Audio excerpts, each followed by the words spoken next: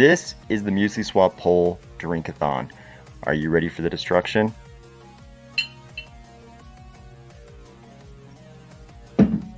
Let's go.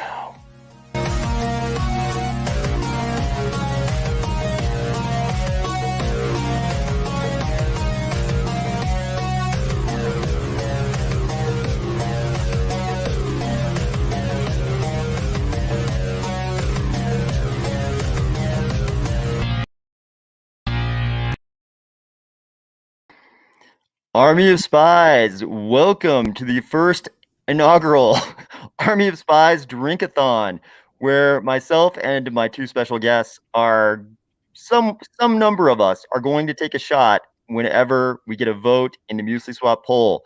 I think you all know Jay Crypto, and I would like to introduce you to Mark, who runs the AOS stake pool. All right, let me know where everybody's from. Where's everybody from? We've already got a few people online. Let me know where everybody's from.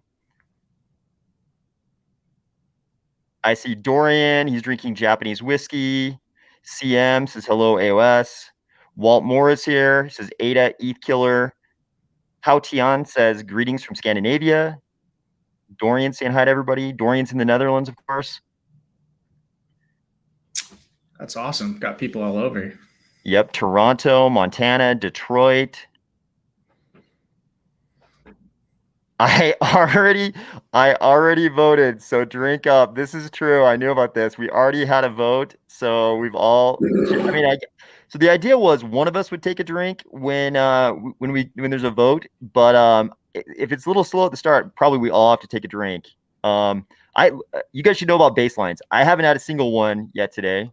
Mm-hmm. Jay Crypto? I have not had a single drink yet today. Okay, Mark, how much do you want to reveal about the baseline pre-drinking? About 5 beers so far. Okay, that's a fair baseline. 5. Respect. This can either lead to mass destruction, or maybe if enough votes roll in, we might all be so destroyed it won't even matter. Like 5 beers may not even matter. So we'll see how it goes. Okay, you guys ready for the first drink? Obviously, I'm not going to take the drink on camera. I'm going to kind of bob my head a little bit off the side, pry my whole body off the side, and take a drink. But what do you guys? What do you guys drinking? drinking? You're going to navigate that one if you like cut a hole for a straw or what you're going to do. So okay. Yeah.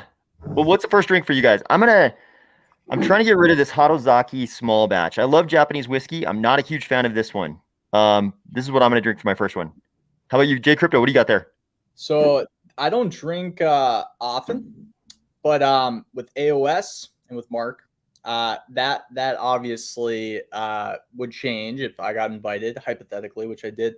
So we have Game of Thrones Scotch. Now, this was recommended to me by the storefront employee as a hot seller. So I have no idea what to expect, man. AOS, you seem to have a depth of experience. So yeah, man, if you have any thoughts on that, please let me know. Yeah. What distillery were we talking about? Who made this? I've seen this before, but I forget who actually makes it. Yeah, I wouldn't be able to tell you, man. Lagavulin. That's a Lagavulin 9, man. Okay, you're gonna enjoy that. Good pick. You're gonna enjoy that. No, it was a nice bottle, man, for a special occasion. And thank you again for inviting me with you and Mark today. I couldn't pass it up. Lagavulin 9, that's great. Okay, Mark, what are you drinking? Oh, I'm just keeping it real simple with just a little Modelo beer. Smart. I am. Yeah. I'll probably switch off to something a little softer depending on how things go. So we're already the punishment is already being encouraged. Let's get these boys so smashed they puke on the webcam and AOS doxes himself. Let me tell you, Thomas Kirkpatrick, you already know this, but my number one goal is not to dox myself. That's my number one goal. So hopefully that doesn't happen. Dorian's giving you some info, I believe, on your whiskey, Jay Crypto. He says smoky and peated. Okay. Dorian. Adam Olson. I can't tell who Adam's talking about. I don't know if he's 100% me, man. one of you two for sure, because he knows I'm not such a spring chicken anymore. 56 Hope Road says damn right to the Scotch. Nice. Okay. Dorian says Diageo. Or you're saying it's that's a Diageo special series from Game of Thrones. That makes sense. Non-subscribed is in Miami, Florida. A great town. Great town. Love that place. Van is in Flores, Amsterdam. Okay, let's see. AOS, time to break out the straws. Oh yeah, we got a drink. We can't skip the drink. Okay. A drink, guys. A drink. I'm just gonna dodge off camera here. Take a drink.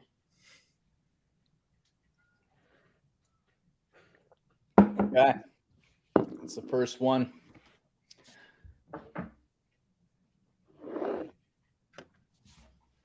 This is gonna be a special night. Oh wow. Wow, Mark knows this about me. I'm not a shooter of whiskey. I'm not a shooter of whiskey, always a sipper. I just made the mistake of shooting that Hatozaki, and it does not get any better at volume. At scale, Hatozaki does not improve. I know there are better. If anybody loves Hatozaki or any employees of Hatozaki are watching this, I know you have better whiskeys. I just don't have them here right now. So I'm not trying to be too pejorative toward Hatozaki. By the way, everybody should know this video is not going to be monetized. So you may notice different language. I myself talk very differently in real life than I do when I have to adhere to the standards of monetization. So if you have any little kids around, it may not be a safe space for little kids to hear the audio on this. Maybe it will be, but I maybe it won't. I don't know. Dude, I also would articulate a similar thing, which is that I also shot that, man.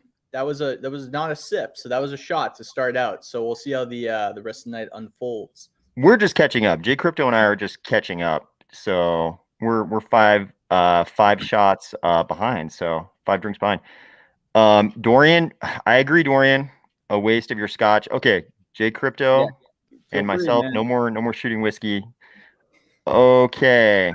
Capitalist Pig says, at least we know that AOS wears pants. Right now, you know I'm wearing pants right now, but you can't see what's going on beneath the desk. So maybe in a few minutes I'm not. You don't know. Okay, pizza in the oven in Oklahoma. That sounds delicious. Pizza's good. HypnoCat says, legs confirmed. Okay, let's kick off the questions. HypnoCat says, legs doxed. Yep, I guess so. Didn't mean to, but Liberty makes a very good point. Hibiki. I do like it. Hibiki's great. Okay, let's have questions, guys. Let's have some. Give us something. Any of the three of us. Give us something we can answer.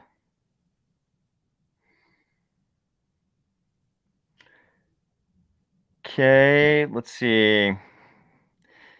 Is that whiskey carnivore? So I think you probably know that most whiskeys involve some amount of barley. So barley itself is obviously not carnivore, but the process of distillation removes a lot of the chemical compounds in the whiskey that come from the barley. So I don't count whiskey as being anti-carnivore myself. Army of Spirits at it again, man. Honestly. Yep. You guys probably know that people outside of North America probably know that home distillation is super illegal in big swaths of North America, but people do it. So a lot of people in North America have experience with home distillation, even though it's highly illegal. Okay, here we go. Questions. Okay, this is a good one. Black Bear's Fire says, what projects are you most excited about launching after Vasil? Okay, J Crypto, take it away. Yeah, man, this is a great question. I think that there's a whole realm of projects that we could be excited for in the DeFi space. But I'm going to actually I'm going to throw a curveball on this one, because what I'm most excited about is things that combine Vasil SIPs with things like Lucid, which is what Alessandro is developing, he's developed the library. And I think after seeing what he's done with Space Buds, where you can like mint a Plutus NFT if you hold a Space Bud, I think the whole CNFT space, now I'm, well-rounded, like to cover it all, but I think the whole CNFT space is due for like a big evolution, and I think NFTs in general. So I do think that it will be interesting to see this next era of NFTs with much more functionality. There's some things that really interest me, which I I'd be happy to go into a little bit later. But some of the concepts that guys like Riley, Alessandro, a few of these devs have just discussed either on Twitter or just in my personal interactions, man, I think the whole CNFT landscape is really about to change, man. So I'm actually excited for that evolution. Yeah, I feel like we just went through sort of like if we say that the birth of crypto NFTs was a long time ago and involved things like, the progression to PFPs with CryptoPunks. We say that was the birth of NFTs. I feel like what we just went through was sort of like the toddler phase of NFTs, which was beautiful and vibrant to watch, from the sidelines as a consumer in crypto. It was beautiful to watch, but I feel like there's a lot left. There's like a lot of progression left. Like there are a lot of different directions NFTs can go, and I feel like they're going to go in all those directions. Like all those things are going to happen. There's going to be so much more added utility, and the functionality it gives to the communities is going to increase super heavily. I feel like the NFT scene is going to look so different in 10 years than it does now. The same things that are there now will be there in 10 years, but I feel like there's going to be so much more. Dude, I think there's going to be some crazy concepts post Vasil hard fork, and with some of the SIPs too that are coming out. There's this one concept that is very interesting, which is like an NFT that is like a smart contract that you can send other NFTs to. So instead of like a wallet, it's basically like an NFT or an asset, but you'll be able to send assets to it. And since it's a smart contract, it'll be able to hold a bunch of different assets. And I believe that this is going to be like this is in, using Lucid.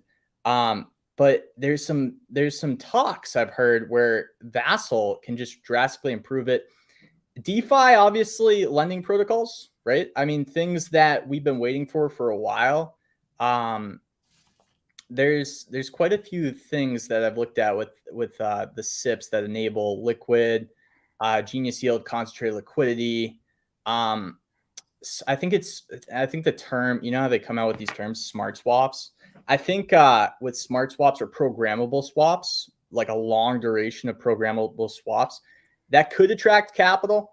But we'll have to see, man. Like, again, DeFi is tricky because of the reasons that AOS talks about, which is like there's a lot of regulatory things that I feel are like Gary Gensler, our boy Gary Gensler. He's we got to kind of pay attention to that sort of stuff along the way.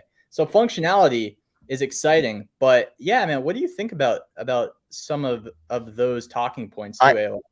I just want to interject. So Mark doesn't know this. I always call Gary Gensler Jay Crypto's boy, but he's actually his uncle. Gary Gensler is actually Jay Crypto's uncle. A lot of people in Cardano don't know that. But just so just kidding. He is not the nephew of. Okay, I was like, wow. No, but I got different genes, man. But our boy Gary Gensler. Yeah, I mean, we've kind of we did in crypto, it's like we always find ourselves doing capital formation via surreptitious means. In 2017, it was ICOs, and we're like, this isn't an initial offering of securities. And then the regulators come along and they're like, yep, it is. And then this time around, we were like, okay, we'll involve art. It's not a securities offering, but we're going to use it for capital formation, and it's going to fund the operations of, a thing, whether it's a community or a company or something, and do a thing. So there are regulatory implications for, all types of crypto capital formation, but I think you make some good points. Okay, Mark, what do you think about NFTs? As somebody looking at the NFT scene, what is your reaction to the NFT scene? I have a pretty similar sentiment to Jay Crypto's explanation of I'm really excited to see more utility there. I know we talked early on in the Cardano NFT days of some of those first projects, and I've never really been too excited about those pretty generic JPEGs and different things. And so I'm interested to see more of a utility driven NFT market. So how that looks, what the utility is, I'm still not sure what's going to stick, but Dude, you know what I think is we love to talk about real estate eventually coming into the blockchain. It's a very sexy topic, but I think I was just talking in another podcast about this, and we were discussing how like it might be wise to start when we integrate real assets to tokenization to start with something a little less serious than like housing that has such like a tie to like a government. There's a lot of rules there. It might be wiser to start with something as simple as like a sports card and like NFTing or tokenizing a sports card and figuring out where they're going to store the sports card and still fractionalize it and all those sorts of things. And I think while we're in the process, because I know there's a few, I think Opus is doing this on Cardano, or they're looking at how to, build a marketplace and fractionalize sports cards. It's going to be interesting, I think, to watch the different things we find out in the process of figuring that step out. How do we take a less serious piece of real property and tie it to NFTs? So yeah, real property being tokenizing. We're so early, man. I think we're still a far way off, but I think those little steps, those little accomplishments, and yeah, the digital realm, and then having something digital with utility, and then maybe something real, and figuring out I think that's going to be an interesting journey to watch, man. And I'm just, a Cardano enthusiast, crypto enthusiast. So I'm just excited to just see that journey, man. I'm really excited. Dude, Gary Vaynerchuk is going to become so aroused if he ever hears a clip of what you just said. Somebody starts talking about tokenizing collectibles, especially sports cards. He's just going to be like in the back of his limo. He's going to be like, oh my God. Dude, so one that I haven't really followed, but I was kind of interested in when it first launched, and AOS and I talked about this when it was first launching, was that Flyfish Club NFT. Do you guys remember that? The New York restaurant that was giving memberships based off those NFTs. I'm like, I found that a little interesting. I mean, I wasn't enticed enough to purchase it. I mean, I don't live in New York, so I wouldn't get the utility of it, but I was like, kind of interesting. Yeah, dude, I think that tie-in, any kind of tie-in like that between the real world, like any kind of tie-in with an IRL functionality and our NFT space is going to be super powerful, right? And everybody like kind of tries to do it, but it never like quite works, It's like there are little things here and there, but I think the person who figures out a really good in real life tie-in to an NFT, something that people really, really want, because the club thing is something that people really, really want if the club is cool. If you have a really cool club in New York, like there's a certain economic value tied to that membership. Yeah, I think the person who figures this out and does it well, something that a really wide audience wants. Obviously, a New York club, like only people who are in New York are going to be in New York frequently enough are going to value that, and people who like to go to that type of club, there's a lot of parameters. But if somebody could figure out some in real life functionality for an NFT, and it's something that addresses a much wider market, I think they're going to be onto something. Can I just put a Lego on that? Because I think what's interesting about what you just said, AOS, and what's interesting about the Flyfish, restaurant, it to me is actually the revenue model. And I've heard it's very funny because there's this conversation in Cardano about, open source, tech being profitable. And I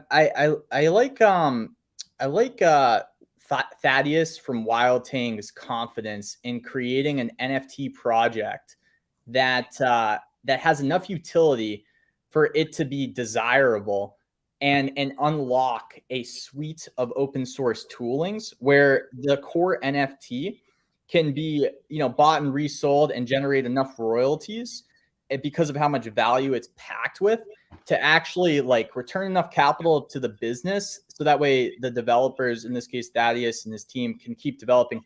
And he says, it's funny because when I interviewed him in a Twitter space, I think he said that, what's that? Like Linux, it has laid a great blueprint for open source revenue models. And I'm sure there's others, but there is somewhat of this, like, I think disbelief that a NFT that gives you, access to a restaurant can be profitable enough just based on the royalties.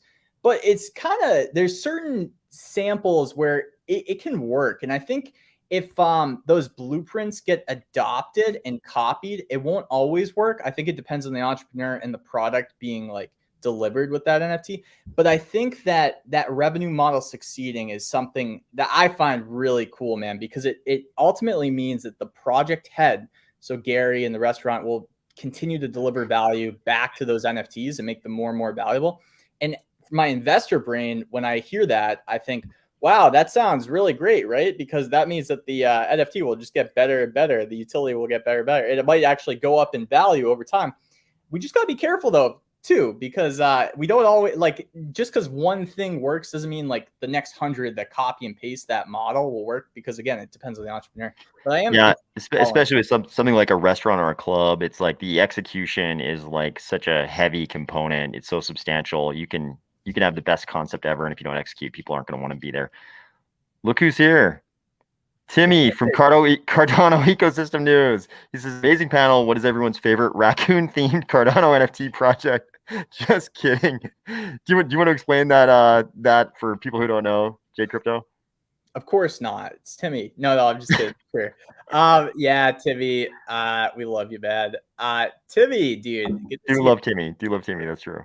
Dude, Timmy was one of these like upstart YouTubers, you know, and he had like the most amazing production value, I think, personally, out of any of us Cardano YouTubers. And he did it by taking, at first, like a 2D cat, which you see on the screen, and animating it so he could talk as it. And the views of some of his earlier videos, not just because of the kind of gimmick of the cat, but also the content, like the well-researched content, were insane for the amount of subscribers he had. And I think he's honestly a great YouTuber. But what ended up happening is he started a stake pool first, because I remember his journey, because we were doing content together. And then eventually he got so like infatuated with like the NFT space, and he had his own ideas. So he started his own project, and he's trying to shill it right now. So Timmy, get off the screen. No, it's a good project. It seems pretty interesting. I mean, I'm not gonna say it's a good project, but it's a good project.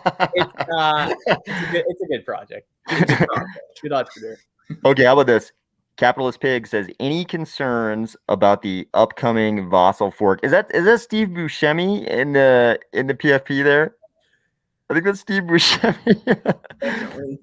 Okay. How about Mark? Mark, what do you think? Any concerns about so you just went through the Vasil, you and I just went through the Vasil upgrade on a pool. So we're a little bit acquainted with that aspect of the Vasil hard fork combinator event.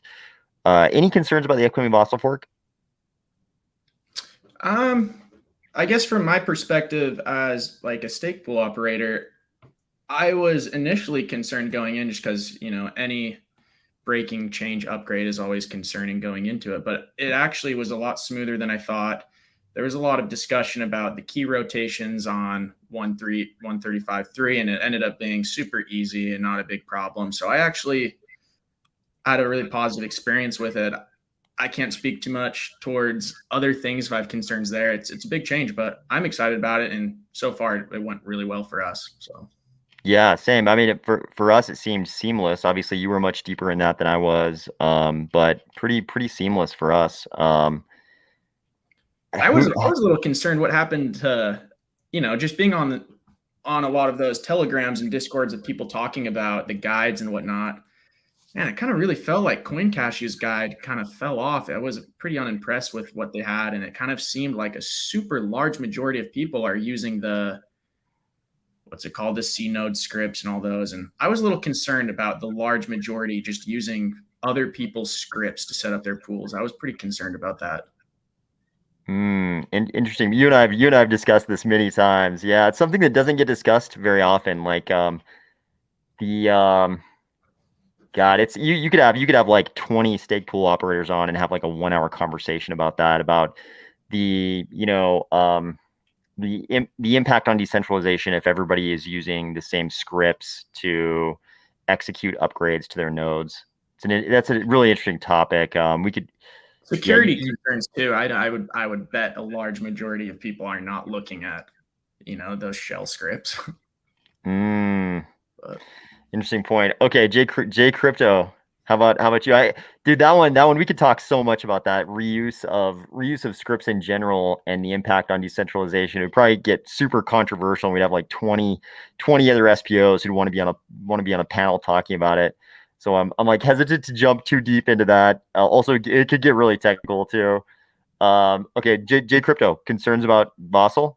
Yeah, well, first off, let's just save that deep rabbit hole for a couple more rounds of votes, because I am definitely interested in learning more about that side of things where I spend less time.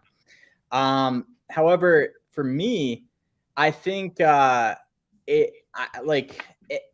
was concerns, right? Because I've been talking to certain community managers, certain developers, and there wasn't like a test net, at first when we were like 7-8 days out from like the date got moved. There was still some concerns because obviously there was a lot of talks from stake pool operators and some mid-month updates. Actually, if people were careful at watching, I think they mentioned the issues that were at hand. But nonetheless, I think right now, man, I haven't heard too much from devs, mid-month updates, or community managers that has concerned me. And that's usually where I get I try to listen to that side of Cardano. So if it's delayed past this, it's probably a good reason. I'm not too worried about it. I think optically, obviously, it would be better if we probably didn't set such harsh deadlines at first if we're going to be this delayed. But yeah, I don't like deadlines, AOS. I've told you this, man. Like, they just what's the point sometimes, It's like finish the product, then maybe set the deadline. I feel like is a good thing. In Vasil's cases, there are some important factors to set those deadlines though, which I have empathy for. So no, I if it moves up, I don't have a concern. So like, yeah. Yeah, the deadline thing, man, it's like a universal software development problem, right? It's like it's always going to be late. It's like the decision tree looks like this. Is it software? And then the next question is it going to be late? And if it's yes, it was software, then yes, it's going to be late. It's like that's the decision tree to decide if it's going to be late. So what's bringing up Cardano though, I think, is like you have so many people that have an insight into the why. If a company that you're invested into the stock maybe you don't have that open access to information, you can't access community members. It's like I think it's actually a cool part of Cardano that's worth highlighting, or crypto maybe in general. But you have people on the inside that you can talk to and understand the why, see what the top is saying is the why, and kind of figure out what's actually going on. So there's a transparency element that I think is actually great about this whole, the past few months. yeah, it's obviously everybody's viewing it as it's been good because everybody's viewed it as a super positive event. The whole Vasil upgrade and a little bit of drama. It actually, I mean, in the grand scheme of things, it wasn't much drama, but everybody's definitely viewed it as a good thing. What do you guys think about this question? When do you think the institutions, corporations will begin to invest in Cardano? This one piqued my interest because Cardano Well made a really great point this week. I was going to say the same thing. I was actually on Twitter trying to find that because I thought that was a great example. Yeah. He posted the investor list from two. I actually know which one at least one of them is. I think I know which ones two of them are. I'm not going to call them out right now, but he posted the investor list from a couple Cardano projects, and it's full of VCs. There are all kinds of VCs already in Cardano. There's tons of VCs in Cardano. They're already in your favorite projects. They're already here. I think what people might be surprised of too is maybe like metaverses are very interesting to me, because I feel as though metaverses have a unique opportunity to get both community funding and potentially VC funding. If that makes sense. Like in some of these metaverse owned spaces, and I think this will be a reoccurring theme with future metaverse projects too, they can totally have venture capital investment for like their owned places to host spaces for a certain VC or give land to a certain VC. That's been something I've been thinking about. Grayscale is, if you've been paying attention at all for like the last, 6, 7, 8 months, they've been creeping up too. Their smart contract fund, it excludes ETH, but ADA is the highest holding. I think that was actually a signal for a lot of investors to start kind of looking at projects too in Cardano. Just a guess, but you know. Yeah, yeah, I agree. There's been some news. There's been some news over the last like year that I think was kind of signaling what was happening kind of in the shadows. I don't mean in the shadows pejoratively, but like we literally couldn't see it happening as far as like money coming into Cardano. I think that's definitely true. Okay, let's see. And that's not like a bad, I mean, not all the time, right? If there's transparency, maybe it can be very important, but it's not always a bad thing, you know? I agree. I don't think, you know, there's been a bad stigma around VC coins, which I agree. You know, there are other blockchains themselves that are heavily backed, and that's like the blockchain itself is VC, and I have a problem with that. Yeah. You know, but as far as like individual projects, tokens, I'm like, I think to be against investor money is against like the ethos of kind of like crypto in general. It's like once it's decentralized, everyone has, you know, their right to seek investor money and build their projects. I have no problem with, you know, VC backed projects. Times are tough, man. Like they're probably going to potentially get tougher too. See, I mean, crowdfunding's great, community funding's great, but yeah, it's like entrepreneurs gotta sometimes raise money. So if they can do that in a transparent way and build up the ecosystem and build up great products potentially, it's cool. There's definitely pros and cons to it for sure. So speaking of money, Grayskull says let's fractionalize. He specified below. He means golf course, not a course of gold investment, but a golf course. I think it's this is something we haven't seen too much. Like we've seen crypto ecosystems sponsor, you know, like racing teams, stuff like that. That goes on pretty regularly. But I think just given the amount of money, maybe especially even in the bear market. Well, not. I mean, it probably happened more in the bull market, but even in the bear market. There's so much money in crypto ecosystems that have a treasury like Cardano. I mean, that's a huge amount of money just sitting there. I think eventually, I mean, the one thing we know about money is that eventually it gets spent. And I think people are going to figure out ways to spend, you know, money like that money in the Cardano treasury through Catalyst or whatever. But I think there's a lot of, again, in real life tie-ins. Things like this, you know, obviously the people who'd be interested in a golf course would be the people who like golfing, but I think there's gonna be a lot of stuff like this that crypto ecosystems will start kind of tokenizing, you know. So Dude, things like this, like country clubs are like an old example of tokenization. I mean, basically a country club membership is a tokenization of that country club. It's like they weren't talking about it in terms of NFTs, but they basically handed all those country club members NFTs when they bought memberships in those clubs. And it's the most illiquid thing. I don't know if you guys have ever heard anything about trying to get a country club membership. I've just heard from people, and it's, you know, there's no market. Like it's, you know, someone that happens to be selling their membership. You know, they're capped off already. It's basically, like you said, an NFT with no market. Yeah, I had a conversation with somebody that you and I both know actually, who was kind of a part of running one. Who basically like intimated the same thing. Yeah, and the golf course, when that membership is sold, are they getting a royalty? There's an opportunity there.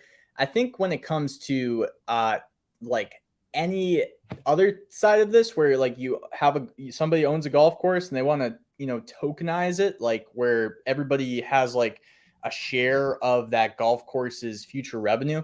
I think we're gonna not see that for a while. I think there needs to be an infrastructure for digital identities, for that sort of thing, for multiple reasons. And I think there also needs to be a little bit of a, dude, you know what's interesting about this is like the spectrum for regulation feels so like the bottleneck for regulation, I should say, it's so narrow. You know, I think that there's going to be in the future potential to, you know, tokenize a Game of Thrones Scotch bottle, right? But like that could be seen as potentially a security, and whenever you tokenize something, so I think the broadness and the accessibility for something like this to be, you know, in the compliant zone right now, there's just too narrow of a bottleneck, and that's what's so disruptive about, I think, crypto and the blockchain. But like eventually maybe there's going to be a wider a wider, more accessible way to be compliant, if that makes sense. I don't know. But do you have any thoughts on that, AOS or Mark? So man. Okay, 10 years ago, this question is easy, right? 10 years ago, if you talk to me about tokenization of these kind of things, it's an easy question. The answer is, you either have there's either an exception in the securities regulation for your offering, or it's registered. That's it. It's binary. If it's something like we're talking about right now, either there's an exemption from registration, which is like an exception. It's a little thing carved out for you, and they say this thing, if you do this thing, we're going to say it's not a security. So you either have an exemption from registration or you have registration, right? And the latter thing is usually very expensive. Like it's a lot of securities lawyer billable hours to do the second thing, registration usually. So in the past it was that, but now crypto has become the adoption is so wide, and the stuff that's going on is it's really hard to make it consistent with the securities regulations. So now we're at this point where we have to ask like fundamental questions, philosophical questions about the mission of the securities regulators, the SEC namely, and we have to wonder whether that needs to change because crypto has become so inconsistent with the way securities regulation has operated since the 33 and 34 Act, which were adopted in 1933 and 34. Like we're so far outside the bounds of what was envisioned then. You have to ask the question about whether we need to just completely revamp securities regulation. But we're also, in the case of the SEC, we're talking about Washington, D.C. They're not good at revamping stuff. They just add stuff on. They just keep adding stuff on, trying to make it compliant, consistent with the way things are working today. So we're in kind of I think we're in kind of a bad place there where crypto just becomes less and less compliant, and it's adopted so widely, nobody wants to come in and say like, oh, all this stuff is non-compliant with the current regulations, except your boy Gary Gensler. He wants to do that. It's going to be a weird era. Yeah, super. We've been in a weird place ever since the Ethereum ICO. We've been in a super weird place because we had the Ethereum ICO, and I won't rehash all the stuff that's being brought up in the Ripple litigation, which is just basically a giant rehash of why Ethereum wasn't called a security and with the Hinman speech and all those things. But ever since then, we've been in a weird place because we had the Ethereum ICO, and then there were a million ICOs because Ethereum existed, and you could easily do an ICO on Ethereum. So we've been in a super weird place ever since then. Can I just give a quick shout out? Because there's a lot of people that are carrying the chat right now.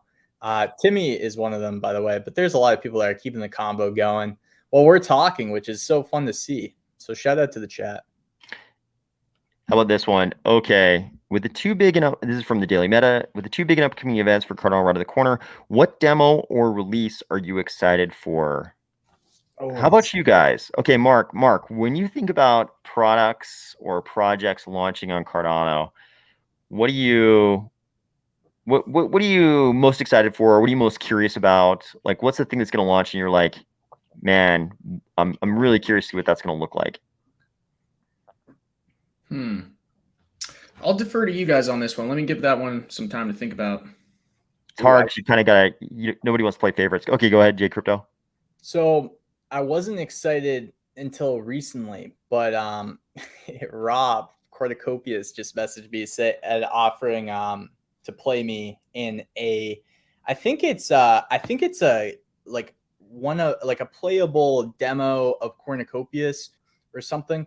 It could just be another game. I didn't dive too deep, but I'm excited to just play Rob in a game. I think he's gonna wreck me, but I'm honestly, dude, it's so funny because I'm going to CNFT Con, and the thing is, I was thinking about is I could get a film guy. I could approach it I'm a YouTuber and stuff.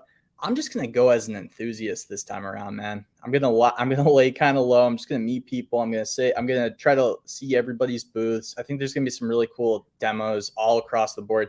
One thing I heard about too, though, and I am excited to see Rob, but I'm excited to see a lot of projects. I'm excited to see Captain from Cardania, a lot of the Metaverse projects who I've talked to in Twitter Spaces. I'm excited to meet in person. I think a Doja is a sleeper. If you guys haven't heard of a Doja, they're going to be doing 3D printing at CNFTCon, I believe. And I'm really excited to just sit there and watch some things get 3D printed and ask some questions, because what they're trying to do is like connect 3D printers. So people that have 3D printers around the world. So that way, if we wanted an NFT 3D printed, you could have it printed at the closest location to you. And it could be maybe like, I don't know if they're going this route, but I was thinking like PSA, you have like you send it in to PSA and they grade your sports card. Cause I used to do that. I used to grade sports cards. I was thinking if they could get like verified 3D printers to like put some sort of stamp or NFC, near field communication tag on like an NFT and make it like the verified physical collectible. I think that's interesting. But a Doja is like a pioneer. So I've only heard about it through a couple of 3D modelers who also 3D print.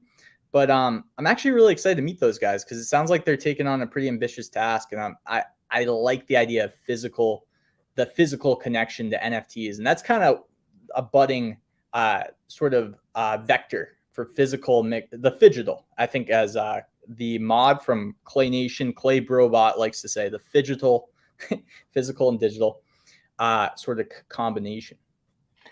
Yeah, super, super interesting. I think a Doja is Kyle Solomon's project, right? I don't know. Yeah, I think they gave out free Doja tokens at the 2021 Cardano Summit after party. Dude, it's going to be, I think, so fun, man. Like, this is why I love things like this too, Mark.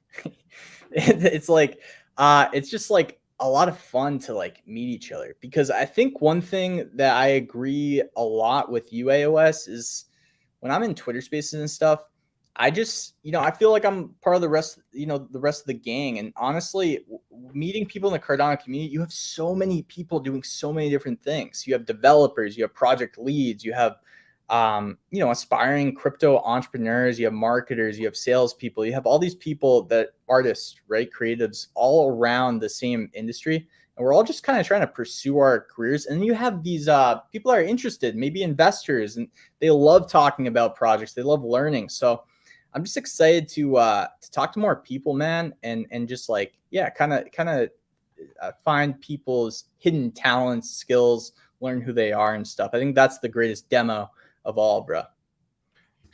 I have a question for you guys. I actually hadn't heard of a Doja. So what is their token? Is it just a governance token, or what does that entail? I don't know much, man. I just know the sexy part that I said, which is that they're connecting 3D printers. But I don't know. I don't know too much. I don't know too much either. Yeah, it's kind of funny. There's a bunch of like, I feel like there's a bunch of related technologies that are kind of like at the same stage of infancy as crypto. 3D printing being one of them, and like I feel like we're gonna figure out like really strong connections between these, like, kind of like developing technologies. So I'm super curious to see where all that goes. Okay, let's see what else we got. So Raphael says, how our DeFi will work without stables like USDC or USDT. There was a related question. When do you guys think JED will actually launch? When is JED going to launch? Because obviously JED is going to be one of the big Cardano stablecoin projects. We've also got other stablecoins coming around. I believe Mian Finance is launching one. Ardana is going to have their own stable coin, maybe plural. What do you guys think? When is JED going to launch? Dude, so I have no clue, man. Hopefully when it's ready. I think the whole thing about JED and a lot of these DeFi protocols is they were kind of waiting for Vasil for a few reasons. One is something that AOS talks about and criticizes a lot, which is rightfully so criticized, which is bridging. These bridges will become easier when we have the Vasil hard fork. We're going to offer a new elliptic curve, which is how cryptography is done. We're going to have both the SEP, SEPT, I think, SEPT, SEPT, I believe, elliptic curve. And then we have ED. So what's interesting about that is right now we're running on the elliptic curve that Bitcoin and Ethereum and a lot of other blockchains aren't running on. Post Vasil will have that. So I think it's wise to wait for like something like a JED, but if it will, be highly successful. That's still up in the air. I like its conservative model. Maybe the reason why it hasn't launched is because of Vasil. And if so, I would also say like it's not going to happen overnight. It's going to take some time. For sure, they're waiting for Vasil. Recently, I see big DeFi projects laying out launch dates of their own, and ones that a lot of people I think are assuming are reliant on Jed. So I kind of wonder if some of the big DeFi projects that are willing to lay out some of those launch timelines already, I wonder if they already know when Jed's going to launch. Like I'm sure there are assumptions involved, like when Vasil actually happening on the 22nd. But I kind of wonder if some of them already know when it's going to launch. One would hope, right? Yeah, I hope so. I hope somebody knows. I hope someone knows, just pretty much anyone. How about this? What will be the impact on the Cardano ecosystem? This is from Rick Middleton, by the way. What will be the impact on the Cardano ecosystem if World Mobile connects around 3 million new users by the end of 2023, each with a Cardano wallet built into the World Mobile app on their phone? Any decoupling?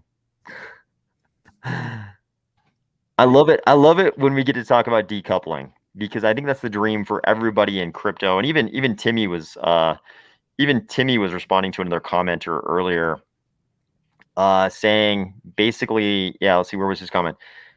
I think he was responding to Capitalist Pig. He says, we're still pegged to BTC and really to the S&P and Dixie. So yeah, the values in the S&P and volatility, the volatility in the Dixie, like it's really hard to make any kind of argument we're decoupled at all. We're still like really strongly coupled with the equities markets, and the equities markets are impacted by the real estate market.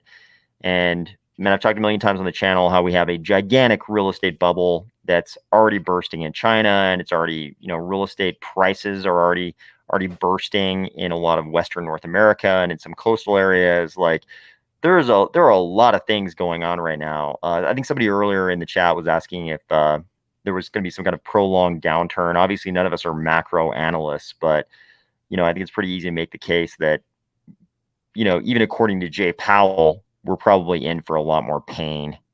What do you guys think? Is there any decoupling at all, or are we still just strongly coupled with the equities markets and macro trends?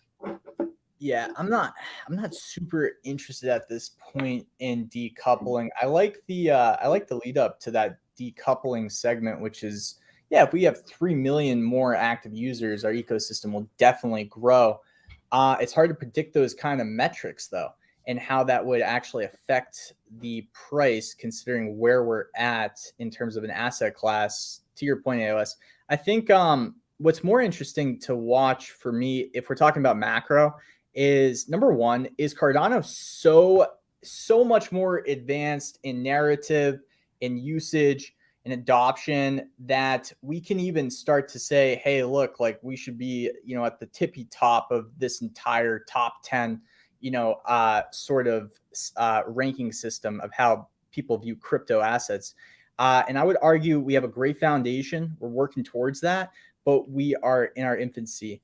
I would also say too, I think the Fed is important to watch. I think it's going to be fun to watch what the Fed decides to do. And if the dollar starts to weaken, I could see some action happening in crypto, but on the short term, because there's a lot of blood in the streets, or blood coming to the streets on the macro for many reasons, like you mentioned.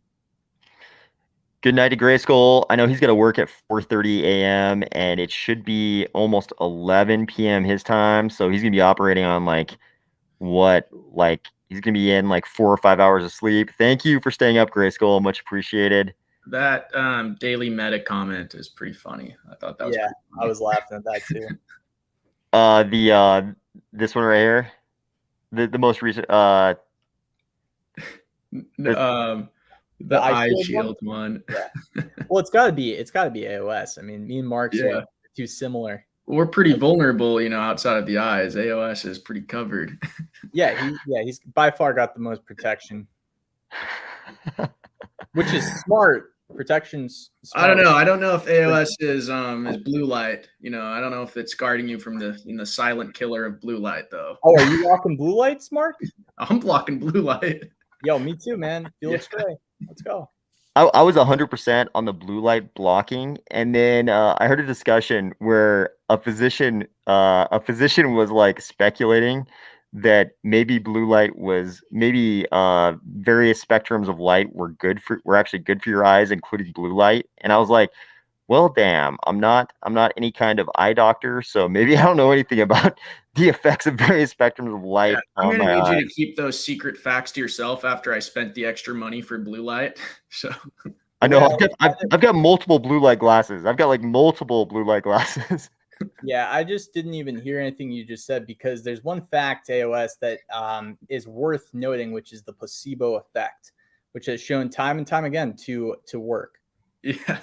It's so true. It's amazing when you look at some of the when you look at some of the results in studies, given the placebo mental. effect, obviously super powerful.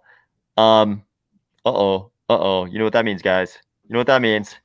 Are we okay? Okay, let's do it. Sip. I've been drinking, dude. I've been watching you guys just talk, and I'm out here just drinking. There's been like 5 votes. I'm gonna have a little bit of this. Wait. There were 5 votes? We're up to 9:30. No, there's gotta be votes for us though. How can you? There's gotta be votes for our pool though, right? Oh, I am so dumb. Yeah, I totally was just counting the votes right there. Wait, And There's just, definitely gonna be I was votes just so ignorant, just assuming any vote that came in was for us. Who am I? Oh, dude? you're just being optimistic. Yeah. Oh, okay. Hey, No, I I'm think not that's gonna I'm not pretty going good. to talk shit about optimism. I think optimism is great. Okay, hold on. I'm gonna jump off 1 second. Take this shot. Gary V would also be aroused at what AOS just said, which is optimism is great. So, Mark, can you tell people, like, and me actually, like, what are, like, how do people vote and what's the significance of voting? How do they vote? I guess am I able to comment on here? I think I have to be logged in. Otherwise, I would drop the link in there. Are you able to do that, AOS? Yeah, Or it's actually where in the the link description is? box under the video. There's a link Cool. to the MuesliSwap governance forums. Lucid If- is asking what's if- going on. If you are a sadist and you want to destroy our health this evening, just follow that link. It'll take about 60 seconds to set up an account on the MuesliSwap governance forums. It's the usual thing. Put in the username, put in a password. They'll send you an email to your email address. You click on it to prove that's really your email, and then you can vote in the poll. If you do this and post in the comments that you voted for the AOS pool, we'll have to drink. Dude, I'll help you guys out because IDO passed DAO. Somebody said, shout out IDO passed DAO, and I'll give you a vote. IDO passed DAO actually gave me the J Crypto ADA handle. So they actually got the J Crypto ADA handle and they gave it to me for free. So I've always been pretty appreciative of that. Nice. Yeah, I was actually pretty impressed. I definitely had a number of people shooting me like different variations of the AOS handle. I was pretty amazed that at sort of the generosity. Like, Yeah. I paid every single person the mint price, but virtually every single person tried to refuse me sending them the mint price. I sent it to every single person, but multiple people tried to refuse, and I had to just like on the sly send them back the ADA to the address they sent me the handle from. So I'm sure some of them don't even know that I sent them the ADA. So if you sent me an AOS handle, check that account. I probably sent you the mint price back. It actually never ceases to amaze me, the community in like an open source world where it's like nobody's getting anything out of it. No, like most people are anonymous. And then especially you look in all of the stake pool forms, how willing people are to just help, send you, and your experiences, handles. And it's so amazing just how people are just so invested in just kind of the idea of it, the ethos of it, and just they don't want anything out of it. I think it's because we have like a unified cause. We all see the value in societal adoption of crypto. So we're all kind of in it together. We're all on team crypto for sure. I'm not going to do the whole anti-maximalist. We're all crypto guys. Let's be boys with BTC people. I'm not going to do that, but people are super cool. Like here's an example. McFusin says, big fan of you, AOS. Glad to see your crib in Carter Station. Baggy Pants just built me a little building with a bunch of AOS stuff inside the building in Carter Station, which is crazy. And at that time, Carter Station was like, I thought it was the only metaverse in Cardano you could actually walk around in. It turned out J Crypto actually actually showed me the Reach Metaverse, which is also very impressive metaverse. Like Reach, I made a video about this week, but Reach was kind of like the dark horse metaverse. I didn't even know they existed. And Jay Crypto was like, "Hey, come be on my podcast in the metaverse." Dude, and I was like, "What?" Bro, you were my first. You were me and Subcritical. I should definitely give him credit because he does a lot of the production. You were our first guest, man, and honestly, you were a pretty big first guest for the amount of like views that I put it on a different channel at the time. You know, I was thinking I was going to do a long form channel. So and I didn't really know you that well yet, AOS, because we've chatted since about like current events, crypto, shared stuff on DMs. You know, had some Zoom calls and stuff, but like that point, I didn't really know you yet, and that was really cool that you came on. And you're right, man. Reach did impress. They've been working with physicians in VR since like 2018. So what they've done with the crypto metaverse side is developed like a SDK, so that way they can basically easily give people the ability to create games, things of that nature. I'm interested in watching them. Yeah, you're right. A little bit of dark horse, you know, for some of the metaverses, but I think they got a good solid team, you know. It's awesome. Like honestly, I've said this to you before, and I think I said it on that podcast, but I was in Reach just looking around before we did that podcast in Reach Metaverse, and a person was in the room with me, and they've seen me play Cyberpunk 2077 before, and they thought I was playing Cyberpunk 2077. Oh yeah. When I was in Reach, they thought it was Cyberpunk, which is crazy. I know Cyberpunk is like infamous now for all of its development problems, but the fact that they thought I was playing such a big game and it was actually a Cardano metaverse, I think was a big compliment to the Reach team. Guys. Yep. I have to agree with Cardano ecosystem news here. Rick thought he found a loophole on the unvoting, but it is true. We will have to discard what we did drink and re-drink it if you do that. that would be problematic. That would be okay. We do have to drink though for Thomas Kirkpatrick's girlfriend. Like we got to drink. I think I'm gonna switch to. Actually, no, I'm not gonna switch over yet. I'm gonna have another McConnell's. I'm gonna have another McConnell's here. Dude, so should we? I wonder. Can I say this to the chat too? Is anybody drinking with us alongside us? Let us know. Yeah. This is a good question. So yeah, I mentioned this in the Facebook thread.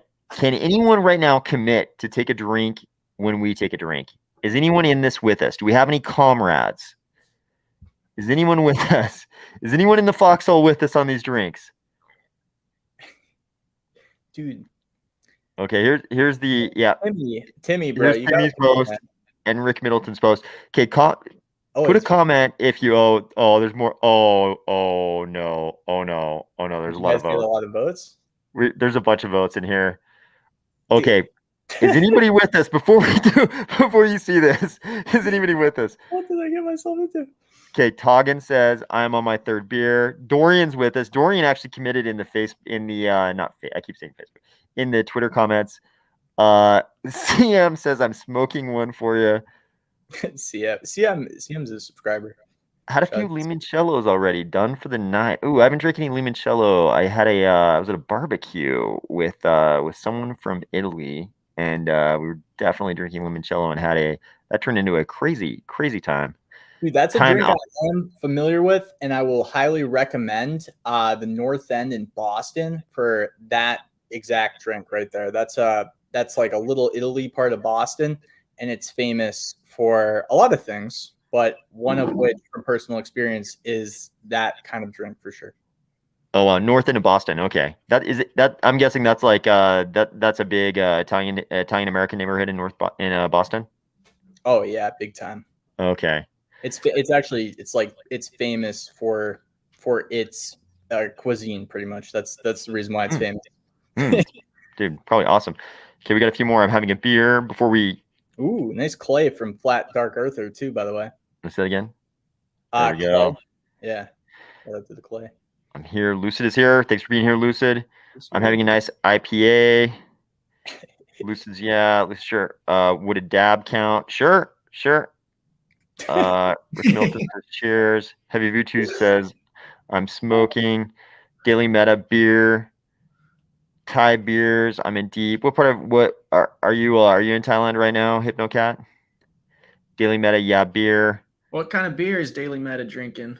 Yeah, Matt Bowd. I would drink, but it's 8:30 in the morning. Is anyone looking? I'm pretty sure it doesn't count if no one sees you drinking at 8:30 in the morning. It almost doesn't count. Dude, Stephen AOS, you're Aldrich, savage. Dude, 100% you gotta get urban all baby. the commits right now before we start doing this, because that's gonna be, something that we might ask you, right? If we see it. Rob Gregg is drinking tea. Okay, Rob, you have to take a drink of tea every time we drink. Okay, we got to get to these votes. If we get too far ahead of the votes, we're gonna be in trouble. Okay, we got some votes here, and you guys have to be honest. If you guys lie to us just to destroy us, just to crush us, I'm gonna feel super betrayed. I will personally feel betrayed if I find out you guys are lying to us about voting and you just to destroy our health this evening. But let's begin this parade of votes. Thomas Kirkpatrick. Wait, Thomas, was this your girlfriend or was this? Oh, wait a second. Is he double dipping? Okay, let's hold that. He's probably trying to make sure we saw it. We'll hold that in reserve for a second. We got more. Yeah. Johnny Rico, I voted. Okay. Johnny Rico. Here's to the Army of Spies. Let's go, guys. Let's keep spying. So for Daily Meta, he's drinking Youngling. I have a good friend that's from Indianapolis, and whenever he would go home, he would actually bring cases of Youngling out to the West Coast for all of us. We love that stuff. Dude, yeah, the Yingling fans. Oh man, they love it. They love it. And you still can't get it in the Western United States, can you? I have never seen it on the West Coast. Yep, I remember I was definitely on the East Coast and somebody had a bunch of Yingling and I was like, is this like an Asian beer? And they started laughing and I was like, dude, is it an Asian beer? And they were like, no, dude, it's from Pennsylvania. I think it's from Pennsylvania. And they were like, it's from Pennsylvania. I was like amazed. I'd never seen it in my life. Didn't know it existed. But okay, we've got a bunch of votes here, guys. Think about why I just voted. I hope you guys aren't lying to us. Hope you're not lying. Okay.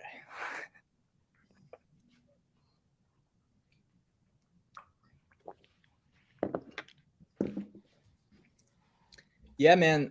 I will say one thing about Game of Thrones, the scotch that I'm drinking. The Lagavulin? It gets smoother. It gets smoother as time progresses, as more votes come in, I should say. Another thing I was going to just mention too is, should we have like a little bit of a, hey, 3 votes, then answer like a crypto question, or should we just keep going? What do you think? Yeah, we'll answer questions. I just don't want to lose track of these two. Yeah. Okay. Okay. I mean, keep coming. We'll keep the entertainment here at our expense, of course, for you guys, and our commits expense for sure. I guess AOS. What's on the line? Let's say 100 votes come in. I'm really being optimistic here. 100 votes come in. What's at the line for you, dude? Are we gonna see you chug the rest of your whiskey, or? If 100 votes come in, you got to give the people something to work towards. Okay, if 100 votes come in, it's kind of hard. It's a little hard for us to measure. If I go back here and look at it, if 100 votes come in, all right, maybe we do a percentage based, to 20%. If we got up to 20% from 15, a 5% jump.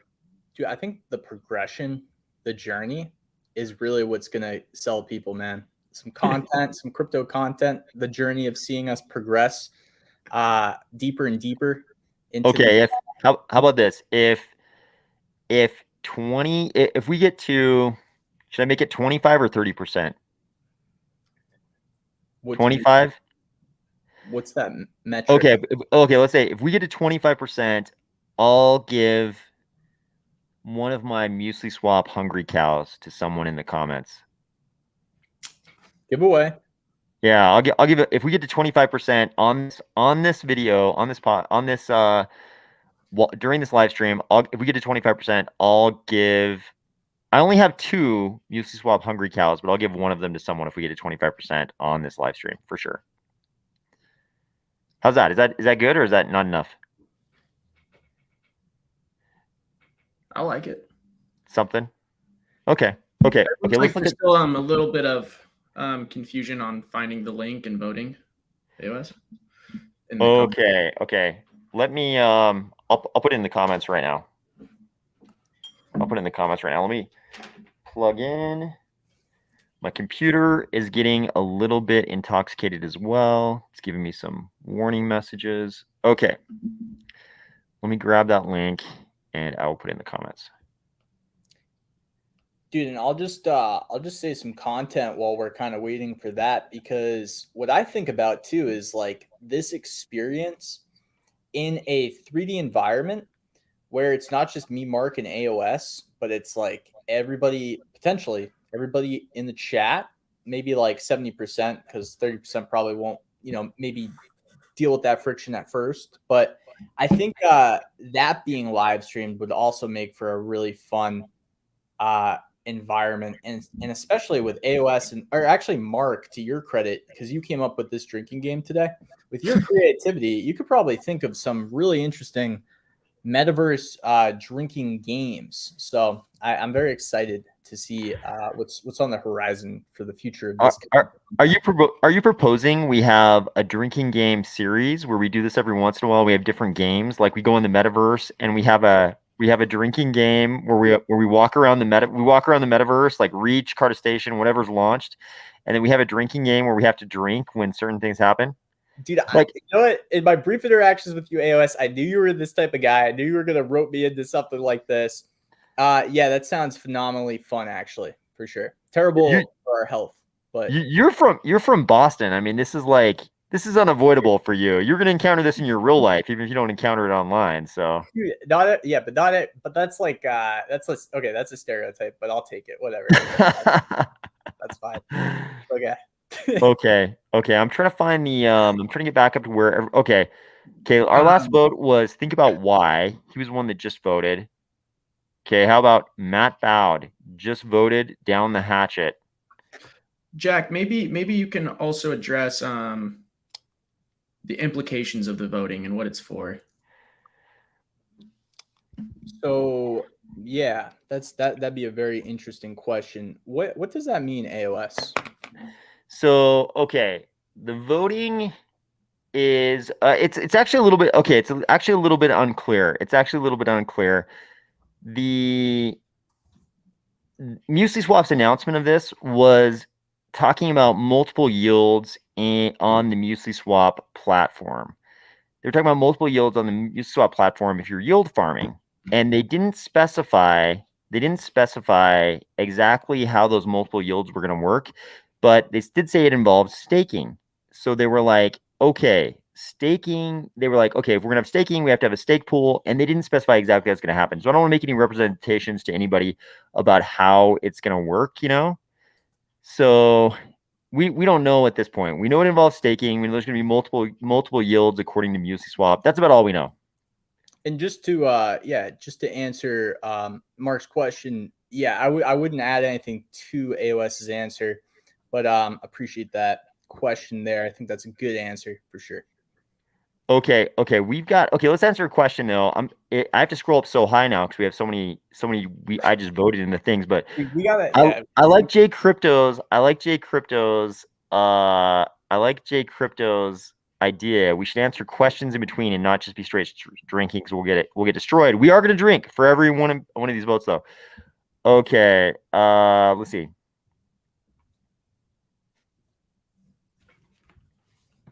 Okay, Seek Vapes is obviously worried about our health.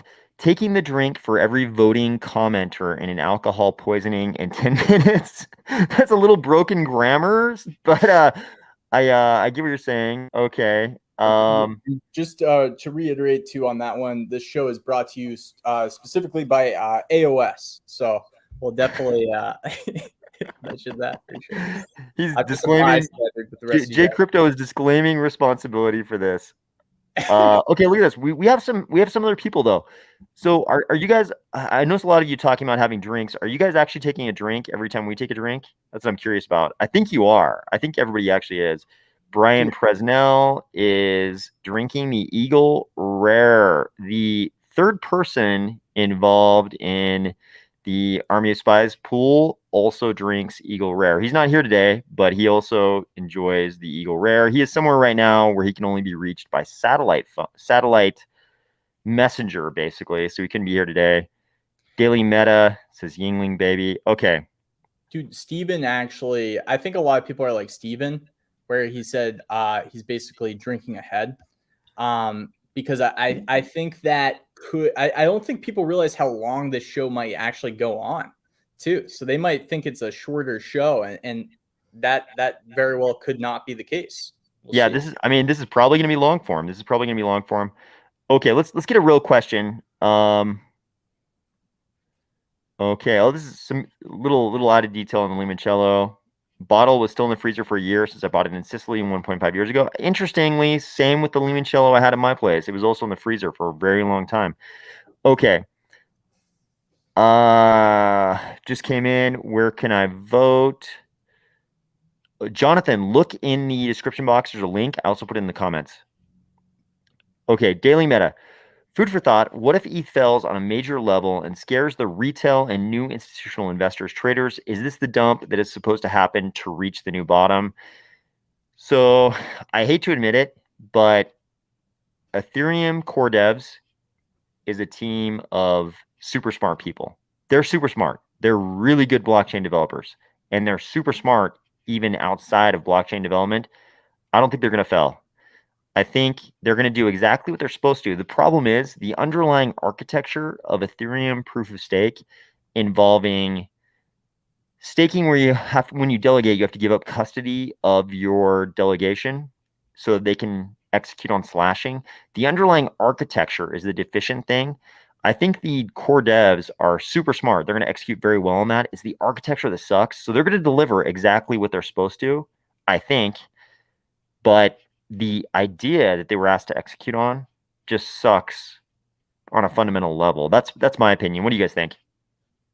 No, I would agree. I think failing at a major level is not something anybody should expect from Ethereum. I think what the problem with Ethereum is for forward thinkers, again, I hate to go after AOS, but it's that it has like a glass ceiling of a lot of things, scalability, just the long term of Ethereum and the complexity of optimizing, I guess, side chains and scaling it that way seems like a glass ceiling to me, where that's where the opportunity I think is for something like Cardano, which doesn't implement slashing, eco-friendly, has a great architecture. Mamba is super interesting, I think, personally, as like a means to scale, because you have stake pool operators on the layer one being able to also, if they don't, and this is a good one for Mark maybe too.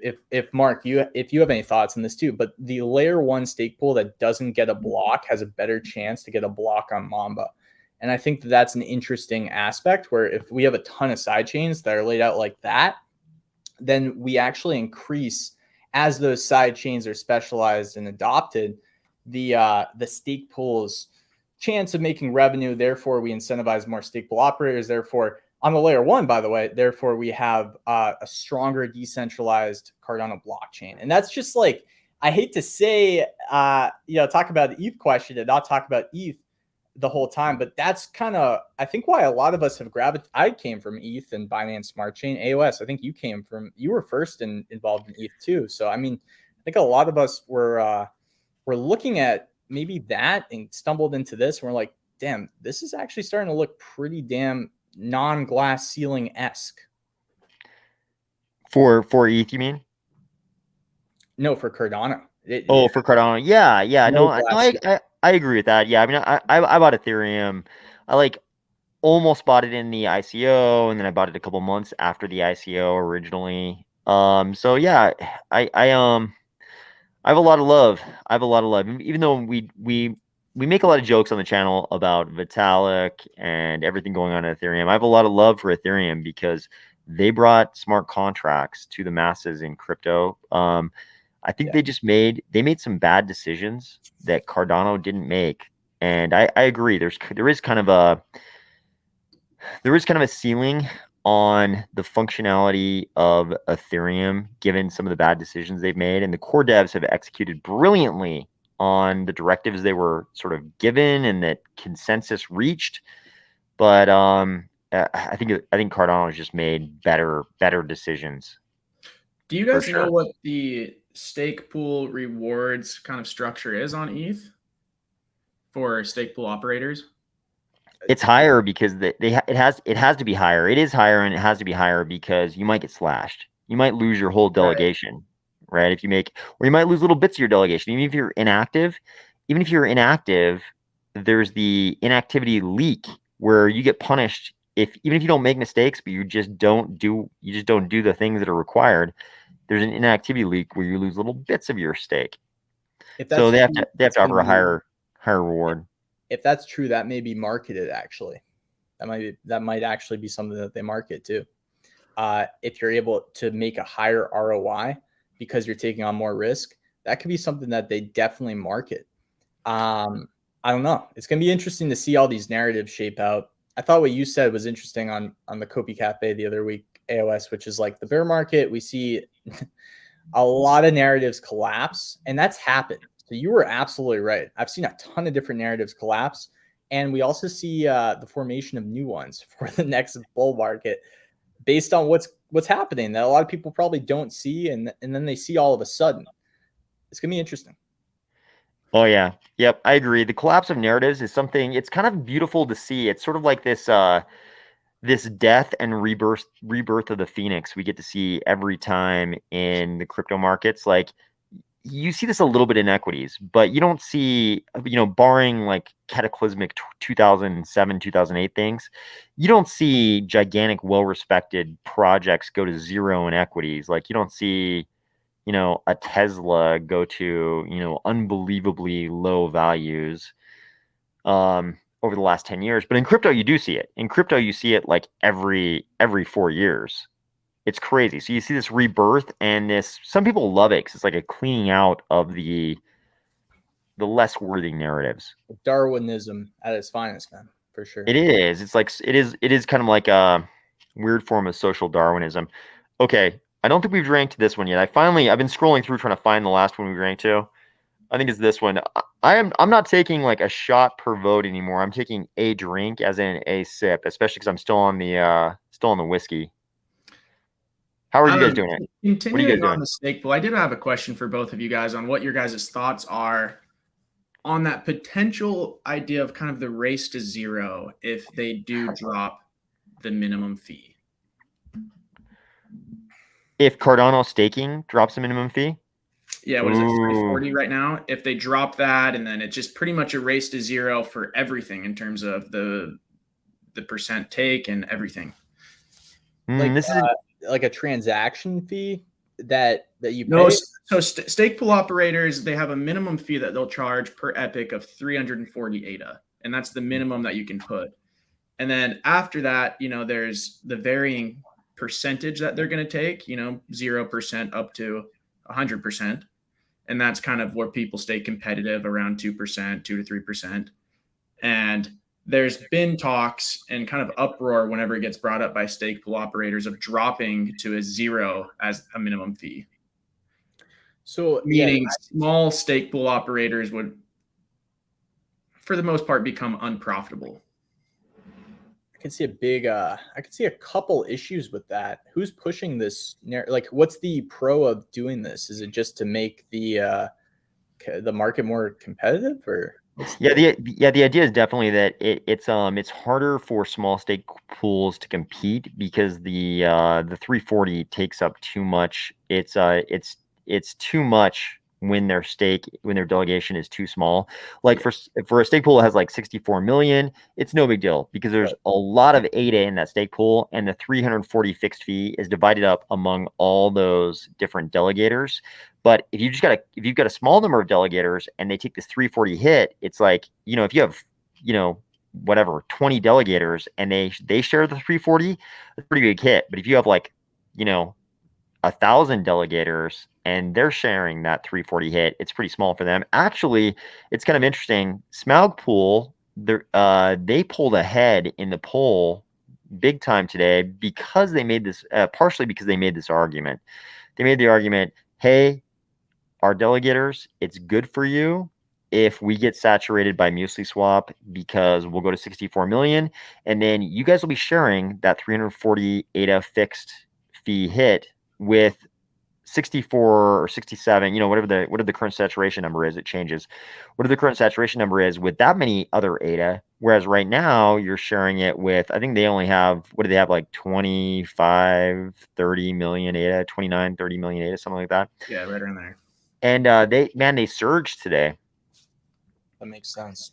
Yeah, it's a double-edged sword, though. I mean, dropping the minimum fee helps small stake pools in the sense that their delegators will get more rewards, but it doesn't help the stake pool operator in terms of paying their fixed expenses of server bills and different things like that. Seems like a short-term move to me, especially what I discussed earlier with like something like Mamba.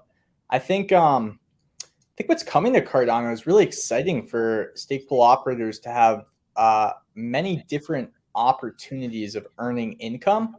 And again, with Mamba, I believe it works like this. If you mint a block, and that probably means you have a bigger stake on the layer 1, you have a better chance of minting a block on Mamba. So that would in itself have a massive impact for some of the smaller stake pools that maybe aren't getting blocks because they don't have a big delegation. But that will take time, because what I believe is going to happen is things like hyper cycle. I believe it's Ben Gertzel's side chain is a great example of hints of this, where we have specialized side chains that are supposed to do certain things, and side chains will be better at doing certain things. So if we have more side chains that operate like Mamba, then I think, but that's something that we have to be patient for. Then I think the opportunity for stake pools that may be smaller will get bigger because they'll have chances at blocks on these side chains. So I think it's a short-term. It would be a short-term move to sacrifice that fee, in my opinion, right now with the knowledge that I have. But I don't know. This is the first time. Okay, are you guys ready to take a drink for Seek Vapes? Yeah, We sure. gotta do it. We gotta do it. AOS. Just retreats, dude. Bet you he filmed before this. Dude, I'm taking notes from Sun Tzu. Man, it's good to retreat. There's no shame in defeat. Victory comes from knowing when to retreat at the right times. I retreat, take my shot, come back. I actually like there was a Prussian general, Baron von, I'm trying to remember his name, but there's a Prussian general. He's like widely regarded as the only person who understood warfare as well as Sun Tzu. Maybe if somebody from Eastern Europe will probably remember Baron von Clausewitz. He was like the only person who wrote a treatise on war that's like widely regarded as good as Sun Tzu's, which was obviously written like thousands of years prior. But they both favored retreat at certain times. Okay, so we just took a drink. Let's look at another question. Okay, I'm trying to remember where I am because it took me forever to find the last one we voted on last time. So this was, okay, I'm gonna write this down now. There's so many votes, I've got to write it down. This was Seek Vapes. We drank for that one. Okay. It's the Game of Thrones. You were right, man. It's the Game of Thrones scotch for sure. It really it was a smart move recruiting me and getting this for sure for the votes. They want to see me they want to see me pass out. Dude, I've never in my life heard somebody say, I bought a bottle of Lagavulin, drank it, and I regret it. I've never heard anybody express regret about drinking a bottle of Lagavulin. So I think you're going to set me up, but that's good. Okay, I'm glad to hear that. Okay, I'm going down the list. I'm writing down all the people who said they voted. Crypto Wixter, thank you for coming, Crypto Wixter. Appreciate that. Steven, that's funny. Okay, there's Jonathan Nunez. Okay. Okay. Hera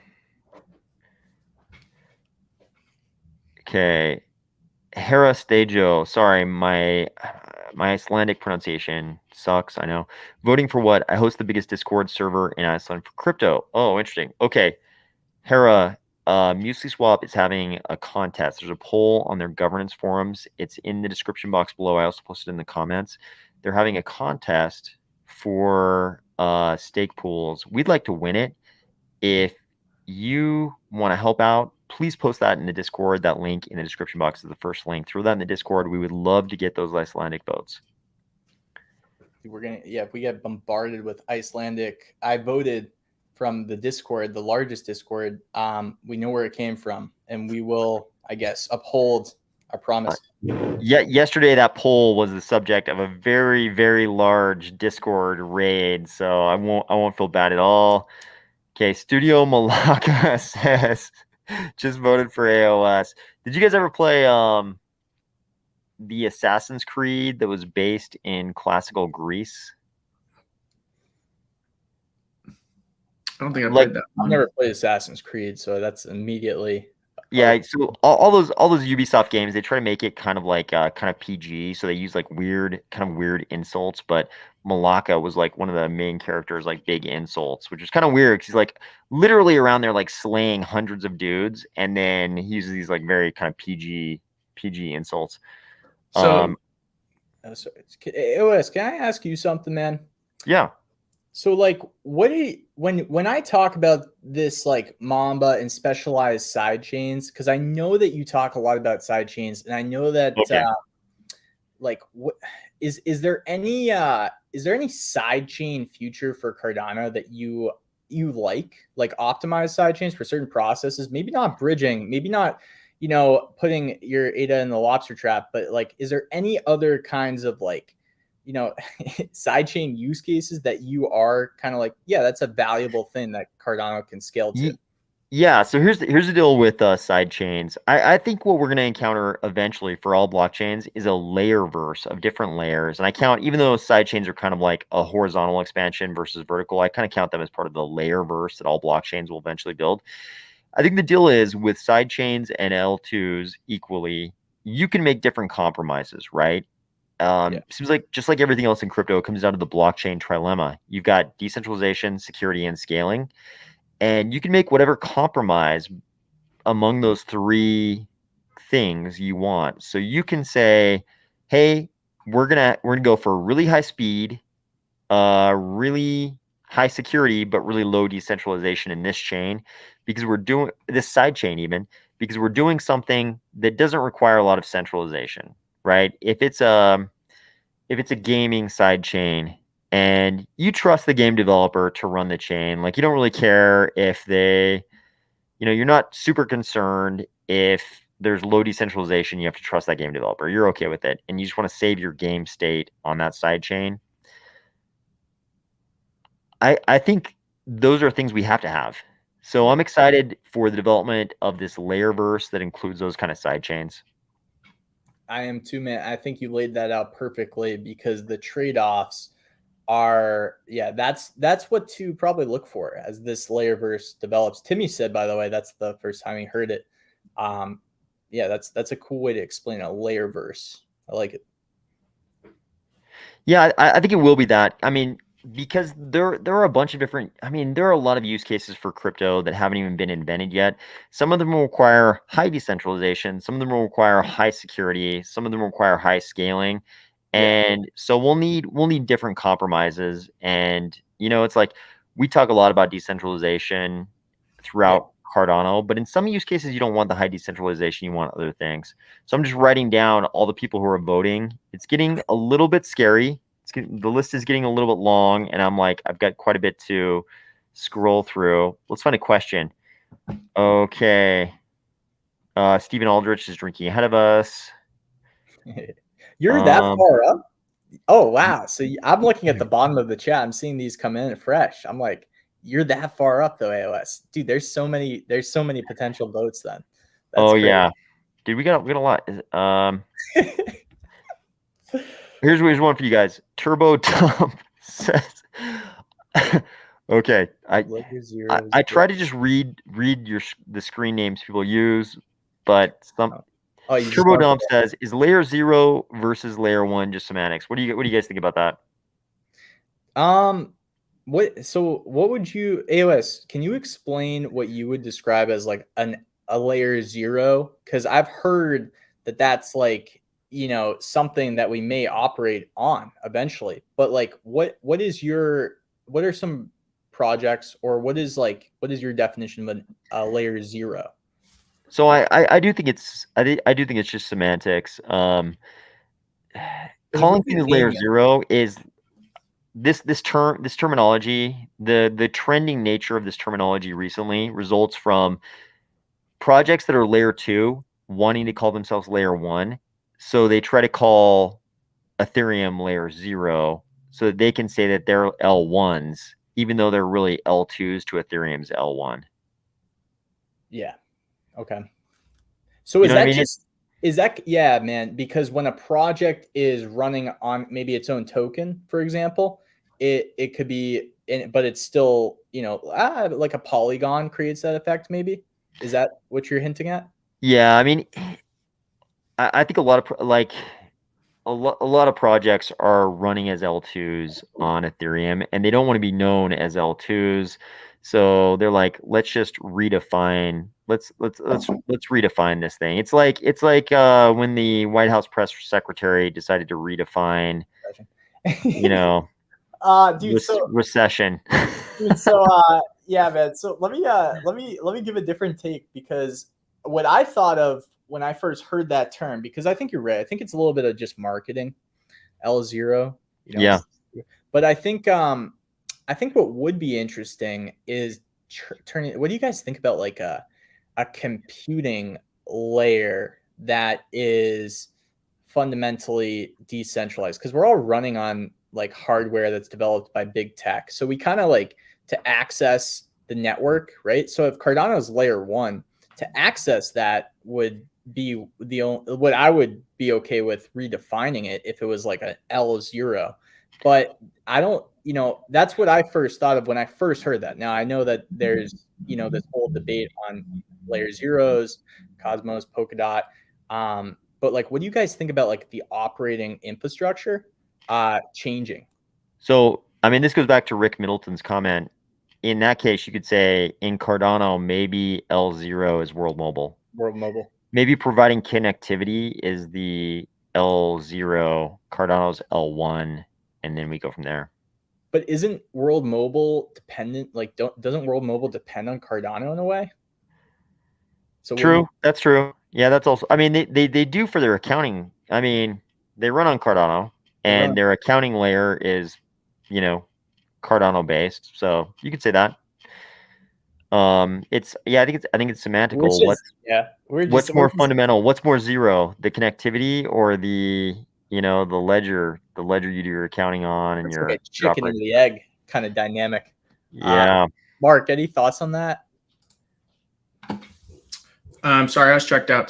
Checking some other stuff. What's the question? What do you think is L0 out of okay, if World Mobile goes into the developing world and they provide connectivity to a dude in a place where there's no connectivity, World Mobile is providing him the first thing that's required to interact with crypto. However, World Mobile runs on Cardano. So what's L0 there, Cardano or World Mobile? Yeah, I see what you guys are saying now. It is very much chicken and egg right there. People are saying Dot and Cosmos are true layer zeros. AOS, you probably won't see that because it's at the very bottom of the chat, and I know how far up you are. But I will fight them. Tell me your location. I'm gonna fly to your location and fight you right now. I will fist fight you tonight. Tell me your location. I'm gonna fly to where you are and fist fight you. For me, that's an interesting. I don't know, man. Like, it doesn't matter. Is the truth? Like, is it going to matter with things like Mamba? Dude, Mamba excites me a lot. I think it's going to be interesting to see what trade-offs are made for some of these layer 2s that tap into Cardano. Because if Cardano is decentralized, then you can make trade-offs with the L2s. That's the beautiful thing about something scalable like Cardano. Like if the layer 1 to me is decent, you know what I mean? Yeah. Yeah, no, it's true. Yeah, I mean the first principles approach of Cardano allows for this use case flexibility, right? It's like, thank you, Cardania. Dude, Baron von Clausewitz is definitely a thing, more of a realpolitik type political philosopher. Agreed. I think he's more, yeah, I would in terms of political philosophy, he's definitely realpolitik. I think of him more often in the context of strategy and tactics. More so strategy probably than tactics, but yeah, agreed. Baron von Clausewitz. Underread. Everybody knows about Sun Tzu and the Art of War. Very few people know about Baron von Clausewitz. Okay, we need another. I'm writing down the names of all the people who voted, which I appreciate very much. Okay, we're definitely getting some votes. I hope nobody's lying to us. I hope nobody's lying to us. I thought you guys could check it, no? No, we can only see the percentages, so we have to guess based on the percentages. Gotcha. Okay, Conclave. I actually did a video about Conclave. Have you guys read the paper from the IOHK library called Conclave, a collective stake pool protocol? What are your thoughts on it? PS, I voted for AO. Oh, damn it. You voted too. Okay, Marky, you got to go on the list. Oh, you voted? The list is getting long, guys. Should we This just is gonna be pick one now then to kind of slim it down? I mean, should we shave one off the list, you think? Yeah, we should take a drink. We should definitely take a drink. Especially Okay. if we're going to talk This about will be Paul G. Paul G, this is your vote. Let's take a drink. Okay, let's do it, guys. Drink.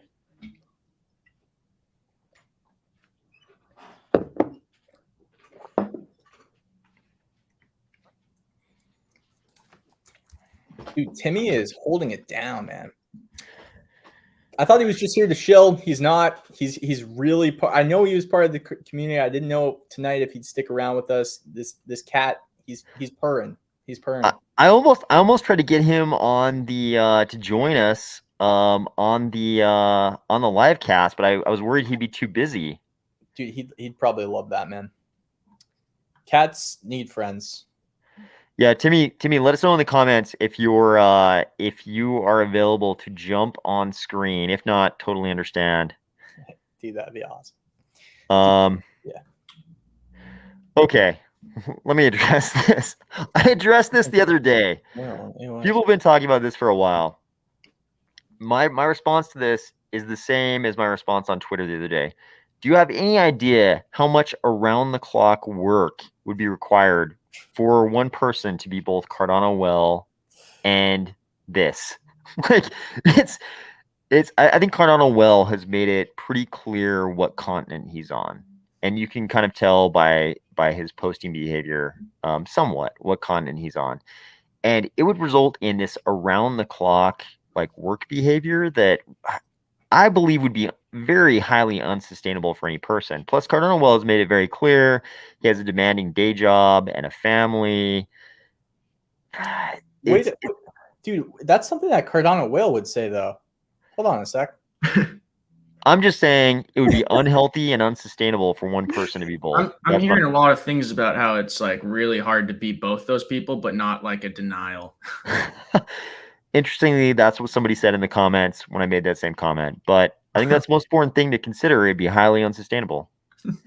No, dude, you're absolutely right, bro. Yeah. Okay, let's get a real. Oh God, I keep finding people telling me they voted. Pines Bear. Okay, I'm afraid of how many more. Okay. Reese Sutton, thank you for joining the live stream. I know a lot of people. We've tried to do live streams at different times so that different people in different time zones could be more convenient for them to join. Yep. Rick Middleton agrees. World Mobile might be layer 0. Well, chicken or the egg, it's interesting. Says, yeah, it runs on Cardano. It will have its own sidechain too. Interesting. Really? Yeah, that's actually something I'm looking forward to kind of exploring on how that will work and what the trade-offs are. David, you're on the list too. Okay, this is getting. I'm definitely switching to softer stuff. Okay. Oh, okay. Thank you, Timmy. This is something I love to talk about. I probably talk about it too much, but I love to talk about it. Okay. Are you guys aware of Bostrom's simulation theory? Because of you, actually. Mark? No. Okay. You're gonna understand this very quickly. Bostrom simulation theory is this idea that simulations let's just equate those with video games for purposes of this intellectual inquiry. Simulations are getting more and more realistic. Like, I think we could agree, if you look at Super Mario Brothers #1 to whatever is the latest, most photorealistic video game you can think of, it's a gigantic difference. Like, it's bizarrely different. Super Mario Brothers 3 even was just side-scrolling. There was no 3D-ness to it at all. And then you look at the most photorealistic recent video games, and it's absurd. It's absurd to jump forward. And we're talking about a period from the 1980s to today, 2022. So what have we got? 40 years there. So you have to ask the question, if we go 40 years in the future, 80 years in the future, we get to a place where video games are indistinguishable from reality. So Nick Bostrom, this professor, he posited that civilizations, either they blow themselves up with something like nuclear weapons and they never get to a certain point in their development, or something else happens, they never get to a certain point in their development. But if nothing happens, they get to a certain point in their development where the video games, the simulations, are indistinguishable from reality. And you're going to be wearing, the VR headset and all those things. So you literally can't tell you're in a video game. And he's like, okay, so that's like point number one. Point number two is we also make video games about the past. People are still playing, GTA San Andreas, which is set in the past now for us, right? So we also know that people make a lot of video games. There are a lot of video games out there right now. So if we go to some point in the future, let's say we go 100 years in the future, there are going to be video games that are indistinguishable from reality. And we also know they do simulations about the past. They're going to be doing simulations about this era, 2022, and they'll be indistinguishable from reality. And there will probably be multiple of them. There will be multiple video games about 2022 that are indistinguishable from reality. And actually, the number of humans, like characters in those video games, will outnumber the number of people on Earth. The number of people in video games 100 years from now will outnumber the number of people on Earth. So if you think you're a person right now, it's more likely, because there are more people in video games 100 years from now, more characters in video games. There's more of them than there are actual humans on Earth. If you think you're a person, it's more likely that you're in that video game than that you're in base reality on Earth. Yeah, I've heard this before. It's similar to what, Elon's saying. If as we get closer to creating simulations, probabilistically we are in a simulation. Yep, 100%. Elon is a subscriber to this theory for sure. Yeah. Okay, so now that we're all talking about the same thing, what do you guys think? Are we in a simulation or not? Bro, it's something I fundamentally don't believe, but I believe it's very possible. So if it is, then it is an amazing simulation. And that is something I'm super proud of, whoever the hell created it, for sure. It's kind of wild because a part of me is like, to hell with this game developer eating Pringles in his mom's basement who made this simulation. There's so much injustice in the current simulation. But another part of me is like, if a society produced a simulation, like, what does that society look like? What does base reality look like? If they produce this simulation, if this is their GTA San Andreas, what does real base reality look like? So I get it both ways. Okay, Mark, what do you think? Base reality or simulation? I mean, I'd like to believe it's not a simulation. If it is, I've got some serious beef with whoever made this simulation. But I give it a little bit more. I used to always say, I'm okay with the simulation they made, actually.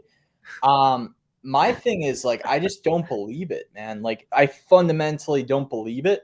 So it is a great sales job. Like, it's a great sales job because I just don't instinctively believe it. But the likeliness, they say, of being born is infinitely negligible. So, like, I mean, are probabilities like that just told to us, or is that the truth? And then these other probabilities that we're thinking about don't actually matter because we were blessed with a chance to live. I don't know. Whatever works for you, I think you should believe. Sometimes I do think we're in a simulation strictly because we have a friend of mine that everything just goes so well for him. We always joke that he's in the simulation on easy mode, and there's no other explanation other than that it is a simulation and he got put on easy mode, and unlike the rest of us. Do you believe in like frequencies and stuff though? Like the energy that you like emit kind of attracts similar energies. So if you're just like, hey, I'm on easy mode, man, like things are going good for me, you're just gonna attract that stuff if you're like putting actions into place, like attracting that stuff, or do you not subscribe to that YouTube channel? I don't even think that needs to be a metaphysical, like a metaphysical paranormal question. It's almost like you could explain that on a practical basis, right? It's like if you're super positive and you're putting out good vibes and you personally believe that you're going to be successful in your endeavors, it's like the people around you are going to sense that, they're going to pick up on that. They're going to be like, this guy believes. So it's easier for them to believe because they know you believe, right? Things like that, for sure. But there's also just dumb luck, and then I'm like, there's no way that can happen to a human being this many times. Dude, I've thought about if we're avatars being like kind of like if like the little mind up here, you know, because like all of our looks and stuff, it's just the front. Like you two have a mind, I have a mind. It's like the same kind of thing, right? We're all just little minds up here. And I think it's funny because when you look at life that way, it's really interesting because like everybody else just has that mind upstairs and they're just kind of controlling that body. But what if that mind, what if you're just an avatar and your thoughts are just like somebody that is playing your character in a way that they truly believe they're in here playing your character, but they're just in another thing. So it could go either way, man. Yep, I strongly agree. Okay, after that discussion, we just discussed Bostrom simulation. How about a drink for, I believe next on the list is Studio Malacca. A drink for Studio Malacca.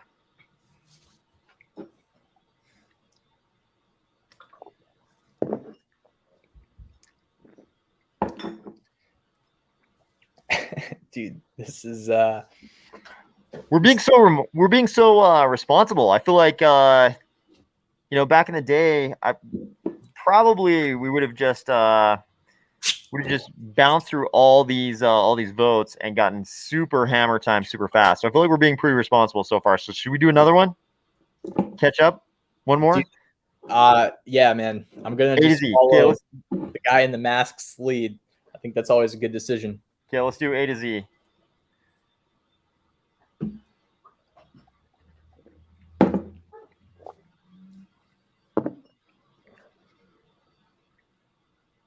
A to Z.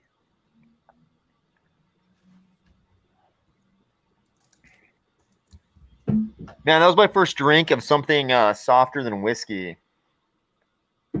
It didn't feel good. I got to admit, it didn't feel good going to something softer. I felt like I was shirking my duty there. We should get you one of those like beer hats and just have like the straw just kind of go in between your mask. We should all have them. That'd be more fair because then everybody could see the beer coming. Yeah. Okay, let's have a question.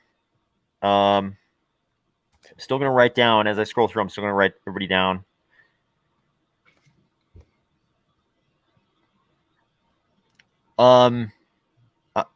Maybe that was the last question. Slide my question in, please, dude. So I have zero autonomy over these questions, guys. So just blame it all on AOS. Thunderpants, what's up? Yeah, no. But AOS. Let us know what question. We'll throw it in there. Yeah, but I'm thankful to be on here, AOS, for real. This is legendary. Hanging out with you and Mark. Mark's rocking with us. Love it. Okay, let's see.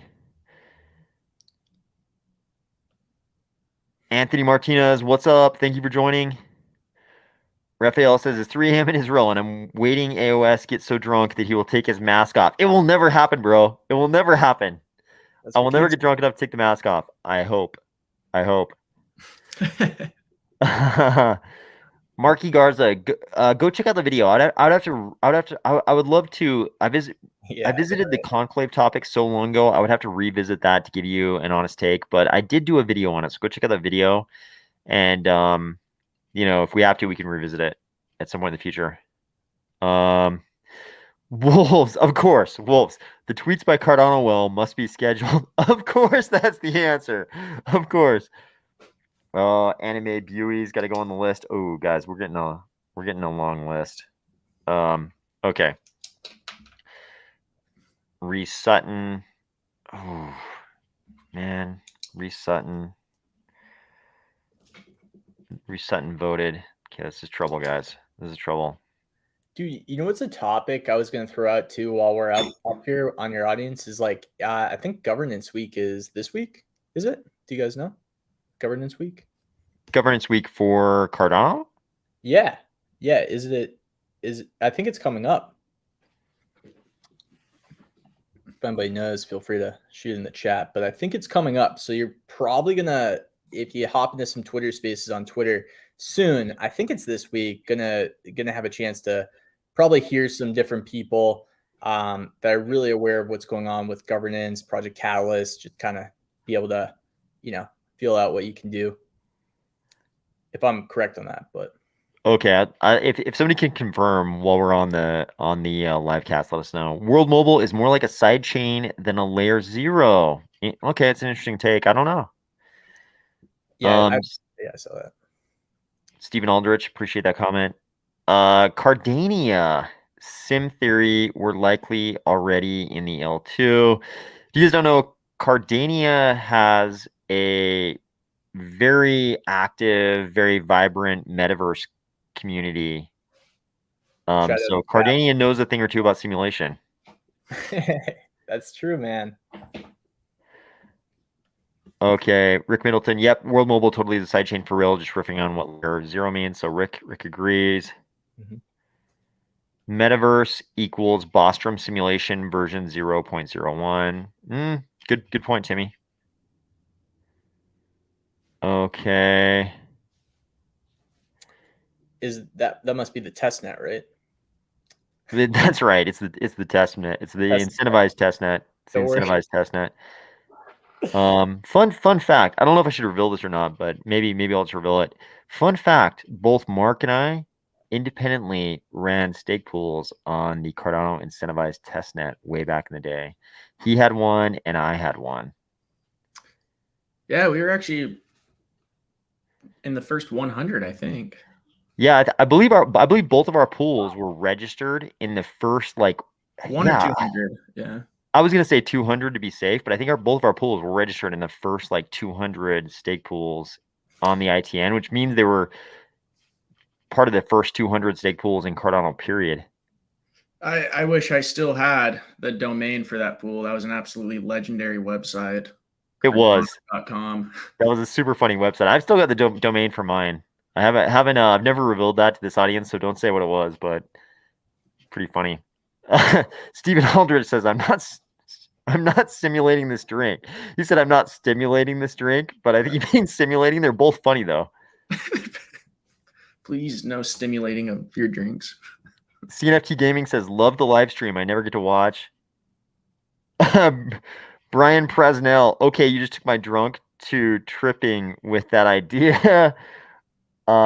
Seek Vapes. I'm in a simulation called the Universe from my Steam library called the Multiverse. Okay.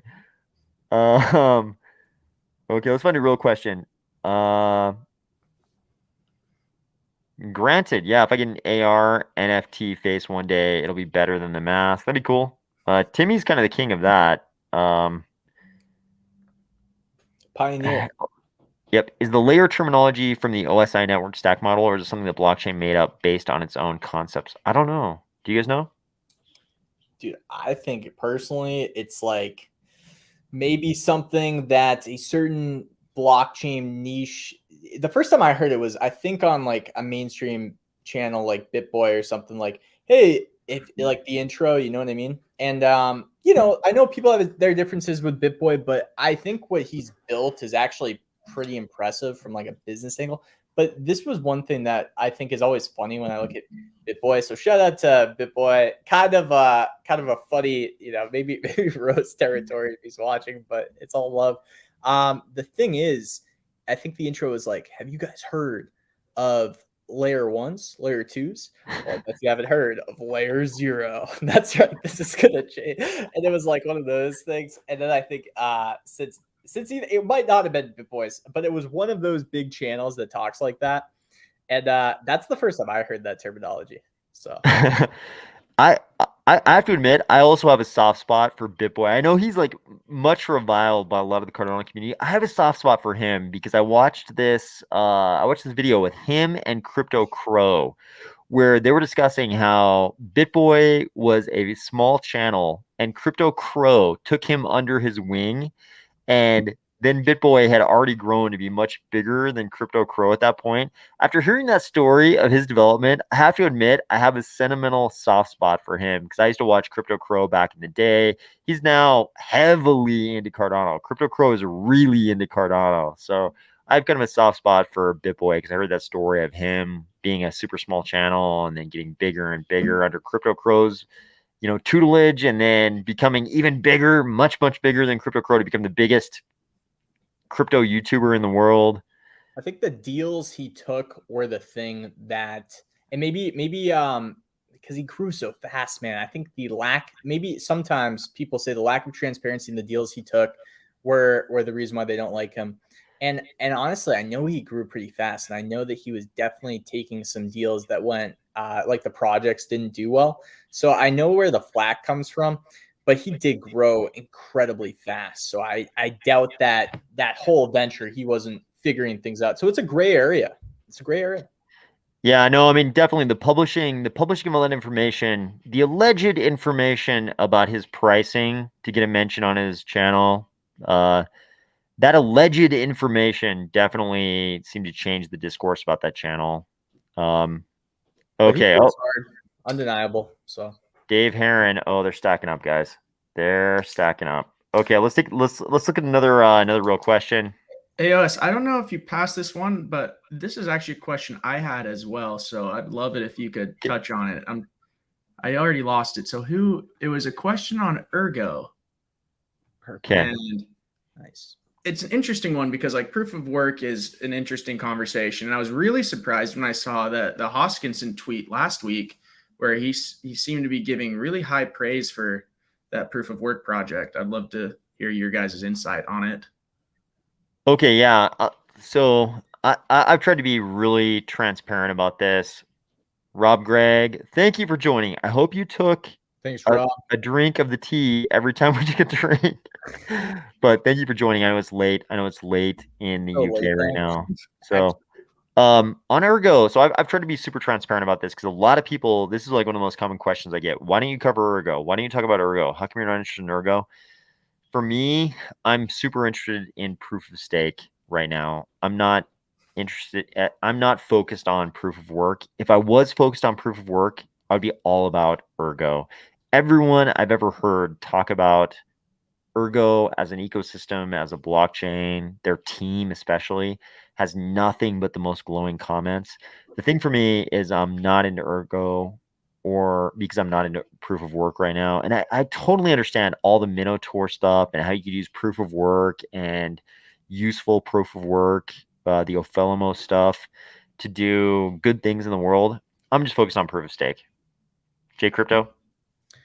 I mean, for me, I don't know the potential upside of Ergo running on proof of work as well as I kind of have played the chess moves out with something like Cardano and proof of stake. So for me, it's an area that I need to learn more.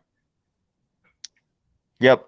I'll admit also, I don't know. I don't think I know too much about Ergo. I just know it's proof of work and I'm focused on proof of stake. But I agree. I also don't know too much about it. I feel exactly the same. I'm like, I don't know, man. Like this, I want to definitely give some time to learn. I've interviewed some people from Ergo though, so I've done enough research to feel like, okay, is this something I want to pursue a little bit more? Yeah, maybe later. So I'm gonna probably look into it in bits and pieces. But I think the community is really brother sister with Cardano and Ergo. 100%. It's like our twin sibling. Ergo is like the twin sibling of Cardano, and like Cody is also probably a sibling of Cardano, right? How about this? I love how this is Nikki. I love how we try to avoid like the super like subculture questions in the comments, but it's like a parallel. There's always a parallel conversation going on about in Cardano. There's always a parallel conversation about psychedelics and things like that. Nikki's saying Chocolate World win on Salvia, and I didn't even see there's another conversation about Salvia and ayahuasca and DMT going on the sides. We can't comment on it because it's too niche. It's too niche. I know a lot of people who are into psychedelics are also into crypto, but it's too niche and it'll too many people would be outside that conversation. But appreciate Nikki very much. Nikki is like one of the big super staunch Cardano supporters. She's like always supporting Cardano, and I appreciate her so much. Dude, AOS, what's if I can I ask a quick question? If not, we can save it for later. No, go for it, man. So this was something that I always like to play a little bit of, like what's that guy? I think he did the strongman experiment or the steelman experiment for Cardano, and his video blew up recently. But what's your take on Polygon's upside since it runs on its own token? What's kind of your take on its future? Do you think that as it scales, it's going to just run into this issue of maybe fees being too high, or like what's kind of your take on Polygon? So I've mentioned this a bunch of times, but I have this meeting that happens once a week that happened before there were any metaverses for Cardano, and so I have this meeting that happens like once a week normally in Decentraland, and one of the guys who comes to that meeting loves Polygon, and so he talks to me every week about Polygon, and I don't know anything about Polygon. Right. I know almost nothing about Polygon, but he talks to me like once a week about Polygon, and I no matter what he asks me or what he says to elicit comments, I just don't know. I think I just don't know enough about Polygon to even make a educated comment. I have a weird theory about Polygon, and it's that 90% of people that hold Polygon don't know what Polygon is. Because I always ask people like to explain it, because I also don't know much about it. I'm like, well, why do you like it? And they just, no one has ever actually given me a real answer. I try to learn. I try to learn from this guy, and I always ask him questions about Polygon, and his answer is consistent with what you're saying. He doesn't know about Polygon either. But he tells me about these like pretty large investments in Polygon, and I'm like, it's so funny because the guy I was with earlier today watching some college football with, he brought up crypto, and I was like, oh, cool, what are you into? And he was like, big on Polygon. I was like, really? Like, why?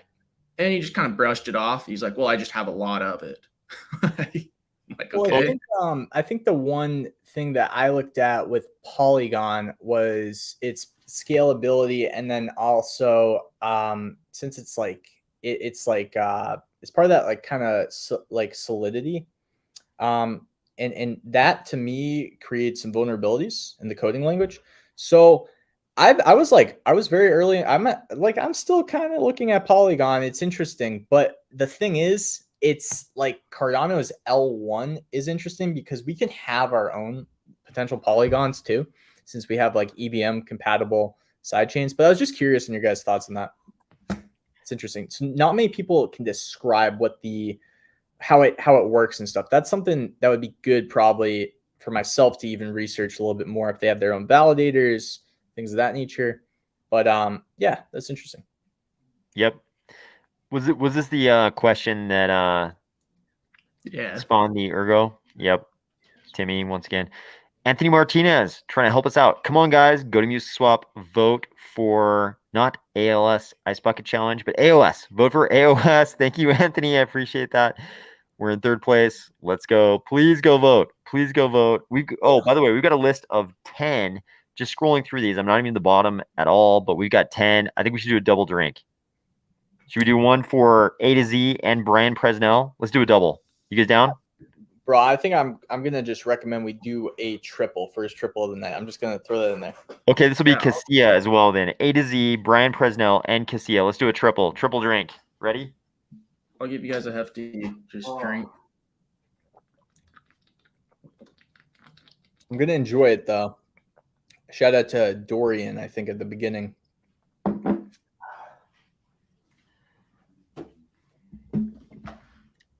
Okay, How much of a beer do you guys think a triple is? How much is what would that be, like half a beer? Like 3 beers. Yeah, I'm just Just- kidding. I think Oh half my a God. beer sounds fair. Half a I beer? just Okay. did about a half a beer chug there. Seemed about right. I finished probably 70% of a Stein. Like this Stein, I switched to something softer for a second. Okay, that was 3. Okay, next up are Marky, Pines Bear, David, Wolves, Anime Buey, Reese Sutton, Dave. We'll get some more. Okay, let's take a question. This is AOS, hey, there's man. a spider on your face. I think that is a little bouquet of flowers that's in front of me. You're seeing the reflection of. Okay. Cardano. I'm not sure what's been covered or on the agenda, but any more info on digital currency of the Japanese central bank? Am I reading that correctly? I believe that's the digital currency of the Japanese central bank and potentially using Cardano or Ergo. I'll tell you what I think, and then we can hit J Crypto and Mark. I don't think any central bank of a large industrialized developed country will use any decentralized blockchain, because central banks, they want to control everything with those currencies. They don't look at central bank digital currencies as a chance to decentralize. They look at it as a chance to have even more control over the currency and engage in the behavioral economics dystopia that guys like Raoul Paul are describing. Like when he tells you, Ralph Paul. hey, as a Goldman alum, yeah, when he's like, as a Goldman alum, I would say the following. What he's telling you is what people at Goldman are probably telling the central bank people right now. Raoul Pal is probably telling him, like, he's probably telling you what people at Goldman would be telling central banks right now. Like, hey, if you can have your own digital currency, you can engage in all kinds of behavioral economics, like giving a different interest rate to different demographic groups, like age groups that you want to spend. If you want young people to spend more, you give them an interest rate that encourages spending. If you want people in retirement to not spend or to spend, you change the interest rate for them. It's a totally different like power curve when we're talking about digital currencies and central banks. What do you guys think? Mark, do you want to go first, man? Yeah, I'm actually very well versed in the Japanese bank policy. No, I'm just kidding. I have nothing really to provide here. Dude, so what I think is you know, I don't have much to add to your take, AOS, because I don't know a ton about the central bank digital currency of Japan. But what I will say here, because I think it's interesting to look out for, is I think we could see an issuance for banks to issue stable coins in the US specifically. And I think these will be like, if, I don't know, AOS Bank, for example, issue stable coins, then they'll have to set up like a special interest vehicle that they can't touch. And essentially it'll be like a 1-for-1 trade. So dollar for stable coin. And I think this is going to be a way that banks basically can compete with maybe the speed of crypto. And I think it's going to be an interesting development to watch. So I'm not 100% sure if that's the model that the US is going to go with, obviously, but I think that could be something along with like a central bank digital currency that might also be in play. I've asked you about that before. Do you have any additional thoughts from the last time I spoke on that? Yeah, I can't remember what we talked about last time, but definitely I feel like Caitlin Long's commentary is undervalued on this, because you mentioned this catching up to the speed of cryptocurrencies. Her belief is that the current banking regulations, bank regulators, and people involved with bank regulation are gonna skewer me for mislabeling it. But what is it, like Basel 2, Basel 3? What do you guys call those international bank regulations? Whatever they are, they can't accommodate the speed of crypto because the settlement times for banks are too slow and the price of crypto moves too heavily. So if banks start doing stuff with crypto, the problem is crypto moves too fast. The price of crypto is too fast. So all the stuff they would normally do with crypto, their settlement times that are allowed under those international bank regulations are too slow. And she thinks they're going to end up being under collateralized because they settle too slow and crypto moves too fast. She thinks the banks are going to burn themselves by adopting crypto and not updating their regulations that require faster settlement times. So she thinks the banks are basically going to burn themselves down by trying to deal with crypto because their infrastructure is too slow to deal with crypto. The central banks, obviously a little bit different. Of course, they probably see this as well. They probably understand that traditional banking goes too slow and they need to speed up. So who knows? Maybe they'll go through this like burning themselves process by adopting crypto and then adjust from there. But like, maybe what I'm missing then is doesn't the special interest vehicle, if like each bank can issue their own stable coins, sort of protect against that because they can keep their traded in dollars and not touch them, not earn interest on them, but issue a stable coin that then can be used by the people that are part of that bank. So I think they'll do that, but you get into, okay, so as soon as they enter the crypto realm, they're going to get into all the crazy exoticization going on in crypto, right? I mean, we have like crazy weird collateralization of crypto debts going on in crypto that settles super fast. Like how comfortable do you feel that JP Morgan Chase is going to be able to deal with the effects of flash loans involving their stable coin, involving a traditional banking stable coin? Right? It's like, are they equipped? Are their settlement times sufficient to deal with a flash loan that might crash a bunch of stuff? That's why I'm kind of looking at because JP Morgan is part of that whole 20, I think it's ISO 20022, and Algorand is part of it, XRP. There's a few other protocols, but there are definitely some players trying to set up the next financial leg. It would almost be fun to like look up that website and just like screen share it. But that's all going down in your backyard too. That's all happening at the MIT blockchain lab, which is heavily leaning on Algorand, man. Is that is that Gary Gensler? It's your boy, Gary Gensler. Subcritical is Gary Gensler, guys. Yeah, man, it's interesting. I'm gonna definitely be following this, but that's it. So JPY Japanese, yeah, it's gonna. Sorry that we didn't answer your, like, maybe we didn't go deep into it. Mark went deep into the Japanese central bank digital currency for you, but you know what's interesting though? Hours. Whenever we talk about Japan, though, it's kind of interesting because Japan made crypto basically legal tender years and years ago. Like crypto was legal tender in Japan, way ahead of everybody else. Okay, how about a drink? Should we do a double? Marquee and Pine Bear. You guys ready for it? A double? All right. I'm gonna call that 40% of a stein. Like 40% of a stein. Wow. Respect.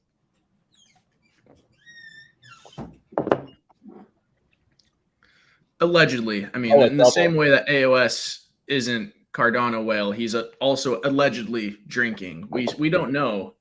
Yeah, we don't know. I was thinking that, Mark. He could be setting us up. Like he'll have like apple juice or something, and he'll be filming every time. He's like, let's see how drunk we can get Mark and J Crypto. Yeah. I pledge my honor. I am taking the drinks I'm saying I'm taking. I almost went sunglasses. I almost went just sunglasses today so that I could take the drinks on screen, but it was not enough time to calculate about the coverage. Okay, another question. Yes. When you guys were talking about Chase, I was just kind of curious, and when I was poking around at job listings in the crypto space, I was super fascinated to see about almost every single player in the fintech space is hiring a back-end crypto engineer to deal with integrations with proof of stake. We're talking Stripe, Cash App, all of them, everything through Chime, all of them. They're all looking for crypto developers to integrate with proof of stake and kind of touch that market. I found that pretty interesting. Well, because Algorand is proof of stake, correct? Yeah. Oh yeah, of course. Yeah. So like, I think that makes sense to me because I think Algorand is going to be kind of a major player in the banking. And I think, yeah, man, it's gonna be interesting to see how it plays out. Actually, that's really fascinating, man. I'm glad you mentioned that. AOS, have you covered that yet, man? That seems No. like a really good Mark story. just told me about that today. He told me about that earlier today. It makes sense to me. I mean, Yeah. if we think the thesis is true that Gen 1 was Bitcoin, Gen 2 was Ethereum adding smart contracts, and Gen 3 in crypto is proof of stake plus smart contracts, of course everybody's going to move to Gen 3. I mean, the crazy thing is, who's left? I mean, who is left who still honestly calls themselves a Bitcoin maximalist and sleeps well at night? Even Nick Carter left. Like Nick Carter, the guy who was making all the excuses for the Bitcoin energy expenditure, who's rationalizing it beautifully. He was doing a great job of trying to explain why it's okay that Bitcoin is using so much energy.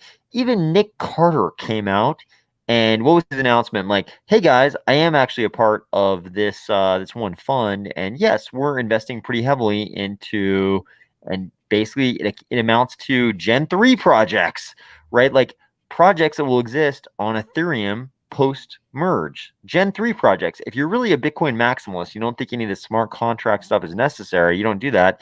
But that was him, the staunchest of Bitcoin maximalists, bowing out of Gen 1 and saying, I'm moving forward, guys. You should all move forward too. Do you think Bitcoin has a future, AOS? I mean, dude, what's the oldest baseball card you have? Dude, that's a terrible question to ask me, bro. I invest in like 2018 rookies, bro. But what I'm saying is, And basketball too. So people are still interested in Jose Canseco rookie cards, bro. So there will be you think Bitcoin, it's gonna be collectible? People are going to be interested in. I've actually got a non-valuable Jose Canseco rookie card. I think I probably own like 6 baseball cards from when I was like 10 or something, and one of them is a non-valuable. I've got a non-valuable Jose Canseco rookie card and a non-valuable Bo Jackson rookie card. Neither of them are worth anything. They're worth like ones of dollars. I'm like, how is it?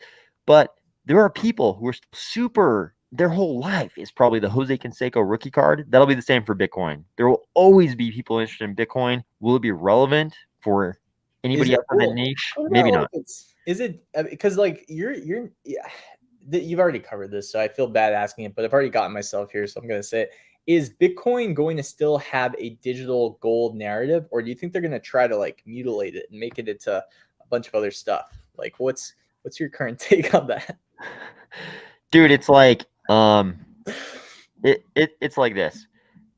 25 years from now, there are going to be dudes trying to support the internal combustion engine narrative.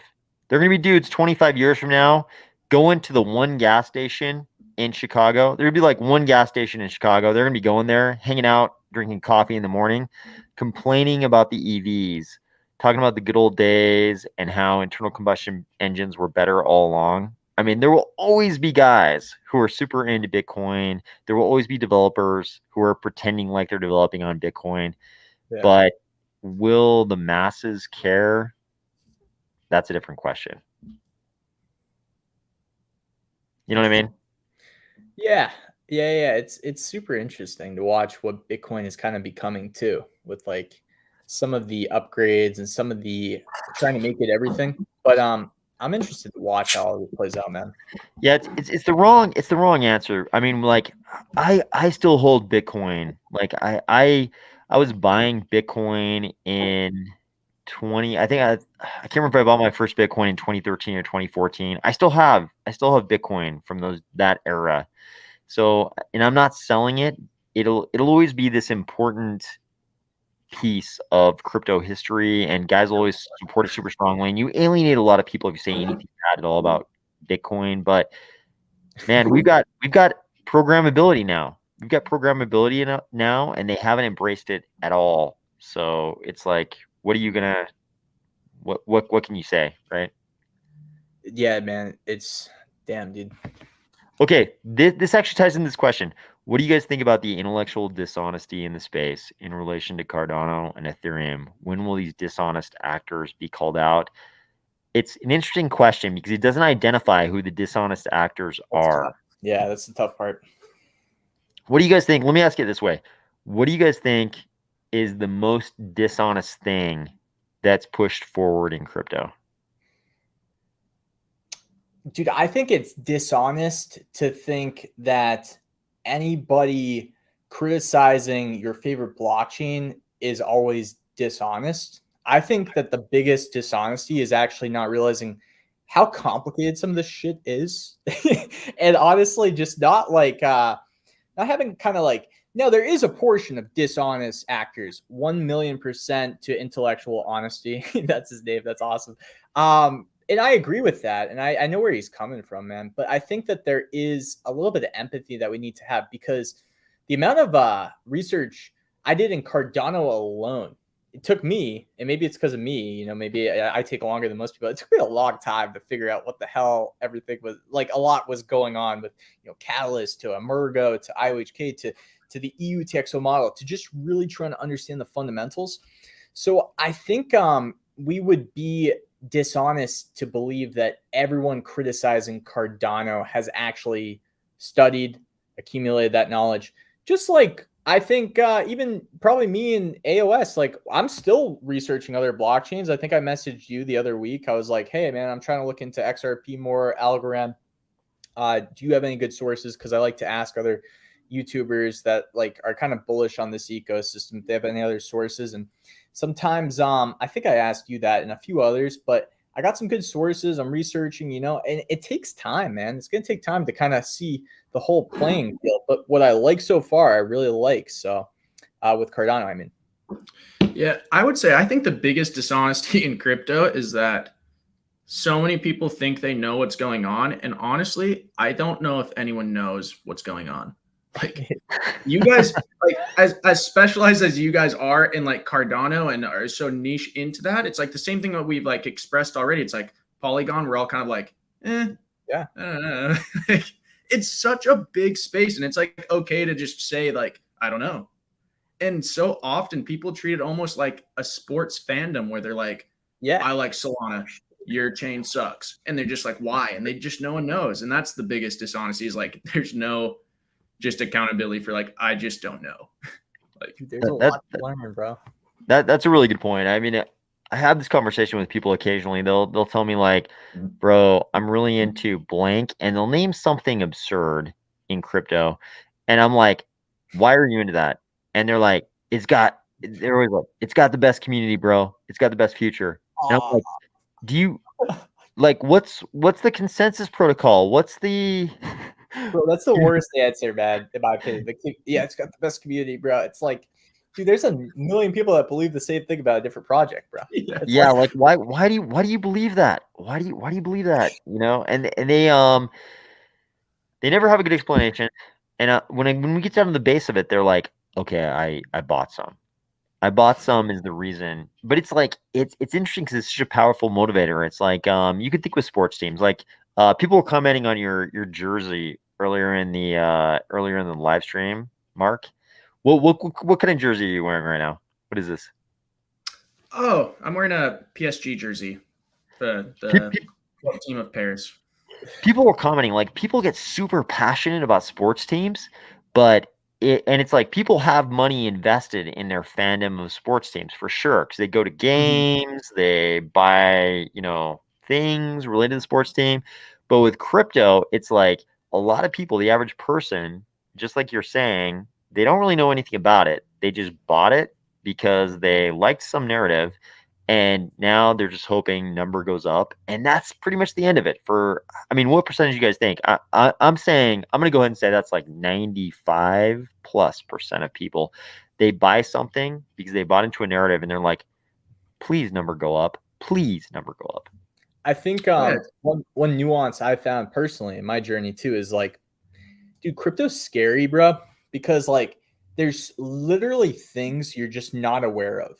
So even if you like do your research into a certain, blockchain, like let's say Binance Smart Chain, for instance, you do your research into a certain protocol, you understand how it works. There's always going to be things that you probably don't know. For example, inflation of tokens with dexes. How are they actually making money for you to yield farm?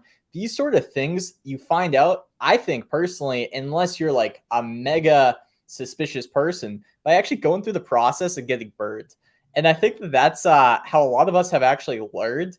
If you get lucky, you find a good YouTuber, maybe AOS, and maybe you get involved in the community.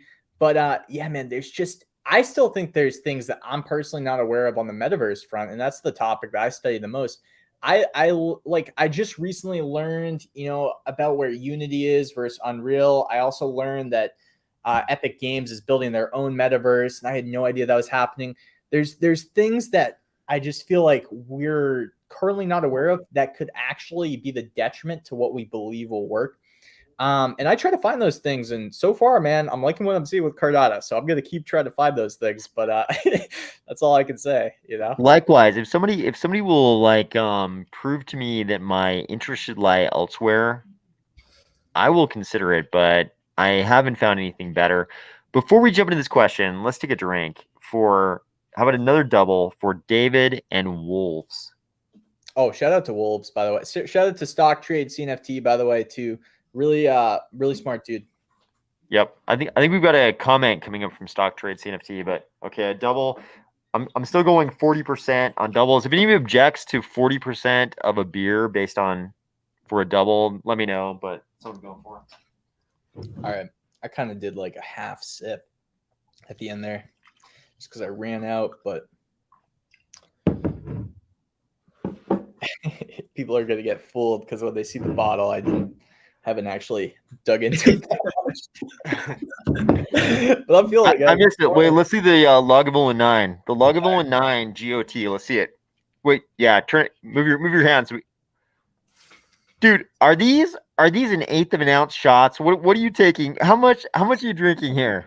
Dude, I suddenly feel like I am the only one drinking. Chat. No, dude, I'm definitely with you, Mark. Like what I've got going on over here. Hey, show us in your glass, Jay Crypto. Show everybody. I mean, that's a healthy shot. That's a really healthy. This is a shot, because dude, no, that's more than a shot. That's more than a shot. Oh, okay. Because Dorian at the beginning said that's a waste of. But I did take a big shot at the beginning, actually. So that's fair. I actually support Dorian's judgment on this. I agree with him. So I think a drink. We're using the word drink like in terms of like a sip, a drink. So I think that's fair. Mm-hmm. Okay. I think this is the question that the Daily Meta has been trying to ask us for a long time. How you guys feel about the bigger, well-funded projects in the Cardano ecosystem applying for catalyst funding, potentially taking funds from smaller projects? Please. This is a pretty big question. Okay, let's start with you, Mark. Okay, so this is a pretty... I won't like my answer, AOS and Mark, bro. I'm going to just tell it like it is later. But yeah, you guys go first. Okay, Mark. We have some bigger, well-funded projects who also ask for catalyst funding from the community, potentially taking funds from smaller projects. What do you think about this?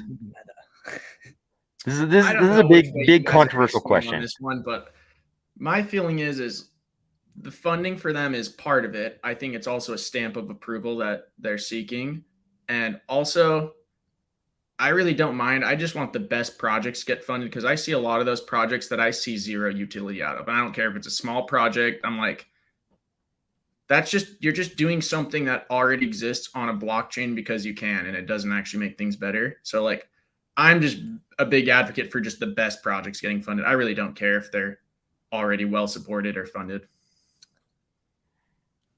Dude, okay.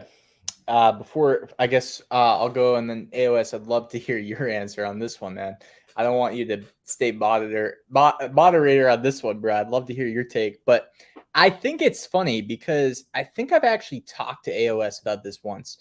My personal take, my personal opinion is it's kind of like we got to look at what stage we're at with Cardano. And I still think we're in a very infantile stage. And I think we do have a community of retail. And I think that is actually creating an effect of like, hey, why are we funding the same people twice? They just got funded last fund. without actually looking into what is the next thing they're getting funded for. And I think a lot of projects in Cardano specifically, because of where we're so early, development is, a little bit more difficult on Cardano than other blockchains. These are projects that have built something, a marketplace, a DEX, saying to the community, look, guys, we found a problem that we would like to solve, actually. And yes, it's going to make our protocol better, but chances are a lot of other people can use it. And guys like Alessandro, Patrick Tobler, there's a few of them out there that are requesting things that can actually benefit the whole ecosystem that they will personally leverage for their projects. In the short term, here's my most important thought, though. It's important to fund these things now early, because these are the protocols that will make the blockchain better and return more revenue, so we can fund the community stuff later on. And I think we should focus on being like ultra revenue focused at first while we're starting up, and fun, like Mark said, funding the things that will make the biggest ROI, return on investment, not just intention, but both. Intention's great, but I think intention could happen later better if we fund for return on investment now. So that's my my thinking on this, but it is super controversial. I think I agree with both of you, actually. You guys both kind of said things that make me think about the distinction between outcomes and intentions. And I'm super outcome oriented, right? It's like I'll put it less less cosmologically, but like the road to failure is paved with good intentions, right? And we stopped a little bit with the drama over the Vasil hard fork, right? It's like people are like, I'm causing trouble because I have good intentions. And I'm like, okay, that's great. Intentions are important. You know what's more important? Fucking outcomes. Outcomes are way more important than intentions. Like, I don't give a shit about your intentions. I care about the goddamn outcomes. And I know people have really good intentions, but it's like a little kid who comes over and kicks me in the knee in the lobby of the bank. He has good intentions because he thinks he needs to move me out of the way or something, but it's like the outcome is that my knee hurts and I didn't really need to move out of the way. So I'm not saying the people involved in the drama in the Vasil hard fork upgrade were like little kid kicking somebody in the knee. But what I'm saying is that outcomes are important. Like, outcomes are the most important thing. Like, everybody can make a case why they had good intentions. Like, if you ask anybody about anything, like, why did you murder that guy? He's like, I had good intentions. He's in league with the owl people who intend to take over the earth from the humans, right? And you're like, okay, your intention's good. Outcome, super bad, bro. Super bad outcome. So I'm super about outcomes. I think that was a great question, though, AOS and Mark. I think was that daily? Yeah, so daily meta. Shout out to Daily Meta for asking a question that's kind of, it's edgy right now, and like I try to tiptoe those edgy questions on my channel, but I am passionate about this one. So yeah, let's just go hard. I mean, we might as well just go hard on this. It's so ironic to me. I mean, the whole ethos of crypto is like accessibility, equality, decentralization, and then all of a sudden you have these projects that are funded and then want more funding, and the community votes for them, and people are like, wait, no, they can't have it. They already have money, and it's like it goes against the whole ethos of the whole project. Like, you know what I mean? It's like, if it's the best project, let them win. Like, yeah, or vote for someone else. Let's pile in more. Even if they got a bunch of money already, let's pile in more if it's the best thing. Like, if I mean, like, why would we stop? If they're it's like outcomes, why would we stop? If yeah, seriously, like this will make people angry, but it's like, if the survival of the human race is dependent on us becoming multiplanetary, let's pour more money on the richest man on earth, Elon Musk. If he's the one who's going to make us multiplanetary, like, let's pour more money on that. If that's what saves us, I don't care if somebody else has really good intentions and they're doing nothing. Like, I care about the guy who ensures our survival. Dude, I think this is going to be a problem, bro. I think it's going to persist, and I think we're going to see the conflict rise. But I do think what I talked about today in another podcast was, listen, man, we have a very retail focused. Yeah, we talked about VCs getting into Cardano, but we have a very retail driven blockchain. I think we have a huge grassroots community. We have like a huge retail community, to be honest with you guys. And I think that this problem of like not funding the best at first is going to be solved over time with like education of like how Catalyst works. You know, like the more people that come to, you know, Cardano that are new and are submitting transactions, right? That's driving more money to Catalyst in the long tail of that event. So the things that drive adoption, the best proposals that will actually drive adoption and get people in, will be the things that increase the pot so we can fund community initiatives. So I think like the education piece, because not a lot of people I think understand how Catalyst is actually driven and how the treasury can grow. And once we have a treasury that's growing faster than the output, I feel great about funding, you know, more community stuff. But until then, man, I'm kind of scared. I'm not gonna lie. Yeah, it's scary. I mean, like just the thought of crypto governance is a little bit scary, and the Cardano treasury is gigantic. Putting that in the hands of the way I think about it is like this. Do I want the Cardano treasury in the hands of a bunch of guys like me? Probably not. Like if we imagine a bunch of dudes like me, I'm like, that's a little bit scary. I don't trust, a million dudes like me governing the Cardano treasury, but we must. No, That's the way governance and bro, decentralization must work, right? That's the way it that's must work. So we have to trust it. That's the only way. I feel Um, like that's a bad example, bro. I'm gonna call you out of that because I would trust it in your hands, bro. If there was a million ah, AOSs, I'd be like, let's freaking go. AOS, make the decisions. Come on. Let's do it. okay, check this AOS out. says jump, we jump. Yes. Truckdono corrected us. Truckdono corrected us, and he's right. He's 100% right. We completely misconstrued his question.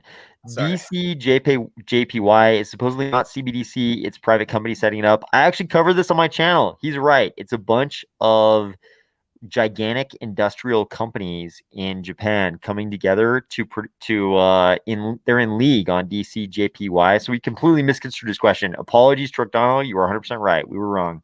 Is this like the conglomerate of companies, like the biggest companies in Japan? Because I It is. have heard about this. Yeah. Yeah, it is. It is. Yeah, we completely misconstrued his question. Sorry, Trucciano. Companies, so picture this for like the audience too. It's kind of like the way I understand it is imagine a country like Japan, which isn't like massive, right? And there's like 7 or 10 or whatever the exact number is of companies that literally run almost everything. Like every single industry is run by these companies. And Yeah. imagine instead of the government coming up with the CBDC, those companies that run everything come up with the CBDC. What would you guys think of that? So I'll frame that. I'll just do a switcheroo and ask, and I'll answer later. But what do you guys think about that? It's super interesting, right? Because when I think about Japanese companies producing things, I just think of like excellent products, right? It's like when I compare the reliability of Japanese automobiles to I'm gonna pick on North America to North American automobiles.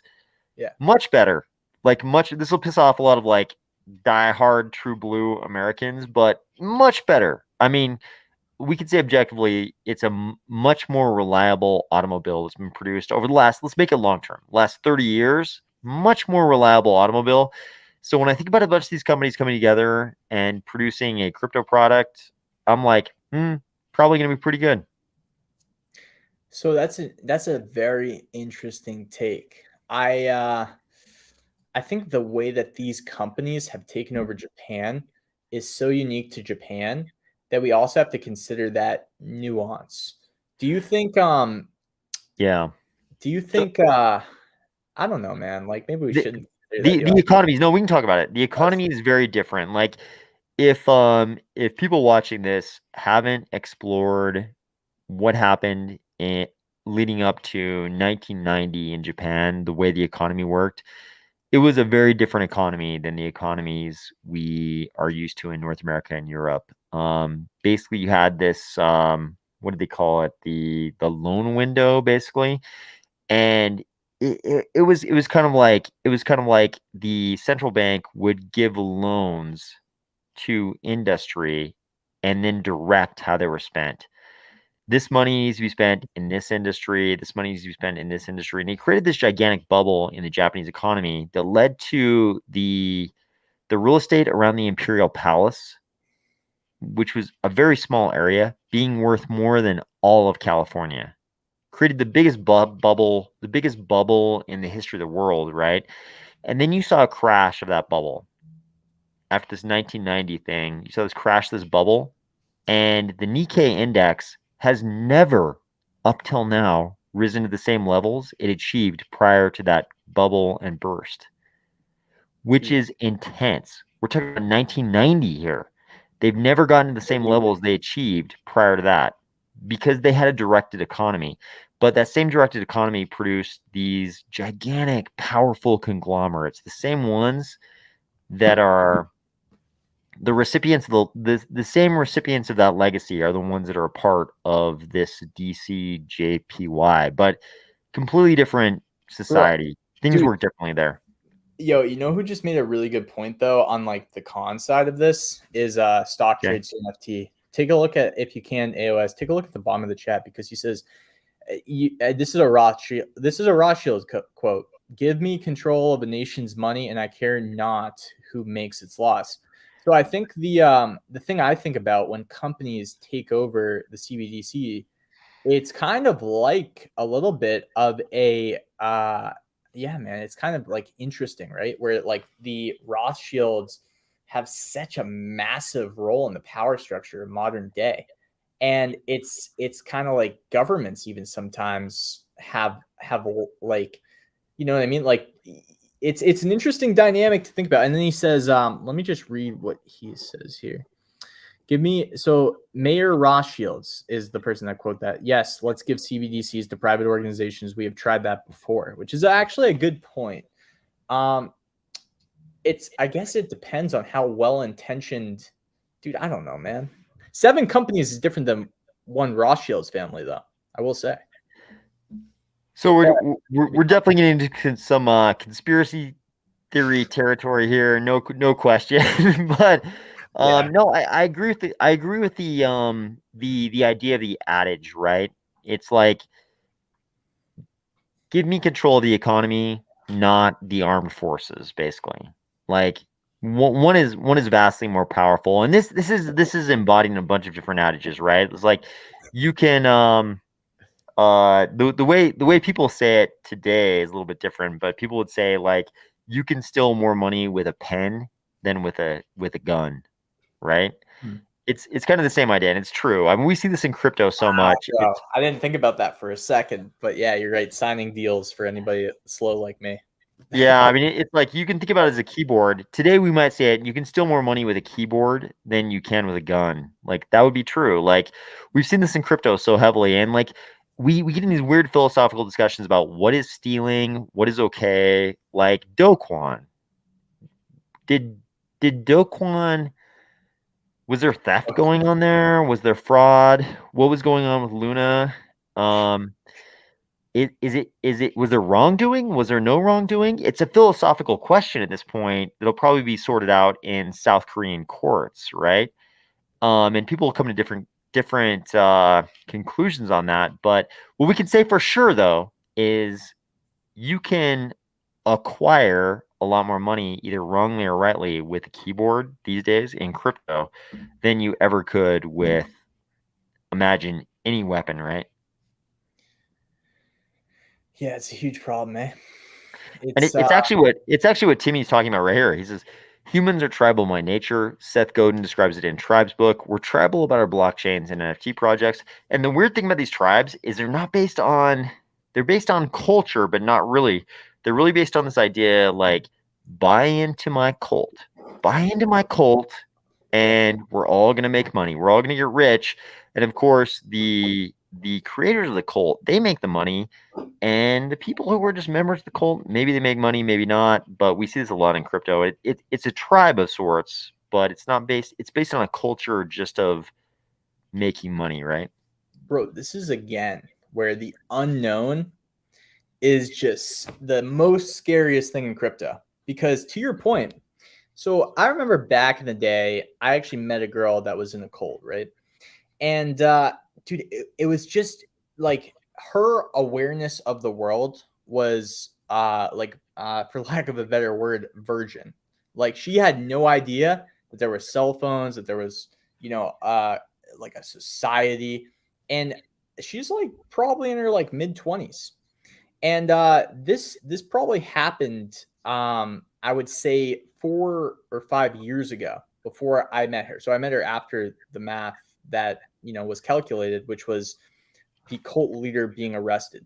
And I think in crypto the parallel is somebody that has zero awareness of what to look for is in danger.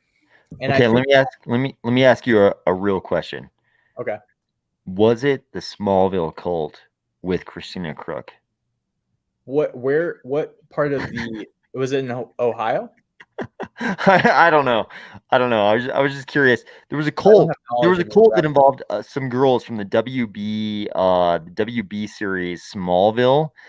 It was like the hottest girl on this show was involved in the cult, and I was like, this is like the best cult ever. They recruited like the hottest girl on the WB. So I was No, just curious if that no, cult. no. It was no. It was just I went to a convention back in the day. I think it was like one of these, who was there was Eric Thomas, Lewis Howes. It was just like a cool, like, I don't know, motivational speaker thing that was organized that, a few of us went to. And there was one of the girls in our like working groups, and we shared something about this, whatever.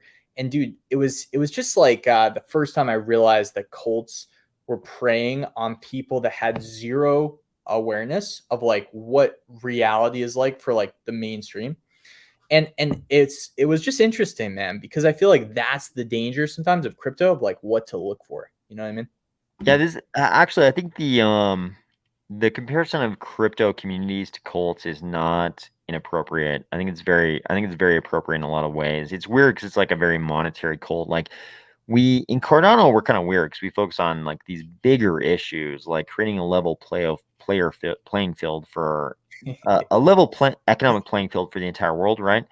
But in a lot of crypto, it's not like that. Like in a lot of crypto, it's just like, hey, bro, we're gonna get super rich. Do you want Lambos? You can probably get girls with Lambos. I Like know. let's do this. Let's do this shit right now. Let's get rich and get girls with our Lambos.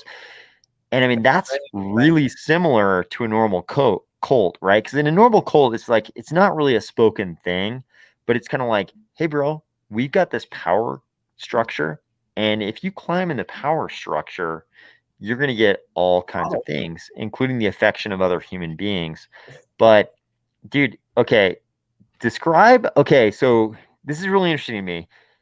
You knew someone who was actually in a legit cult. Describe what this was like for that person. I'm going to be right back. I'm going to jump off screen for 1 second, but describe what you know about this person's experience with this cult. So I'm super curious about this. Okay.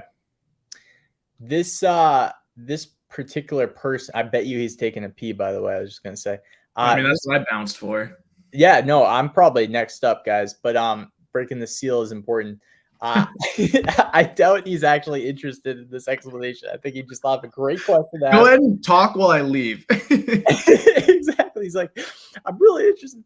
But no, I love it. Dude, so if anybody is interested, this person actually was really cool, to be honest with you. And it was interesting because I think it was like an Amish-ish cult. So she just had very like little awareness, and it was so recent to when that thing happened that even though she was like older for like, like just like the rest of us in the group, probably like in their 20s to 30s, it was super fascinating how like curious she actually was about like the rest of us and our experiences. So I thought that was kind of like an interesting take. I doubt that's the answer that AOS is looking for, but he's probably back. Yeah, there he is. What did you think of my story, bro? What was your favorite part? What was your favorite part, man? Is when you described her giving up her personal sovereignty to the cult. Dude, I wasn't even in earshot. That mean- was a lie. I just made that up on the fly. That was a complete lie. I didn't hear any It's of okay. it. no, it's okay, AOS. I understand, bro. Yeah, I'll probably be back in a second. Why don't you explain? Why don't you get to maybe the next question, and then I'm really interested in hearing the next question, and then I'll be back for the next time that we have a vote. How about that, bro? Does that sound Okay, good? I know you're trying to know get what? off camera as well. Okay, fair enough. Fair enough. AOS, how about you go give your answer? You left. I was gonna make a joke there, but yeah. Well, okay. What did he describe though with the girl, the ex-girlfriend who was in a cult? What did he describe?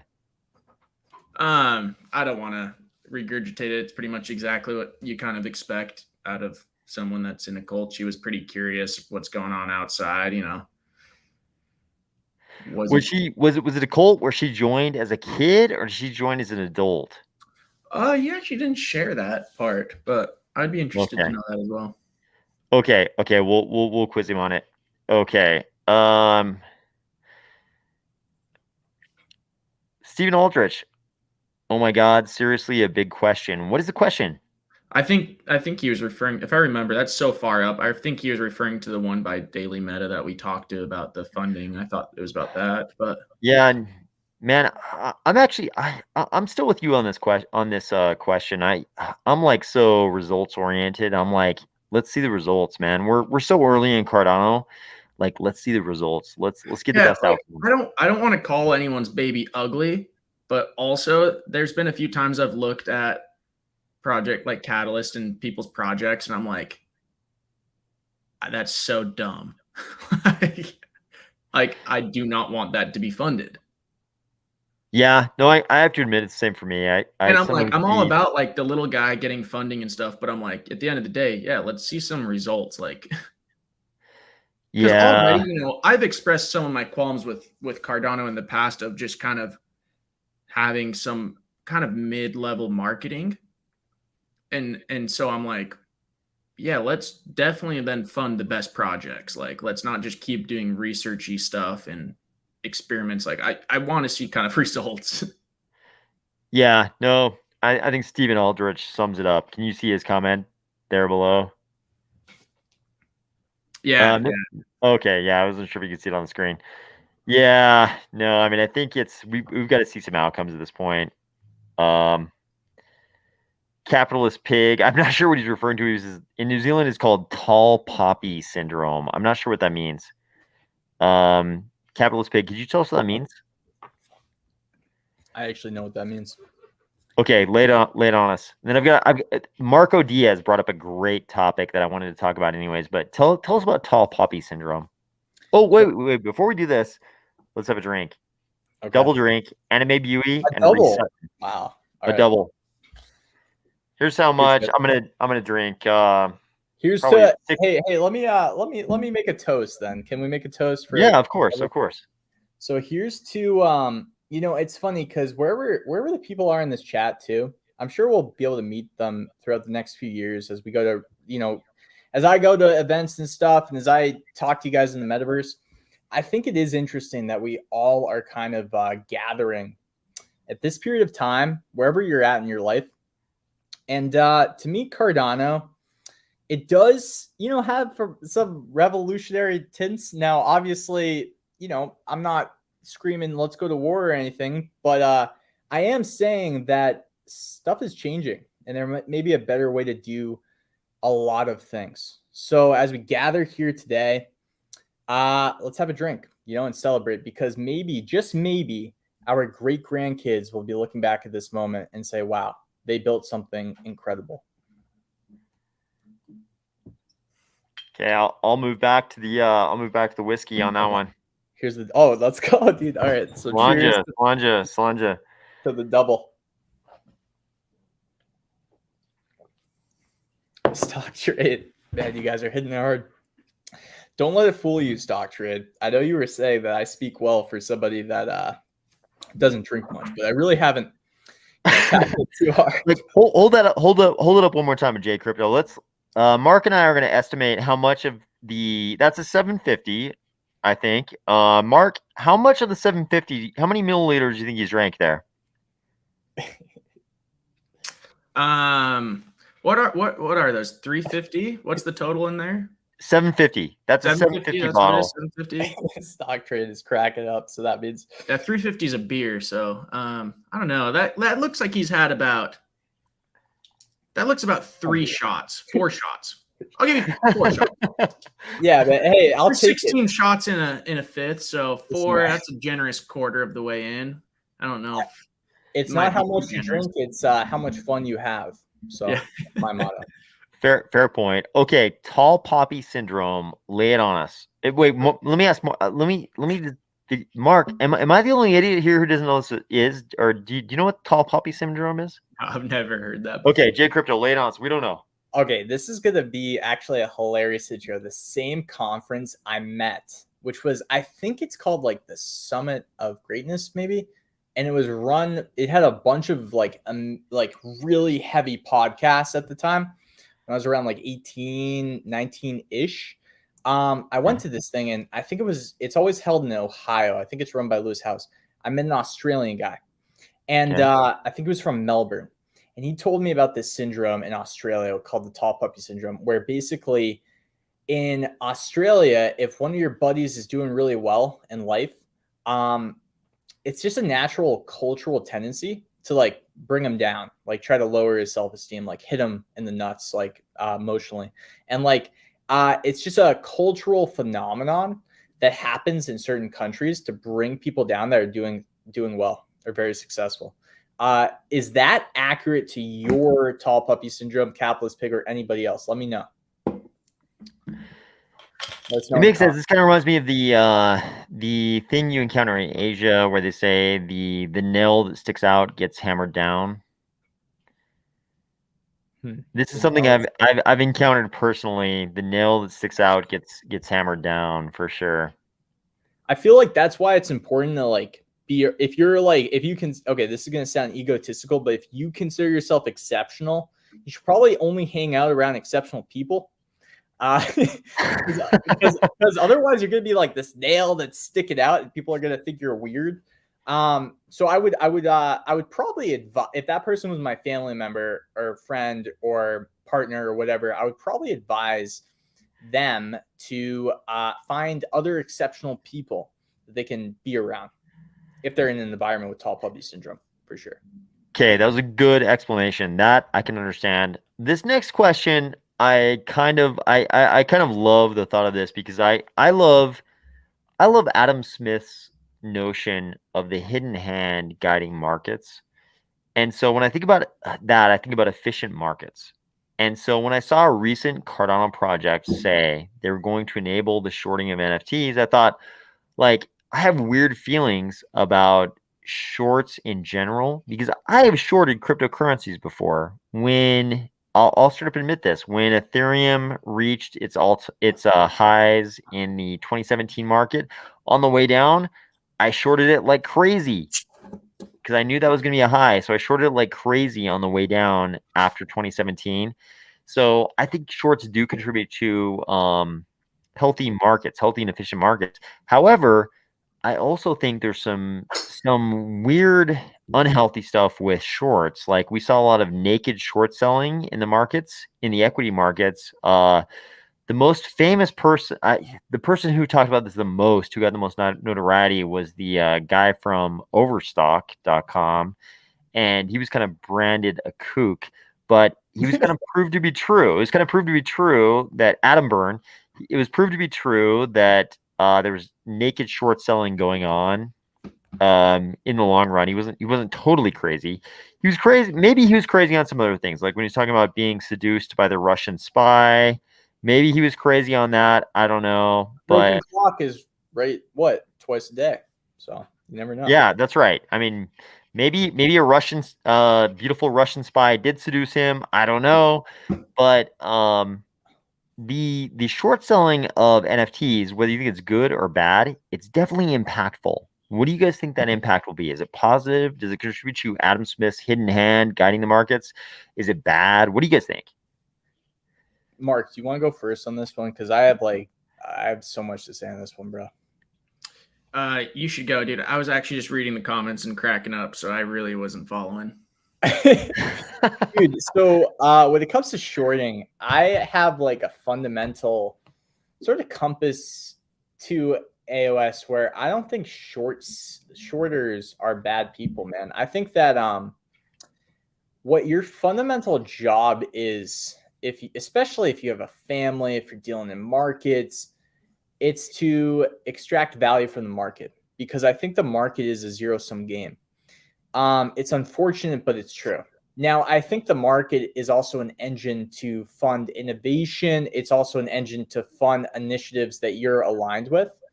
And I think that where people get caught is where they think that they're an investor and they're funding something that they're aligned with just to fund what they're aligned with, because they think it's morally good. I think that the best and wisest traders that I've met are pretty unemotional when it comes to the market. So laying out that groundwork, I think it's fundamentally totally fine for people to short the market, especially if they've done the research and know what the heck they're doing and can predict and pattern recognize trends. But to add on top of that, where things get dicey is, I believe, where it's dicey to us, right? Because we're retail buyers, but it's not dicey to the bigger fish in the ecosystem. I truly believe this in my soul, where people can like ode print media agencies and influence the narratives. I think that's where it seems dicey to me, you guys, most of us watching. But if your goal was to extract as much value from the market and we were being intellectually honest, then wouldn't you do everything that you could to have a competitive advantage? I think the answer is yes. Is there laws and regulations that can prevent a competitive advantage so high? Well, there probably should be, because if this is a game of extracting the value, then there needs to be rules in that game. So I think that holding the rule makers accountable is probably the best answer. If anybody feels like there is an unfair advantage, and there should be rules preventing that unfair advantage. That's what I think. Mark, So what's what do you this think? comment here mean? Shorting NFTs. How does one do that? So there's a new platform in Cardano that's going to allow shorting of NFTs. So a short, for people who don't know, we should probably talk about shorts in general. A short involves just generally, a short involves you borrowing something from someone and then selling it in the hopes that the market for that asset goes down. Because then when it's time to return that thing to them, you can buy it at a lower value if the market has gone down. You can buy it at a lower value, return it to them, and then you can pocket the difference. So the idea is you borrow it from someone, you sell it at the high price, then the market goes down, and you can buy it at the lower price, and you pocket the delta, the difference between that high price that you sold at and that low price you bought at. And then you return it to the person who lent it to you, and you can pocket the difference. So there's a platform on Cardano that's allowing this right now. On NFTs, like how does that actually work? So they go with the floor price. They go with the floor price because they're basically treating NFTs at floor price as a fungible asset. So they're going to say, are they just tracking these things as like a pseudo asset, or how does that work? Yeah. I mean, they're basically saying like the asset is at the floor price. So even if you buy the guy holding the sword, if that's the same floor price as the guy holding the shield, we're going to say the floor price is the price for this asset, basically like creating a pseudo fungibility among these NFTs. Yeah. And then you sell at the high price. If you're a successful shorter, you're going to sell at the high price, buy at the low price, and return them the floor price asset. So if you're the lender, you have to accept that you're going to get not the same asset back, but a different asset also at the floor price. So it's like a pseudo fungibility. Yeah, I don't like that because there's not enough data to have it be more accurate and better. That's the only reason why they're running with the floor price, right? If so how are they turning, like, what is their like financial situation look like? Where are they turning a profit on that? Where are they taking for who for the shorter or for the person platform that's lending? allowing shorting of NFTs? I mean the platform or the lender? I guess both. Okay, so the platform is going to take, I mean, obviously they're going to take a rent. They're going to take a middleman rent on this in economic They'll take terms. just a flat fee They're or going to take some kind of fee. And the lender, I mean, here's the missing piece that so the question most people ask is, and it's the same one you're asking, why would you be the lender in this scenario? So Right. you're the lender for two different reasons. If you think the price goes up, because then the person who borrowed from you is screwed because they're going to have to pay back to you something that's more valuable than something they borrowed from you. Or if they are thinking about taxation. And try and take a loss. Yeah. Yeah, if you're thinking about taxation, there might be reasons. Um, The platform will make the money, Steven. Shout out to Steven right there. The platform. here's the real reason though. This is all some bullshit. Here's the real reason. The real reason people are going to do this. I'm not talking about any particular platform here. I'm just talking about DeFi in general. The reason people will do this on this DeFi platform is the same reason they'll do whatever they're doing on every DeFi platform. It's because a DeFi platform is going to have a governance token, and when you do anything on the platform, you earn the governance token, and they engage you in the Ponzi-nomics. That's the reason why you do everything in DeFi and crypto is to earn the governance token. Which, damn it, dude, AOS, if you didn't go that far, I would ask you the name of the platform, but I don't want to discredit anybody. No, I don't know. I don't even know if the particular platform has a governance token. I actually do not legitimately know if they have a governance token. Maybe they don't. Maybe they don't even have a governance token. But Can somebody in the chat say the platform for us? It's super easy to add a governance token, and then people will do it just to earn the governance token, and you can engage in the Ponzi-nomics thing. I want to look into this. I do quite like that last comment from Stock Trade CNFT. That's kind of the sentiment I'm feeling with this dialogue. Read it. Let's hear it. Just another way to fee clip. We are slowly adopting all the bad ideas of the real world. When derivatives. This guy's, bro, I'm gonna vouch for Stock Trade because I don't vouch. Pretty spot on. No, this guy's a smart guy. Okay, should we do another? Let's do a single. Let's do a single for Dave. Dave voted. Let's do a single here. You guys ready? All right, guys. Do you want to AOS? Can you do a toast, man? Do you want to do a toast? I just want to hear a toast from AOS, man. Oh God, I didn't prepare. No need, bro. It's all. Yeah, no, let's do it. Let's do it. I'll make it Irish whiskey. If we're gonna do a toast, it's gonna be Irish whiskey for me. We're all on a quest together that involves decentralization and a freedom from inflationary fiat currencies that we did not choose for ourselves. Here's to freedom and the choice of all human beings. That was epic. Cheers.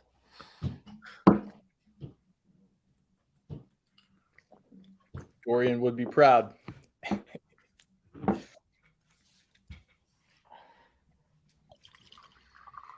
All right, Mark, you're up next for the toast, buddy. That's right. Next toast has to be Mark for sure. Mark, we've got some French listeners, so maybe we can do it in French on the next toast. What do you think? I don't really want to do it in French, but it's good. You didn't even tell Okay, me you don't have to. We don't have to. We could do it in French, but okay. We don't have to. Okay, let's have a question. If I see some French people in the chat, maybe, but Gaike, where are you? Gaike is my head francophone guy. We'll see if he chimes in. He's probably waking up right now, but dude, Timmy is the kind of cat that would go into Google Translate and just like type in English and then like throw it up as if it was French.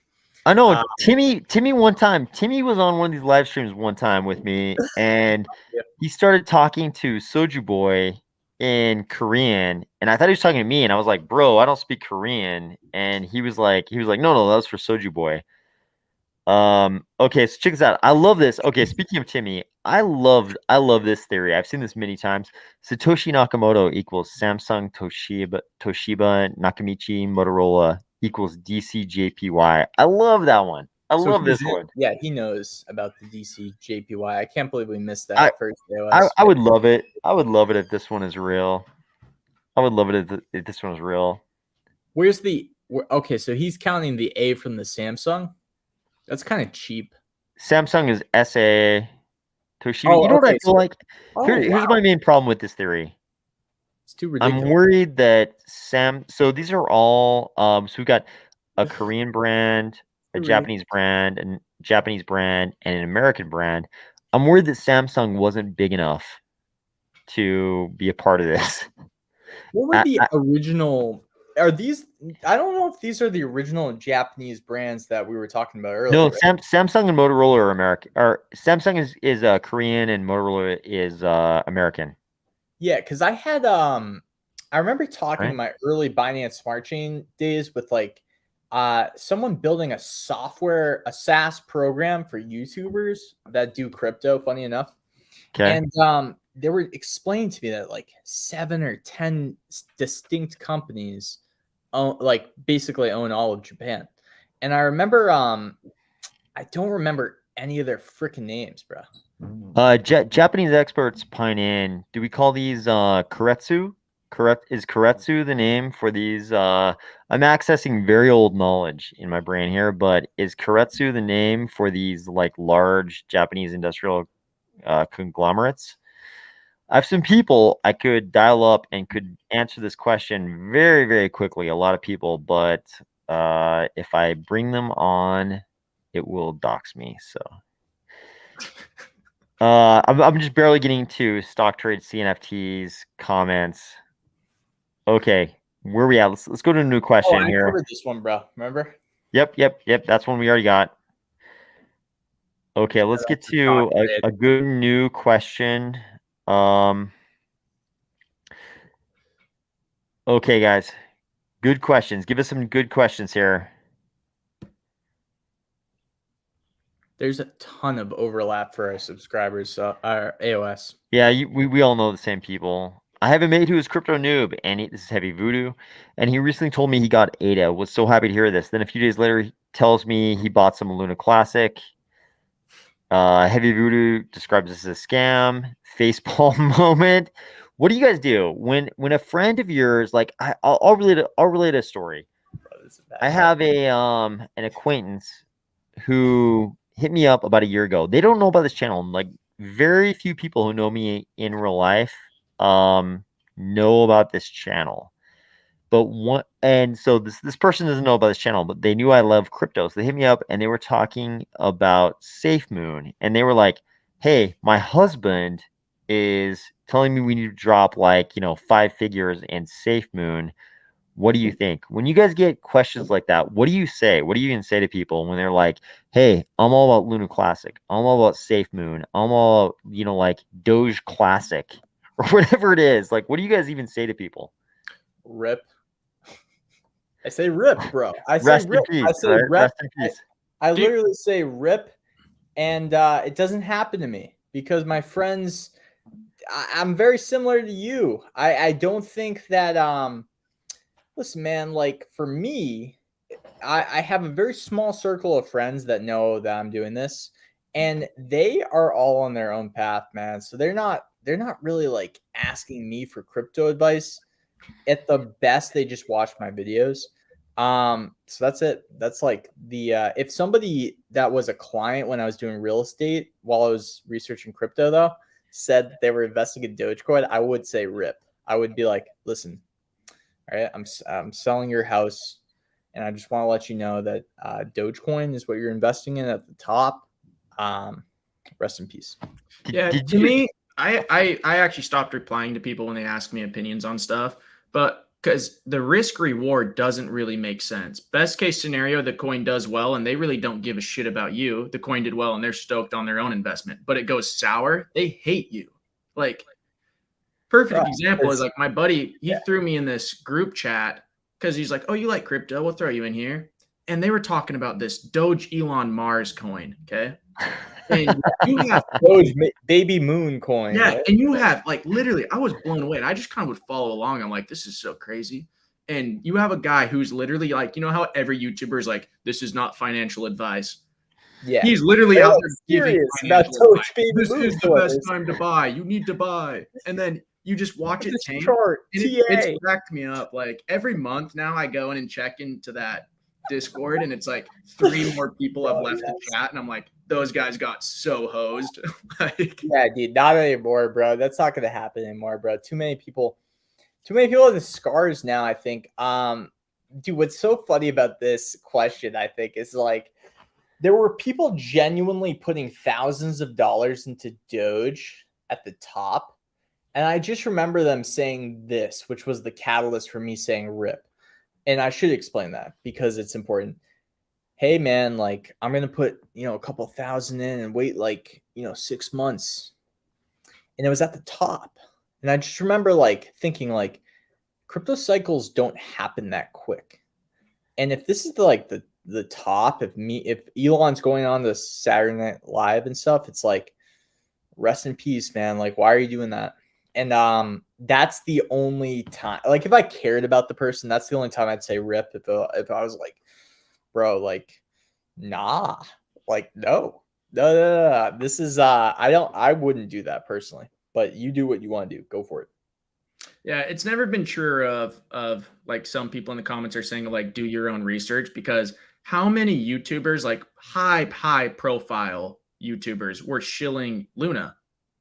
That was such a hot thing to talk about. That's true. And I was pissed that they didn't get enough backlash, about what happened. It was just, yeah. Well, and it's just so fitting. These are people that everyone's like, oh, they tell me this coin, I just buy.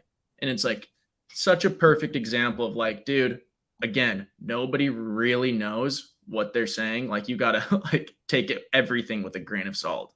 This is where it goes back, I think, to empathy too, because like what Luna did is it sold people on the like an awesome stable coin, right? And I think a lot of like very smart people were sold on that.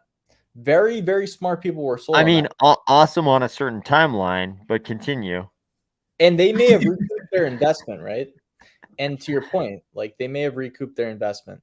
Very smart people were sold on that allegedly, right? We're told they're smart, I guess, right?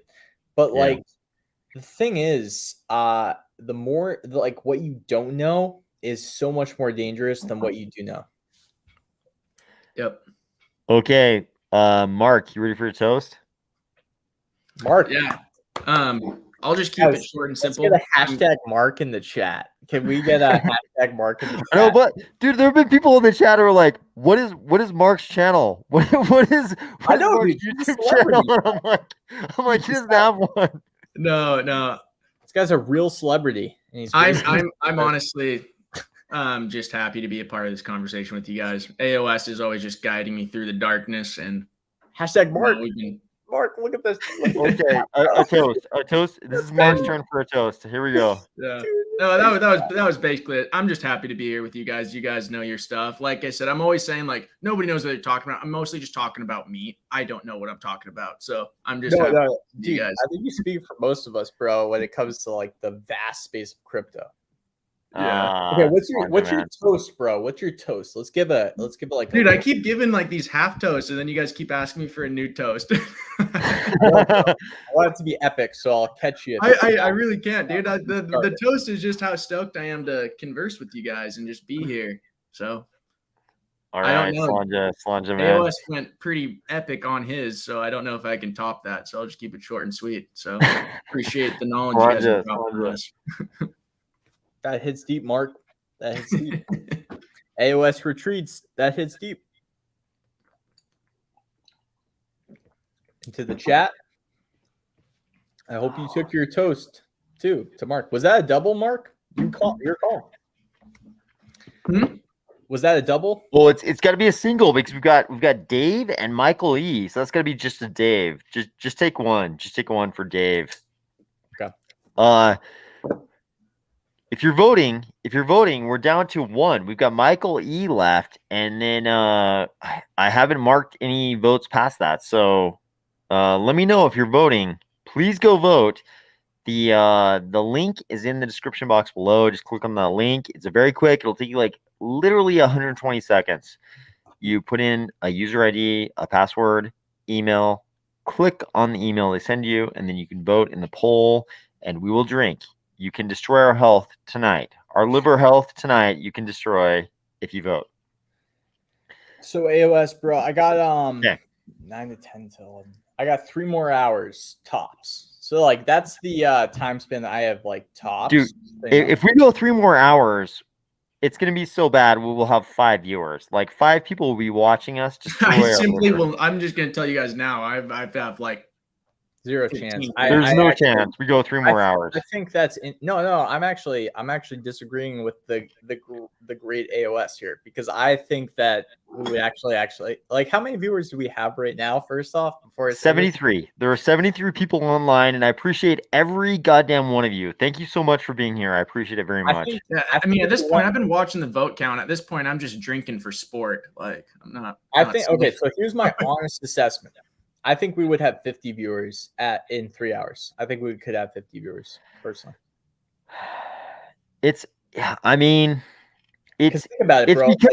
because of the unity. It's because of Cardano. Like, I know I've made a lot of fodder of like not being a person in Cardano, but part of the reason I did this, and maybe I've underemphasized this, is because the personality in Cardano is Cardano itself. Like, the blockchain has it's like so it's such an expressive personality on its own. The ideals, the first principles behind this blockchain that brings us all together here, it's so powerful. I'm like, I don't even need to be a personality. Like, I love that we do have personalities like J Crypto. Like, I would be sad if J Crypto is wearing a shield right now.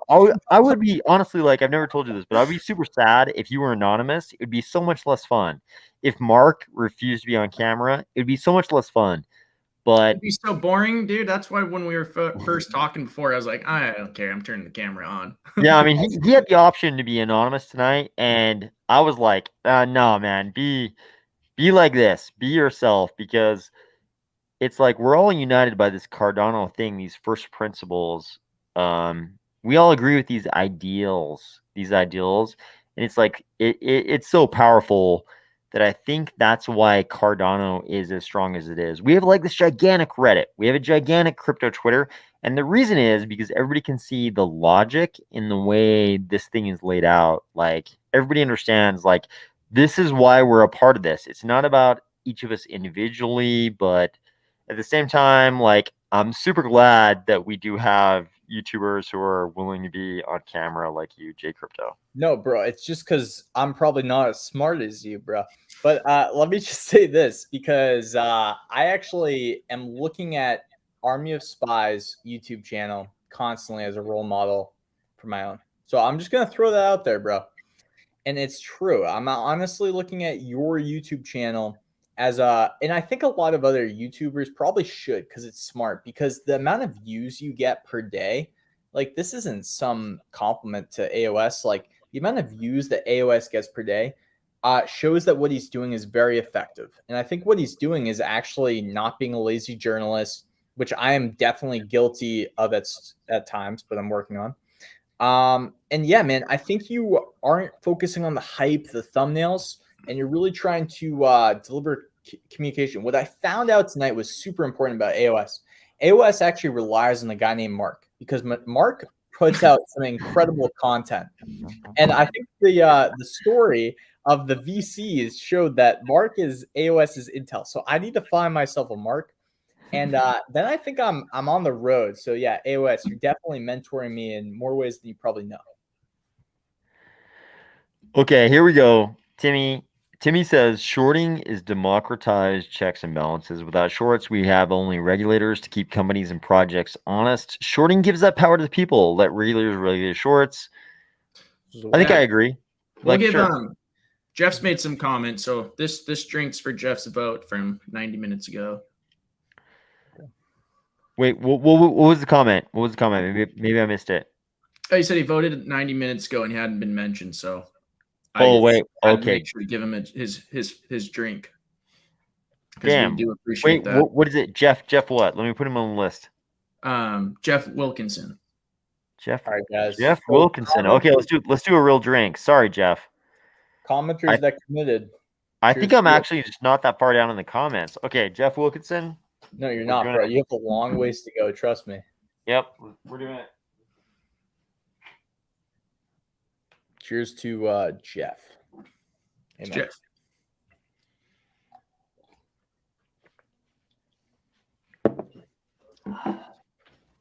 Okay. For the record, I didn't know we were going to do this today.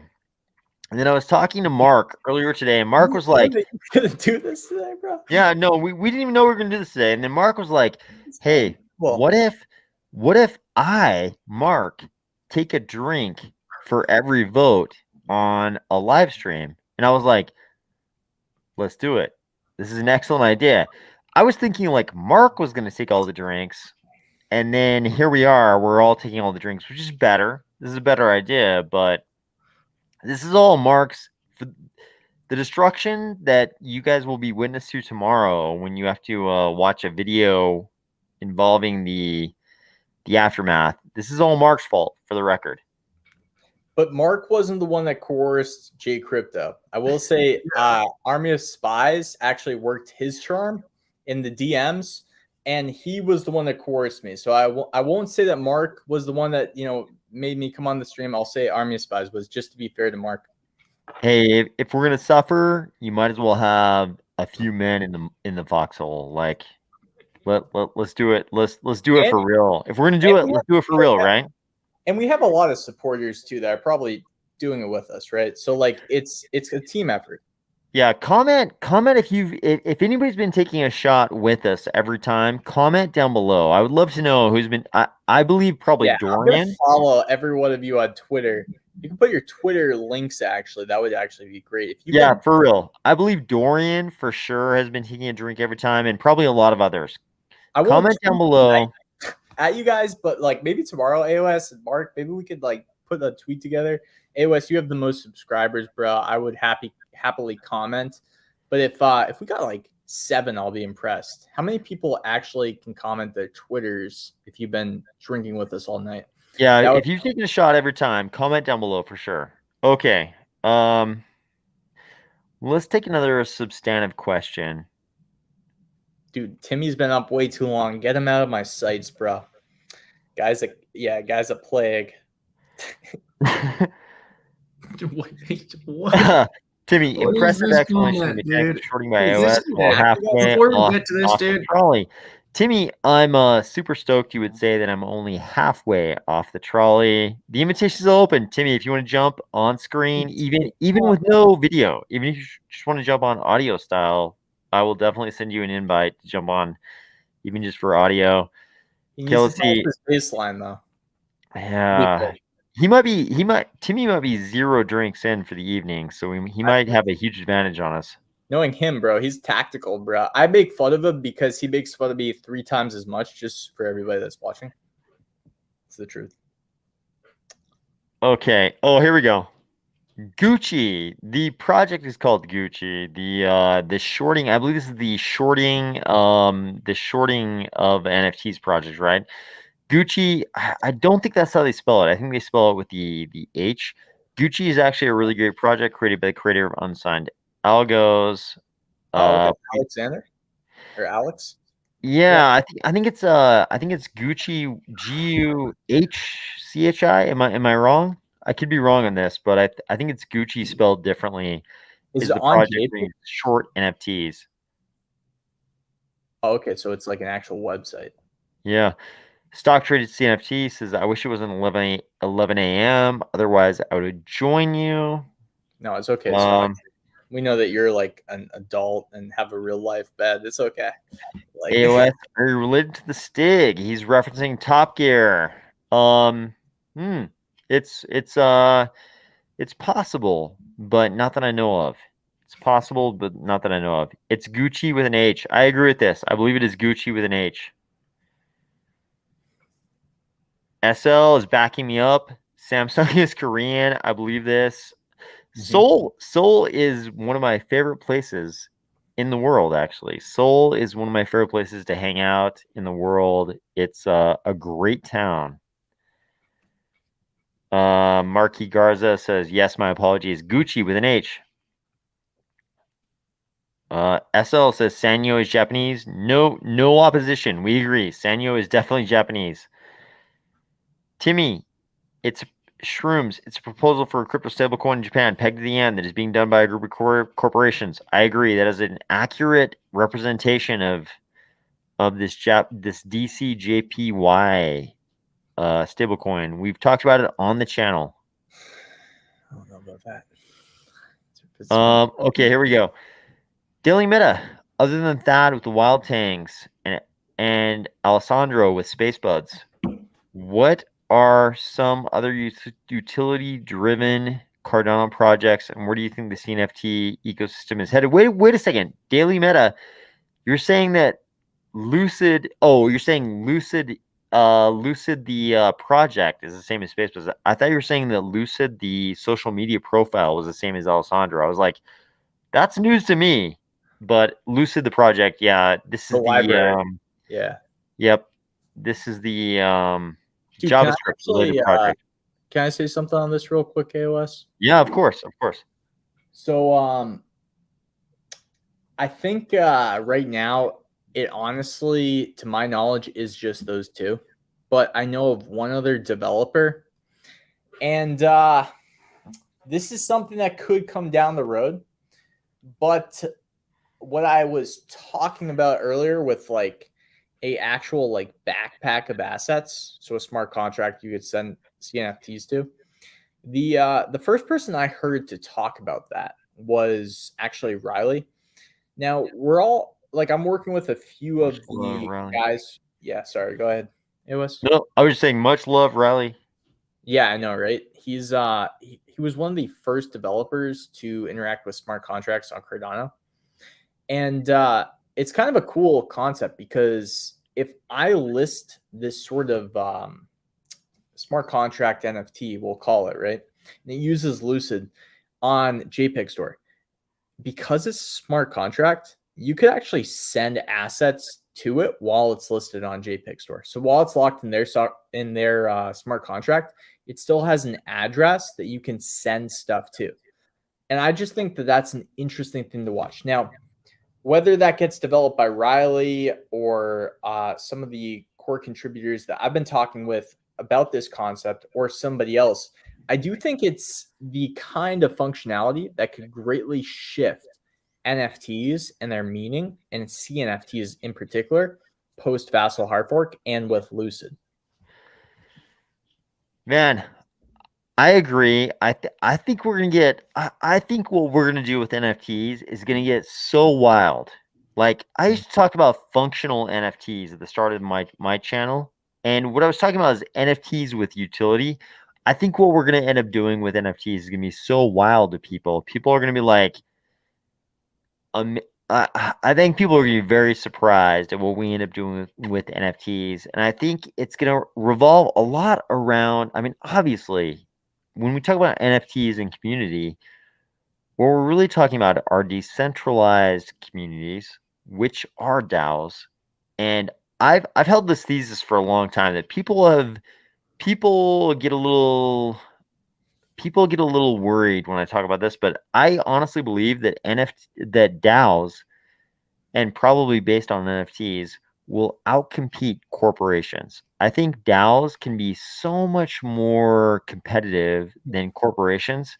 I think DAOs, if you take people, we already know there's this big conflict between employers and employees over workspace and whether you come into work, you're working remotely, how much you're actually working at home. Infamously, Elon Musk has accused employees of not really working from home. But I think that when you allow people to just contribute based on their real contributions and not being present in a physical location, I think they actually outcompete corporations. Like, I know a lot of people who work for big corporations, and I know Mark does too.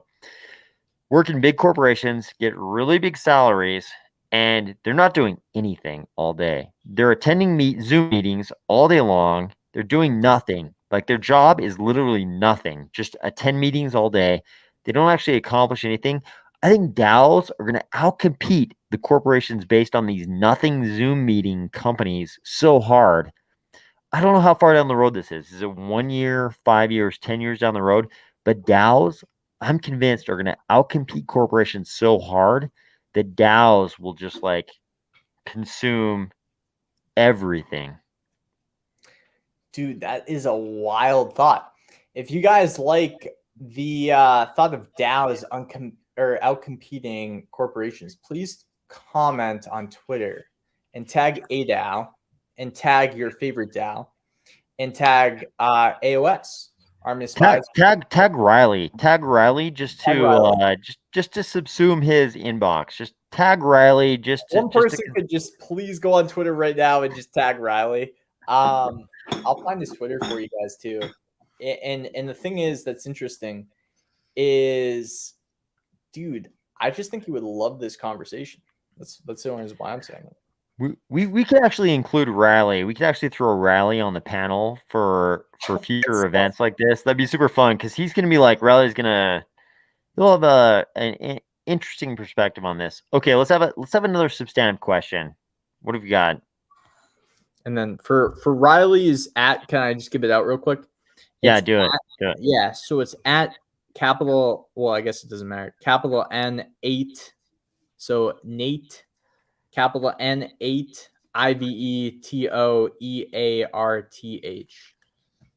So I don't know if you want to comment that real quick, AOS, but once again, it's capital N8, like the number 8, IVETOEARTH. So native Earth with an 8. Native to Earth. Yeah, Native Earth. Like great username. Oh, Mark, you're getting called out by capitalist pig. Have you actually stopped drinking? Bro, have you been cheating, Mark? Have you been cheating on us, bro? No, if anything, I've been carrying the squad. I have a whole collection. I have a whole collection of new friends here, dude. Let me just pull them all up, dude. Okay, but we will stay on as long as me and AOS. Because if you're carrying the squad, that means that you have to stay on till the end. So I don't know if you're gonna stay out till the end.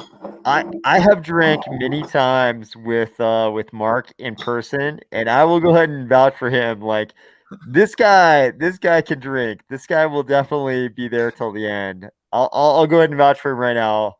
I will lay any bet that he'll be there till the end. Wait, so let me ask the chat, guys. Let us know if you want us to keep going here, first of all. And then second of all, if you find our content valuable while we're in this state, don't worry. We're going to be continuing to decline in a future state. So that will continue to happen. So if you want us to do that, let us know. I see some questions about Charlie 3. I see some questions about oracles. I see a lot of great questions here, AOS, but I just want so keep going. I think a bunch of people are with us. Bill Gomet says I'm with AOS till he goes off air. I appreciate that, Bill. Okay, this is the one we drank to. We already drank to this one. Wait, Jeff, we already drank to you, bro. Yeah, okay. That's us. I don't like how, dude, the daily meta. I know the daily meta. The daily meta is awesome, but they said to go to sleep. Listen, the daily meta. We gotta keep content. Well, we don't do this often, so. Okay, I think Bill Gomez has a good point. Should we drink to developing markets? I love that, obviously. Okay, let's drink to connecting the unconnected. The mission of World Mobile. Okay. Let's have a drink to World Mobile. Yeah, that's a big. You guys ready? Okay, let's do it. Cheers.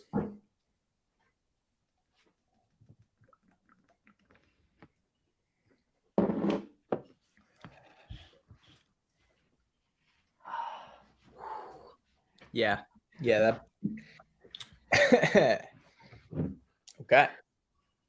Okay.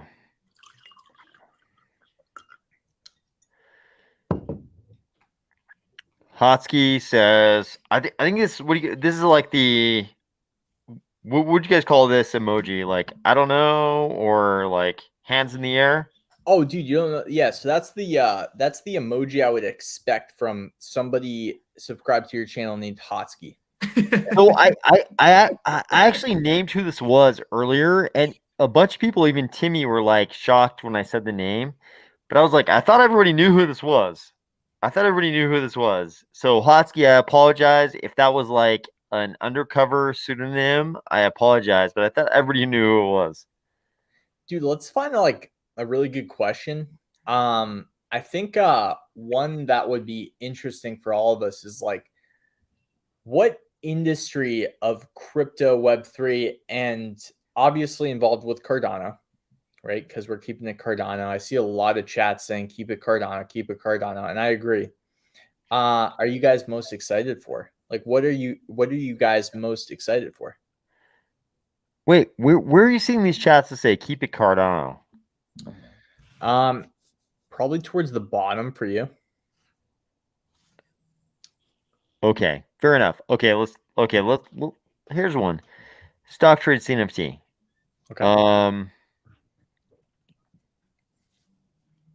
Okay. Okay, let's not delve into marks today.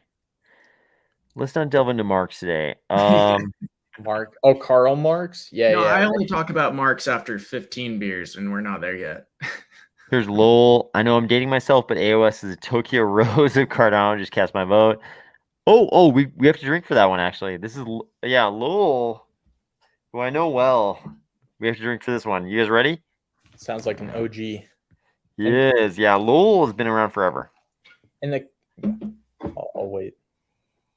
That's awesome. Cheers, guys. Cheers to Lowell. Cheers. Cheers, Lowell.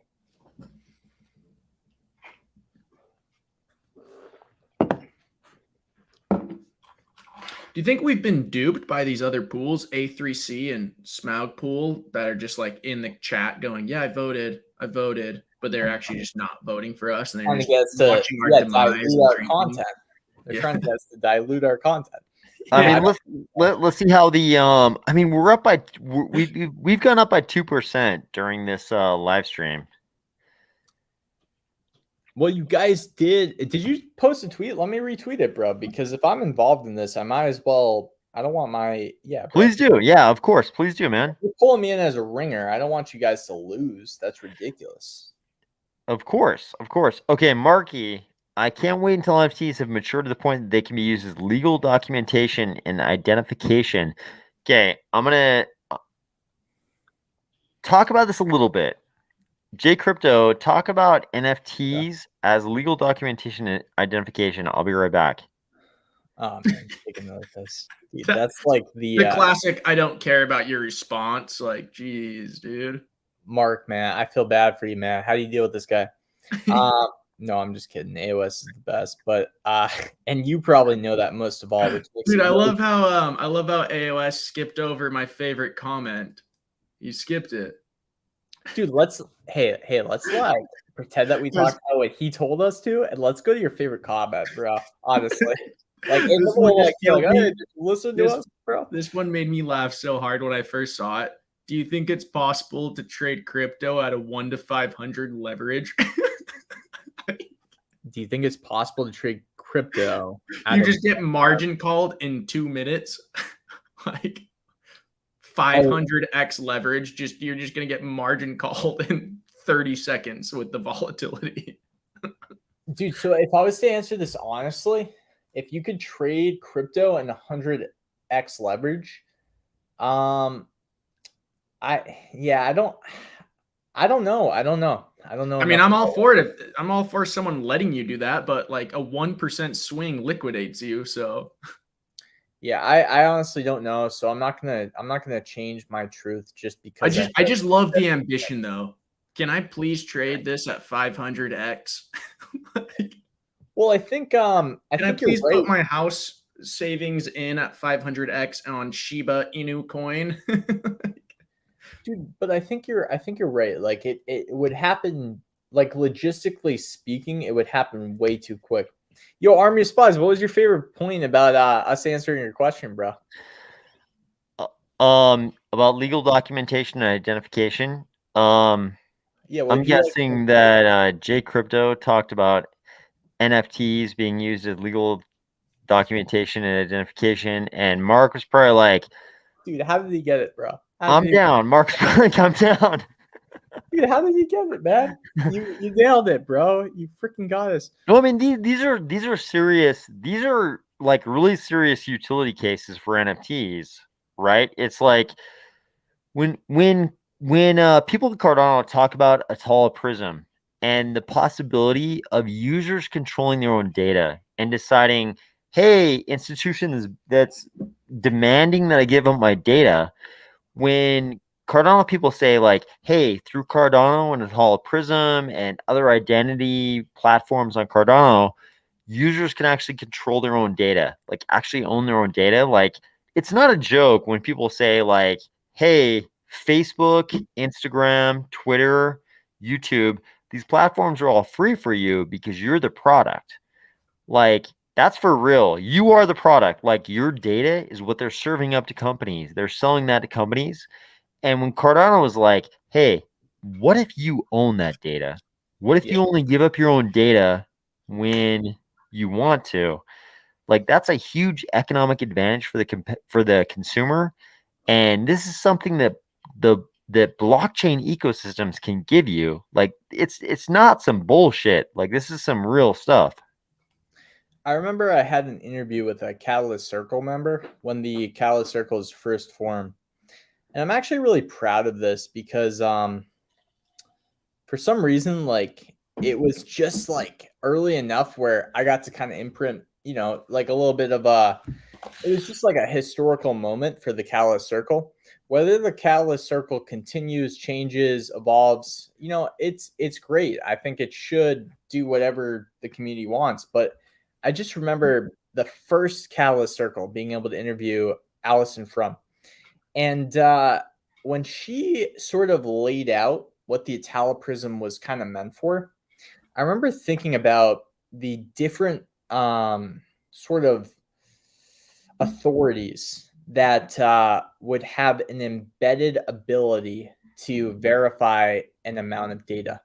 And I think when you could control and own your own data, it really offered the option to have like a Web3 social media app. And I think if we're all asked the question, this is my one question to end on that statement too. It's like, if you could be paid for providing your data to a social media app, opposed to just using something like Twitter, and the compensation was fair, and you were actually incentivized to provide your data to a social media app, would you do it? Yes, of course you would. But the question becomes, what is the compensation, and what determines if it's fair, and what determines if it means that you are okay leaving the app like Twitter, Instagram, Facebook, whatever you're currently using that has all the attention right now. And I think the answer is just time, bro. I really do. This concept of time in blockchain projects is kind of interesting because there are a lot of things we talk about and we're like, this will be important long term for crypto, and nobody cares because it's 5 years down the road. And then I've seen it happen like over my tenure in crypto. 5 years down the road actually fucking happens. Like we actually get to that point 5 years down the road where it actually fucking matters. So these blockchains, like I feel like this is the biggest when we talk about like the biggest real practical strengths of blockchains. When you talk about Cardano, the biggest real practical strength of Cardano is that like they're actually thinking about 5 years down the road. So when it comes, they've been planning for it for 5 years. You know what I mean? It's a really big advantage because not every blockchain is like that. And I would argue that like virtually no blockchains are like that. They're actually not even thinking 5 years down the road because everybody wants to cash out before that. So I think that's a big theme.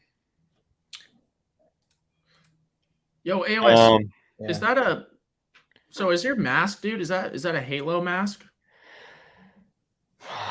I've never revealed where this came from because you already know, like Mark knows some details about my personal life, and he if I gave him even a clue, he would know immediately where this mask came from. But it's not a Halo mask. But it's if I told you one word about it, you would know immediately how I came upon this mask. Okay. I have a very important announcement. Everyone should look at G's comment at the bottom. He is a true legend. And I think this is the kind of energy that we need on this kind of live stream. Yeah, I Okay, think let's. we missed Cruncha too. Cruncha sounded like put in the work to vote for us, or I think it was that. I saw some comments, but G and Okay. Cruncha, I am, dude, and by the way, like, love it. We love it.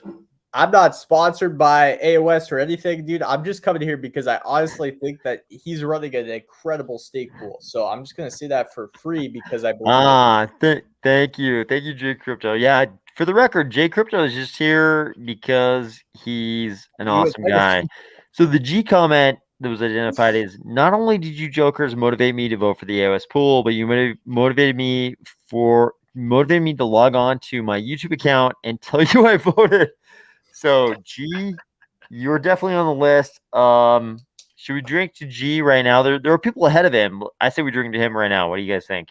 Sure, let's do it. Yeah, let's I do think it. you're right, bro. And if I may, I only have like if I may just make it more exclusive of a deal, I only have a few stake pools that I would like actually go out there and recommend. Mention them. Talk about them right now. Just mention it right now. Go for it. Are you sure? For sure. Let's toast to the stake pools. Yeah, for sure. I support. There are definitely some people that have pools that are putting out some good content, and we totally respect them. Yeah, for real. Like we support Cardano stake pools, and it's not a zero-sum game, so we're totally game for that. For sure. Okay. Throw them out, man. Throw them out. Let's do it. Actually, toast to these guys. Toast to these stake pools. Let's do it. Okay, toast to these stake pools. So I'll do the toast first.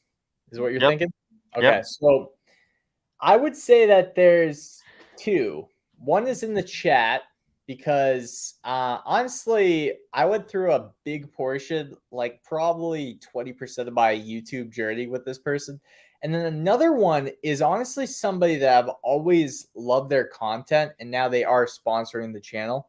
But this isn't going to be paid to me, just to make it completely clear. So I'm just going to shout them out. They're sponsoring the channel. The first one is going to be Timmy.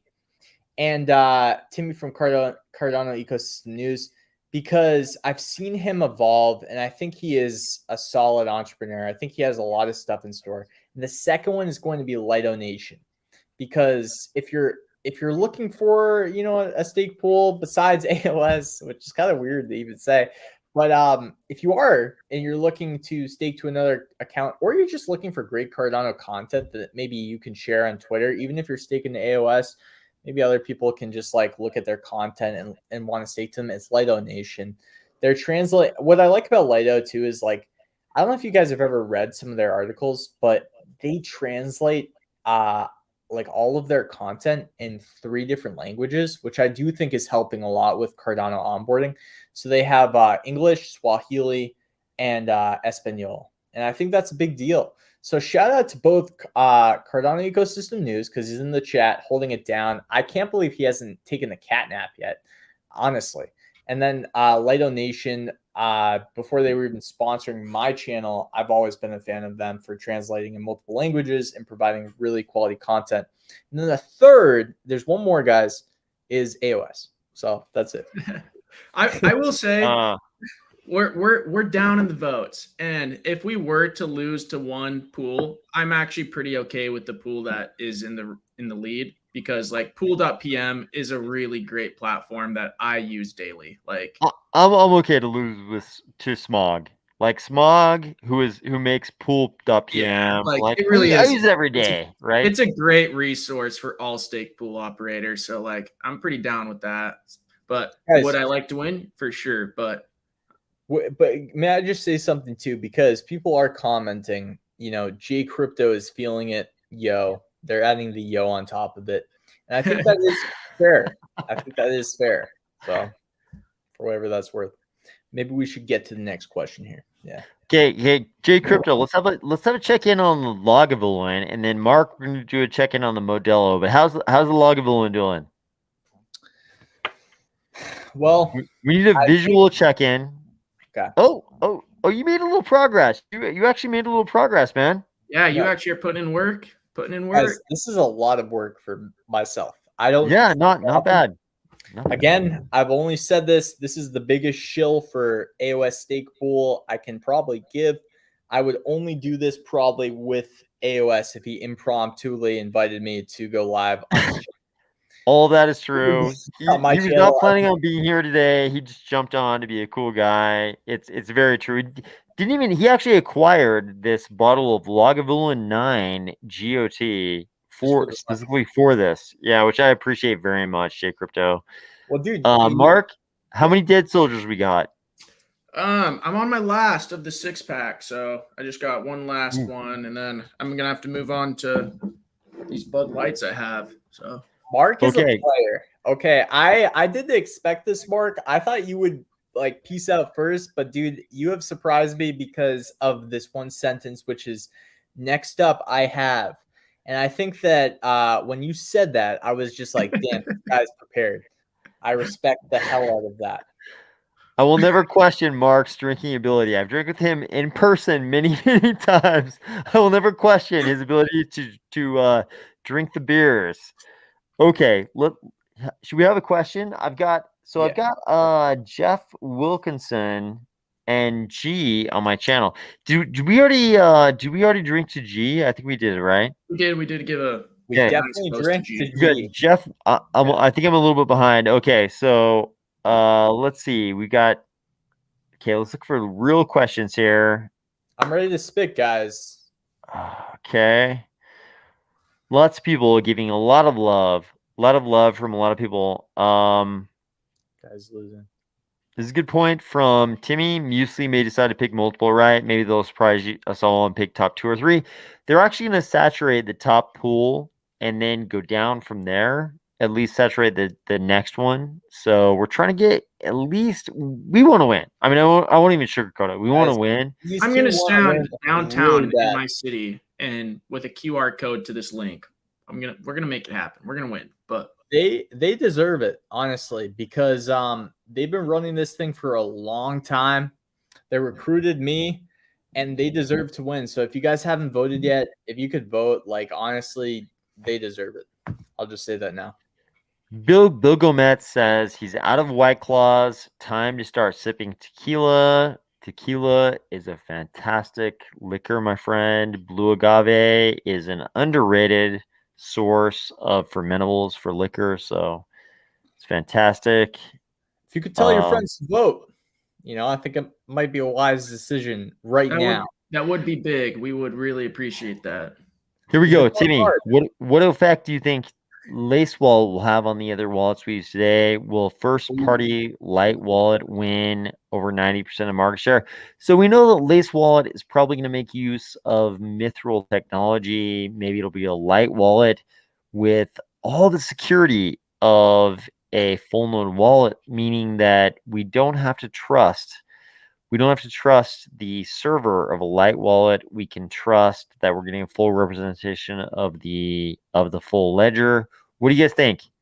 Let me add on top of that, bro, because that's what I was going to hit, but I'm going to have to take a detour real quick, and the detour is pointing me towards a DApp store, because on Lace Wallet, we're going to have that DApp store, whereas, on other wallets, we may not. And you're absolutely right with the full node security. Why would you not be using Lace? And why wouldn't other wallets update to also add that full security, that full node security with Mithril? So I think that's an incredible educational point. Let's deliver some value, AOS. What do you see the value of adding something like Mithril? Because this is how we're probably going to get votes, man. And getting that full node security to a light client. Yeah, I mean, it's exactly the value prop of Mithril. So the value prop of Mithril is that we know what Daedalus looks like. Daedalus is a full node wallet in which your Daedalus wallet is downloading the entire ledger, the whole ledger, and it takes forever to download. It's a huge amount of data to download, but you don't have to trust any server. When you use your Roy, for instance, back in the day, your Roy, you're trusting some Emergo servers to deliver the truth to you about the status of the ledger, but dude, we got 2 votes, by the way, OS. Keep going, bro. We got just got 2 votes. Keep going, bro. When you use Daedalus, you don't have to trust that the Uroi servers are delivering you an accurate representation of the ledger.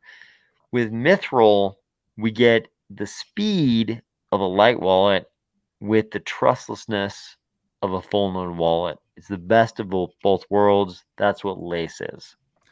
Okay, do we know when Lace is going to be available for the community?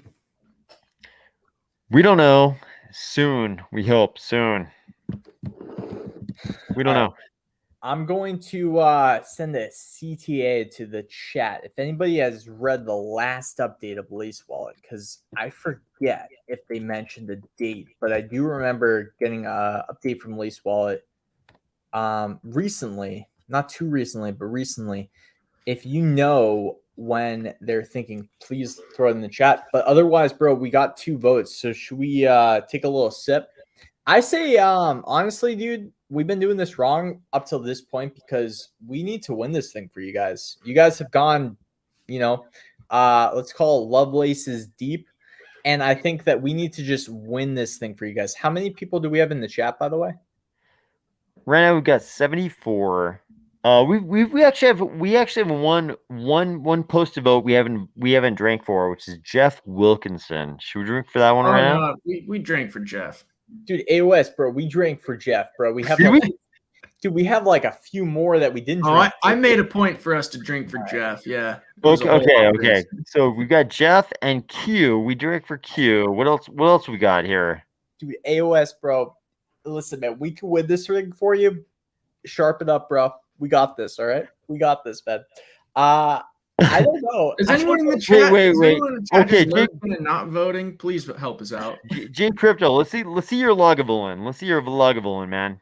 I think you're behind. The least probably to your. I think you're behind. Like, turn it so we can see how much you've drank.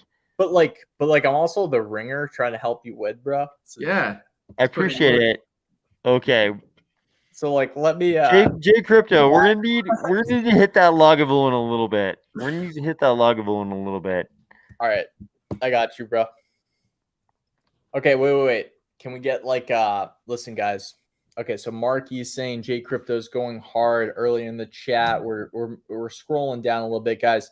If anybody hasn't voted, please vote right now because this is a very rare experience, actually. It's a very how about this one? Did we drink to Uncle Thanos? That's a double for me. You know what? I don't think we did. That's a double. It's not on my list. Let's drink for Uncle Thanos right now. Yeah. All right. I'm gonna do a double. You guys do a single. That's fine.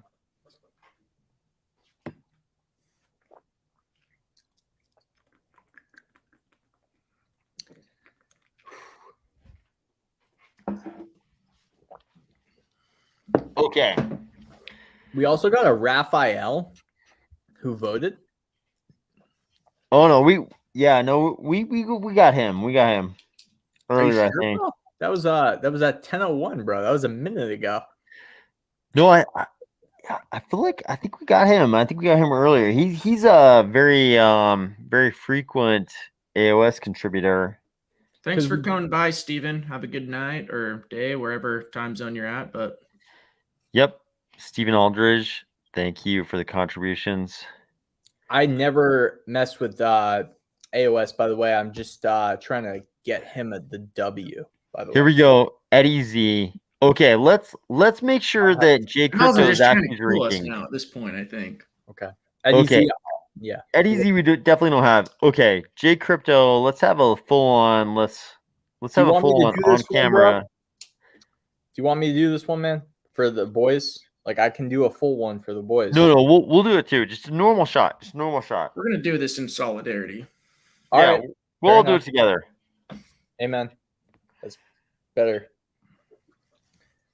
Okay, I'm gonna go back to the whiskey. Okay, J Crypto. Let's see how much. That's a very full shot you got. This is the last that I have, so I'm just gonna kill this. But do I need to finish this entire thing? That's at least a decision you're gonna have to make. Yeah, that's at least a finger. Okay. This isn't our last shot though. We have some more time, right? No, we've got more in us. Yeah. Okay, here we go. I'll take a half. Guys. Come on, Jay. I'll take a sip. There's no need to rush it, guys. We got to win this for you. This isn't a competition amongst ourselves. And by the way, if the chat is still here that committed at that time to taking a shot every time we take a shot, I just gotta say, like, I really respect those people. So if you aren't here anymore, has someone been following us along this 4-hour journey of just drinking with us? Like, is someone Okay, who has taken all the shots we've taken? Who here is Dorian still here? Like, who has taken all the same shots we've taken so far? one person has literally taken every shot that we've taken. I really respect that person. I gotta say. Chad Peterson says smoking, bro. All right, that's a derivative. I'll accept Yep. It's a side chain. It's a side chain of drinking. It's a layer 0. All but the Wait, last one, Steven. Steven bailing out, dude. I know Steven's like the best, bro. Whenever I cover like Cornucopias and some other projects, Steven always definitely comments on my bids. I feel like he does on yours too, AOS. So I feel like we should, let him go if he needs to. But Okay, wait, which Steven are you talking about? Aldridge. Oh, of course. Oh, he just bounced. Yeah. Yeah, I know he's out. How about I can't even? Dude, I don't think we've drank to I can't even. I've smoked along the way. It says Heavy Voodoo. Heavy Voodoo. If you could like, Heavy Voodoo is super active. Super active. Wait, Steven, if you could just post one tweet before you go, man, and just say vote for like AOS and tag us. Does that help AOS? Does that help? Yeah, for sure. Wait, have we drank for I can't even? What's that? This comment right here, I can't even. He said, dude, voted a while back, no drink. I think we have to drink for this one. All right, let's just be safe here. Okay. Yeah. What's his name? Let me dig into the reserves. I can't even. I can't even is actually the name. All right, I had to go into the reserves. Yep. A warm Bud Light, nothing. Okay. Let's do it. I can't even. This is how much I care for you. I can't even. I'm gonna just lug down a warm Bud Light. Okay.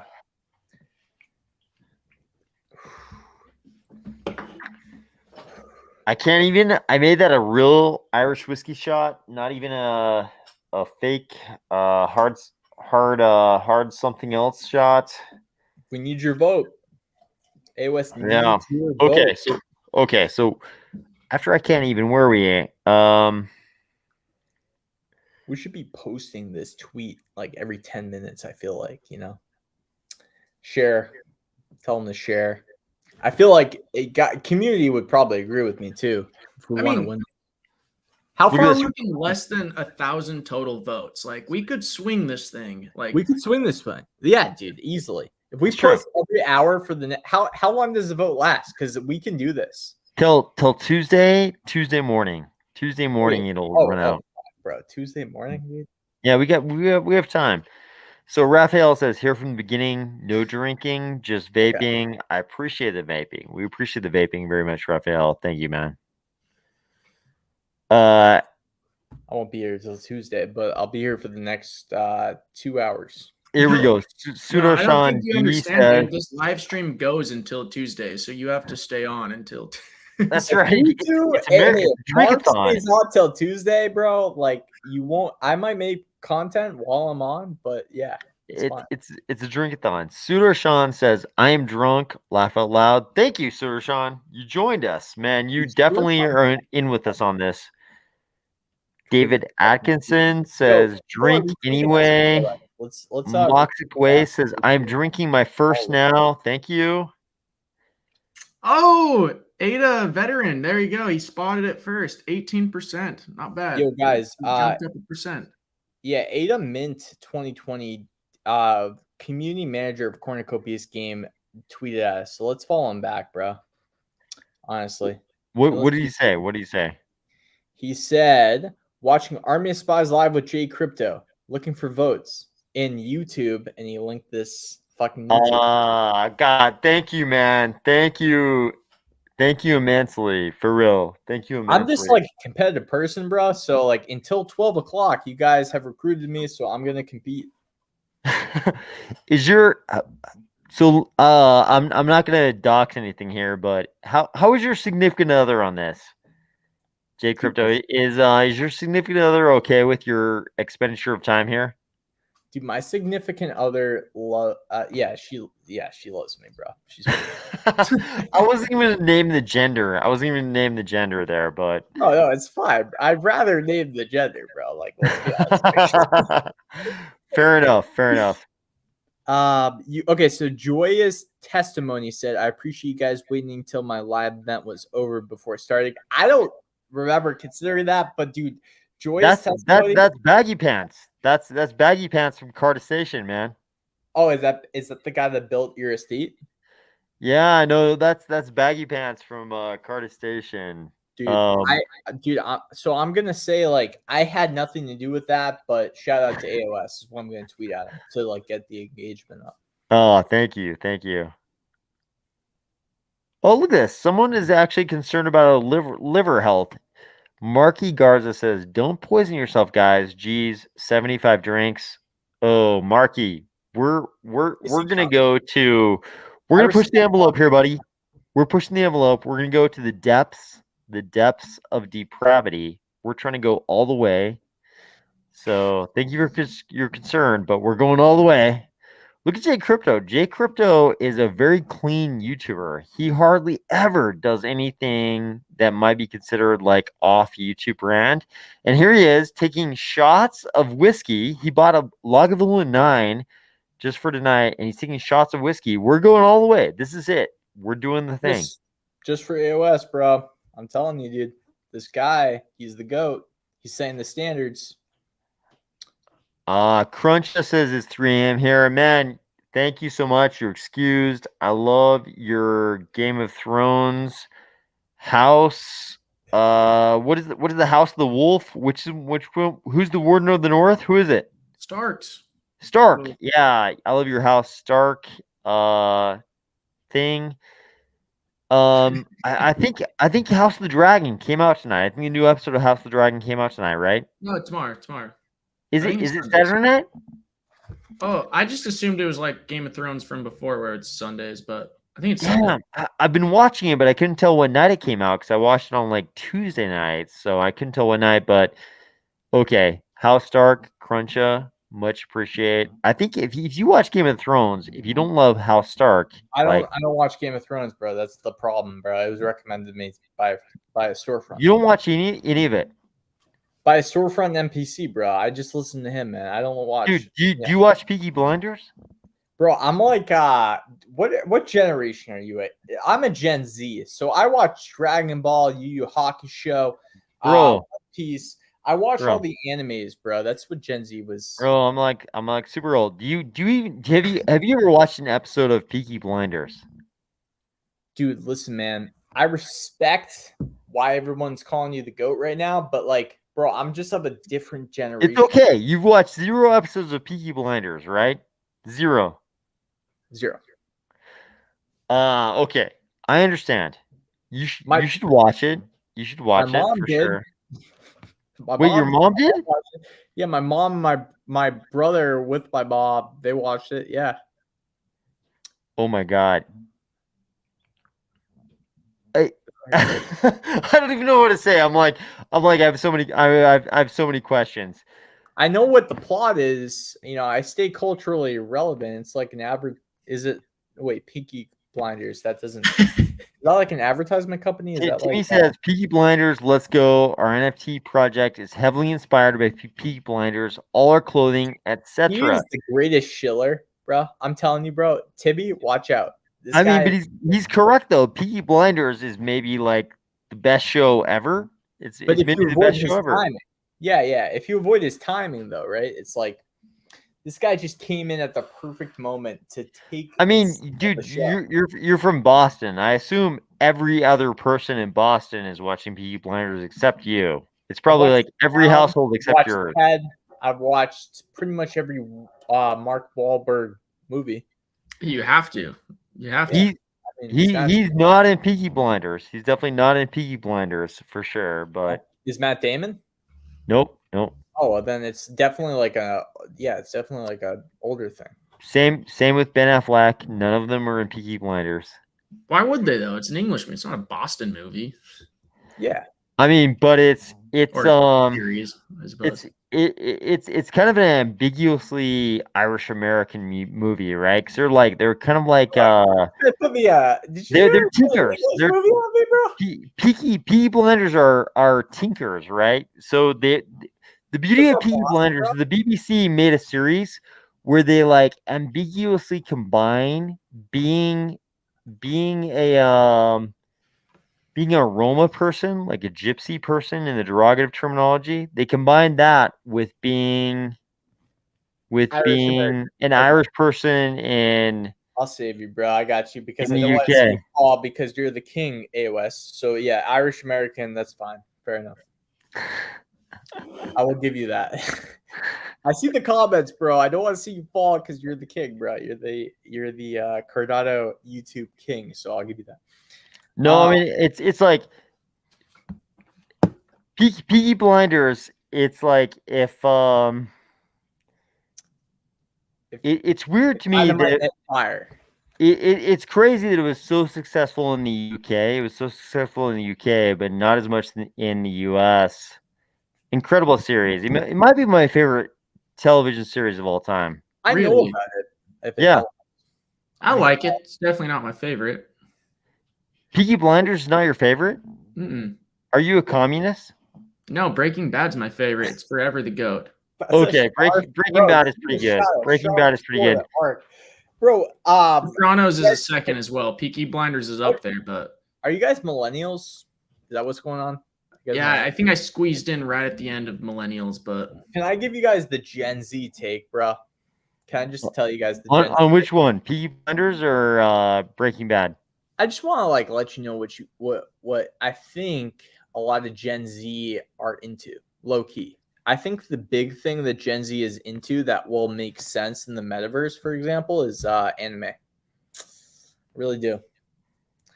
I think it's going to surprise a lot of people. Dragon Ball Z. Do you guys have you heard of the IP of that? Yu Yu Hakusho, One Piece. I think that's going to surprise a lot of people, man. I feel like you guys fucked up though, because I feel like you guys missed out on Rurouni Kenshin. No, I saw No, the samurai, bro. I know. He's soft and mild, but he's got skills, and he uses a sword that No, has a dull bro. blade He's super on the hard. other He's side. super hard. He's not soft. He's super hard. He is hard. You're right, but he uses a sword that's like soft on the edge that he attacks people with, right? No, dude. The sword is super hard also. Well, it's hard because it uses that dull blade, though, right? No. Dude, are you trying to tell me that Rurouni Kenshin's sword is soft? It's a super hard sword. Are you kidding me? Bro, I've seen the whole thing, bro. Wait, you think his sword is soft? No. So he uses the backside of his sword at first. The hard backside of his sword. Yeah, like not the sharp side that cuts people, but like the hard backside. And he actually uses that at first. If people go watch it, they can fact check. He uses the let's call it less sharp, side, because he doesn't want to hurt people because he's that good at being a samurai. I think he's cutting them with the super sharp part of his sword, and then he's using the backside when he has pity on them. That's also fair. Yeah, I'll agree. I was just saying that he has such superior skill that he doesn't need to use the sharp side at first. But like the advantage for me on this one is my brother is actually like a millennial. So I also get where you're coming from. He's like 6 years older than me. You know I'm not a millennial, right? I know that Rionen Kenshin is millennial territory. You know that I'm like not a millennial though, right? Dude, AOS, bro. What do you mean? Okay, yeah, sure. That's fine. You can be what are you? Do you want to say? I don't feel like you should say actually. Keep it secret, bro. No, that's like some amateur range. Millennial, Gen Z, that's some amateur range, bro. Dude, I am an amateur, bro. That's why I'm keep it dude. Like, Okay, let's go to another question.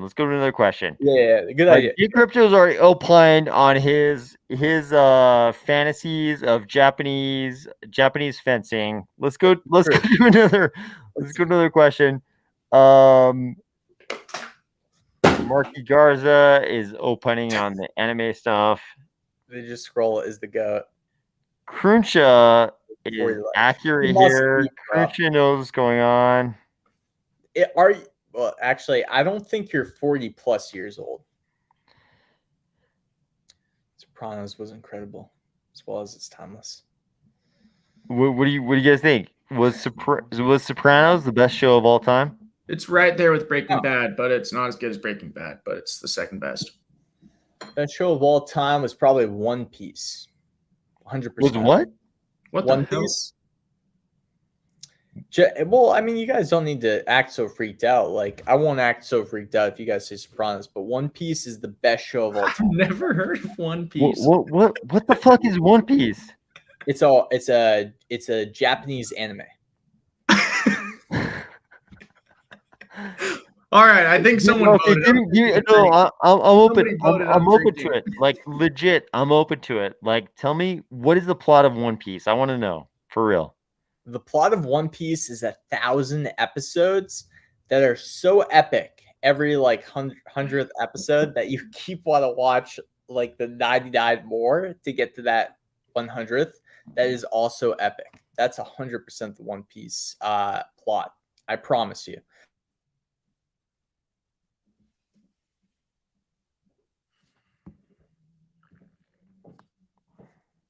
Okay. Okay. Mark, do you know about One Piece? Have you ever heard of One Piece? No, I've never. This is the first time I've heard of it. Same. I'm very curious. Like, I'm open to it. If somebody tells me this is much better than the stuff you've been watching, I'm very curious. I think J Crypto is frozen here. Dude, I think he just honestly, I think he said his piece, and I think he just gave us an Irish goodbye, turned off the Wi-Fi. Oh my god. No, Oh. he's back. He's back. You're back. You're back to your crypto. Okay, dude. One Piece. I'm so curious I'm because just like a Gen Z being truthful. So like no. I'm I'm open to it. Like I think both Mark and I are open to it. Like, tell us about One Piece, and we're open to it actually. By the way, is Peter mentioning the Shield hero? And by the way, is David mentioning Hunter x Hunter is also a great freaking anime. Shout out to Hunter x Hunter. Dude, so One Piece is like, it's something that you need to commit to. And if you commit to it, you'll be like more satisfied than probably if you commit to 99.9% of other things in life that you committed to. Because it is such a good show to follow. And if you follow it, and if you understand the lore, and then if you keep following it, it is so satisfying to follow that show. And I think if you just go and look hashtag One Piece on TikTok, Instagram, whatever social media you want, if you find people that watched like up to 1,000 episodes, which sounds crazy, I get it. They're all going to tell you the same thing, which is like, dude, I can't stop watching this show now. Like, I've watched 1,000 episodes. It has been so satisfying. This is the most satisfying thing in my life. And it's just probably, I think it's going to be the hottest anime of the next 3 years. And then the next hottest anime will actually be Classroom of the Elite as well. Because yeah, sorry, go ahead. I demand a synopsis, but first we need to drink to Eddie Z, and I can't even. But I will remind you, Timmy just told me Gen X in the house. Let's go. I am also Gen X, the best generation, bar none, the best generation ever, Gen X. Let's drink to what we've been talking about, though. I'm actually open to all of your Gen Z stuff. I think Or dude? I think my grandpa. I'm open to it. Let's drink. Let's see if you can hold up to Gen X drinking standards, J Crypto. I definitely can't, but I respect it. I think you're Gen Z, and Mark is probably a millennial. Let's have a drink. I'm at the tail end of millennials. Yeah. Yeah, let's have a drink. I snuck in the millennials by like I know I got stuff to learn. I'm just saying. This is a double, guys. This is a double. We have to hit remember Eddie Z, and I can't even. Okay. Eddie Z, and I can't even. It's a double. Okay, wait. J Crypto. Let's see what you're drinking. How much? Let's see how much. Okay. So this is literally. I know you can't see it, but it's actually. Trust me. That's one, bro. You got to double that. You got to double that, man. You think dude? You have to double it. Come on, you have to double it. You're super sober. My One Piece passion, bro. Come on. You got to double that. Okay, Mark, how much are you drinking for a double? Okay, that's like 60% of a beer. Yes, that is ice in my beer. That's how long I've been on this call. Okay. I'm gonna throw some more in this one too. Because we're evidence based. I'm gonna show that I'm gonna drink. Hold on. Look at Timmy's comment because he's not a Gen Z, bro. Look at Timmy's comment. He said One Piece is #1 cartoon.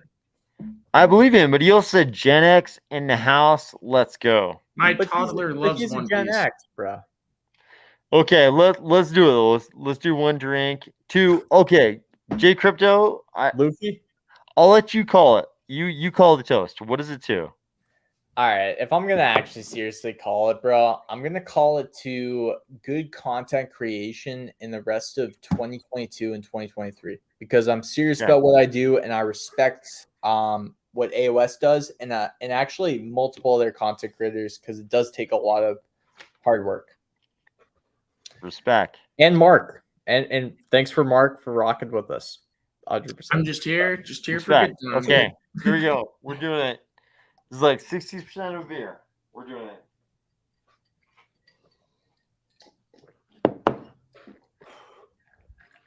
Wow.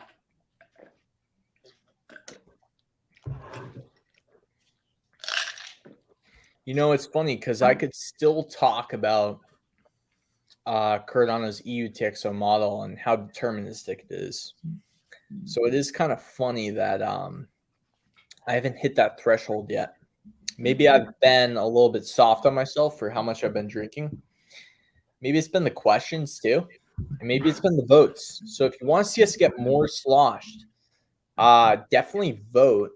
If you want to just help AOS, definitely vote. If you want to just be part of the environment and get your sort of message that you put into the chat that you voted called up on the screen, then definitely vote. So, yeah, I mean, people are calling it out. I'm definitely Gen X. Yeah.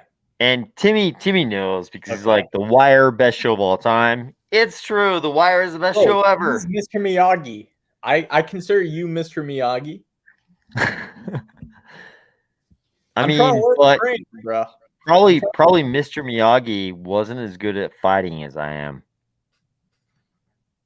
Then I would still call you the Mr. Miyagi of crypto YouTubing because you're also good at fighting. Okay, check this out. Breaking Bad isn't as close as good as Sopranos or Game of Thrones. I got some beef with that statement. Okay. Wow. Break it down. Respect. I think all three of those are elite series, but where Breaking Bad, like, goes the full 9 yards and goes over the finish line as opposed to the other two, especially Game of Thrones, is the ending is incredible. Game of Thrones ending, mid. Sopranos ending, it's just like, all right, it's done. That was a long series, though. That was like 9 seasons or something. But Breaking Bad's ending was elite. I agree with you, actually. Like, I'll admit, I have not watched. I've watched every season of Sopranos except the last, all of GOT, all of Breaking Bad, and man, Breaking Bad definitely the best over Game of Thrones, probably over Sopranos. Would Jay Crypto, what do you think? How do you feel? The Gen Z perspective. Give us the Gen Z perspective. I think you all haven't watched One Piece. That's what I think.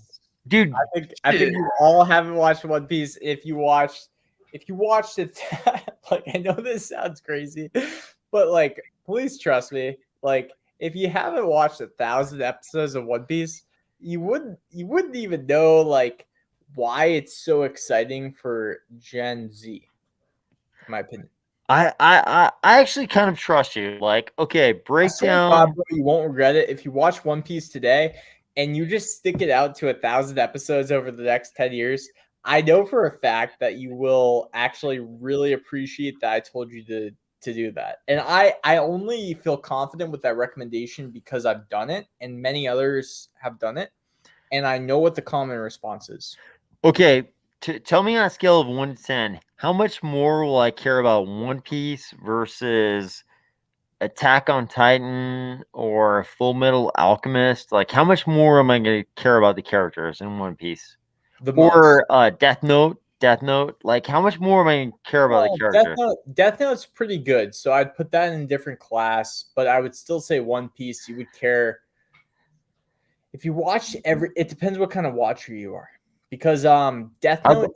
I've watched all of Death Note, both live action, it's pretty anime. good. I watched all of it.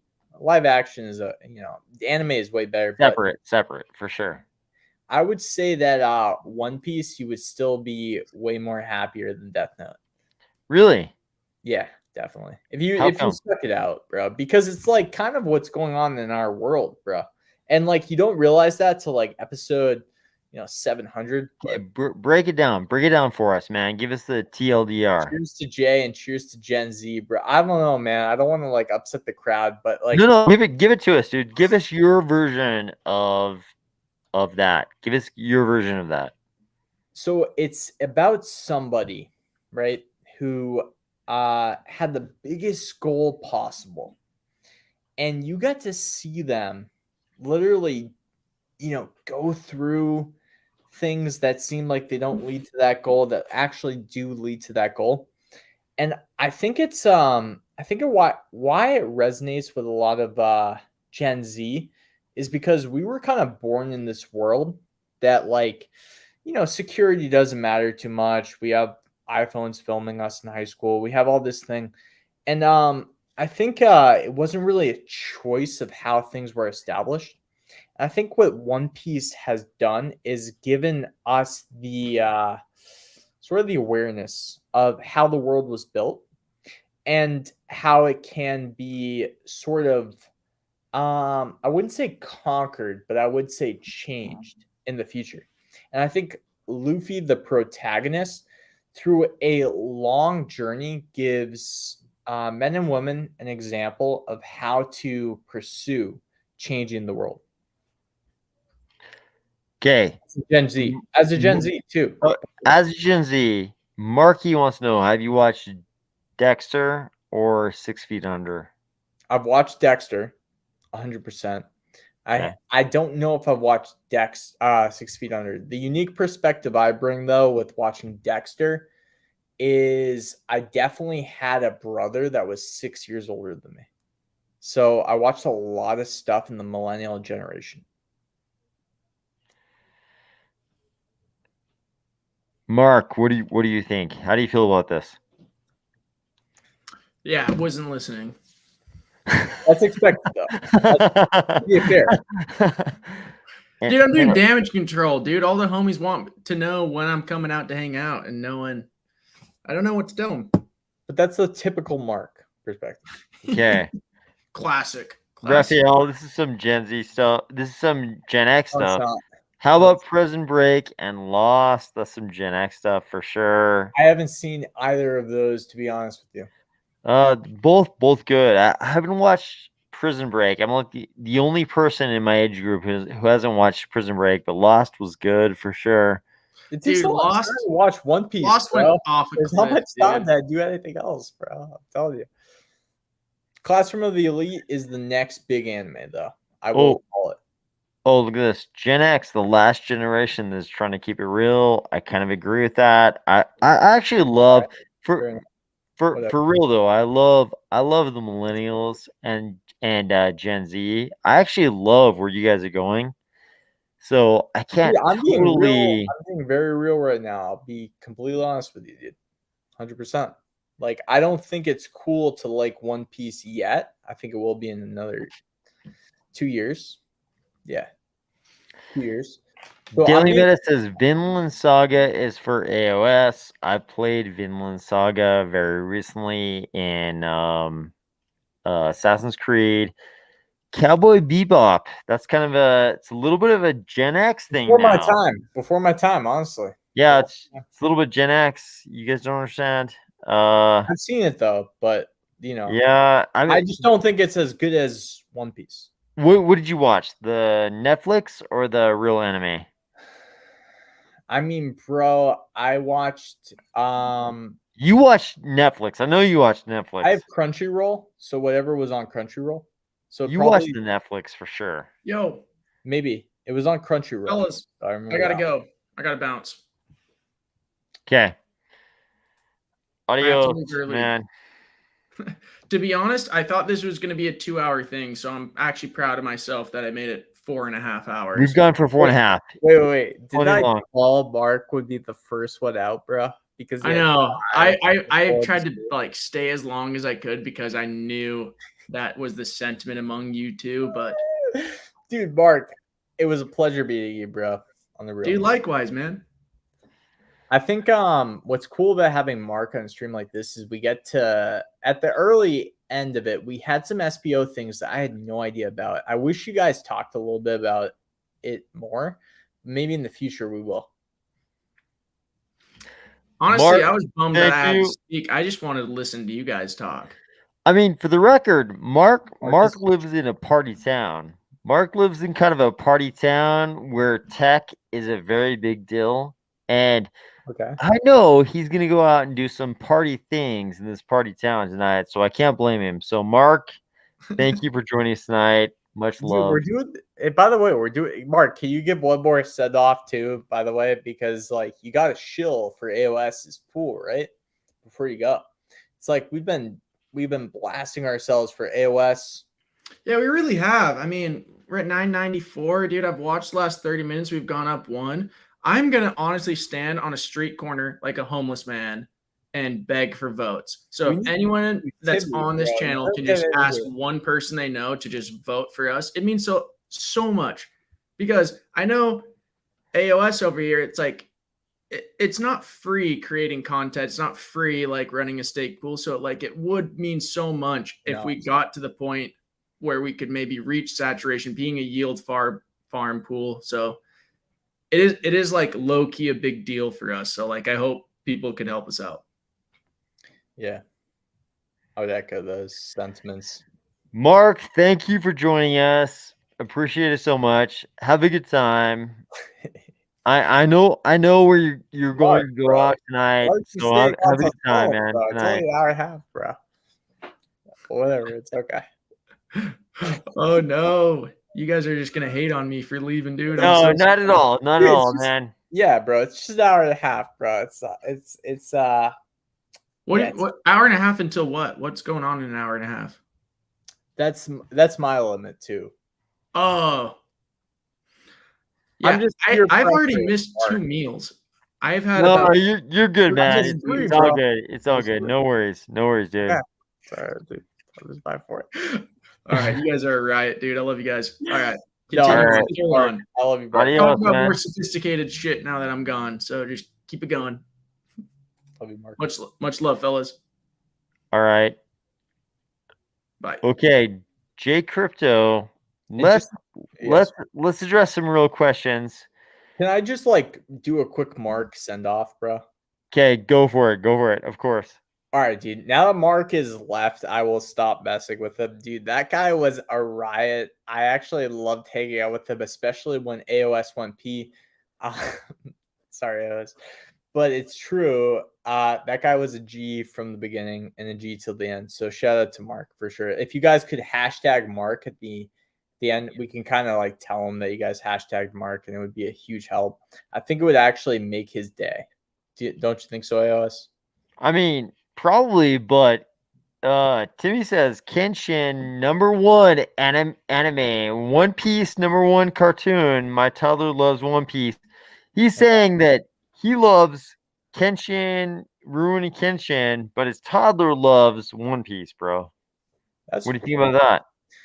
I mean, his toddler is like what, has a very low developed brain. Like, it's okay. And he Like, loves One Piece. He loves One Piece, bro. yeah, so he has a low developed brain. He thinks One Piece is like the cartoon, but not the anime.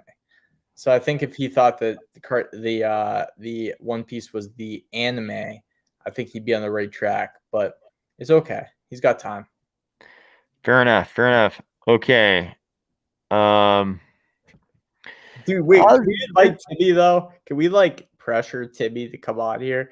Timmy, bro, I know I you would love it. have Like Timmy, please come on. But I Timmy, mean, please come on, bro. Timmy, If you're gonna troll me, please. If I you're gonna troll kind of feel Timmy though, because Timmy values his anime as well, and no, he is AOS, you got it wrong, bro. He's trolling us, bro. Timmy, no. I mean, Timmy's trying to be a little bit anonymous as well, and he yeah, loves. he has his setup though. He has his setup on I full. mean, we'll see who jumps on. How about this, Marky Garza? You guys are forgetting about the actual best show ever, South Park. Fair enough. I like South Park. I love South Park, but I don't think it's motivational to the youth. I think One Piece is motivational to the youth. Good point. Good point. Okay, here we go. When you talk about VR becoming indistinguishable from real life, I can't believe nobody mentioned The Matrix. I did in the commentary. It's such a great movie based on all the points you raised. Okay. So we're getting some, by the way, AOS, we're getting some drunk price predictions. We're getting some Timmys. We're getting a lot of people. If you could hashtag Timmy, by the way, to peer pressure of the Kabod, that would be awesome. AOS, have you sent him the StreamYard, by the way? No, I would love for Timmy to jump in the StreamYard. Let's send it to him right now. Like, yeah, send Timmy the StreamYard. I kind of need Timmy's email though. Okay, let me. Yeah, send that to me. Send that to me. Let's get Timmy on here. That'd be great. I kind of need his email, but okay. React to this while you're doing this. React to this. Okay. How do you feel about the Matrix in terms of that being informative of what this whole simulation theory thing is? I think. How do I feel about it? Okay. How do you feel about it? Yeah, let's talk about how you feel about it, man. That's the important thing, right? The Matrix. Well, with the Matrix, we know one thing, which is that Neo is the main character. So who is Neo is the first fight. Once we figure out who is Neo, we can figure out who is Morpheus. Now, if none of us are Morpheus or Neo, I think we've come to a good conclusion. Because if all of us are trying to be Morpheus and Neo, I don't think any of us can actually be Morpheus and Neo.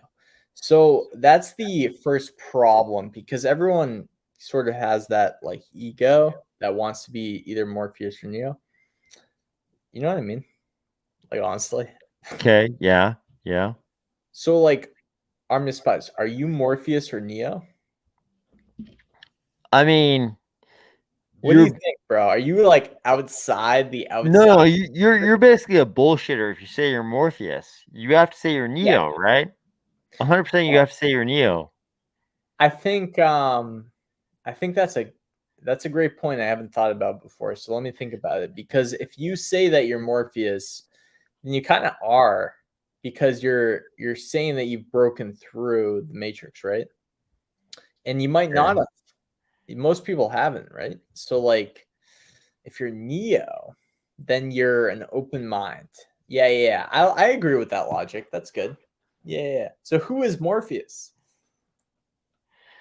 Morpheus is all of crypto. All of it? All of it, yeah. No, Morpheus is feel like all of crypto. It some of is, crypto man. is Mr. It has to be Sam, all of bruh. crypto, man. It Or can't be Mr. anything else. It has to be all of crypto. But dude, some of crypto, bro. You really don't think some of crypto is Mr. Sam's or what's his name, Mr. Sam's? Wait, Mr. Sam's, what? You know, the guy that dresses in the white in like the suit, so to speak. That's like part of the Matrix.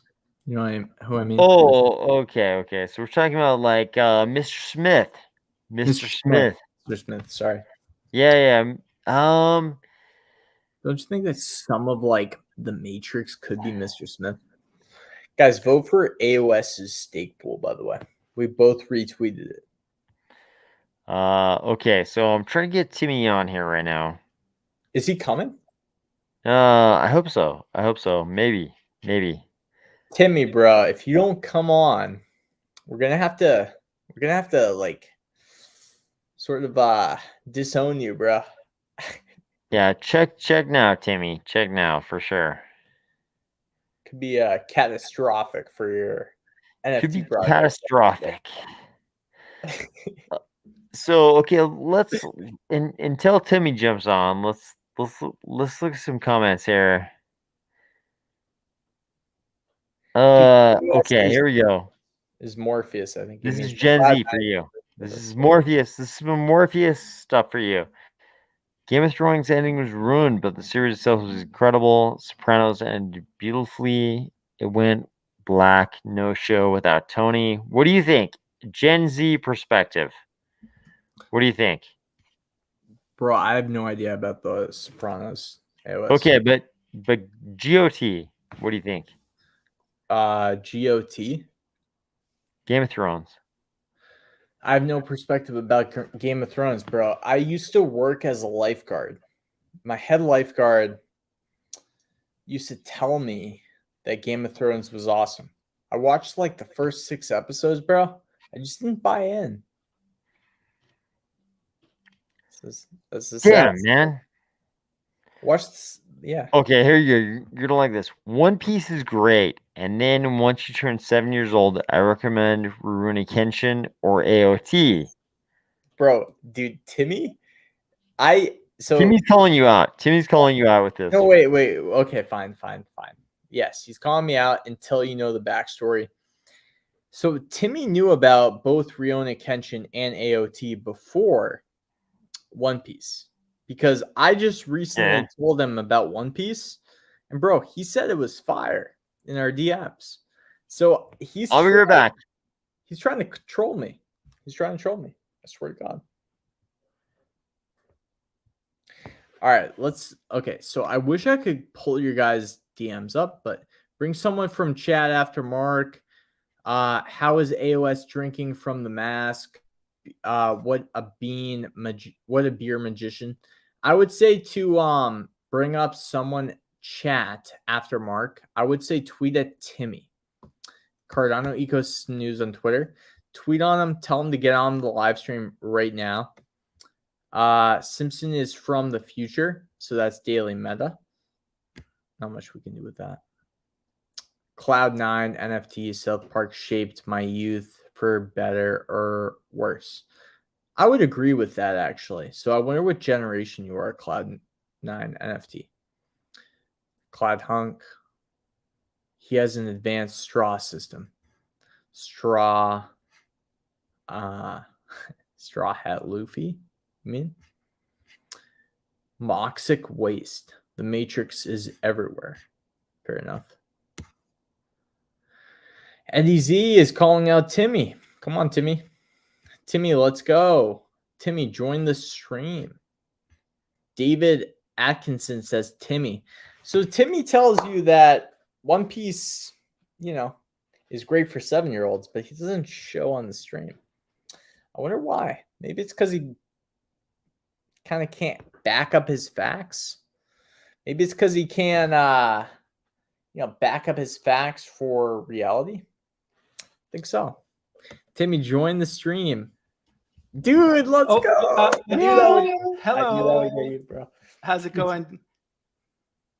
Timmy, bro, let me hear your voice because it's been a bit, bro. Are you able to hear me? Is it working? I think this is like my real voice. Can you hear me okay?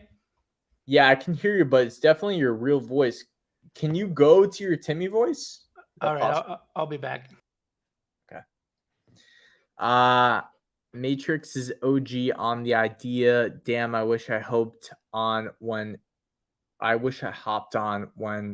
started with a bottle of scotch. Cloud9 NFT. In film, at least.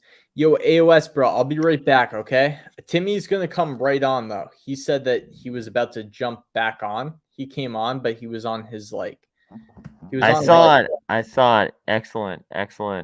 Testosterone kind of voice. So he's gonna come on his more kind of frilly voice, okay? So I'll be right back.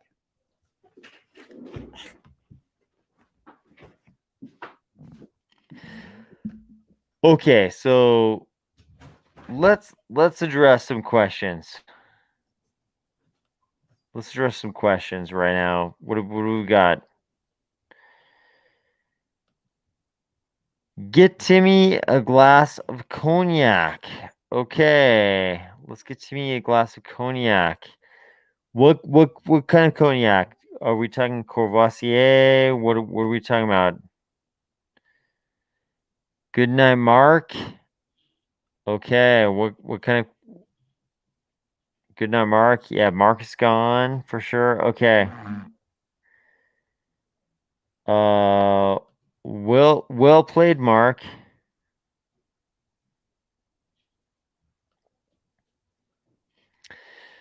Okay, we've got Wire Omar.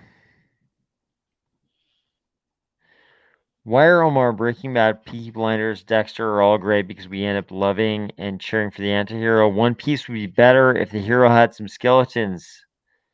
Some skeletons in the closet. Tell me about One Piece, guys. I don't know about One Piece too much. I don't know too much about One Piece. Tell me. Let me just test the audio right now.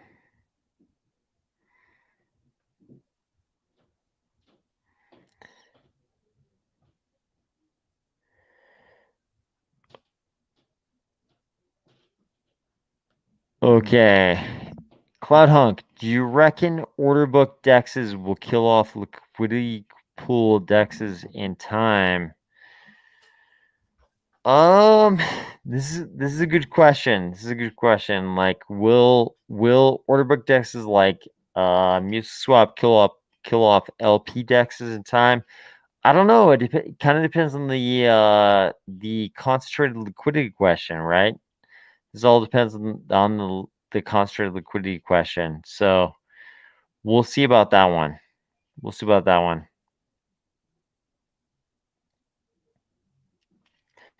Okay, next question. AOS, how are you doing? Good work as always. Late to the party, but swigging some whiskey. What are you drinking? Cloud9 NFT. What are you actually drinking right now? That's my question. What are you drinking right now?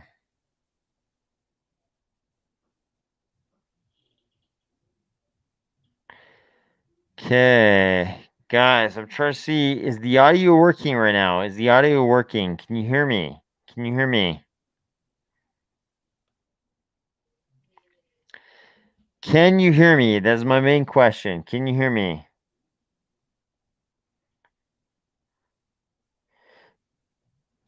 Yes, David Atkins says yes. Okay, good deal.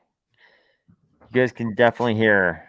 I can hear. Daily Meta says yes. Okay, thank you guys. Okay, let's get back here. Okay, J Crypto is back. Yes, we can hear. Yes, we can hear. AOS, what did 50 Cent do when he got hungry? I don't know. This is like a joke. Tell me, what did he do? Tell me. AOS, be careful, bro. It's a setup. Do we know how much it is being staked to the winning stake pool by MuesliSwap? We don't know, but I imagine you could calculate it based on the amount of ADA that's deposited with MuesliSwap. So Yo, AOS, can I ask you a quick question, bro? yeah, hit it, man, hit it. Dude, how comfortable are you right now on the stream? Pretty comfortable. Like, can you give me a 1 to 10, bro? How comfortable are you with doing more shots? I'm on 8.9 when it comes to looking out for you, bro, on the stream. And I think I'm an 8.9 for doing more shots. Okay. Who Watch do we have any recent votes? Do we have I any didn't recent puke, bro. votes? I didn't puke. What could I say? I guess I could say I promise on my YouTube channel's growth I didn't puke. So there we go. I believe him. Just for the record, guys, I believe J Crypto on this. Who has voted recently? Do we have any votes recently? I'll tell you guys if I puke though. I'll let you know. I promise. Yeah, same. I will definitely let you guys know if I lose it. I'll definitely gonna let you guys know. Yeah, it's part of the when Timmy is the real question, but yeah. Yeah, where's Timmy? Score of 16.5. I think that means y'all good law. 16.5 isn't a real number. I think wait. AOS, can you give me a score from 1 to 10 on how you feel for comfortability on the stream, bro? Just so I can like I like help you out, bro, if I need to. You know what I mean? I'm like a good 8.5 right now, I think. Are you just copying my number, bro? Wait, did you say 8.5? I don't remember. I think so. No, I'm a good at 8.5. Like I can go for a while, man. We're kind of like setting a record here. Okay, because I just want to make sure that you're good because you're like the YouTube king for Cardano. So how are you though, man? Like, how do you feel right now? Can you go like yeah? I don't feel like I'm doxing you again by saying that you have like, but like I have a weary thing to protect the king, which is you, bro. So I have like a little bit of a Vinay of like, all right, bro, but I want to see AOS, you know. I love that, but I know you have a person. I won't dox anything, but a person in your life. Are you good to go for a while? Because I feel like we can go for a while now. No, I'm how should I say it? I guess I should say it's weird that you hit me up today because I'm in a different state than that person by chance. So not even by, but like they know they're like watching and stuff. Like I'm cool with it, but like yeah, they're watching. It's all good. Coincidentally, that person for me just popped out from behind a wall. Okay. Looking very sexy. I'm not gonna lie, looking very sexy, and they were like, "Yo, it's all good, but look at all this." They were kind of like, "I'm good, but look at all this, look at how sexy." And I was like, "I'm not trying to do that right now. I'm not trying to have that time right now." I respect that. Do you get any? Well, let me ask you though. Do you get any of that? Does the other person in your life like come out and try to do the sexy thing like in the background? I mean, dude, like I would be lying if I said they didn't, but like at the same token, I would say that it's probably unnecessary to reveal that information further than this point. Yeah. Okay, fair enough. Okay. Let's take a question. We've gone for like a record-breaking time. Where's Timmy, bro? Because he said that I know he was here, but he okay. Hey AOS, bro. I know that you know Timmy as like a fan, but I know Timmy as like a best friend. And the best way to break through to Timmy is to absolutely destroy his reputation until he comes on. I swear to God, bro, it's the best way. So like, if you guys could like comment, Timmy is like soft, and yeah, Timmy could get his caught voice going. So if you could comment, Timmy is soft, I'd appreciate that because I think it would motivate Timmy to come on. And I honestly do think Timmy will come on if we comment Timmy is soft. I would personally comment it if I could, but I can't because I can't do it. leave Timmy alone, Cloud Hunk. So there's some Timmy supporters, but Timmy, bro, are you good? Can you actually come on? Do you think or no? I think he's probably trying to come on. We should get Timmy on here. Like, Timmy, where are you?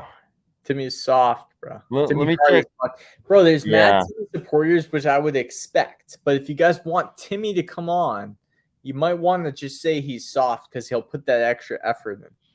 I'm just throwing that out there. No, I'm with you. I'm with you on I'm this. just throwing it out there. I know you guys think that Timmy is saying, hey guys, like I'm hard, like I can't come on. But if you just say he's soft, he will figure out a way because this guy is an engineer. He's a technical genius. And it's only because of my faith in Timmy that I'm able to say that. So if you guys don't believe in Timmy, yeah, say he's hard, say that he can come on and stuff. But I'm telling you, he will. Check this out though. Eddie Z is saying, my question, can you drink a glass of water real quick? He's basically saying we're soft. He's saying we're soft right now. Okay. Is he I say we take a shot just to prove him that we're not soft. take Like water? not a shot of water, man. Okay. J Crypto, not a shot of water. Come on, man. Will that like double prove he's soft? All right, Yeah. I'll take a shot, but then Okay. I'll take a glass of water. As Okay, like fair enough. Okay, let's do it. Right now, let's do it. Okay. But if somebody could yo AOS bro, they're actually commenting Timmy is a real blank, soft and fluffy. So I think we're our influence is working, bro. If we just can comment this enough, Timmy will come on probably with his real voice.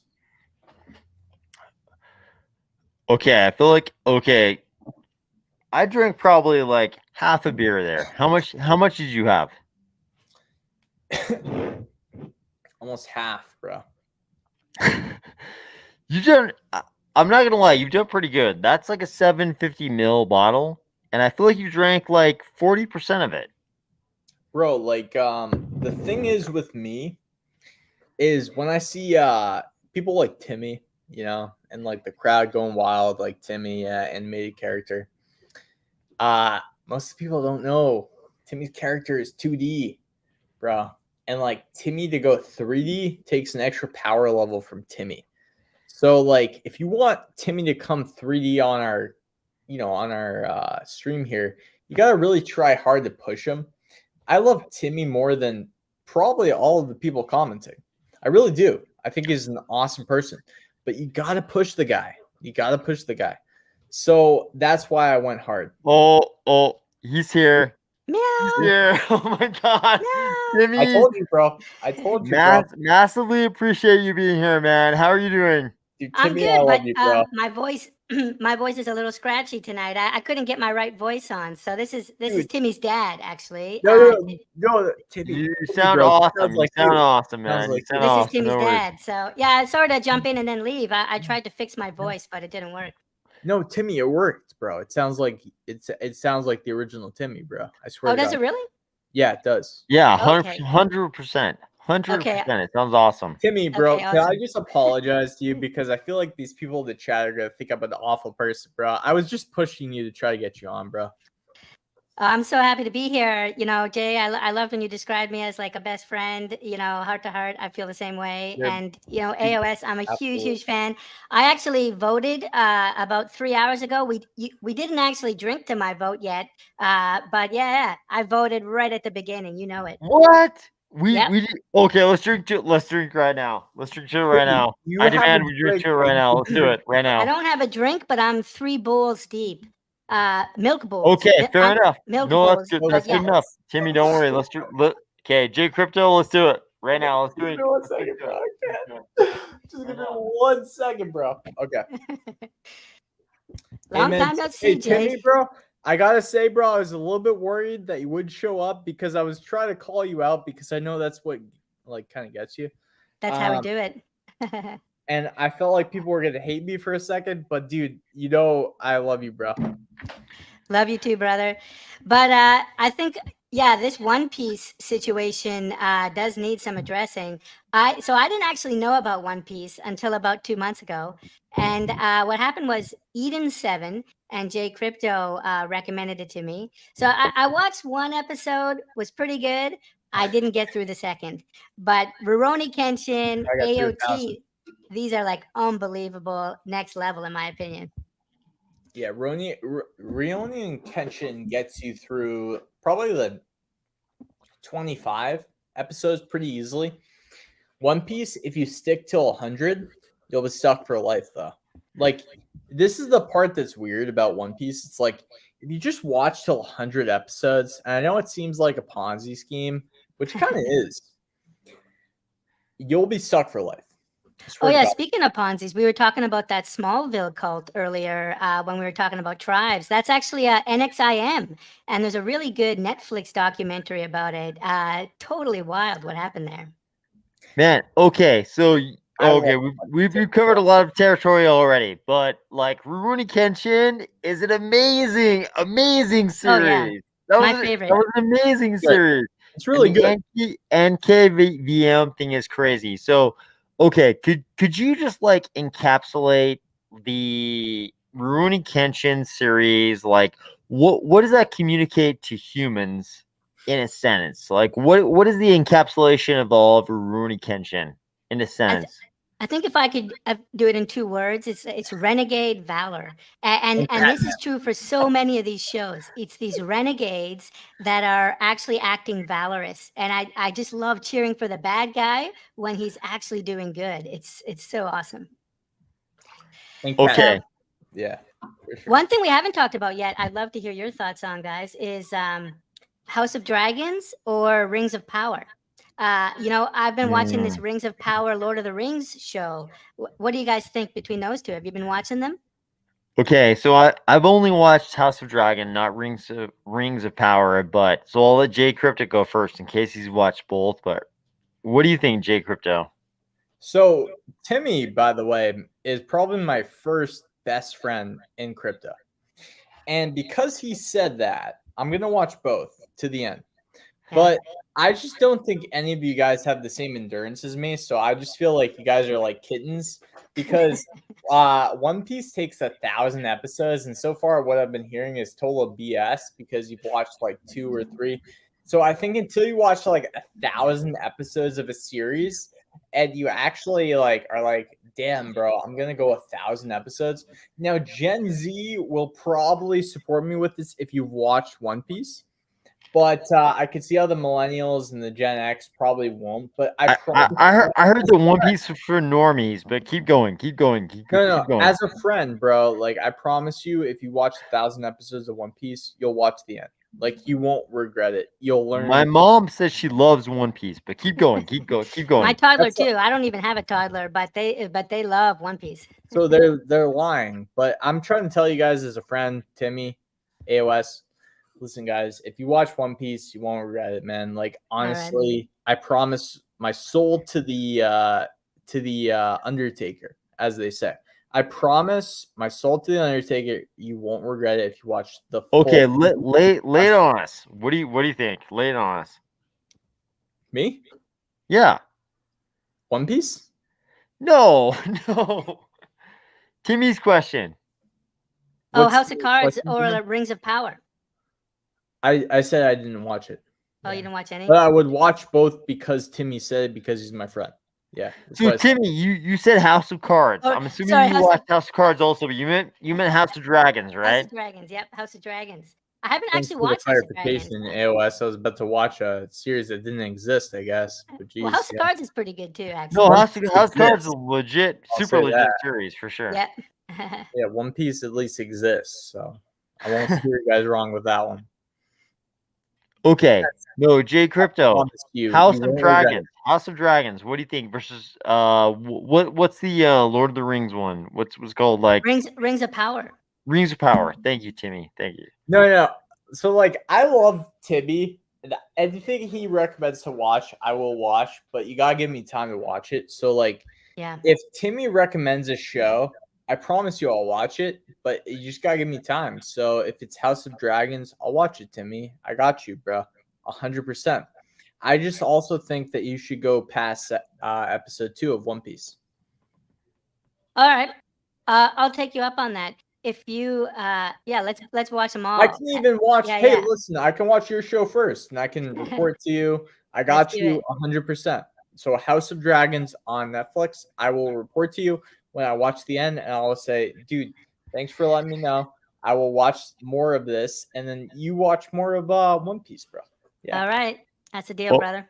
Okay, Timmy, though, for real though, what do you just like sheer enjoyment as a fan? What are you enjoying more, House of Dragons or the Lord Rings of the of Rings Power. thing? I haven't actually watched House of Dragons. I've just been watching Rings of Power.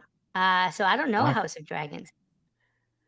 Okay, so tell us about Rings of Power. Tell us about Well, Rings of Rings Power. of Power is so cool because like so much of us have like read these books before, right? We've read Lord of the Rings and if you've read the Silmarillion and this is J.R.R. Yeah. Tolkien, he created the genre. And so I mean a lot of these other things are just derivative of J.R.R. Tolkien and the work that he did. But when you watch Rings of Power, you see all these characters that you recognize like Galadriel and Elrond and all these things that happened way before. And it's so cool to like see that stuff come to life. There was another series called The Wheel of Time, a book series, but they did a TV show about it a few months ago. And that's the same thing. It's like you see all your characters from this book come to life. And I love that. I love the Dune movie for the same reason. So that's why I love Rings of Power. Damn. So I mean, what did you? Don't skip. Hey, man, listen, bro. Me and Timmy, we've been bros for a bit. Don't skip from the question, bro. What do you think? So okay, so let Just me be ask honest you, with us, bro. It's all good. You're not trying to what is preventing you from watching House of Dragons? House of Dragons? Yeah. Just because I don't have time. Like I've been hooked on this Lord of the Rings one, and then also the St. Louis Chess Club is happening right now. It's some crazy drama for any chess fans out there. So I've just been watching that. But I think probably this upcoming week I'll jump into House of Dragons. Do you recommend it, AOS? Are you guys good? Ooh, that's a tough question because I mean, Do you guys know? yes and no. Yes and no. Like 90% yes, because people went wild over the latest episode. But man, it's House of Dragons. So the first couple episodes were very slow, of course. But the last episode people seem to love. So Oh, I wow. mean, So this is like One Piece. You got to get to episode 3 for both of them. No, I mean it's a commitment apparently. for most shows, bro. Like I'm gonna tell you straight up, like most shows that are good to watch, you gotta commit. Timmy, can I ask you a question? So, like with you, it's interesting because I feel as though a little bit. Are you committed, bro? Are you committed to the Cardano community? Are you committed to seeing like multiple? This is where the cult leaders ask you how committed you are. No, Yes, sir. no, Timmy, just as your equal, as your friend, Yeah, I'm all in Cardano. I'm a Cardano native, actually. I know AOS has been around the streets for a long time, but Cardano was my first blockchain, and so Cardano is really the only thing I've known. I did play around with MetaMask and some things on Ethereum, but yeah, I'm all about Cardano. My blood is blue. Dude, why are you just NFT project, bro? Why aren't you continuing your this is like a YouTuber to YouTuber thing? Because I think you could have probably been one of the best Cardano YouTubers. Honestly, straight up. I think the 3D character is kind of cool. It's kind of fun to see the animation, but it is kind of gimmicky. Like, and when I compare it to the content that you guys are doing, my content was never up at your level. I think I just had this cool, like, I think 3D it was character. above, bro. I think it was above. But it's just a matter of time. I think there's a world where I get back to content creation. But for me, like the whole thing it's been a journey for me to learn new things. And so I'm not very artistic or by nature. And so I wanted to learn video creation. So I started the channel. And then I wanted to learn more Cardano. So I started a stake pool and now NFT. Next year, I'm going to be working on some Plutus stuff, right? I want to learn Plutus now and I think you Haskell. were better than us, bro. I swear to God, I think So- you were actually better. Yeah, than so us. once I learned something, I just wanted to keep moving to the next thing. And so, but I do miss creating content. I'm going to come back to it eventually. But I want to do some Plutus stuff.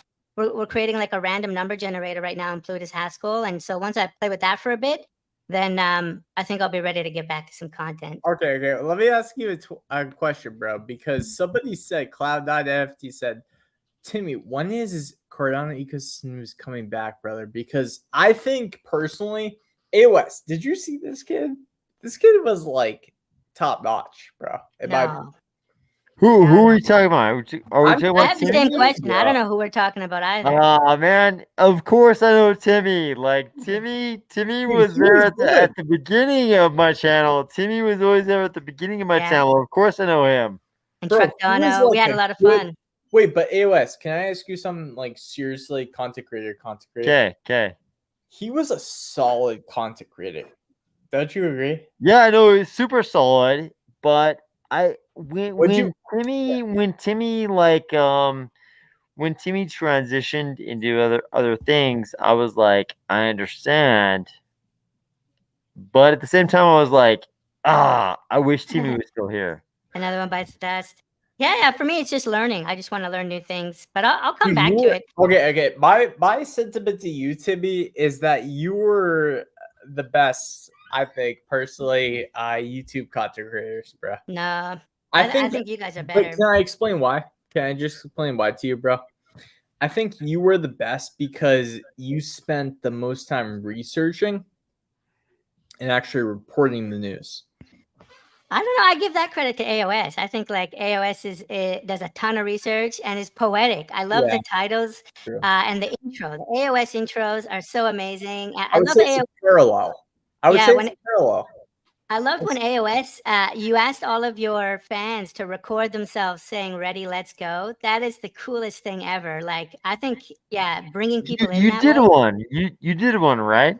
Yeah, a bunch of us And did. I A used bunch it of on your the fans. channel. Yeah, you did one on the channel. It's so cool.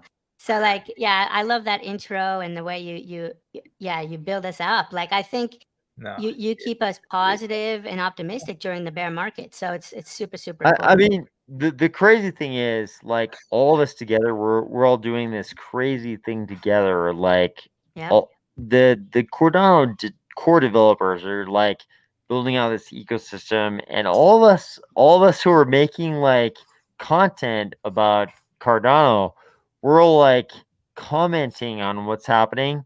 It's like this building thing. It's gonna be bigger and bigger. Like in 5 years, like Yep. people will look back on something like this, like the three of us talking, and people will be like, "Man, I remember all these three people, these three like groups of people, like commenting on Cardano in general." It's gonna be Well, crazy super because content these are creators, the yeah. super early days. People are Yeah. gonna be like, man, there was nothing there, and in 5 years it might be like crazy, so big. Dude, think we'll it will still be. be doing content together though. I mean, that's my biggest goal, bro, is to like, yeah, every 5 months, 6 months, that's fine, bro. Let's do some content together. Like bring AOS, yourself, Timmy. Let's And I was gonna say, let's talk about the future for a minute, because AOS, I love when you were just talking about how in 5 years from now, how big this thing is gonna be. I wonder, like, what do you guys think are some of the real catalysts for us like reaching that 10x growth, right? Or like to be up another order of magnitude, right? To really bring Cardano to the next level. I'm super excited about like what Champ and Snoop are doing with Playmates and those, that whole team.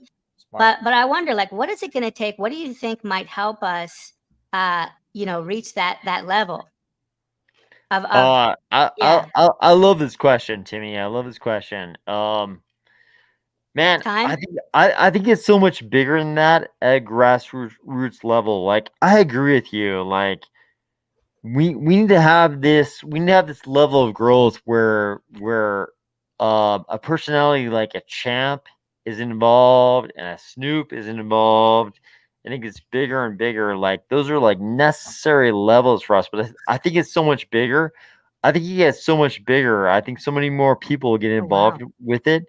Like just not just with NFTs, but like the whole ecosystem. I think people like start asking the big questions, not just about like what are NFTs, but like what is money? I think people start asking Yeah. questions about what is money really, and they start asking questions about like, hey, should I be paying my landlord in dollars or should I pay them in ADA or in name your currency? Like, I think these are all like big levels, and like this level we're at right now, where a champ Medici, and a Snoop get involved. Like, these are like steps on this like ladder where we get Yep. bigger and bigger, and people are like, man, money is a fundamental thing in this like scale of humanism. Like, man, we're humans, and back in the day, we were living in caves and digging up roots and killing squirrels in trees because we needed protein and fat, saturated fats, and we're digging up roots to get carbohydrates. But now we're in 2022, 2023, 2024. We need to go beyond this and do something new. And maybe the central banks aren't determining the unit of the ledger. Yep. Maybe we're at that point already. Maybe we're not, but maybe we're at that point already where we're like, maybe the community decides what is the unit of measurement of human labor, because we're all doing labor Wow. every day. We're doing so much, and some of us way too much, and some of us way too little. But we're this level where maybe the community decides what the unit of measure is. I don't know. Maybe I'm wrong, but I feel like we're at that Wow. point. Can I go? Because I'm gonna try to I'm not even gonna try to reduplicate what AOS just said. I'm gonna try to carry it further because I think that's what he just did for the Cardano community. So if we just look at the comments, Cardano ecosystem news for life, Timmy, poor ETH holders, I sold mine, ETH staking, not my keys, not my crypto. Sponge, God learn as much as possible. AOS is the Cardano guy. Yay. AOS, love your Cardano content, bro. I look forward every weekend for the forums. Positivity. Plizzy, Timmy, you really have a unique value in the ecosystem. What As are you? Is it part of how Cardano? What are you reading? J Crypto? I'm reading some of Cloud9's NFTs. So Oh, wow. he is a username. So he says, all you guys talk about different aspects of Cardano blockchain. Ada Legend, who is a subscriber of mine too, says Timmy was better in NFT specific content. AOS is amazing in Cardano general content. I would agree with that, actually. I think, Timmy, bro, you had a serious knack for talent that I feel like you're afraid to admit for some reason. Well, I might be. I actually want to jump off of what AOS was saying, and what when you pointed to your wrist, J Crypto. I asked you like, how is Cardano going to get to this next level? And you just pointed to your wrist. I think like all of us, bro. And time, right? So you're thinking time. It's just a matter of time. No, I mean, it's not just time, bro. I think it's like a concerted effort to educate on Cardano concepts, bro, with you included. I mean, it's not fair to say that to me right now, bro, because I'm like, AOS peer pressured me. I'll blame it on him. AOS, just go along with it, bro. True. I peer pressured him. But the pure truth is, bro, if me, you, AOS tag teamed Cardano content, I feel like we could actually like spread a message that is really important. And yeah, bro, I'm sort of I'm sort of pissed that you bailed on us. And Timmy didn't bail on us for all of his. I'm down for that, Jay. I think I didn't hold on. expect you to go that hard. I was like shocked. Yeah, yeah. Like No, I had to Jacob go. was going super hard on Timmy you. did nail He's us, going hard. Timmy did But not it's nail because he us. loves you. It's because he loves yeah. you. He's going super hard on you because he loved what you did for the ecosystem. There we go. Yeah, Well, I mean, like, I'm down for that. Jay yeah, Crypto, go but for it, man. Go for it. Go for it. Yeah, I- if we create an ecosystem, me, Timmy, AOS, I feel like we can do some damage here. I think if we're going to do that, Jay, the thing is AOS and I are like pseudo-anonymous, right? We have characters, we have Wasn't that- masks. And so I think I've been saying it to you for months and months. We need to get you in a furry. I can sponsor the furry Dude, he's costume. fucking with me, AOS. I will have it built and Hey, we'll put you in a listen, furry, and then I will do a Timmy, stream, this is way all too three of us. important for you to fuck with me, bro. Yep, just got to get you in a furry. Timmy, I think- Timmy, Yeah, this yeah. is way too important for you to fuck with me, bro. I'm sorry. But like, All right. it's true. Like, this is way too important for you to fuck with me because I think that me, you, and AOS could actually deliver some really good strategic education. Okay, let's go a little less meta right now. Like Yeah. Timmy, bro. since we have you right now, Timmy, what do you think if there's anything that the Cardano community needs a dose of? What does Cardano need a dose of right now? Right now, I think what Xanax? What is the drug that like makes people calm down? Because right now I feel like there's a lot of like witch hunting and like people are upset because they have some losses. I feel like right now everyone just kind of needs to chill and get back to a place where we're building together and when we're positive. Because right now everyone's like attacking different NFT projects or attacking catastrophic bugs, and every little thing becomes a huge issue. I think we all just need to chillax a little bit and get back to like being optimistic and being positive, right? So I think that's what we need. And then I think one thing I'm really excited for a more long term for Cardano. I think Jay, you asked this question a couple hours ago. What makes you guys more like excited? I think for me, it's actually some of the non-financial stuff. So I'm actually excited about using Cardano for like voting. And I'd love if we could like choose the president or the prime minister using Cardano, right? It's transparent, it's auditable, it's immutable. So I think some of these non-financial utility is where Cardano could step ahead because I don't think Ethereum is trying to do any of that. So that's what I think is our swim lane, and I think that's what brings us to the next level. He's the dude. I'm telling you, bro. AOS, bro. He's the Morpheus, bro. We need to balance ourselves because we all think alike, bro. I'm telling you, man. I keep trying to like use my face to emote. Like I keep trying to use my face to like convey emotions, but I know it doesn't work, and I'm like I have to explain my shit. Votes, bro. No, I agree. I agree strongly. I think what Timmy just said is 100% right. Yeah, I agree. Yeah. Yep. yeah. I Some of think the non-financial stuff. Yep. The truth is, bro, we need to all like kind of align in a weird balance because I think we all agree with Timmy, but the problem is we all agree with ourselves too. So I think by agreeing with ourselves, we agree with Timmy, and we agree with AOS, and we agree with me, because we're all very balanced. Okay, well, let me ask you guys. Let me ask you both this question: what does Cardano need that is lacking right now? What does it need? Dude, this is a stupid question. Timmy, It's not stupid. It's a good question. AOS, Timmy, Good and question. AOS. I think we need like I'm trying to remember what it was. We need our Hotmail, right? Like when the internet It's like really took off, it was when it had a really good killer application. And that was, 1998, 1999, 2000 when Hotmail was coming up. And that's was when there. everybody was- started using the internet. My I was mother, there, my man. aunt, everyone was using Hotmail. And that onboarded millions of people to the technology. I think iPhone has had similar things. I think, crypto, but specifically Cardano, we need our Hotmail. We need our application that goes like super viral and breaks out of, our little niche.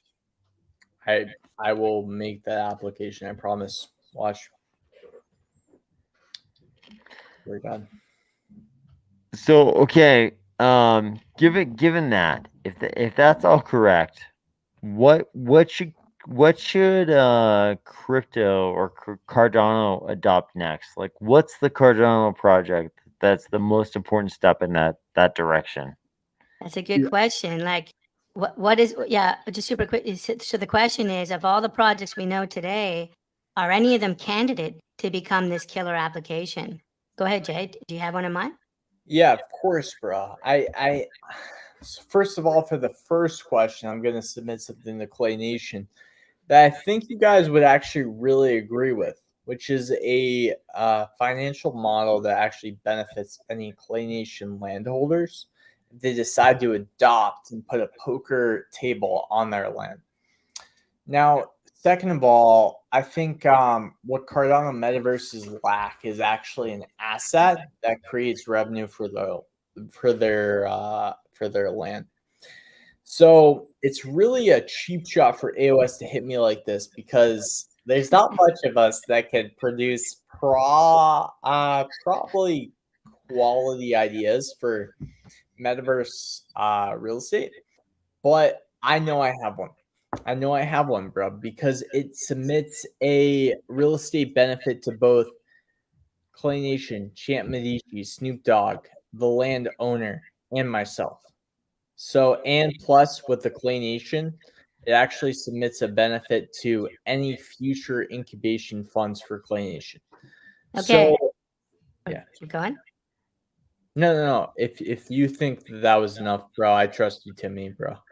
No, I thought you were done, but I was actually going to say I think Clay Nation is a great answer. I think they have a good shot at bringing Cardano mainstream. I love how they're going to be festival based, right? So we're not just going to be in there 24/7. They're event based.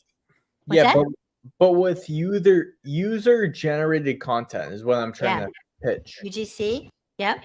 I think you could be right, but I think the fact that they're going to have events like with Snoop or with whoever else, that's going to bring masses in. But when you talk about metaverse real estate, I really only have eyes for Spy Beach. So Spy Beach is where you'll find me. I actually discovered this is a troll. Spy No, Beach. it's not. I actually discovered Pavia because of Army of Spies. It was a few days before I love they minted, Pavia, so I'm not going to argue. But fuck you, Timmy, for picking Thank you, Pavia. Timmy. You're the best. Timmy's the best. Timmy's the best. Spy I'm just gonna Beach. say it. Go ahead and say it. Okay, Timmy's the best. fine. Spy Beach is the greatest thing in the world. On the east coast of Pavia, and yeah, that was You the guys first don't NFT. want any conflict. That's It was all because of AOS that I bought my first NFT, and actually I didn't have a YouTube channel at that time.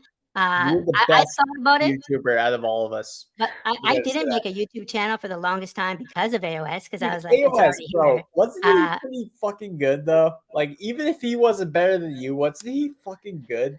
Like, Okay, so hold on, though. So we've got your answer, Clay Nation, and then Spy Beach for Metaverse. I think an application that could bring us to, to paradise, that could make us popular is maybe Atala Prism. Well, you know I love Pavia the most. Like, I'm excited for Atala Prism because it will work hand in hand with government. And so if they can sell Atala Prism to a government, it will get mass adoption that way. If a government says, okay, we're going to use Atala Prism for some kind of record keeping or some kind of census, then I think that's how we can get mass adoption. So we've heard two ideas here about how to do it. AOS. Man, I think to be honest, I think it's already done. I think okay. Can I say one thing, AOS though, bro? Can I say one thing to you? Go ahead. I don't think like you want yourself to be the I think your Spy Beach is gonna be incredible, bro.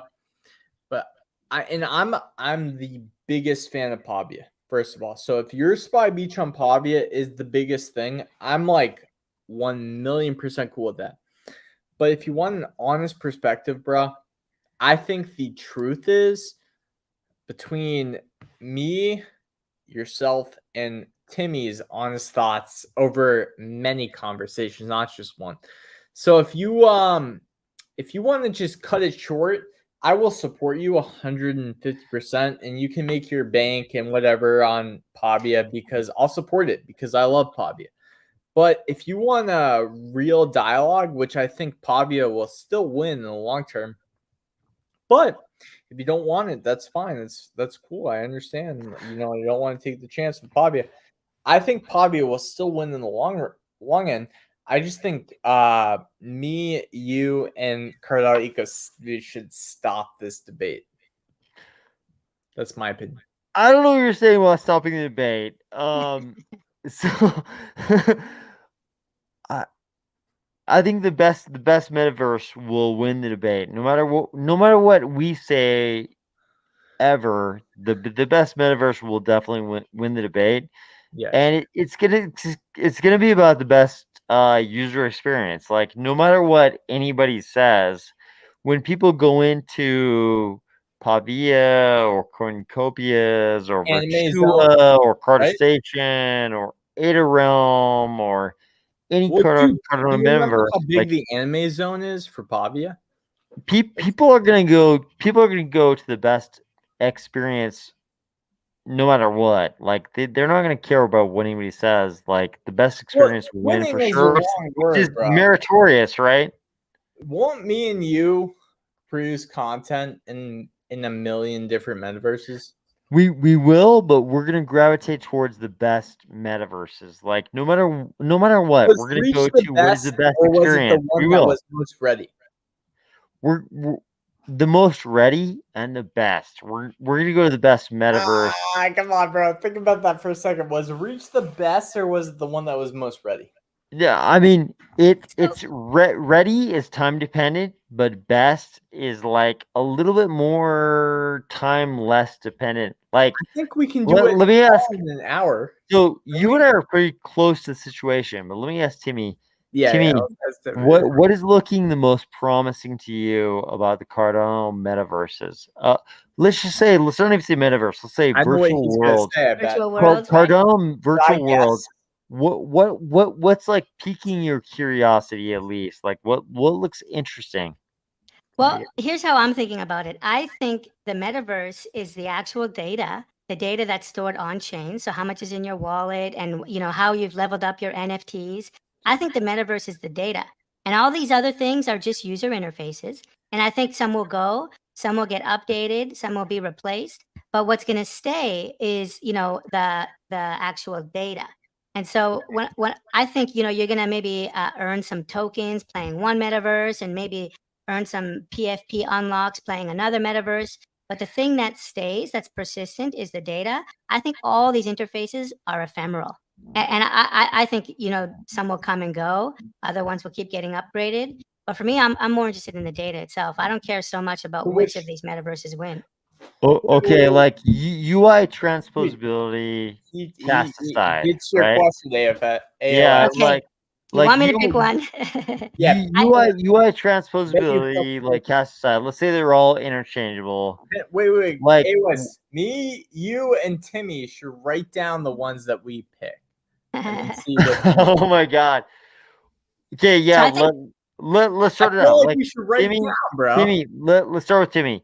Like UI, let's say all the UIs are Legos. Let's say they're all Yep. Legos building on top of each other. Like that we don't expect. what do you which ones? Let's say you can have like up to a half dozen. Like let's say they all launch on the same day. Like which half dozen are you looking at on D1? Yep, on D1. So I think Play Nation has some unique advantages because of the celebrity endorsements, the partnerships with IOG. I think Play Nation and the founding team is out of this world. Wait, and I Timmy, think they have. before you expand, can I just tell you what the comments are reading? Go for it. Yeah. Dude, they're loving I'm the guest. What's that? Bro, they are loving this. They're saying that you add the trifecta, AOS. Okay. I'm gonna have to cut you off. I really don't deal with compliments well, so that's why I always jump in. I'm this way in real life. Fine. But can I tell you an honest compliment about Timmy? Timmy, would you accept if I told an honest compliment about you that wasn't BS? Go ahead, brother. Okay, so I've dealt with Timmy quite a bit, and he's trolled me more than most people. And I feel like that's because he's comfortable with me, and I'm comfortable with him. But the one thing about Timmy, okay, when it comes to trolling, is Timmy is always looking for a joke to crack. Is that fair, Timmy? I don't know. Sometimes, right now, I'm ready to talk about Play Nation, but yeah, I do always look for like a fun way, like keeping it optimistic. I think you're right. You kind of look for a furry joke to crack That on. that's a yes. That's a yes. Yeah. That's a Yes. yes. Wait, has he cracked a furry joke on you, AOS, or is it just me? It's okay if it's just me. It's you, just but you. still a yes. I'm just Still a yes. trying because I'm paying very close attention. So so basically what my read on is Timmy, and this will be dead after, is basically sometimes if he likes you, he'll crack a furry joke at the very end of your relationship. To like Yes. cement that like, hey man, like this is over. So the thing is, I don't know if I don't want to go to CNFT Con, like unless I can go there as Timmy.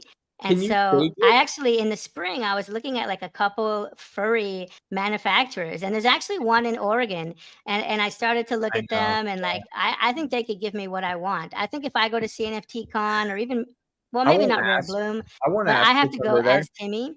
I have to go in a furry, and so I've Bro, always I joked won't that ask, bro. I if swear to I go God. in a furry, Jay, I need you there in a furry right next to me. That's Hey, how listen, the joke started. Timmy, bro, fucking for you, I wouldn't go in a furry, but I would pretend I was because I would be like, yo, dude, don't fucking ask this guy for a furry because he's Timmy. Okay, So- for the record though, what kind of furry do you think J Crypto would be? If Definitely Jay a Crypto fox. was a furry, what furry would Jay I would Crypto be a fox. Ooh. Yeah, what would he be? I would be a fox, bro. It's easy, but like Timmy, But bro, like I would a be- girl fox, probably a girl fox though, right? No, I'd be a man fox, bro. You're disrespecting my wife there. Is there is there a man fox? Does a man fox exist? I mean, Yeah. Timmy, what do you think? Bro, man foxes are savage. I don't know. I think it would have to be a creature that everybody loves. Jay Crypto is incredibly sweet, incredibly charming. I think so. I think it could be a Granted, fox, but I think he's incredibly pure as well. Like whenever we talk, that's what I'm saying. That's what I'm saying. He's kind of he's like very, very pure. I think a No, but rabbit, you guys a don't white get it, bunny. bro. You guys don't get it. Like I'm saying a white. I'm with you. A white bunny. A white bunny. no, white fox, bro. But like the thing is, Timmy. The thing is, He's like a bro. white fox. I mean, my wife, like you can look at the wives. Like they voted already, and my wife has voted like multiple times. So she's texted me, which is why I have so much confidence. What animal did she vote for though? What did she vote for? A white fox. Oh wow. Yeah. Was it a fox or a bunny? It was a fox. I swear to God. Okay. I swear to God, I wouldn't lie to you, bro. Okay. Like, listen, everyone. It's not a bunny. It's a fox. It's All a right. fox. It's not a rabbit or a bunny. It's a fox. but Listen. dude, just to be fair to her, can I be fair to her if we're gonna like do some weird shit that like people look at? I think she's actually incredibly talented and smart too. So like I would also want to vote the same extremity. I don't know how to measure it because we're doing like weird iOS terms, but she chose a white fox. I'm gonna choose the equivalent to white fox, and that's all I want, bro. Okay, you're like an Arctic fox. Yeah, You're not. I'm a blue cat. You're not a bunny. You're an Arctic fox. Like yeah, Timmy's not I'm a gonna blue eat cat. you. Timmy's not gonna eat you. You're a We just fox. call You're us not a bunny. equal. Yeah, AOS, Jay bro, Crypto I'm is gonna a trust fox. you with this molding, bro. With my Hold life, on. bro. Just trust. I'm gonna trust you, AOS, to mold. No, this. I'm down. I You're the support adult. it. Okay, I trust. I, Okay, I so feel like you're also a fox, not a bunny. Sorry, go you're- ahead, Timmy. Go ahead. You're go a ahead. fox, Jay. I'm a cat. The question now is, AOS, if you were a furry, what furry would you be? No, that's not the question, Timmy. Fuck you. That's the bro. question. No, Oh, dude, you're my best friend, Timmy, and you're his date. you already know I'm some kind of Sasquatch, like a gray Werewolf. wolf, a polar bear, like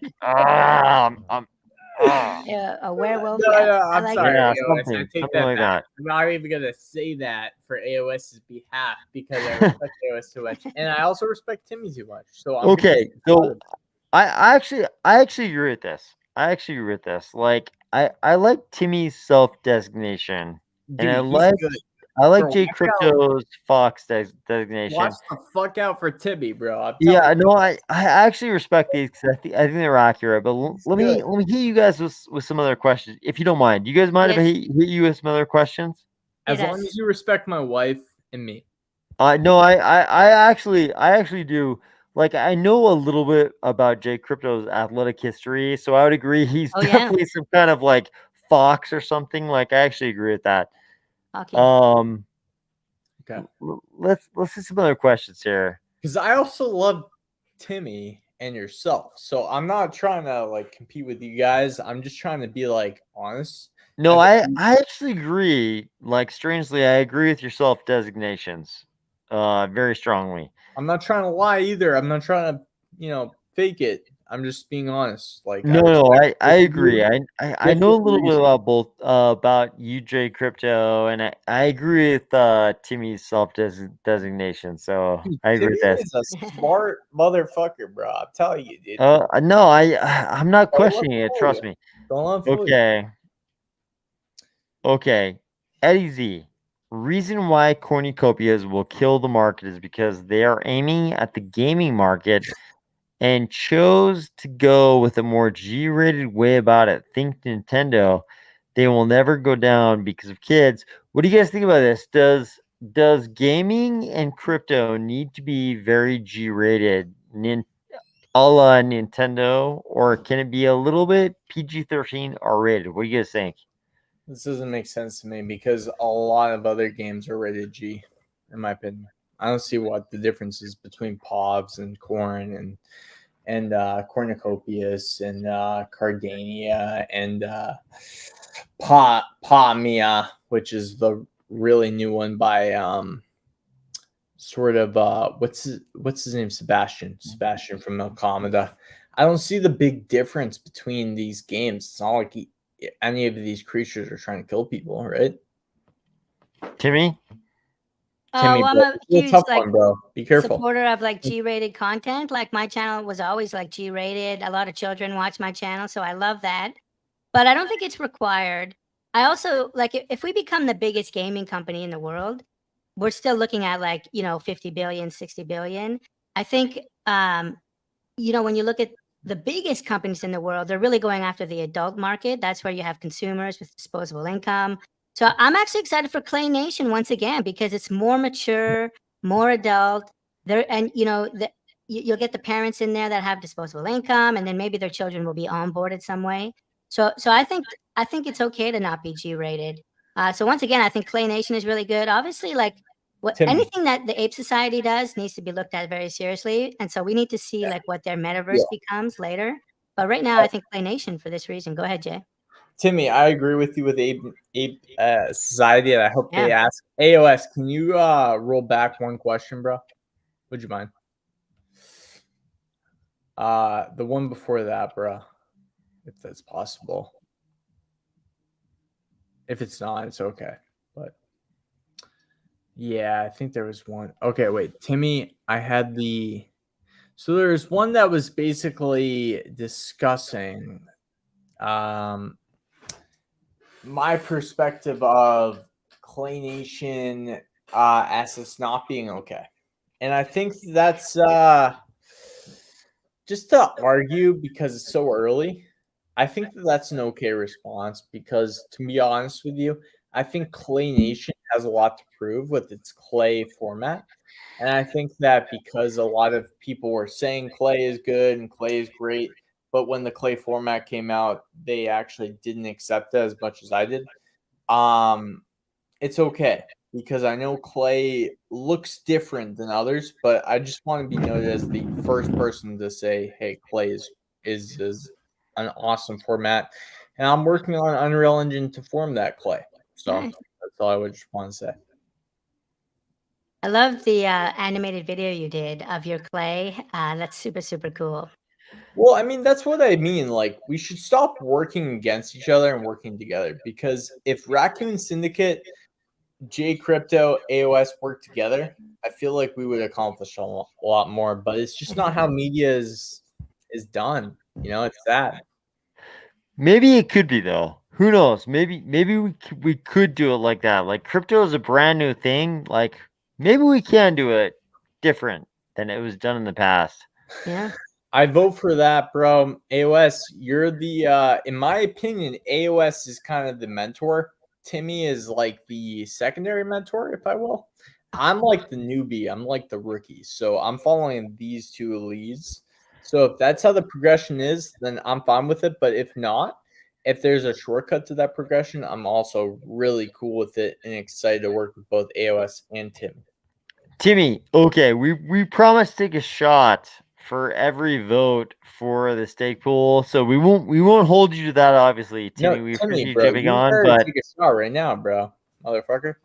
I mean, J Crypto, you have to take a shot. So Timmy Bro, won't hold you to that. AOS, bro, how many shots have me and you taken versus Timmy? Let's be honest. We've taken a lot. I don't even I feel know. like we should make the cat take one before the dogs. So I just finished my 4th bowl of milk. I can probably refill it if we all want to do a shot together. Okay, Can yeah, we let's do do a it. bowl Let's do it. together? Yeah. Yeah, let's do it. Cloud All right, NFT. Timmy, if you're serious and we're gonna do a bowl together, I will do it with you. But if not, do a fucking shot and stop playing, bro. All Okay, right. So who's let's go right now. Whatever you have ready, Timmy and I'm J ready. Crypto. What do you have ready? Slanja, gentlemen. Dude, AOS, bro. AOS. Yeah. I have the best connection with Timmy. Let's just see what he does first, bro. I'm telling you. Okay, fair enough. I'm happy to wait. I'm happy to wait. No, I'm ready. I've got my bowl. My bowl of milk is ready. Okay, you're ready. Okay, let's do it. Give Let's us do a it. bowl to do. Is that correct, Timmy? Well, AOS, whose vote are we doing this for? Okay, so this is for the MuesliSwap vote. This whole live stream is to try to get some votes toward the AOS stake pool in the MuesliSwap poll. Have you seen this thing? It's the one in the description, right? It is. But every time we take a shot, it has to be because someone in particular voted. Do you have anyone left on your list? Yeah, Cloud9 says AOS and J shot time. No. Okay. Oh, I see. I see. Yeah. You Hold on, don't have to drink. Timmy, you don't have to drink, but I never do a bowl. I will do a bowl with Timmy on this one occasion. But if Timmy does a bowl for the AOS stake bowl, that's the you don't have to do it, Timmy, but J Crypto and I definitely have to take it by prescription. We have to take a shot for this comment. All right, let's go for it. I'm ready. Want us to do this with you, bro? Okay, let's do it. Slanja, guys. Slanja, one shot. Wait. Is it a bowl or is it a shot? Because I'm ready to take a bowl after Timmy. I just finished my bowl. Okay. Okay, there you go. We have to do it. Here we go, guys. Slanja. I'm waiting on you now, Jay. Wait, do I take a bowl from your bowl and I light it and stuff, or is it just like do I skip the bowl and not even do the? It's a bowl of milk. It's a bowl of milk, so you could have milk from the fridge, or if there's any milk on the floor. I'll do the milk, bro. Yeah, that's what I just did. So is there? You have to do one of the two. You have to do one of the two, J Crypto. Is there any milk on the floor? Or is there not? Because it's okay if there's not, bro. I'll just do like a little bit on the floor. Is there actually? Shout out to Cardano Shield who's voting right now. Let's go. Oh man, I think that's one more. I think we have to do one more because of Cardano Shield. I think we might. Wait, I'm gonna hold on, guys. If we're gonna keep going, is like Timmy is low key more experienced than me. So I'm just a J Crypto, Cardano influencer, but Timmy is actually like up the stairwell. So I'm following him. So if you guys are voting for Timmy, you should probably vote for me to take the reins of what Timmy is. Okay, Timmy, what were you gonna say though? Because I don't. I was gonna say like if we're gonna do another one right now for Cardano Shield's vote, I need to lower down the percentage here. I'm going to switch from 2% to 1% because we're going a little bit too fast now. So I've got 1% milk ready. I'm ready to go. Okay, let's do it. I don't have it 0% ready. So instruct me how to get ready.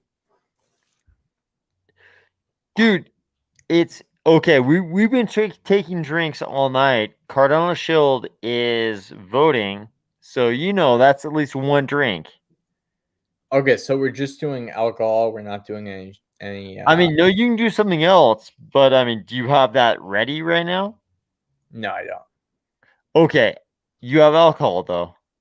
Yes. Yeah. Okay, I think you have to do that. Yeah, Like, trade? actually, Is there like a trade going on somewhere? yeah, no, I mean, it's like if it's the alternative, then of course. But if you only have alcohol, then you have to do the alcohol, right?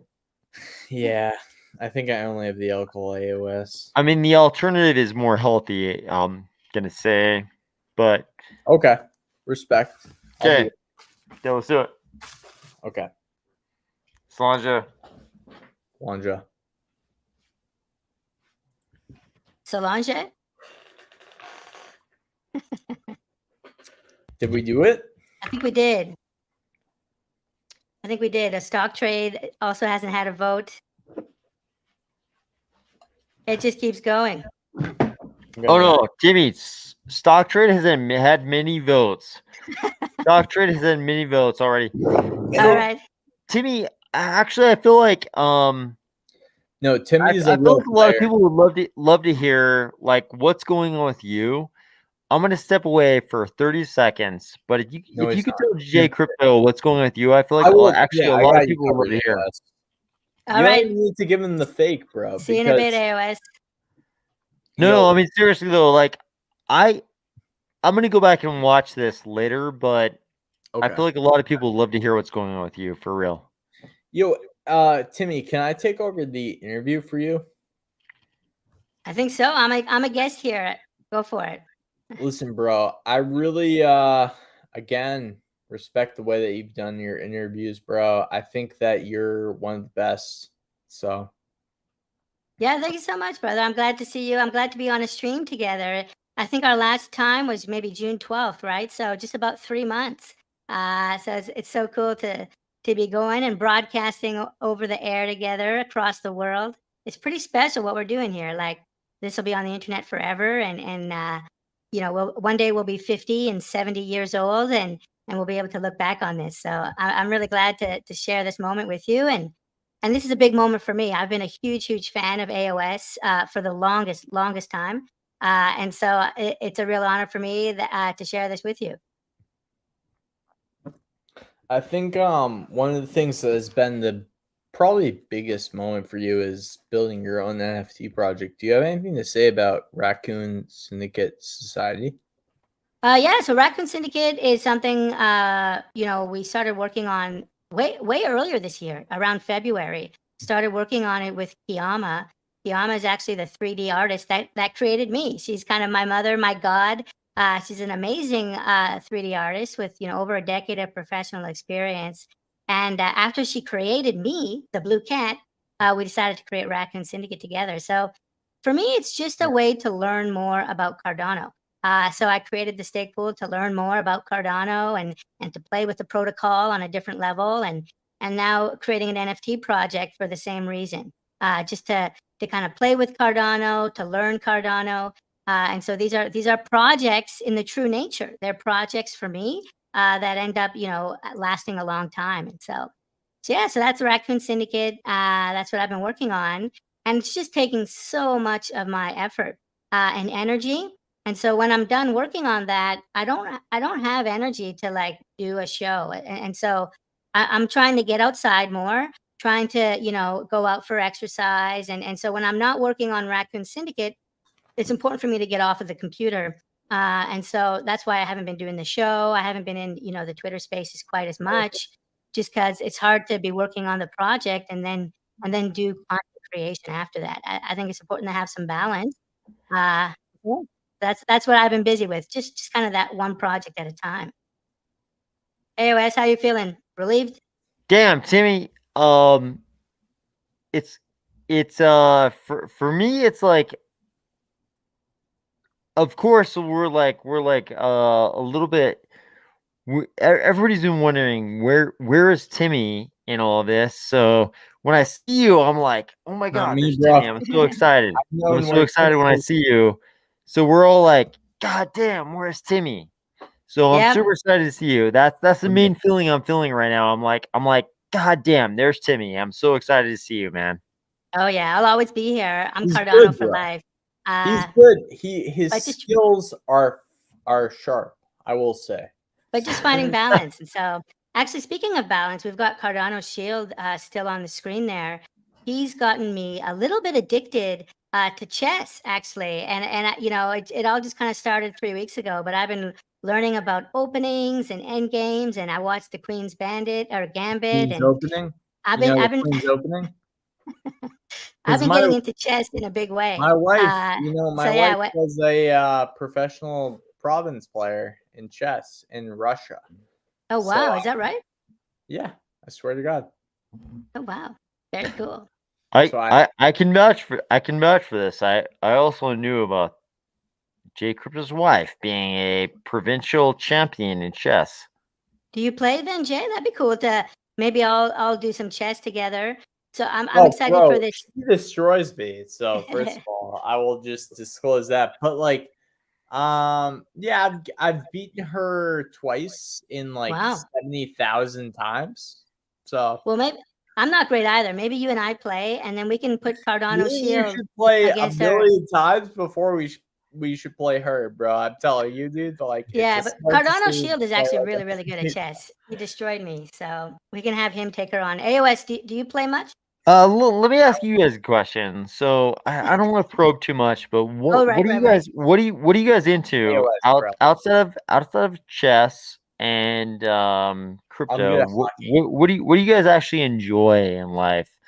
Like, what are the things that you guys find exuberance in life? Let's start with Timmy. Timmy, what do you love out in life outside of crypto, outside of chess? Like, what do you love, man? Well, for me, it's travel. It's all about travel. I'm looking to do a lot more travel soon. You know, for 10 years, I'm in Canada right now. But there was a period of 10 years where I was traveling around the world. I spent 10 years, you know, a long time in South Korea.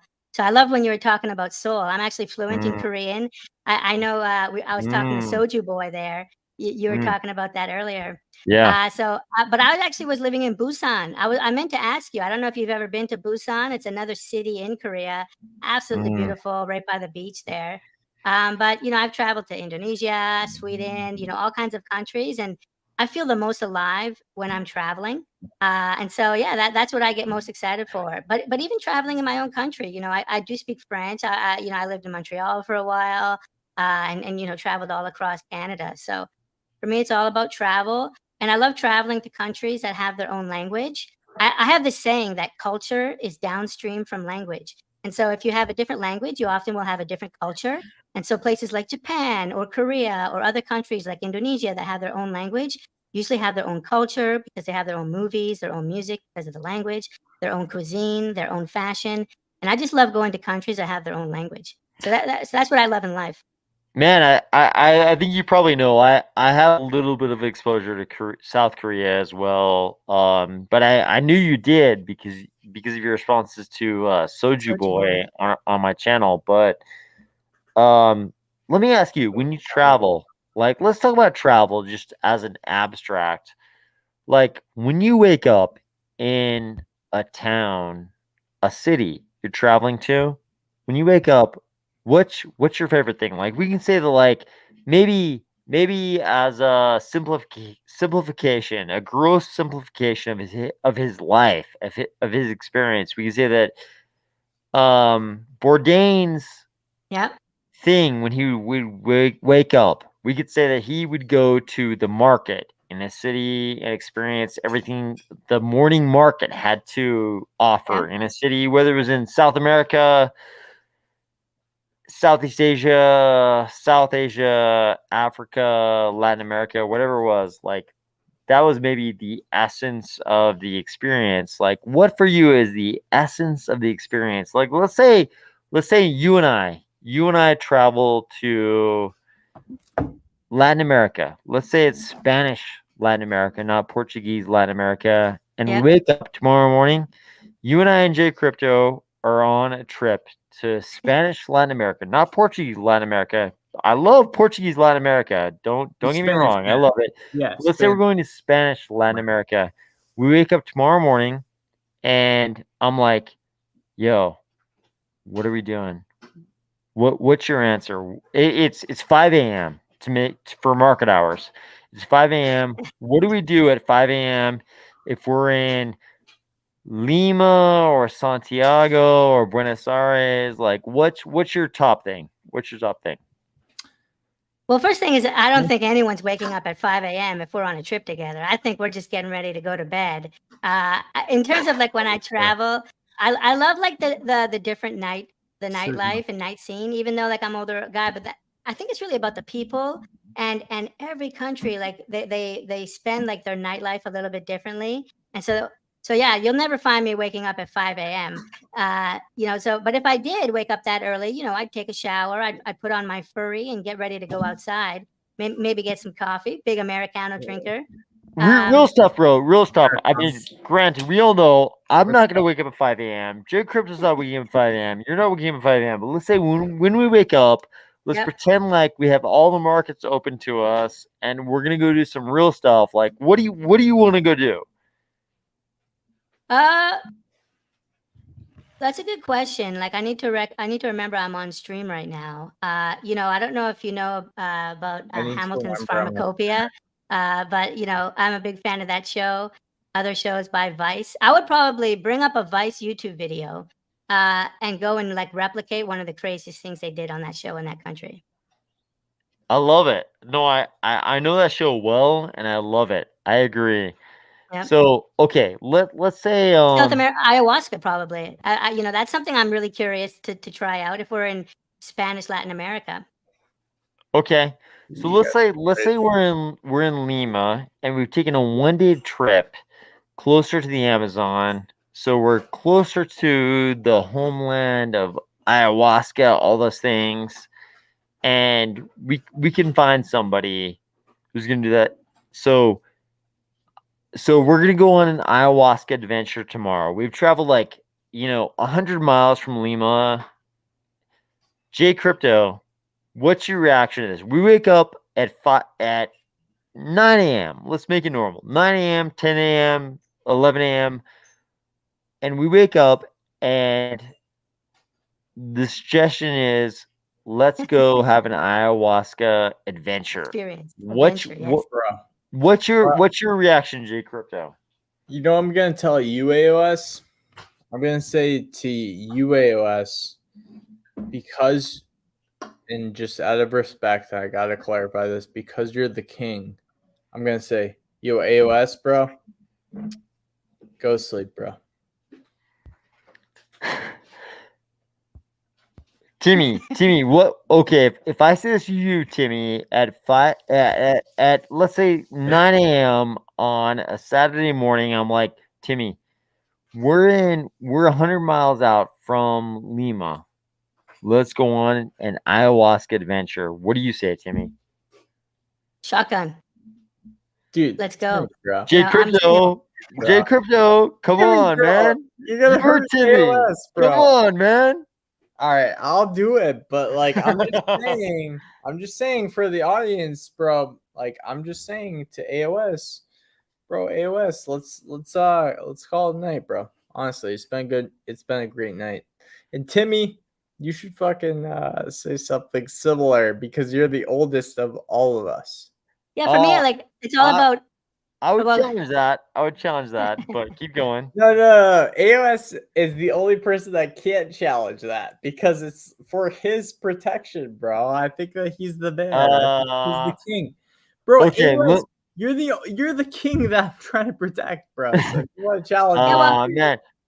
I'll tell you why. Like for me, why I answered that way. Like I'm really all about experiences, right? It's this greed, this hunger, this greed for experiences. I'm experience greedy, and so when I go to these different countries, I want to do something I can only do there, something I've never done before. And I feel like that's the way to live my life where I won't have regrets, right? And if I'm on my deathbed, the regrets I'll have are like experiences I didn't have. And so, yeah, I'm just greedy for all the experiences.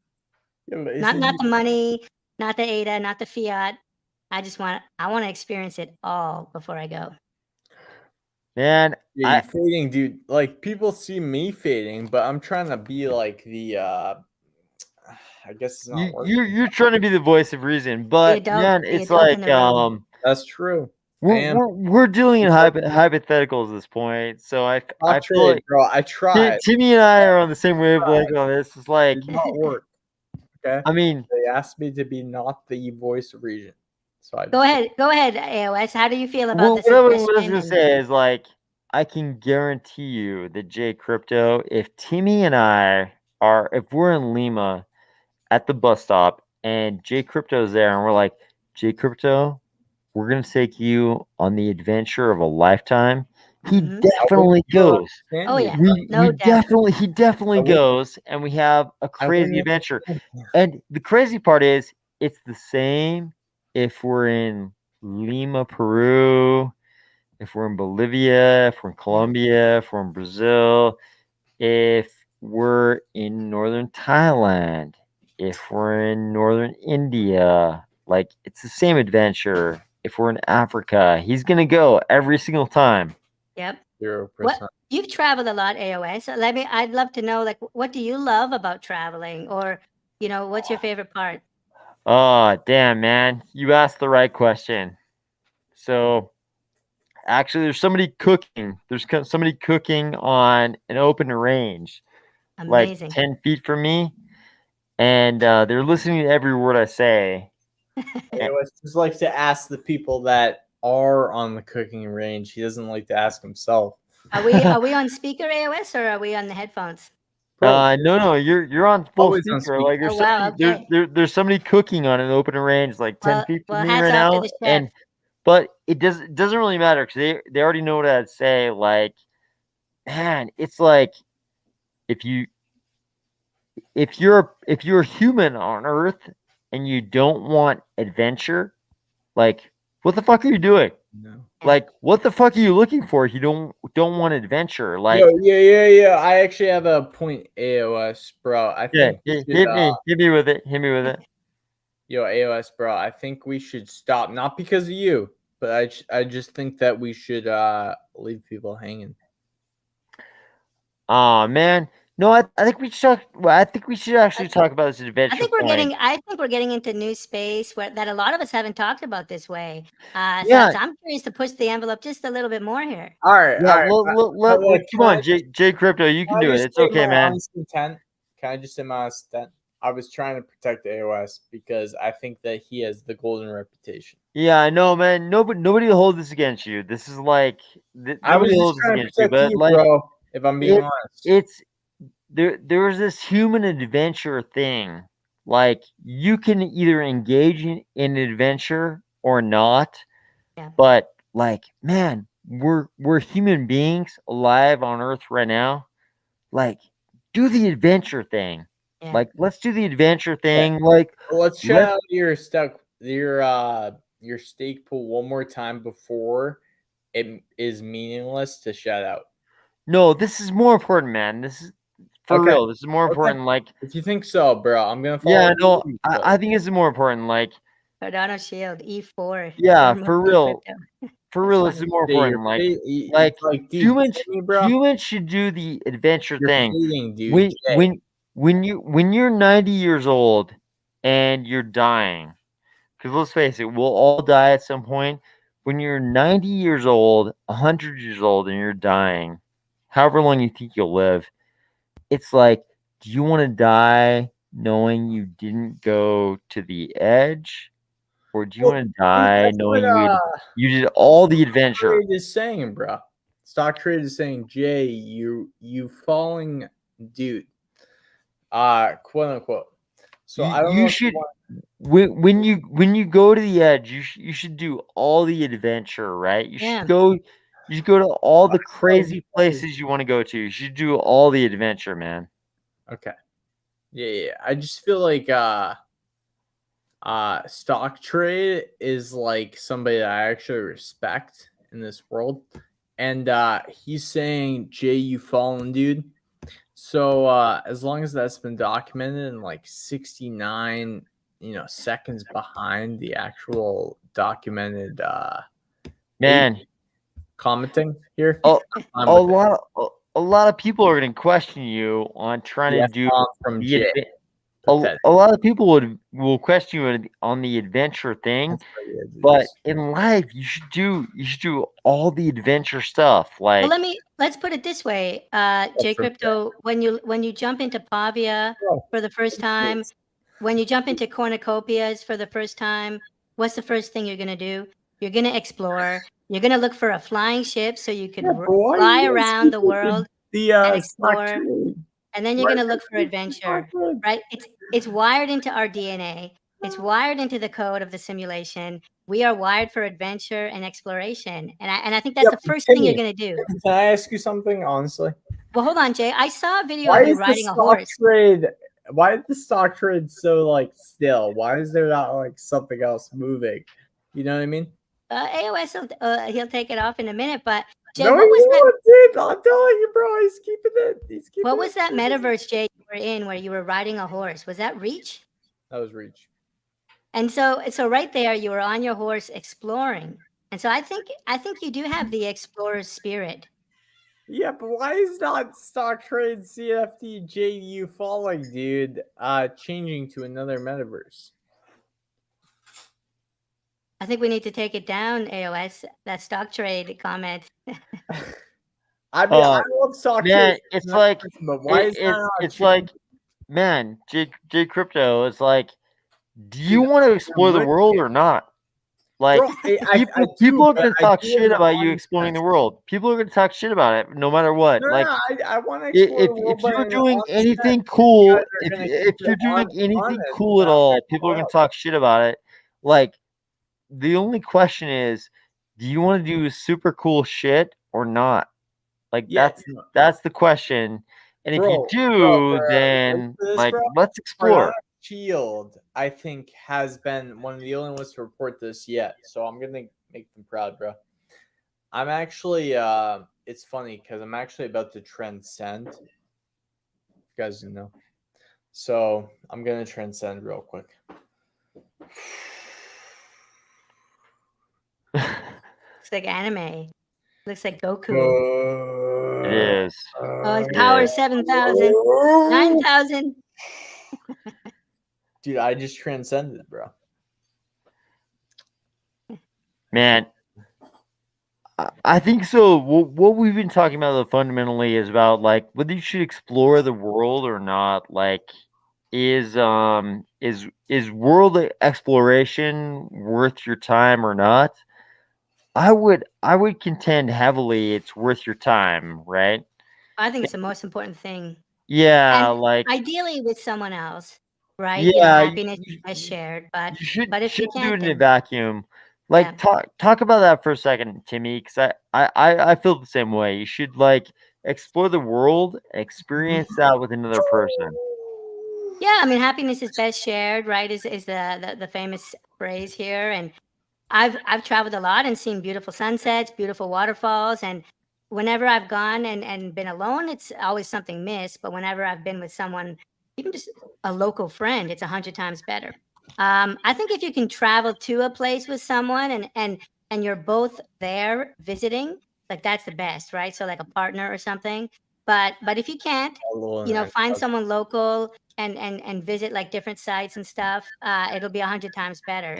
But yeah, I think traveling with another human spirit, this is the best thing you can do in like the 100 years or 80 years that you have. Well, Timmy, if you don't mind me asking on a like a very vague level, who do you travel with? Like, what is your ideal travel partner? If you don't mind me asking on a very vague level. When I'm traveling with someone, I do love to travel like with my life partner, right? Like whoever it is at that time. So if it's a girlfriend or something like that, and we can travel together, that's always been the best for me. But if not, then just traveling. Usually, like I'll never travel to a place for 2 weeks. I go to a place for like 6 months, 12 months, multiple years. Learn the language. I always get like a long-term visa, and so I usually will make local friends and then we'll travel places together. What about Jay? What about some of the local J cryptos? Do you ever travel with them? I'm planning to. I'm planning to drop into Boston and visit Jay Crypto and his fam and your pooch there. I don't want to dox too much, but your dog. I know you've shared a little bit about that, and I love Okay. that dog, and All so right. yeah. So you met Wealthy. Yep. You've Right. Yep. okay. So I'll give you the dap, Timmy, wherever you are. Where are you? Can you dap me up or no? Yeah, I found you. Can you give me the dap or no? No, I don't have my full suit on right now. All right, where do I got to go to locate that? I don't know. Okay.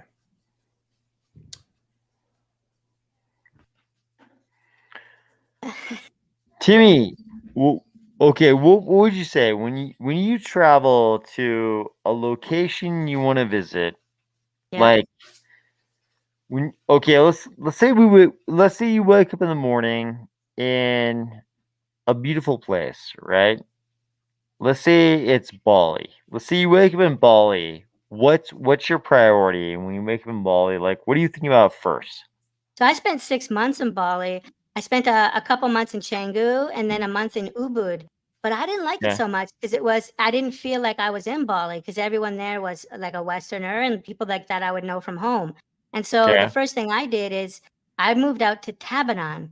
Tabanan is a very rural province in Bali, Yeah. and there's basically no foreigners there. And so when I was living there, every day in the morning, I would just admire like the vegetation. There's so much greenery in Bali. I just love that so much. And the coffee. I don't know if you've been to Indonesia or Bali AOS, but they have coffee that is made by cats. It's actually called cat poo coffee. And what they actually do is they feed coffee. It's actually a little bit cruel, but they feed coffee to a cat, and the cat digests it and then releases it, and then they make coffee out of that. And Right. it is Right. actually really, really delicious. Do you know what I'm talking about? I know what you're talking about. I've never experienced it firsthand in Indonesia. Like I've never drank it in Bali, but I'm familiar with the coffee for sure. Yep. Yep. So that's what I would do when I was there. It's a couple years ago now. But yeah, and then Okay, but let's say you wake up, you drink the coffee. Like how does the coffee taste first of all, and then how do you what does your day look like? You wake up, you drink this coffee, and then what does the rest of the day look like? well, I mean, if it's not like you're not talking about a fantasy, but like how I actually lived when I was there, and like Yeah, more for really real, down for to real. earth for real. Yeah. So I Yeah. drink my coffee, and then a lot of places there have dipping pools, and so I'll usually jump into a dipping pool or something to cool off, and then pull out the MacBook. I am a bit of a workaholic, and I'm happiest when I'm creating. I'm happiest when I'm building, and so usually like I'll be building most of the afternoon. Now, then on the weekend, hopefully the locals who are friends that I've made, they're not working, they're not in school or anything. And so on the weekend, I'll try to do either a hike. There's some wicked mountains in Bali to hike, as well as South Korea. Did a lot of hiking when I was there. And yeah, just kind of get the blood flowing. But usually on the weekdays, when I travel, I'm working. And so I'm usually not traveling for 2 weeks and going to museums and stuff like that. I like to live as a local. And so, yeah, that's kind of a typical day for me. Okay, so you and I have this in common, like this living as a local thing. So, okay, let's say you wake up on let's call it a Saturday morning, right? Yep. You In wake up at Seoul. yeah, I mean wherever, Seoul or in Bali, wherever you want. Like you wake up as a local or trying to live the life of a local. You wake up and you're trying to live a life that's an experience of a local. So let's say you wake up on Saturday and you're gonna head out. Like, what do you do? You wake up. What happens next? The moment you wake up, what happens after you wake up? Yeah, so after I wake up, do the shower and everything, get ready, I'll go out and usually find a cafe. I like to find a cafe where I can work at. And then, usually I end up making friends with some of the staff there because I'm there every day.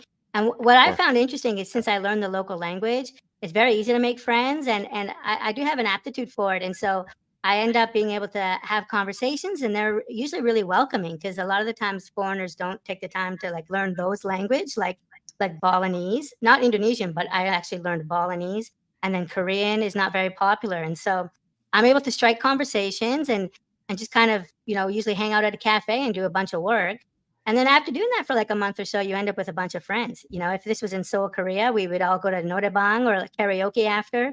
I'm a huge fan of karaoke, especially like Asian style karaoke, where you have like a small room and it's just you and your friends and there's a couple drinks maybe. That's the way to Yeah. do karaoke.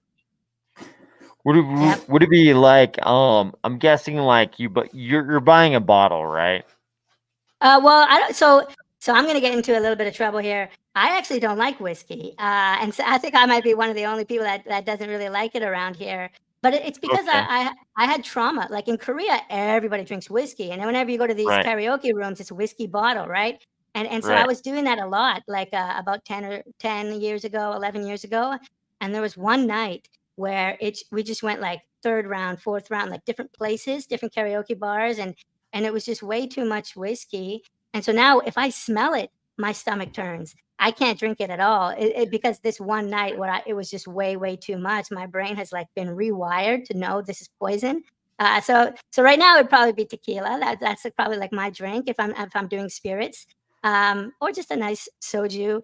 In Korea, they mix soju with beer, and that's always a lot of fun. They call it somek. So I would probably be doing something like that, a little bit lighter, and staying off the whiskey. I just can't do it anymore. Fair enough. I very much understand that. So like, okay, tequila, what kind of tequila are we talking about? What would you drink when it's tequila time? Well, if I'm at home, I don't drink so much anymore. I'm just so busy working. But certainly, Patron is Yeah. one of the better ones we have here in Canada. But I used to like sunrises. When I was younger, when I was in Korea, we do the tequila sunrise. So it has some orange juice in it. So you're getting some vitamin C, and that helps you feel better the next morning. So it's kind of 2 in 1, right? When you're doing tequila sunrise or something with like orange juice or some other vitamin. So that's actually that's what you would find me drinking most of the time when I was doing that. All right, the tables are turned. What are you ordering, AOS, at the Korean or Japanese karaoke? Oh my God. I don't want to specify it so hard, so I'll say like Asian karaoke, which is like super wide. I know that's like a Yeah. swath of the world from India all the way to Japan, but Yeah. God. So by genetics, I'm kind of a fan of whiskey for sure, just because Okay. my genetics lend myself to You've said enough. You've whiskey. said enough. I But understand. but I'm also a fan of I'm also actually a huge fan of tequila Yeah. just by my westernness. Like I'm like, man, if you don't love the liquor made of blue agave, Yeah. like, do you even like food? Life. Do Okay. you I went even with like life. food? Food is a better way to put it. Do you even like food? Do you even like whiskey? Like, do you even Yeah. like, like your sensory your senses? Blue agave is like distilled blue agave is like you can go to certain limits, right? With like barley, wheat, blue agave, and Yeah. all of those have been taken to this like crazy level where people are making this like delicious stuff with all those. And Mezcal, if you've tried that. yeah, I mean, there's like, so the weird thing about in North America, you're probably aware of this, but in North America, when you talk about mezcal, it's like people associate that with a very smoky version of Yeah. blue agave distillation. But in Mexico, it's not necessarily that same smokiness. It might be smoky, and often it is, but it might be something very non-smoky. Oh wow. So it's like I feel like North America is super lucky because we haven't experienced everything that blue agave can offer us. Like you've got the very, very delicious, very smoky mezcals that Yeah. North America is expecting. And you've also got tequilas that are not smoky that North America is also expecting, and you got this entire spectrum in between. You know what I mean? Yeah, it's a huge spectrum. I've actually never had mezcal in Mexico. Now, you got me really curious. Some of the best mezcal I ever had was actually in Stockholm, in Sweden. I went to Sweden a few years back for the Midsummer Festival. I'm not sure if you're familiar, but it's the most amazing, like 1 week festival where everyone dressed up in white and white dresses, and we put plants in our hair and dance all day and all night. It was like the purest festival I've been to, this Midsummer Swedish festival. But someone flew there, they were of Mexican origin, and brought like 2 bottles of mezcal. And it actually might have been Mexican mezcal that you're describing, but I don't know because it was in Sweden. I wasn't in the state to like look at the bottle or the origin, but yeah, it was some of the best mezcal ever, and since then I've already really liked it. Yeah. Man, I won't debate that at all because like man, I've been to like if you ask me the best parties in my life, like there were certain like white parties where everybody wore Yeah. white in Prague. Like we were in I was in Eastern Europe for a very specific reason, and we went to a party in Prague, and everybody's wearing white, and it was crazy. And it was like it was in the decade after the 90s when it was still kind of new. Like Eastern Europe had only been it was only not a part of the Soviet Union for like a Yeah, a decade couple or years. two, and it was super super different. But man, some of the best parties of my life were Man, in that period. So I know so exactly what jealous. you're talking about. I really want to visit Prague. I've heard like, there's so much history there. I've heard the architecture is like next level because of all the history and the wars and the battles that have been fought there. I would love to visit there. The closest I got to like Eastern Europe or like, the Soviet, USSR was I was in Ukraine actually for 6 months as well. I was sent there. I've talked about this before. I used to work at Electronic Arts, and we were setting up a game studio there, really like an art creation studio for 3D art. And I was Mm. sent there. I was really young. I was 21 years old at the time, working as like a manager at Electronic Arts, and I was sent there alone, no coworkers or anything. And that was my first like trip in a foreign country where I didn't know the language, in Kiev, and just absolutely loved it. Every day was like a new mission, unlocking.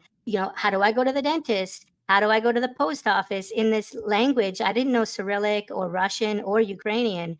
And so, yeah, every day was like this amazing adventure, like playing Super Mario Brothers, level 1, level 2. There's a new achievement to unlock. And that's when I fell in love with travel. I was there for about half a year. When I went back to Canada, I immediately like knew, okay, I had to travel again. That's when I got the bug. Have you been to Ukraine at all?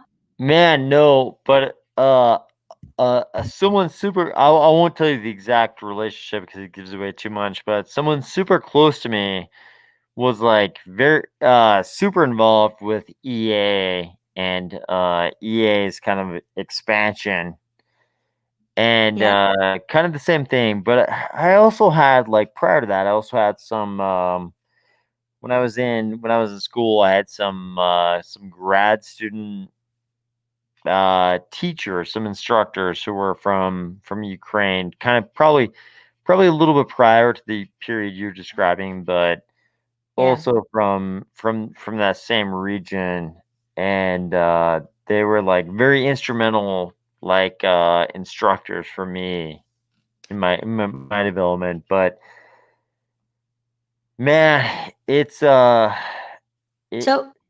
So the one region I haven't been, if we can okay. pivot for a second, Yeah, is let's hit is it. the Middle East. And I'm not actually sure if Mm. you've ever been there, but I know a lot of crypto people go to Dubai. And I've never been there. I've never been anywhere in the Middle East. If you have, I'd be curious. Like, you know, how did you find it? How does it compare? Could you ever see yourself living there? If you haven't, then this will be a really short topic. For sure. No, I mean, like, I don't want to comment too much on this for privacy Yeah, yeah, reasons, but I would say like the West the West should be more open to the Middle East for sure. Like the experience that most Westerners have when they go to the Middle East is everyone was so friendly, everyone was so nice to me. The Middle East is great. Like universally, like every single Westerner who goes to the Middle East is like, everyone is so nice, everyone is so great. I love that I went there. I wish I went sooner. It's partially because of the way the Middle East treats guests. Like the Mm. Middle East, they have a very a very specific treatment of guests, and it's very good. If you go to Middle East and you're a guest, they're going to treat you very, very well. And I think a lot of like Westerners when they go there, like a little bit surprised because you the default is that you're going to be treated very, very well because of this like Wow. universal treatment of guests. You know what I mean? It's like I talk to people a lot who've gone to, you know, like very easily accessible parts of the Middle East for Westerners, like Jordan. Like people go to Jordan and like it's amazing. Like the people were so welcoming and friendly to me. I can't believe it. And that's like 100% of the people, or they go to Dubai or somewhere in the UAE, or they go to Egypt and they're like, dude, it was incredible. Like people are so welcoming to me. I can't believe it. And it's like 100% of the people you talk to, they're like, I was in Egypt, I was in the UAE, I was in Saudi Arabia, I was in, you know, wherever, Qatar. They're like, I'm in Qatar, and 100% of the people have this like very positive experience. Like, I think more Westerners should probably go to the Middle East. And like the weirdest one though is Iran. Like Mm. Iran, probably like Westerners would have the most incredible experiences. We can't go there if you're from the US. Like you're Canadian, I'm gathering from what you've Yep. said. So you can probably go there, but like a lot of US people can't go there. Wow. A- And it's like it's like the same thing though. People have like this incredible experience, and it's like very, very remote destination seemingly for a lot of Westerners. Yeah, it's too bad, you know, that part of the world is kind of locked off, not just politically and legally, but like psychologically in a lot of people's heads. I've never been there, but it's next on my list. It's a place I really, really want to go. You talked about how they have this culture of making guests feel welcome. You know, the closest experience I got was flying, you know, Qatar Airways. That's the best Yeah. airline I've ever been on. I love, you know, flying on all of like the airways and airlines from that region. And so if that's Mm. representative of the guest treatment in their country, then sign me up. You know, I want to check that out. Man, I know people who work for airlines out of Qatar for sure. Yep. Man, we should go. We should make a trip Sign in the me up. Middle East, and then we'll go maybe to Asia after the Middle East. But we should go to the Middle East and make a video series out of it, and Oh, then go that to would be cool. Middle East and or then go to East Asia and like compare the two. But Cardano around the world. Yeah. I think yeah, you're onto a concept, and we could drop in and visit the different creators in each of those countries. That'd be pretty cool, and kind of have them on the show. And you know, there's creators all around the world, and you could kind of have a guest from each country when you're visiting there. because they're a lot. They're a lot for sure. Ireland, Australia, you know, we'd have to go to all those places to hit up all the Cardano creators. So let me ask you, if you went to Europe, if you went to so I'm guessing you've probably been to Europe before, probably multiple times. But Yep. if you went to Europe tomorrow, where would you most like to spend like 7 days? Let's say it's just 7 days for food, Interesting. culture, whatever. Like, where would you go? Well, I'd like to go to Portugal, you know, potentially like for a long, long time. Like I certainly wouldn't mind having a residence there. And there's a world where in 5 or 6 years, I might spend a big part of the year in Portugal. Once again, because it has its own language. And you know, European Portuguese is different from Brazilian Portuguese. I've actually started to learn European Portuguese. I've really only like done about 15 minutes, but I want to learn more. You know, so there is probably a 70% chance that in 5 or 6 years I might be in Portugal, but that's for longer term, not for 7 days. You know, it's really Right, not right. for me. I don't know. I really like to go to a country for much longer, like, minimum 4 or 5 months. I think if I was gonna do, like, a world tour or something, I would necessarily have to just spend, like, a week in each country. And, I've heard a lot of cool things about Ibiza. I think I would wanna check if there's still cool stuff there to do, like, at my age. Like, I'm sure there are because I know, like, some founders and stuff, in the startup scene that are my age that go there. So I'd wanna Yeah. know, like, the right places to go, Yeah. but I think Ibiza or, like, Barcelona, I do love the beach, not just Spy Beach, but any beach, is where I'm at home. I love the water, and so you'll find me in a country that has a warm beach, and just, like, some cool places to hang out. Man, fair enough. I mean, I go to a certain You know the places to go in continent. Ibiza? No, I mean, I go to a certain continent like pretty often, Yep. and it definitely has like very big party beaches, Yeah, and yep, yep. we Full moon parties, yep, yep. I definitely spend time there, and there's somebody said for that for sure. So But yeah, but I guess to answer that, yeah, once again, I would go to a country that had its own language, maybe Italy. There's an island called, like, Capri, I think is the name in Italy that Capri, I've heard. yeah, Capri, Yeah, I wanna yeah. check that place out. That's on the list. Um, how about you? Like, where would you go that where you haven't been in Europe? Oh man, if I give that away, it's too specific. Like people would No. guess Well, where I then go. your second choice then. Ah, God. I mean, probably in Europe. Uh, I mean, I'm like everybody in Europe. Like I would definitely go to the Iberian Peninsula or somewhere in the Mediterranean. Yeah. But for me, like, because of my historical interests, it would probably revolve around the Iberian Peninsula right now. Okay. Although I have some strong interest in the Mediterranean though for some water related things. Oh, wow. But okay, so like Europe is like the appeal of Europe is very obvious. Let's say if you went to Asia and you could not go back to South Korea, where would you go?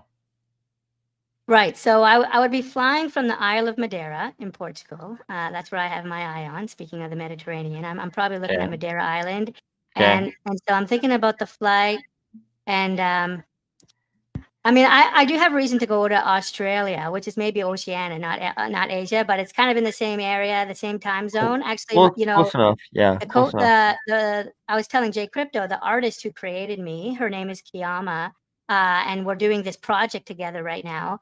But she's actually in Australia, and we haven't met yet. And so for me, I can't go back to Asia without dropping by Australia and seeing her. That's going to be such an awesome moment. Um, Beyond that, I would say Myanmar. Myanmar and seeing the temples there, but Um, also, if Burma, if I Burma. can, yeah, if I can do it safely, trying to understand a little bit more about the conflict. So I think there's a lot of reasons to go to Myanmar right now, if you can do it safely. But even seeing the temples and the vegetation and stuff in Myanmar, it's just so different. And so I would go to somewhere very rural, in Myanmar. Yeah. Have you been? Oh man, I've been very. Any places? Okay. Yeah, I yeah. shouldn't give up. I shouldn't give up too much, but Yep. Myanmar is like so where would you go in Myanmar? Like to the so there's obviously parts of Myanmar that border parts of Thailand and are almost maybe we could say like a little bit indistinguishable from Thailand because Myanmar conquered parts of northern Thailand at certain points, including Chiang Mai. Oh, wow. I didn't know And that. Oh, wow. yeah. Myanmar conquered certain parts of northern Thailand, including Chiang Mai, for sure at some certain points. But now it's like this weird interplay between the two countries because you've got some weird like military conflicts that make the news, like the Rohingya Yeah. Muslims in the north that make a lot of news, but there's this weird interplay between Thailand and Burma. Oh, And the wow. border is pretty porous. Like when you go to northern Thailand, southern Burma, like Myanmar, like the border is pretty porous. There's a lot of Burmese people in northern Thailand and some northern Thai Wow. people in Burma. It's like a very porous border. There's not a wall. There's not a wall separating those two countries for sure. Well, I definitely want to go to Thailand eventually as well. I think where I would go in Myanmar, I don't really know the area too much, but I want to see the pagodas. I want to see the temples. So, I would do that. And then, yeah, you said it's a porous border, so I'd probably try to walk over to Thailand. I did look at like actually going to Thailand and working out of Chiang Mai for like half a year or a year, but it's too far from the beach. Like I like to be near the ocean. I like the cool breeze. That's why I went to Busan in South Korea. And so Yeah. I think if I go to Thailand, I probably need to ask some people, maybe yourself if you're familiar, like where can I have a good internet connection, when I'm, in Thailand on a beach. So that's kind of like the magic formula I need is beach, ocean, fresh air, and internet, reliable Internet. internet. Yeah. Like Man, digital nomads, they all go to Chiang Mai, but I don't know. Like when I look at videos of Chiang Mai, it just feels like a city to me, and I'm more about getting out of the city. Chiang Mai is tricky. So it's pretty small. Like Chiang Mai is a pretty small city, but they have like a burning season, and it's still kind of a city. So it's not like you're in the countryside, and you're definitely very far from the beach. So you're not like in Phuket or on the PP Islands or Yeah, anything yeah. like that. So it's pretty far from the beach. So Chiang Mai is like its own thing. Chiang Mai is definitely its own thing. You talked about burning season. Let's pivot for a minute because Burning Man was actually just, a few days ago. I don't know if you've ever been to Burning Man, Did but did you go? no, Did you I go? didn't go. I didn't go. But I want, it's something I want to check out, but I almost feel like I missed it. I almost feel like Burning Man, 10 years ago is probably different than it is now. I'm not sure. I'm just speculating, but that's my guess. It's probably maybe a little too mainstream, maybe even corporatized. I don't know. But that would be my guess, as most festivals go that way. But I was gonna ask, what I was watching some video of this year's Burning Man festival, and a lot of the light work and a lot of the installments, and it made me think like what would be a cool Cardano installment at Burning Man, and like maybe in 2023, like what if a group of us, went to Burning Man before CNFT Con or something, and what would be the coolest thing Cardano could do at Burning Man? I was just kind of thinking of what our installment would be. So it's like on the playa. What do we build on the What do we playa? build? What do we do to Yeah, represent what do Cardano we that's build? visual and that speaks about Cardano? Any thoughts? Man, I think because it's Cardano, it has to involve decentralization and probably, I mean, like it's Burning Man in the playa, so I mean, it probably has to disassemble itself in some atomic way Oh, as Burning wow. Man progresses. So like, I'm guessing like probably like halfway through the festival it has to like burn itself down to the playa. You know I what I love it. mean? I love it. I see that. I think also, because Cardano, we have such the high ESG scores. Maybe we have some solar panels. Maybe the panels are like powering something, so it's like super green, super clean energy. I think that would be part of it. I like that. If it actually like provided some service to the people there, if there was some way we could like provide water to the people Yeah, I was on the gonna say, playa. this is blue, Yeah. right? That'd be so Yeah, cool. no.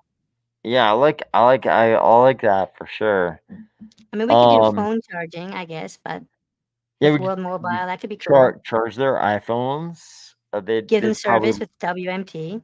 yeah, World Mobile Service to all the iPhone Burning people. Man. They probably love it. They probably love it. So, I feel like we could probably like stick Charles and we could fly Charles out there for like one day, have him address all of Burning Man, and they probably go wild. Like he could like speak to them for like 1 hour. They go wild, and Yeah, like they would burn everything. Like but it'd be it, like Burning Man, but the day that Burning Man burned everything. I love it. I think like it's such a wide area though, so we would have to raise him up somehow on some kind of a platform, maybe a giant bison or a mammoth. I think that'd be pretty cool if we had a. How cool would it be if they got their woolly mammoths imagined, basically animated. So we have a woolly mammoth, and he can bring that to the Burning Man, and he's sitting on top of the woolly mammoth. That's how you do it. What if he rides in on a woolly mammoth? Yeah, that's the way. On like That the last day of Burning Man, or maybe at the beginning to open up the ceremony. maybe that's it. Like the start of Burning Man or the end. Like Charles rides in on a woolly mammoth, and he's like, "May I present to you the dystopian slash non-dystopian future of humanity?" And he's like on it on a woolly mammoth. I think you got Maybe it. that's it, Timmy. Maybe that's it, man. All right. Well, how are you feeling, AOS? You're coming up on 7 hours here. I've only done 2 Uh, myself. Yeah, no, I don't want to keep you for too long. Should we cut it off here? I wonder. I think maybe we should, unless there's any like final questions, maybe from your commenters. But Okay, let's see. Um, okay, what do we got? The aquaponics tanks could be in the pattern of the Cardano logo. ooh, I like Okay, that. that's aquaponics. Here we go. Tie question. There's a whole community in Bai that could support some of these ideas. Like in Bai, there are for sure a lot of people that support a lot of communities. Oh wow. That's it's a little town like north of Chiang Mai. What do we know about the crypto? Well, I mean, I can Google this, like the crypto treatment and capital gains treatment, or just crypto treatment in Thailand. I mean, I know Indonesia has like the Bitcoin ATMs everywhere. Maybe Thailand has that. I don't know. I know a bit about this. It's not necessarily any more advanced than it is in North America for sure. Okay. Yeah. Yes, but definitely in Chiang Mai, there's not a lot more of that than there is over here in North America. There's I feel like there's people in Thailand who definitely feel they feel the crypto movement the same that we do, but Nice. man, it's like the interaction between the people and the government is different than in North America. I know you've been in Asia, so you kind of I know a know how little this bit. works. Yeah. Yeah. I think there's a new prince or a new king there, right? Like from a couple years ago. A new king, yeah. Yeah. The people definitely loved the previous king. He was Yeah. a boomy ball. He was like very, very beloved. And the new king is his son, and he's I'll put this in the best way I can. He's a new king. Okay. So something's different. Yeah, yeah. Well, we'll see. Yeah. Everything takes time. We have a little bit of that up here in Canada. Like our prime minister is the son of a previous prime minister. And so, there's this weird, kind of monarchic element about it. Even in like a country as, we would say developed as Canada, we still have a prime minister whose father was previously a prime minister. So I can relate to maybe some of that, but I don't think I would go much further to compare, politics across the two countries. But yeah, I don't know how So I feel about this hegemony and like, passing it down that way. Go ahead. yeah, hegemony is a good way to describe it. How do you feel like we're kind of crossing a new era? So obviously we have a new monarch in the UK, and the Yep. whole world seems to be grieving the passing of the previous monarch. But Yep. how is that for Canadians? Like how are you guys processing all that? Well, it's hard for me to talk like on behalf of Canadians just because like our country is like super, super diverse. If there's anything you could say, it is all about multiculturalism and diversity. And And I'm not sure what the numbers are, but it could be that more than half of the country is actually like immigrant from less than 50 years ago. And so Right. Canada as a country, like a lot of us will react differently. Some people have different allegiance and kind of representations of the Queen. So it's hard to say. I think no one's happy though. Like there's sadness there. When any human life passes, there's sadness, but certainly with someone like the Queen, who, at least from what we're told, at least from what we understand, has done a lot of good. And I don't really know too much about her history, but I'm inclined to believe that she's probably, well, I won't say she's done more good than bad, but my sense is she probably has, but I'm not super informed about the topic. I What's can your sense? understand that. I can definitely understand that. Like even my ancestors, when they came to North America, like they're comparatively fairly recent, so I can kind of understand that like connection to a North American jurisdiction. So I can kind of understand that. I think like colonialism, I've heard that being, thrown against them, the Queen. But I don't know how much we can hold her responsible for that. Like, a lot of that stuff was in the past, and there's the person and then there's the symbol, right? And at the end of the day, she was a human like the rest of us, and so I think there's sadness there. Yeah, no, I think a lot of people are experiencing like the loss that comes with the passing of someone like that, whether it's their actual ancestor or someone like the Queen. Like, Yeah, I can, you brought us to here, AOS, to this dark place. But while we're here, I'm gonna ask you a question. okay, We were talking earlier about how to yeah, live life and to go for an adventurous life, carpe diem, seize the day, okay, and yeah. now you got us on the topic of the Queen and this passing. My question is, what do you think is next? And it's interesting you reference that because like this would be a little hint for people digging for origins, but my the like the place that I lived in college, the Campus? dorm house. We call Yeah, it yeah. dorm house in North America. The dorm house I lived Yep. in, the motto of the dorm house, they had this like very long standing, very like centuries old like motto of fortune favors the bold. And I mean that's kind of the seize the day mentality. Yeah. And Yeah.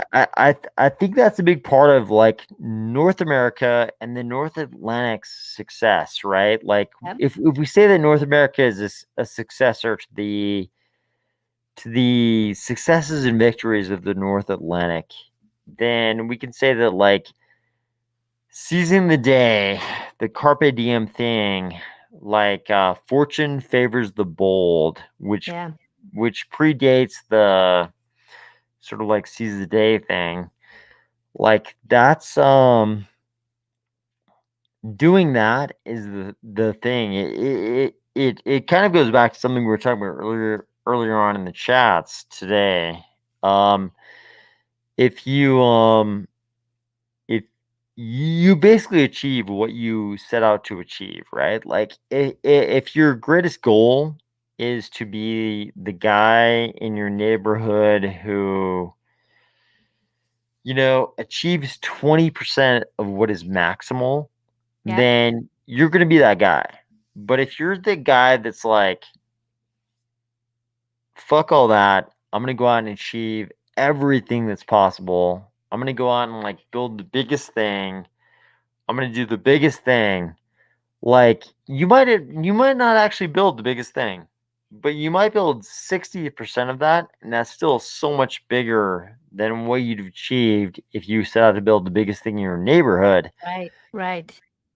So like, man, when I was in college, the dorm house that I belonged to, their maxim was fortune favors the bold. So I've always gone after that in life. I've always tried to like do the bold thing, achieve the boldest thing, and I feel like that's a big part of the success of the North Atlantic and North America as an extension of that. Yep. And like it extends across the globe. Like when I go to other continents, I won't name which ones, but I go to another continent other than North America quite a bit. Yeah. And I go there and like people are like, "Where are you from?" And I tell them, and they're just like, they like look at me and they're like, "Okay, this guy, maybe he's gonna go for everything," just because they know that people from that continent go for everything. They're like, Wow. people embrace like the fortune favors the bold thing, and so they expect a lot. So I go there and I'm just like, they're like expecting a lot, and I'm like, let's do it. I'm gonna go for everything when I'm over Yeah. here. Yeah. So Yeah, the joie, we call that in French, like the joie de vivre, the joy of joie, life, right? joie Joie de de vivre, vivre, yeah, yeah. the joy of life, right? Yeah. I I can relate to a lot of that. And so for you, fortune favors the bold was this kind of ethos that you saw when you were young, when you were still kind of, maybe forming identities back in college. So that makes a lot of sense. Um, Interesting. So always, you talked about like the pioneering spirit, that's part of like the North Atlantic identity. But I guess my question is more around, when we get back to the Queen, like after we close our eyes, like after death, right? What do you think is Mm, next in that sense? We talked about the simulation earlier. And so, yeah. do you believe in the simulation, or do you believe maybe in reincarnation of some sort, or more maybe a Christian historical view? I'm curious what you think happens, when the epoch ends, the ultimate Mm. epoch. Man, so okay, so we've talked about Canada a little bit. So Canada is subject a little bit to French education. Yep. Like, so when you went through that a little bit, I mean, did you read like did you read Sartre and all those kind of books? Like did you read like Weeclos and I read all Descartes. I can remember Descartes. okay. Yeah, I mean, there's there's this idea. I talked about it a little bit recently on the channel. There's this idea that maybe hell is other humans, right? right. Okay. Yeah. Okay, so maybe hell is other humans. Like we can say that like some French philosophers like thought of hell as having to deal with other humans. And why would other humans be hell? It's because they are always like, kind of like prying at these existential questions. It's a little bit different than what we encounter in Asia, right? In Asia, we encounter this different treatment of existentialism and being a human. It's like a very Right. different approach to being a human, right? It's Yep. but in French philosophy, it's like we have this like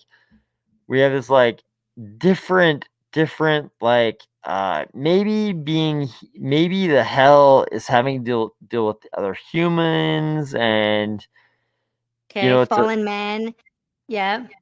it's like a very different treatment. So in North America, like in the US, people North Americans in the US, they don't deal with this as much because like much less exposure to like French philosophy Yeah. and all the French thinkers, and it's just kind of like get to work. If you're like a non francophone North American, it's like get to work, just go to your work and don't worry about these existential questions. But then you Right. get into like these kind of francophone literature type thinkers, and all of a sudden you're dealing with all these existential questions. I find myself asking, like, so you can ask a lot of questions about it. Who's correct, right? Who's correct? and it's like in terms of like who's substantively correct, like who's right about the issues, and who's right. Should we even be wondering about those issues? And I feel Right. like francophone readers who read French literature, they find themselves asking these questions much more often than maybe the like English philosophical readers.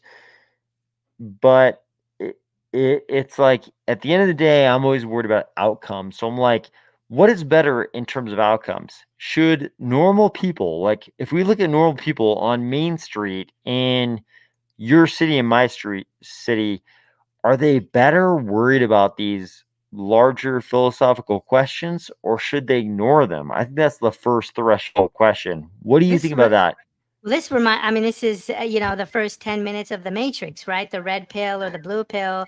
Do you want to do you want to question your reality? Do you think it's worthwhile thinking about these things? Or is it better just to, ignorance is bliss and kind of live day by day? And so it sounds like you're saying maybe the French have, for whatever reason, have dealt with these questions maybe a little bit more in terms of like their writings and their history. Right. Yeah, I think these questions are definitely worth dealing with. They're some of the most important questions of the world. Some people could argue this is why we're here. If there's any reason, behind our origin story, it could be to figure out, what is life and what is the purpose of life. I want to pick up something you said around. You said humans, like, but you presented this idea. I'm not saying it's your own, but you presented this idea that humans are the hell, like potentially interacting with other humans, or other humans cause the hell. Um, so do you find that you're really happy, like alone, in terms of like, do you love going out into the woods? I've been watching this TV show from the History Channel, but I watch it online, and it's called Alone, and it's all about these people that go out into the woods around North America, and they went to Patagonia, and they went to Mongolia, and the idea is they have to live in the woods alone for as many days as they can, and they have like basically no tools, so they have to like build a fire and build a tent and a shelter and everything like that. And so I've watched about 5 seasons of this show now, and so many of them tap out because they're just lonely, right? And so they've been living in their wood cabin for like usually 40 or 50 days, and they're starving and they're not eating, but they're tapping out because they're lonely. And I'm also reminded of this movie Into the Wild, where which is based on a book where this one young man goes out into the woods, and he thinks he loves living in the woods. He ends up actually living in a school bus that he finds, an abandoned school bus, but he ends up being incredibly lonely. Um, and so, could you also maybe is it also maybe the case that being alone is hell, and we can only be saved through other humans? So yeah, I thought the like Emil Hirsch depiction of that story where he was the main character in that movie was like kind of brilliant, because it even without addressing it, it really didn't address like the existential questions. It kind of just showed him like trying to smoke moose meat, trying Yeah, to eat berries, and the mushrooms. it was kind of like he's seeking truth in solace and in individualism and solo survival, but he finds that there's something missing, obviously, because he dies, right? He dies at the end of Yeah. the story. It Spoiler. Yeah, spoiler alert, but it's kind of like a fundamental like weird North American story, right? It's like kind of peculiar to North America, because there's not that many places in the world still where you could go and have like an area that says of Alaska to yourself, Yeah. but North America still has that thing. I think we have that. Like that's kind of peculiar to North America. Like I think in Europe you can't really find that, where there's an area that says of Alaska Yeah. where there's no one, right? Like Alaska plus the Yukon territory, there's like very, very few humans. You don't really have that in Europe right now. So it's kind of peculiar. It does have to do with the like it does have to do with questions about what humans are supposed to be doing here. Like, are we supposed to populate those areas? Are we supposed to like try to survive there so we find some Zen like existence in those areas, because like I've like visited Buddhist temples in Asia and like sat there and talked to Buddhist monks about these kind of questions, like what is life, like what are we supposed to be doing, like what do you think I'm supposed to be doing? And it's still a question, like what if anybody actually knows anything beyond survive, right? Like we all know like there's a binary difference between survive, not survive, right? It's like if you die, that's different than if you're living. And then everything else is kind of this shade, it's like shades of Right. Yeah. exit, like There's a should you spectrum for sure. Yeah. yeah, it's a spectrum of like surviving, not surviving, and like what you should be doing on that scale. Like, should you be seeking enlightenment in a Buddhist sense? Should you be serving humankind, which is kind of a notion that extends across religious boundaries? All these weird things. I'm sure you've encountered this as you travel the world. You probably thought about this kind of thing because you land in different places of the world, and you're like, God damn, man, these guys have like 1% of the material wealth. Yeah. As a North American, you're like, these guys have 1% of the material wealth as the people who are just like doing nonsense back home in my neighborhood. Yeah. I've seen And a you're like, lot of suffering from people that break yeah. their backs all day, working harder than anyone I know, including myself, could work. They do it every day and still live a life of suffering. It's brutal. And it makes you think about crypto. Like, honestly, for me, like, I would go to like orphanages in developing countries, and man, they would like it would be like, man, all these kids, they're like orphans and they have like no chance, like zero chance. Like they can study as hard as they want. Yeah. There's no SAT for them to take. They can't get 1600 on the Yeah. SAT. Like it doesn't matter. There's no SAT for them to even take. They're not going to get into Harvard or Yale or Princeton Yep. or MIT. Like they're just like, man, if they're lucky, when they turn 18, they can get a job, and it's like a very different existential like examination of human life. When you look at that, like crypto takes a different turn. Like you think about crypto differently. 'Cause you're like, man, these kids, they legit do not have the same opportunities as some kid born in North America who can take the SAT and, get a score and apply to college.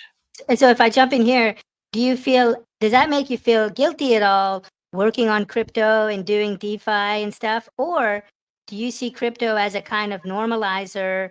And is your hope that crypto will, is accessibility and will somehow unlock potential for these people? And so that's why there's no guilt in kind of, enjoying crypto the way we do and all the, the finance, games we play.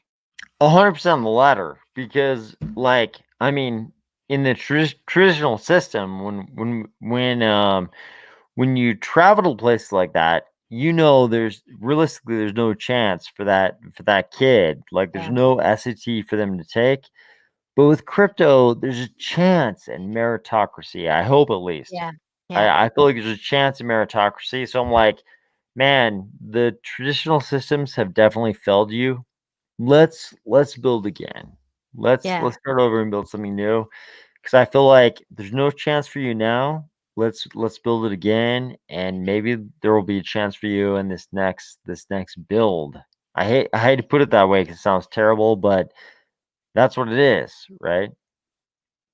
Well, I think, when we think about currency and cryptocurrency, the idea is cryptocurrency will help us escape capital controls from the governments, right? The idea is it's all on the blockchain and it's hosted by 3,000 nodes across the world, and so it can't be controlled. And we saw how parts of South America are liberated from their fiat currency through crypto, and so yeah, certainly I could see crypto breaking down some of these borders.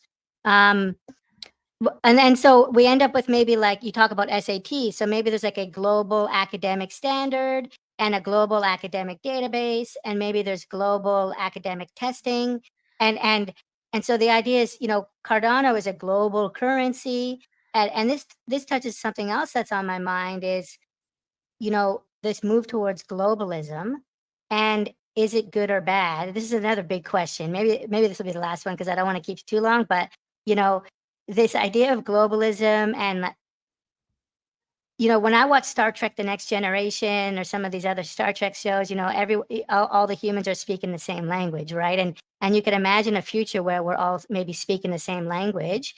And there's this idea that maybe if we all speak the same language, we will understand each other more, empathize with each other more, and there would be less war. You could argue that a lot of war is caused by inability to understand. And so the idea is if we all spoke the same language, we could all, and maybe we all had the same cryptocurrency and we all had the same academic scoring and opportunities, everything becomes homogenous, everything becomes the same, and we all speak the same language.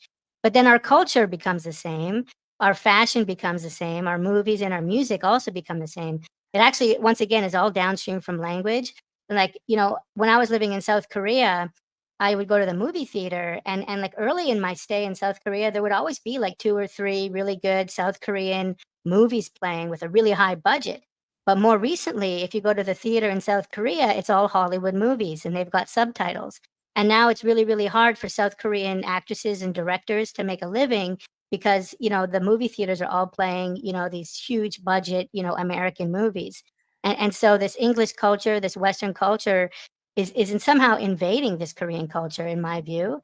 And I guess I have this question, like, is it actually good that we all speak the same language maybe and have maybe less war and this kind of human identity? Or is actually the fact that, we have the Tower of Babel and we all speak different languages and have these different cultures, is that better? I'm curious your thought, because the move to cryptocurrency, this is why I'm bringing this up. The cryptocurrency movement is in some way a globalist kind of unifying movement for the world, breaking down borders in a way. And I wonder, like, there's other things in that school of thought in terms of language and culture and other things. No, I'm kind of with you on this. Like, I think maybe 20 years ago I might have answered differently.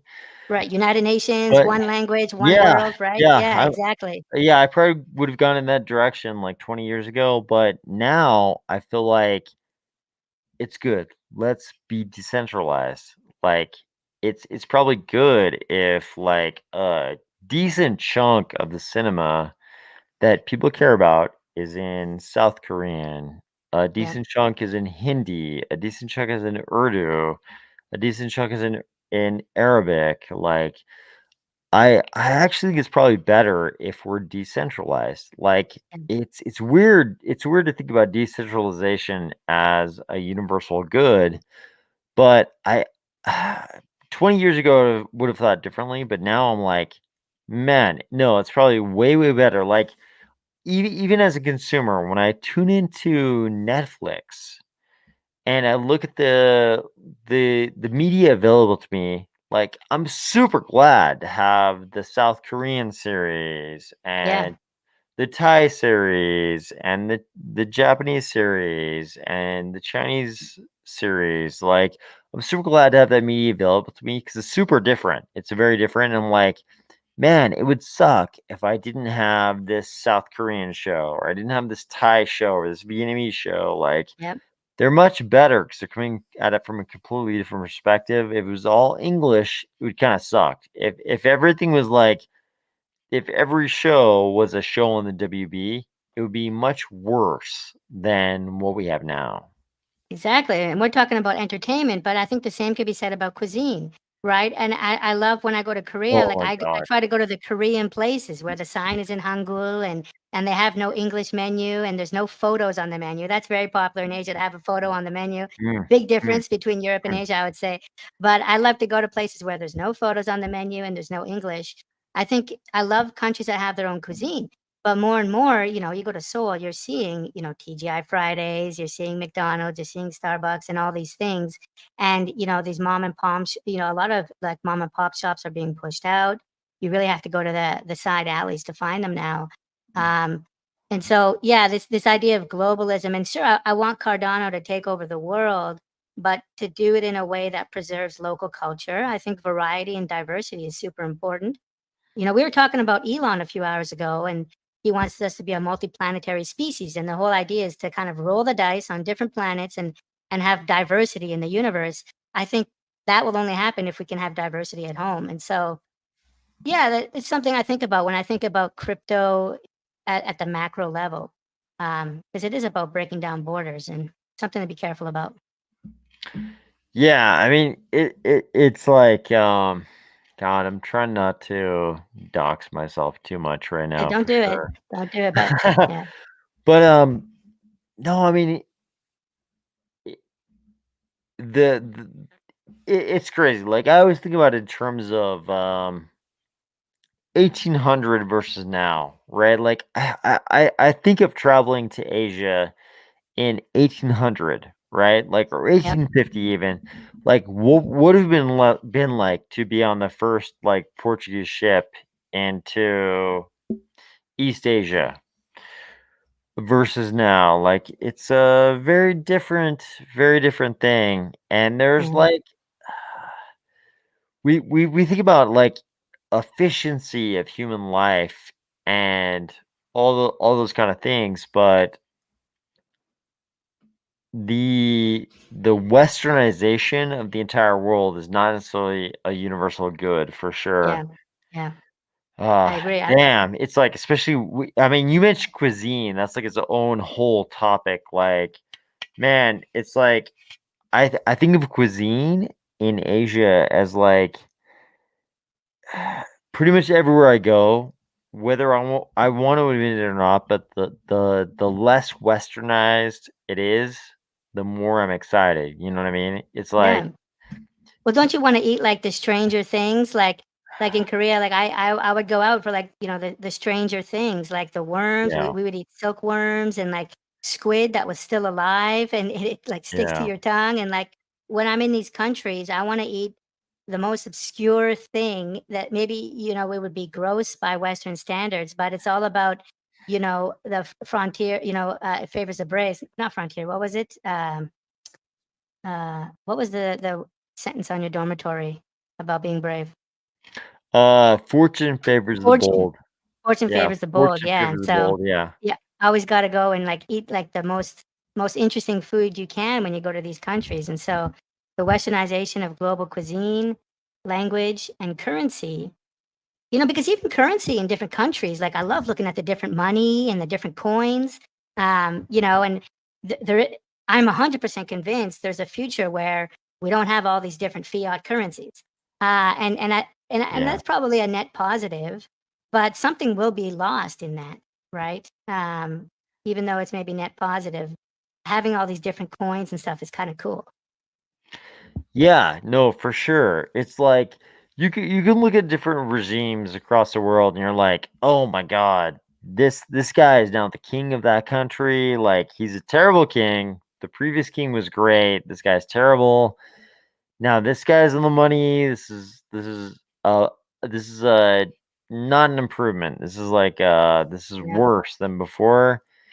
But it kind of adds to the flavor. If we were aliens who were flying towards Earth and you encounter this Earth, like you don't really want it to be all like US dollars or euros. You want the whole world to be US dollars and euros. It's much more interesting if it's right. US dollars, euros, Canadian dollars, like Latin American money, East Asian money, Southeast Asian money, South Asian money, Middle Eastern money, African money, European money. It's more interesting that we have this like quilt work of different cultural fabrics. Yeah. If I was an alien, that's what I would want. Right? I mean, like you're experiencing if you want to experience the totality of humanity, you don't want everything to be priced in dollars. You don't So want everything to be McDonaldized. it You comes want to back to experience variety and diversity, right? And yeah. decentralization is a word that you use a lot. but yeah, diversity. I think of diversity of cuisine, currencies, language, and culture. What do you think? Okay, so what do you think crypto can contribute the most to this? Like what is it that crypto can do that actually matters? I'll answer in a minute. Yeah, I need a second to think. Check out this comment from Will, which is really what we were just talking about. I think he nailed it. He says monoculture is vulnerable. Taking food as an example, if we're all reliant on one staple, a crop disease in one plant affects everyone. So that's a great point. And this is along Elon Musk's line of thought. One planet is an incredible danger for the human species. We got to get multiplanetary, and we got to get multi-food, multi-staple, so that we have more rolls of the dice. So yeah, so I think it's an excellent point by Will here. In terms of your question around, how crypto can help. If the question is like how Cardano and crypto more generally can help with diversity, I think an important thing is opportunity, and if we can help these people in other countries, like you were talking about earlier, who no matter how hard they work, they can't go to Harvard, and they'll probably never have a passport, and they can't afford a plane ticket. And so if crypto and Cardano can bring opportunity to these people, then they'll have opportunity to travel, an opportunity to kind of bring their culture to us and have more intermingling. And so yeah, I would kind of agree with what you were saying earlier.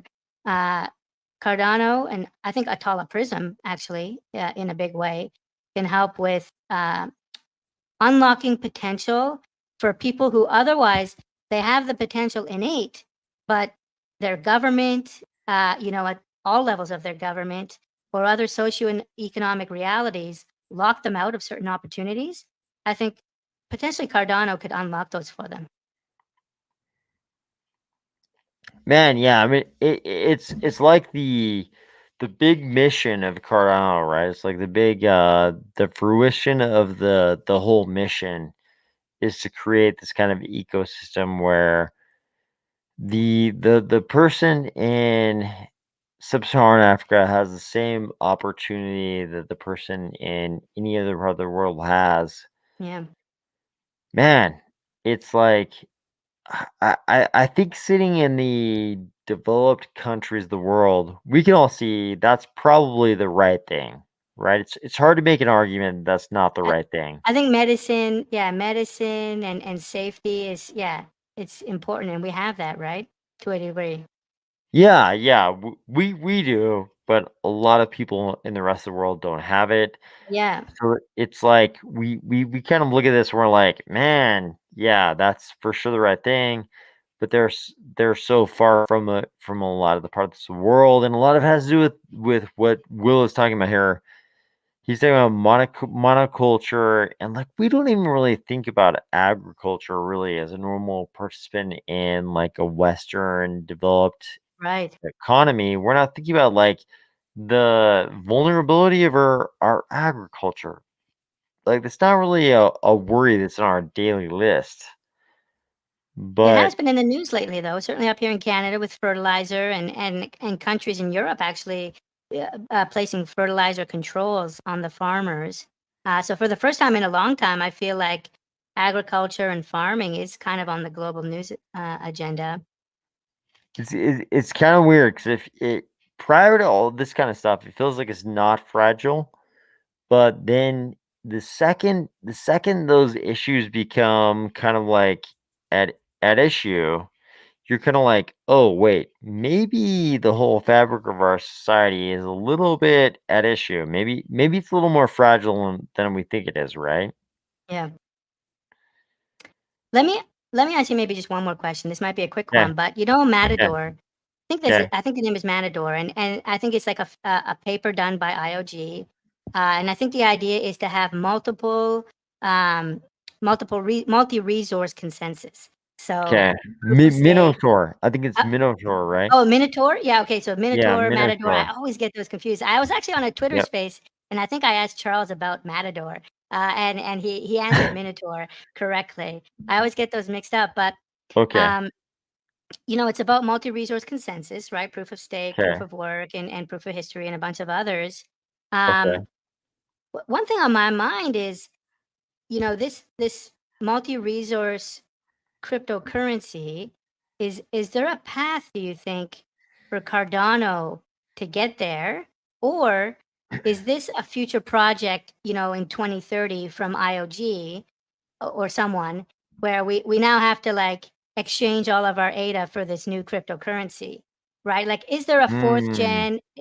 What worries me about Minotaur is like, is this going to be a fourth gen or fifth gen cryptocurrency that replaces Cardano in some way? And so at one point we're going to have to trade in our chips, and make a shift, or is it something that can be rolled into Cardano and Ouroboros some way? I think it's pure speculation. I don't know if we can answer this question, but do you think about this? Because I think about Yeah. like what could potentially kill Cardano, and I think the only thing is Cardano itself, or IOG having like a new amazing idea that just requires a new blockchain. I don't think anything else can hurt us but ourselves and the brilliant people at IOG. And so I worry about Minotaur. And is there anything you can say to make me not worried, or do you have the same concern? No, yeah, no. I totally know what you mean. So Minotaur is the idea that maybe proof of work does still matter. Maybe you need to have proof of work sort of in combination with a proof of stake chain. Maybe all this stuff does still matter. So the beautiful thing is that I think for us in Cardano already, it only matters in the sense that we could add it as a side chain or an L2. Yeah. I think Gen 3 is pretty secure as this idea that like going forward, the vast majority of the things that matter will happen on a proof of stake chain, and there'll be smart contracts involved. So if that's the case, the L1 for that to me is Cardano. Yeah. But if we look at all this like proof of work stuff like Ergo and Ophelomos, the useful proof of work, Yeah. I'm like, man, in my mind, if I guess what happens, probably most of that is added as Yeah. a side chain or an L2. It's like really hard to convince me that that should be a different L1, like that it should be a proof of work L1 that all the things that matter like settle to, right? Like they should Yeah. all settle to a certain ledger. But that ledger, it's probably not a proof of work ledger because the feds are gonna go crazy and they're gonna make it very difficult for any L1 that's not proof of stake because of proof of work L1s, they're using too much energy. So Yeah. I'm not too worried. I think if I had to guess, like 5, 10 years down the road, I think history will be on our side.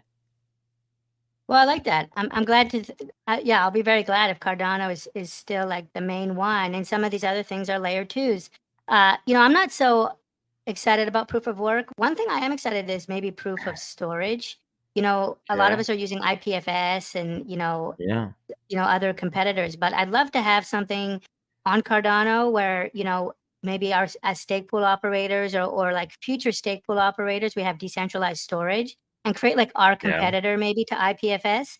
And if that's Yeah. done as a layer 2 with maybe ADA incentives, then I think that could work really, really well. So yeah, I love the story that you're telling, that these multi-resource should be side chains. When I think about Minotaur, it does sound like it's more at the base, like consensus protocol level, like as a replacement to Ouroboros.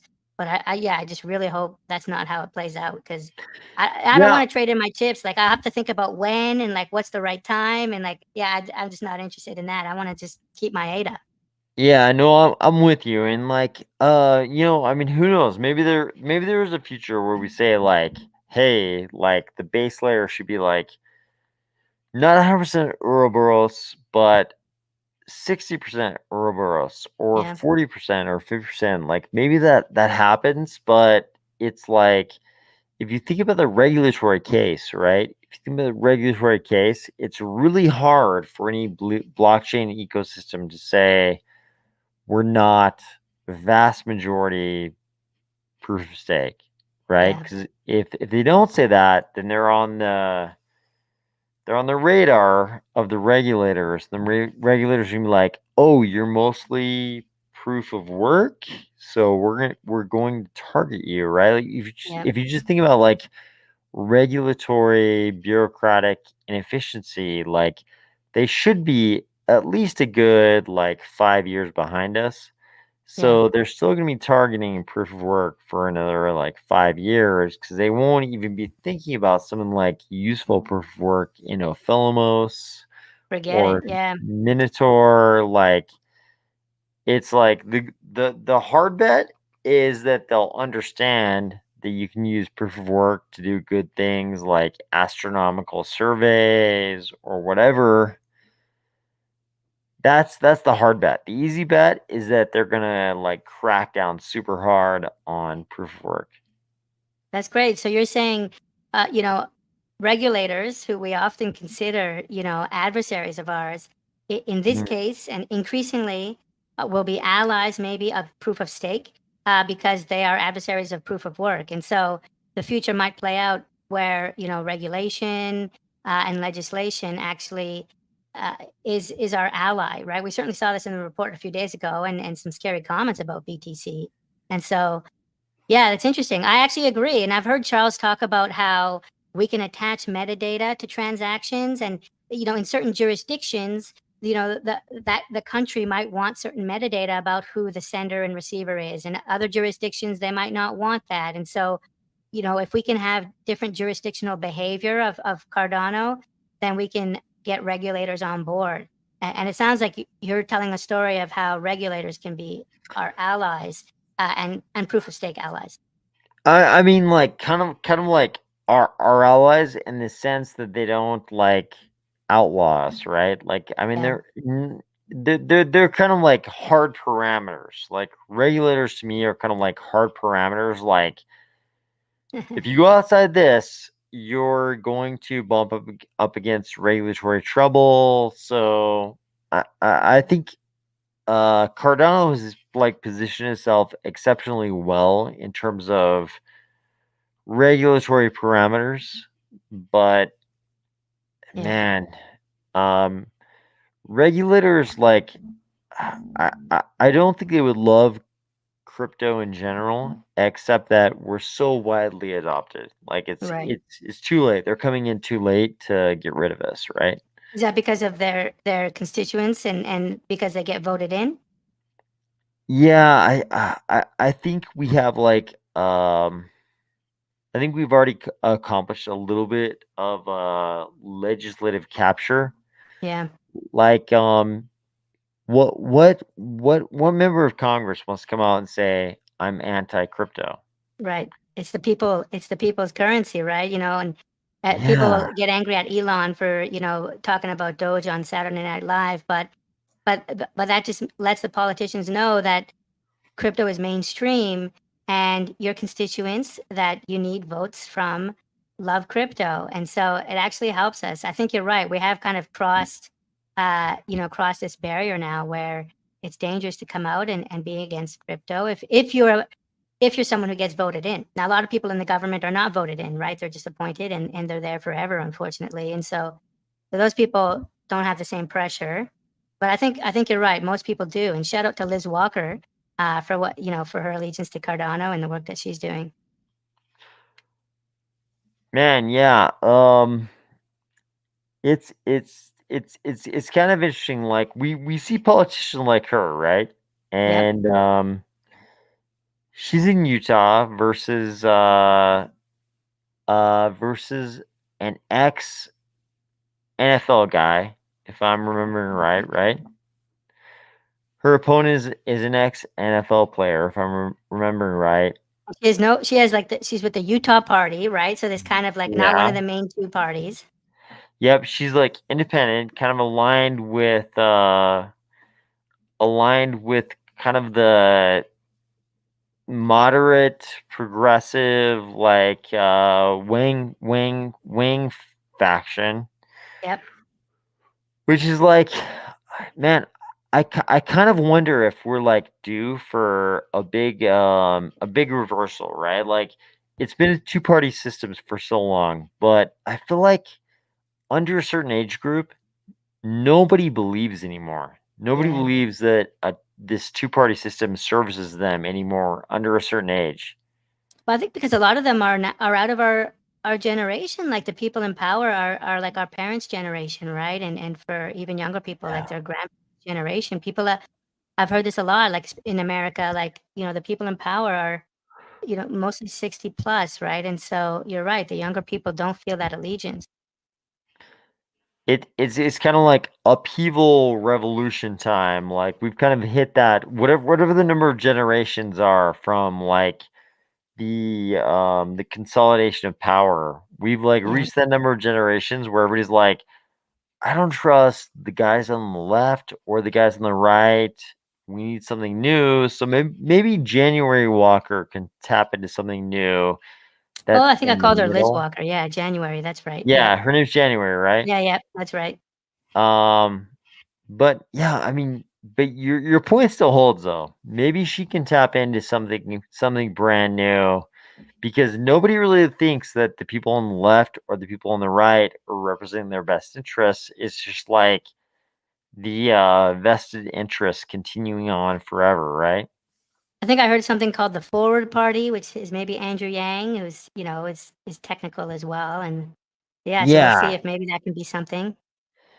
yeah, yeah. No, I think you're right. It's Yeah. the forward party. Yeah. It's super weird, right? Because how long has the American political system been like largely Democrats and Republicans? Like, has it been 100 years? Think so. I'm a Canadian looking in, but it feels like forever. Yeah, probably like a century. So maybe we're at that point where things like start getting weird. People start shaking things up, and they start electing, you know, politicians like January Walker who are like, I'm in the middle.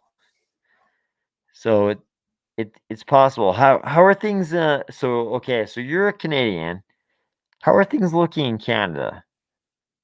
So we actually have mostly like a multi-party system. You know, and we have MPs, and so we don't have a two-party system. But you know, it is mostly two parties that win at the federal level, at the national level. But they can only win.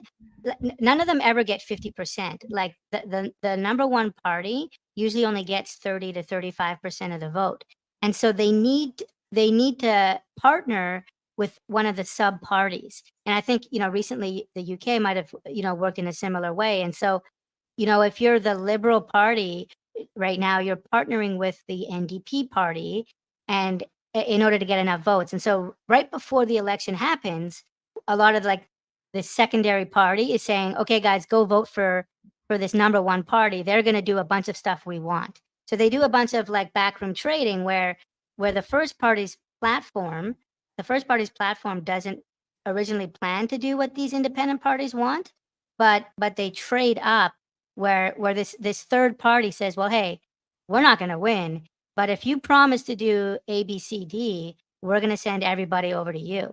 And so that's how it works up in Canada. And then, you know, there's the Green Party and a couple other parties, the PPP party that usually pairs with our Conservative Party.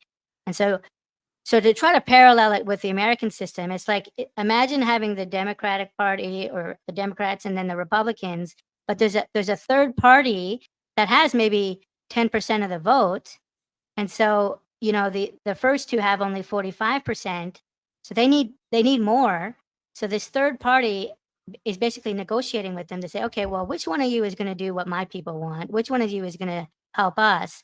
And then right before the election, they send, you know, their people to that one of the two main parties. I mean, I guess it kind of happens in the primary process in American politics where you'll have 10 Yeah, candidates and then one yeah. candidate will say, I'm dropping out, but go ahead and vote for this person. He's my friend.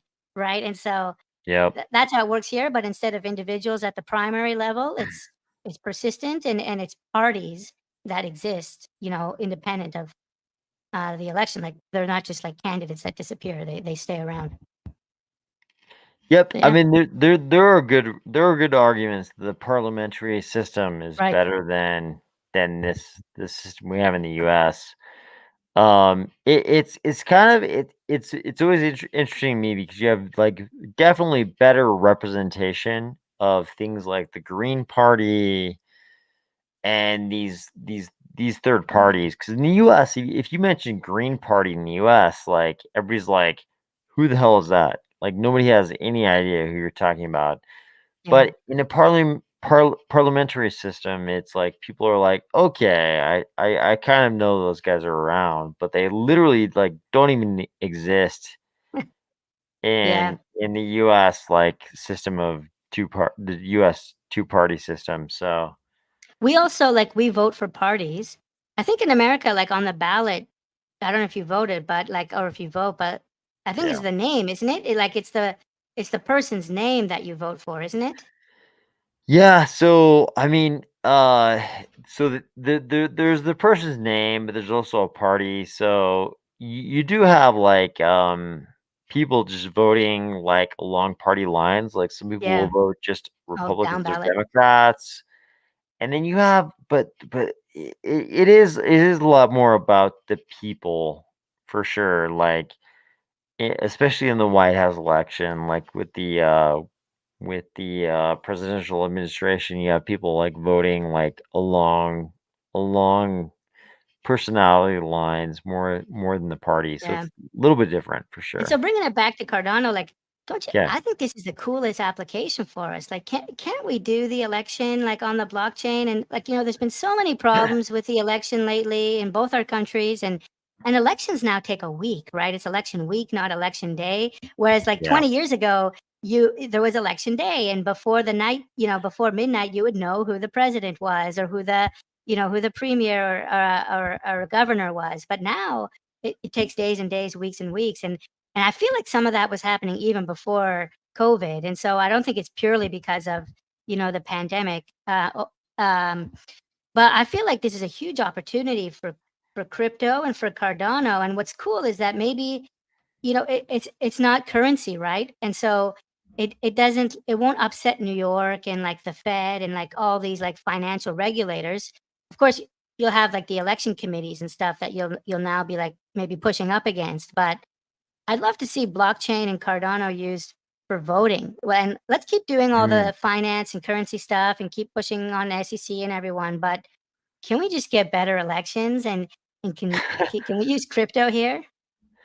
Yeah, very good point. I think January Walker has kind of like focused on this like, hey, how about we just have like better elections? Like that would be a good start. So the people like actually believe in the elections. Like one of the breakdowns in the American political process is that half the people don't believe in the process. They don't believe it's like an Yeah, accurate, fair process, which is a huge problem. huge problem. You took the words out of Yeah, my mouth. yeah. It's like I mean it's the same. It's the same in Canada. I know because I listen to people talking about Canadian politics. And if people don't believe that the elections are fair, everything breaks down. Like Yep. if people don't believe in the democratic process, like everything breaks down. And obviously, like it's weird because in crypto, we know that the blockchain solves all these problems. Like if you have cryptographic voting, you and I and everybody else in crypto knows that this solves all the questions about whether or not votes are fair. Transparent, it's auditable, it's immutable, right? That's what you need. Yeah, and but it's like so far beyond the understanding of like the average person. Like if you're like, hey, don't worry, the vote's happening on the blockchain, they're gonna be like, man, I didn't believe in the traditional voting system. I also don't believe in this blockchain voting process. Like it's Right. all bullshit to me, right? Especially after like the last one. What was the name? There was like this computer system that was challenged a lot. I don't remember, but yeah, there's definitely hesitation around technology with the election process. So I don't know how I feel, but I do think we need to get back to election day, and it needs to be transparent and audible. I like your distinction between a day and a week, right? It's like we should be able to decide in a day. Like it should be like in the old days. It should be a day where we all vote, and then at the end of the day, we all know like this person won. It shouldn't be a week where people. It's like I mean, in the last couple U.S. elections, like people are waiting around for the Supreme Court to decide, Yeah. on hanging chads. Like, It puts incredible doubt in the democratic process. But I feel like this is where we could help. So I don't know. Wh- Maybe this is something actually, I do feel passionate about it. And just talking about it with you this evening, you know, it's motivating me, not this year, but maybe there's something I can do here in my country, to somehow pioneer blockchain voting. Like I don't hear anyone talking about blockchain voting right now. But it seems like it's the right time. It seems like there might be a pretty cool catalyst proposal, or why isn't somebody doing this as a project? Maybe it's something I should do, or someone should do next year. Man, so what Well, do you think? What do you think? Do you think like barring any like genius interventions, barring convincing the entire Canadian public to adopt blockchain voting, do you think as far as like the functioning of democracy, do you think things are going to get better over the next 5 years? We'll make it a 5-year time frame. Do things get better over 5 years or worse? no, I think they certainly get worse. I see a lot more polarization happening right now, and I see it getting a lot worse before it gets better. Political polarization is at a worst place I've seen in my life, and I think it gets worse probably for another 10 years, and then I think it breaks down and we start to rebuild. Um, I have this theory that I kind of created like a few years ago. It's like a media cycle theory where it's based on like the TV news channels. And I remember when I was a child, like my parents would watch, the news, and it was much more like central in terms of its political presentation. Right now we have Yeah. Fox and CNN. It's very polarized news. Yep. But 30, Yep. 30 years ago, it wasn't like that. But I have this theory that like if you were in that environment where everyone is kind of having objective news, if you want to create a new news channel, you need a new product, you need a new spin. And so what you're going to do is do something different. And so you're not going to be objective news, you're going to be a little bit more polarized news. And so we started to get, Fox News saying, okay, we're going to be news for, the conservatives and the Republicans. And then CNN and MSNBC went to the left. And so when all the news is objective and central and centrist, then naturally new upstarts are polarized. And so over the last 20 years, media and news has become increasingly polarized. Right now, what's missing is back what we had 30 years ago, a very centrist, objective kind of news channel and news outlet, because everything's polarized. And so I think what happens is over the next 20 years, if you want to create a new media business right now, if you want to do something new, you can't come out as another, conservative right-wing news channel. You can't come out as a leftist news channel because they exist. So what you're going to do now, if you want to make a media business, is you're going to come out as a objective, centrist news channel. And so over the next 20 years, I think we move back towards this centrist position of news and media becoming more objective and centrist. And then the next 20 years after that, we'll be back towards polarization. And that's because of this need for diversity and just market forces necessitate that you need to create something new. And because of that, there's going to be this in and out cycle. And so I think we're near max polarization, but not there yet. And then I think probably in 2 or 3 years, maybe you start to see this move back to center. Man, that's weird. I actually agree with you strongly, even on the timelines. I think we're not quite to max polarization. I think we're close there. the really interesting part, it's weird that you and I agree on this because very few people agree with me on the timelines, especially. But the really weird part is the mechanisms that will result in sort of the max polarization and then the drawback to objectivity. Yep. You would think, I mean, like if you were a school kid, if we were like 12 years old, we would just like assume objectivity in our news sources.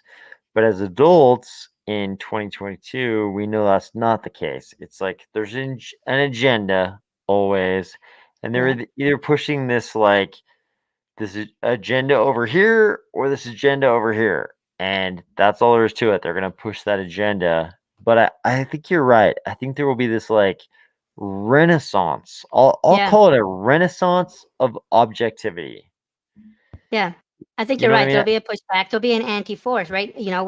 We've had a woke movement over the last, decade or two, and now you're seeing this anti-woke kind of anti-movement coming. Mhm. And I think, yeah, so I think it's early indications, early whispers of maybe this move back to center, move back to where we were maybe 30 or 40 years ago.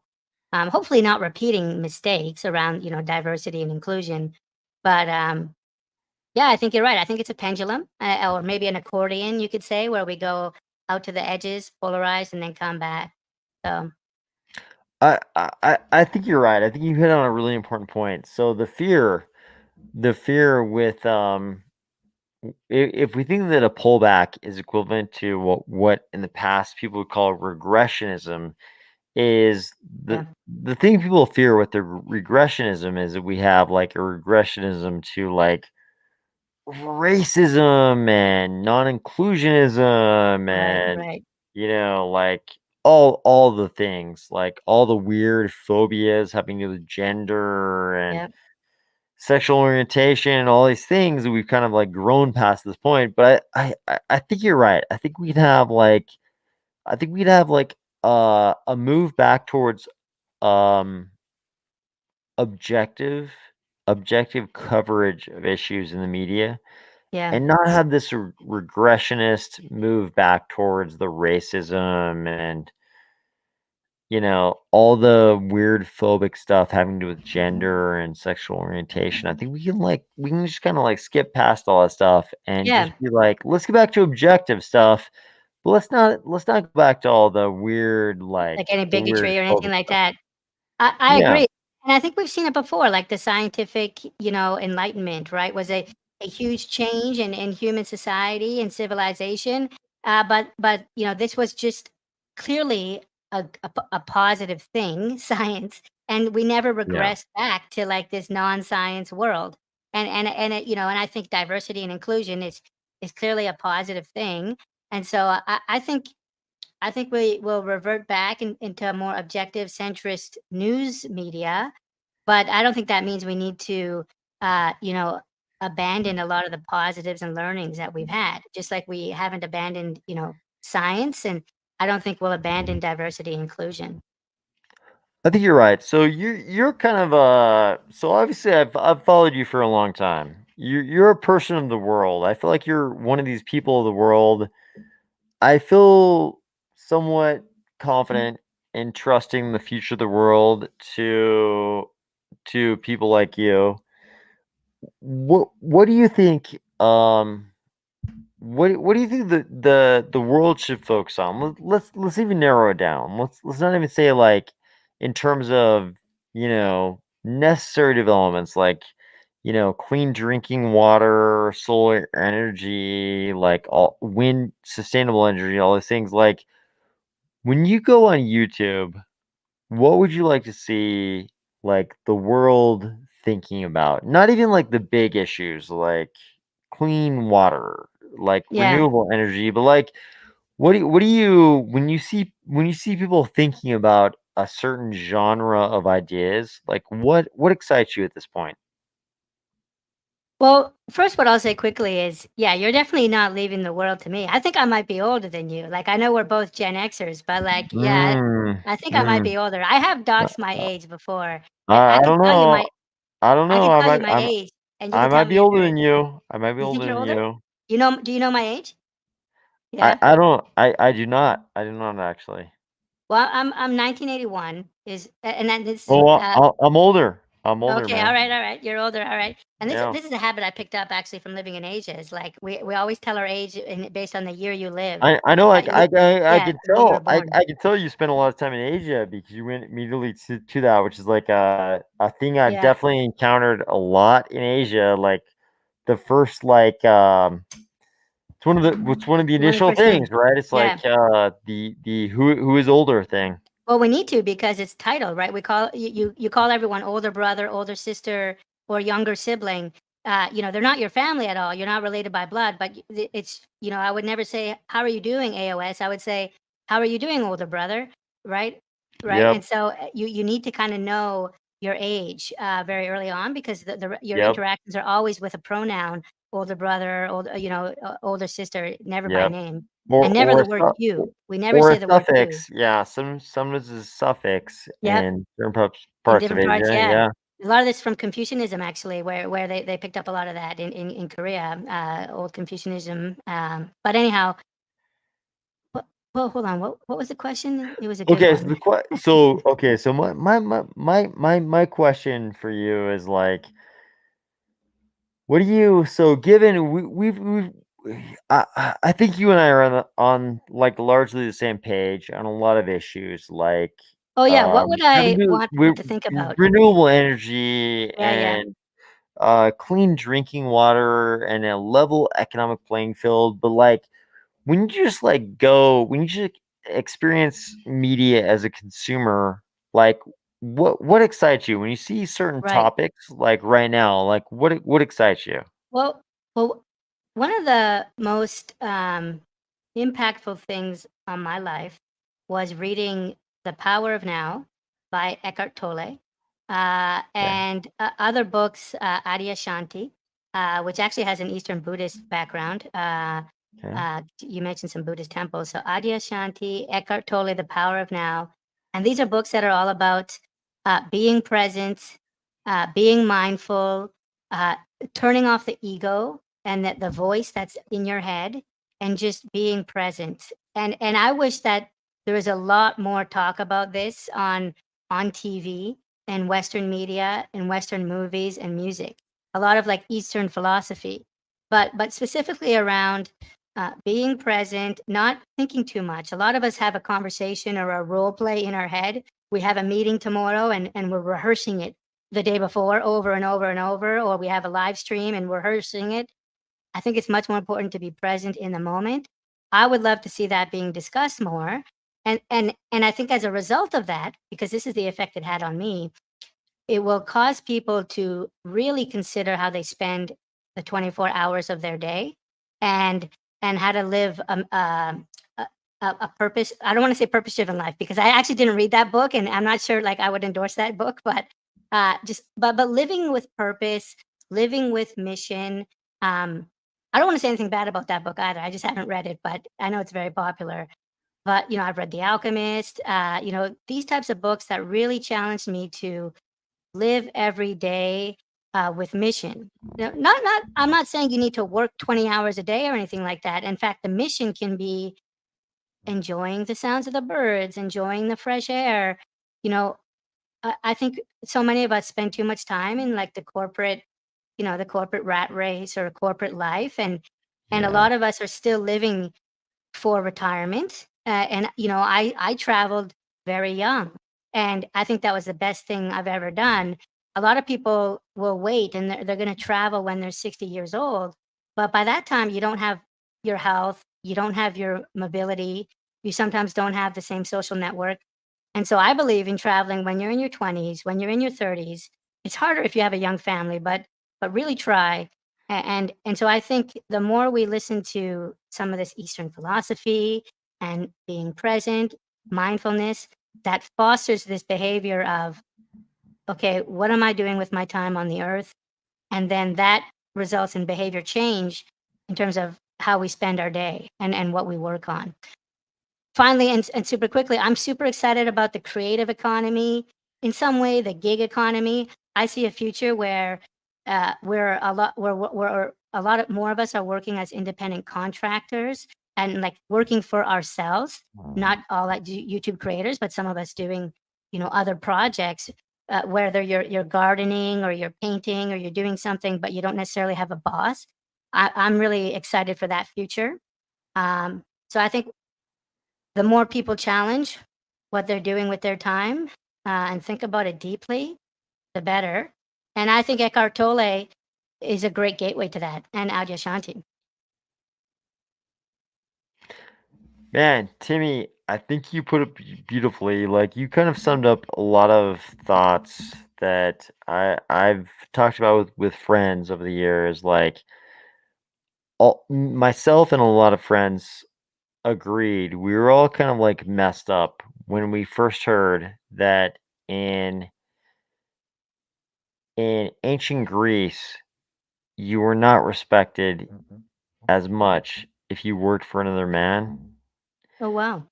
And a lot of us heard that. I think myself and a lot of friends, we all heard this, and it's like there was a certain base level of disrespect if you worked for another man. Because a lot of us, of course, were working for like big corporations, tech, or finance, or otherwise. Yeah. And the second we heard that, we were all kind of messed up because it was like you cannot have the same level of respect if you're working for another man. And then we were conceptualizing these different thoughts about our place in society and whether we were being merchants on our own or working for someone else. And it was like a very different way to conceptualize our place in society.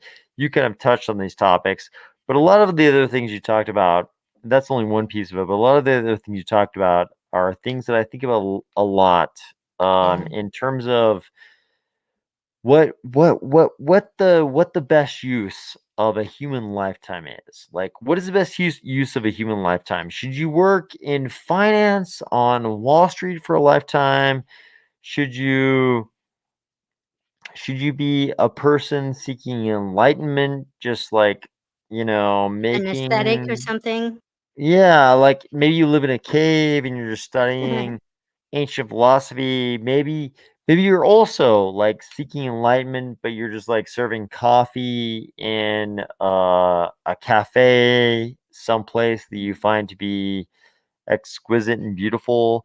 Like I think there are so many different ways to approach this, but the thing that strikes me about everything you said is that there's a way to live your life which is purposeful, and you think about the way you're spending your the if you believe that we have a finite amount of time on earth, whatever you believe comes after, if you believe we have a finite amount of time on earth, you could spend that finite amount of time purposefully, or you could just go throughout your life being affected by the forces around you.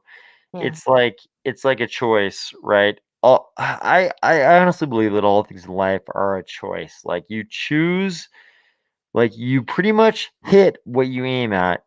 And if you just go through life aimlessly being affected by all the forces around you, like you're probably gonna feel like you have no choices in life. But if you go through life and you're like, I'm gonna aim for this thing, maybe you won't hit exactly that thing, but you Right. might be within 20% of that thing. Like if you aim for it, you're probably going to hit something close to what you're aiming for, and your life is going to end up being what you choose largely. Like you can easily choose a life that is not preferential, and at the end of the day on your deathbed you're going to convince yourself that this is a life you were forced into, you had no choice.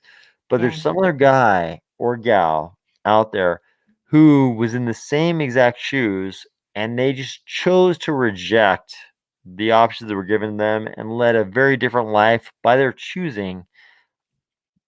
I think a lot of life is that way, but we tend to think of ourselves, especially in like very modernized Western societies, we tend to think of ourselves as like a subject of as being subject to the forces around us. Like we're Yeah. totally influenced by the things that are dealt to us. Like my father did this, my mother did this, like I went to this college, so I ended up doing this.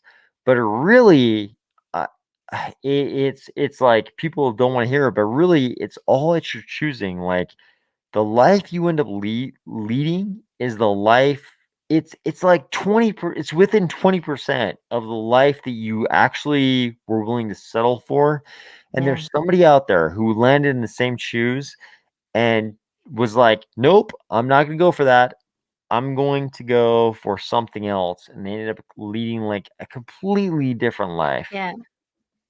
Well, a couple of quick things, like, and I don't want to say that like corporate life or anything is bad, because if we're all working independently, like some things require teams of people, like building a spaceship, and the things that Elon Musk does, you can't do that with one person. And so we Yep. do need teams of people, and we do need companies, right? Company is, other people.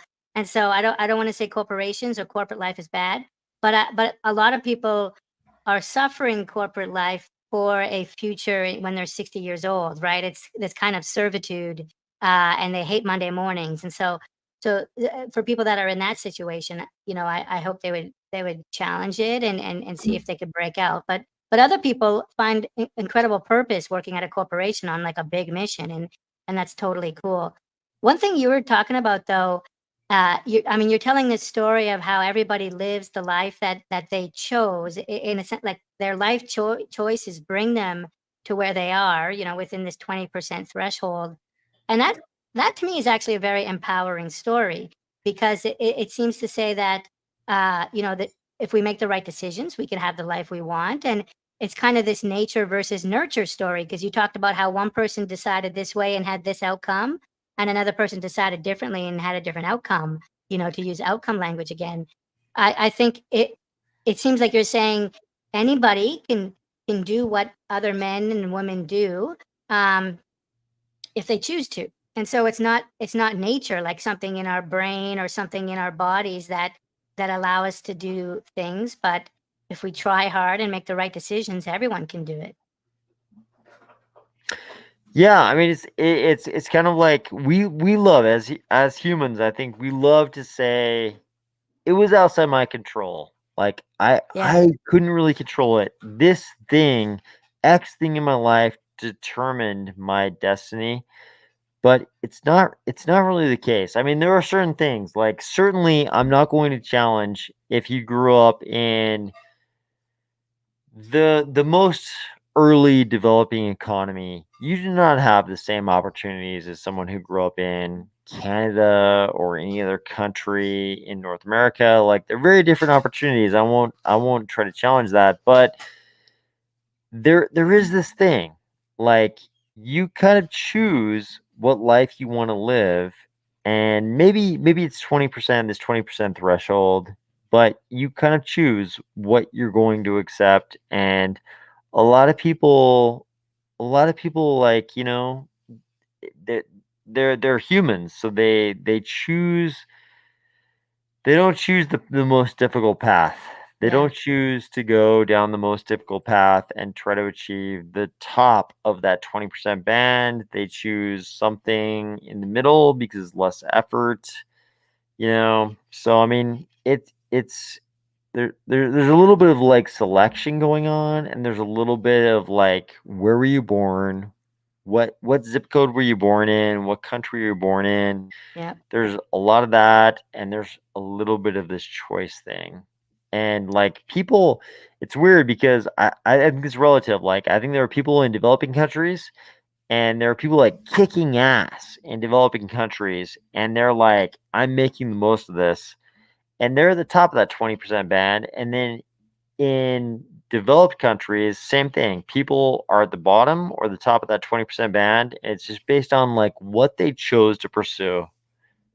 I love it. It's incredibly empowering. If you read like Malcolm Gladwell, Outliers, and even like more recently a study of I think they studied at like, if there's a hockey rink like within 10 miles of your house, then you're like 100x more likely to become a hockey player than if there isn't, right? And that makes everything seem so environmental, but you tell the story, and the story of Outliers is that some people do have these unique talents, but other people, if they just choose to develop them, they can achieve it. One of the things I hate to hear is like, I'm not good at that, because you can become good at that, right? I do think we all have like an ability to learn and improve. And so, yeah, I like your your philosophy there. I do want to call out. We did pass the 8-hour mark.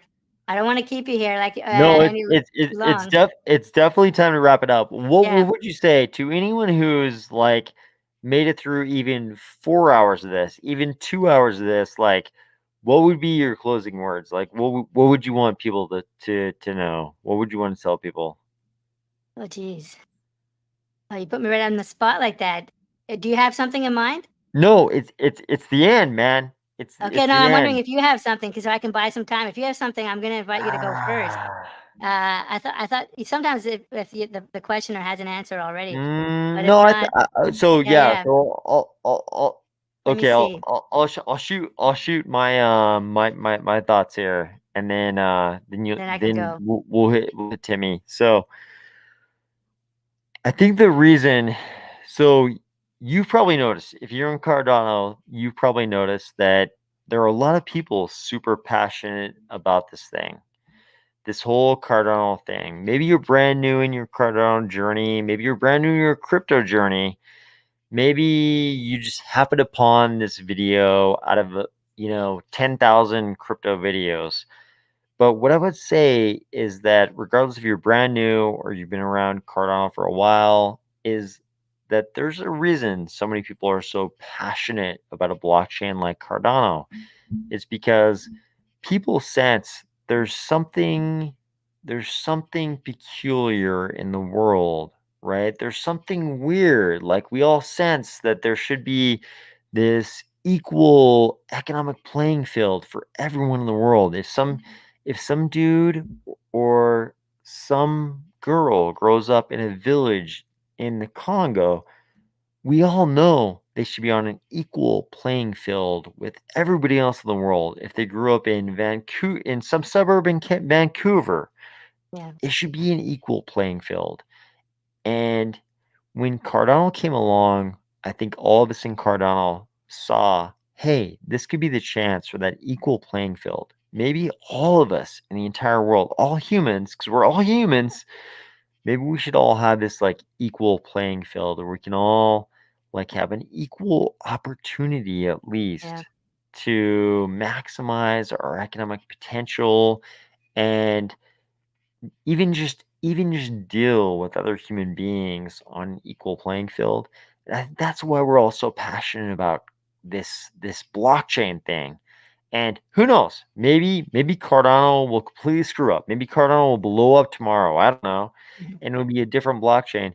But I feel like this blockchain thing provides the best opportunity for an equal playing field for all the human beings. Because I think like no matter who you are anywhere in the world, you kind of know that all of us humans, we're all kind of in this weird thing where we're floating through space on this rock we call Earth. We're all kind of in it together, whether we're from Eastern Hemisphere, Western Hemisphere, Southern Hemisphere, Northern Hemisphere, no matter what color our skin is, how much, pigmentation we have in our skin, which is like such a small part of our DNA, like all those things, it matters so little. We're just Yes. trying to like maximize our happiness, minimize our suffering. And this crypto thing came along, and we're all like, man, maybe crypto could help us minimize the suffering, maximize the happiness of fellow human beings. And to me, when I looked at all of crypto, I was like, man, that looks like the best chance to do that. And I looked at Cardano and I was like, man, these Cardano guys, I think this might be the best chance among the crypto ecosystems to do that. And that's why I'm in Cardano. Oh, I love it. I love it. And it triggers so many thoughts. From my side, I might unpack it backwards. Like you talked about at the very end, this might be the best blockchain and kind of like comparing it maybe to other blockchains. I feel like the Cardano community is very unique in this way.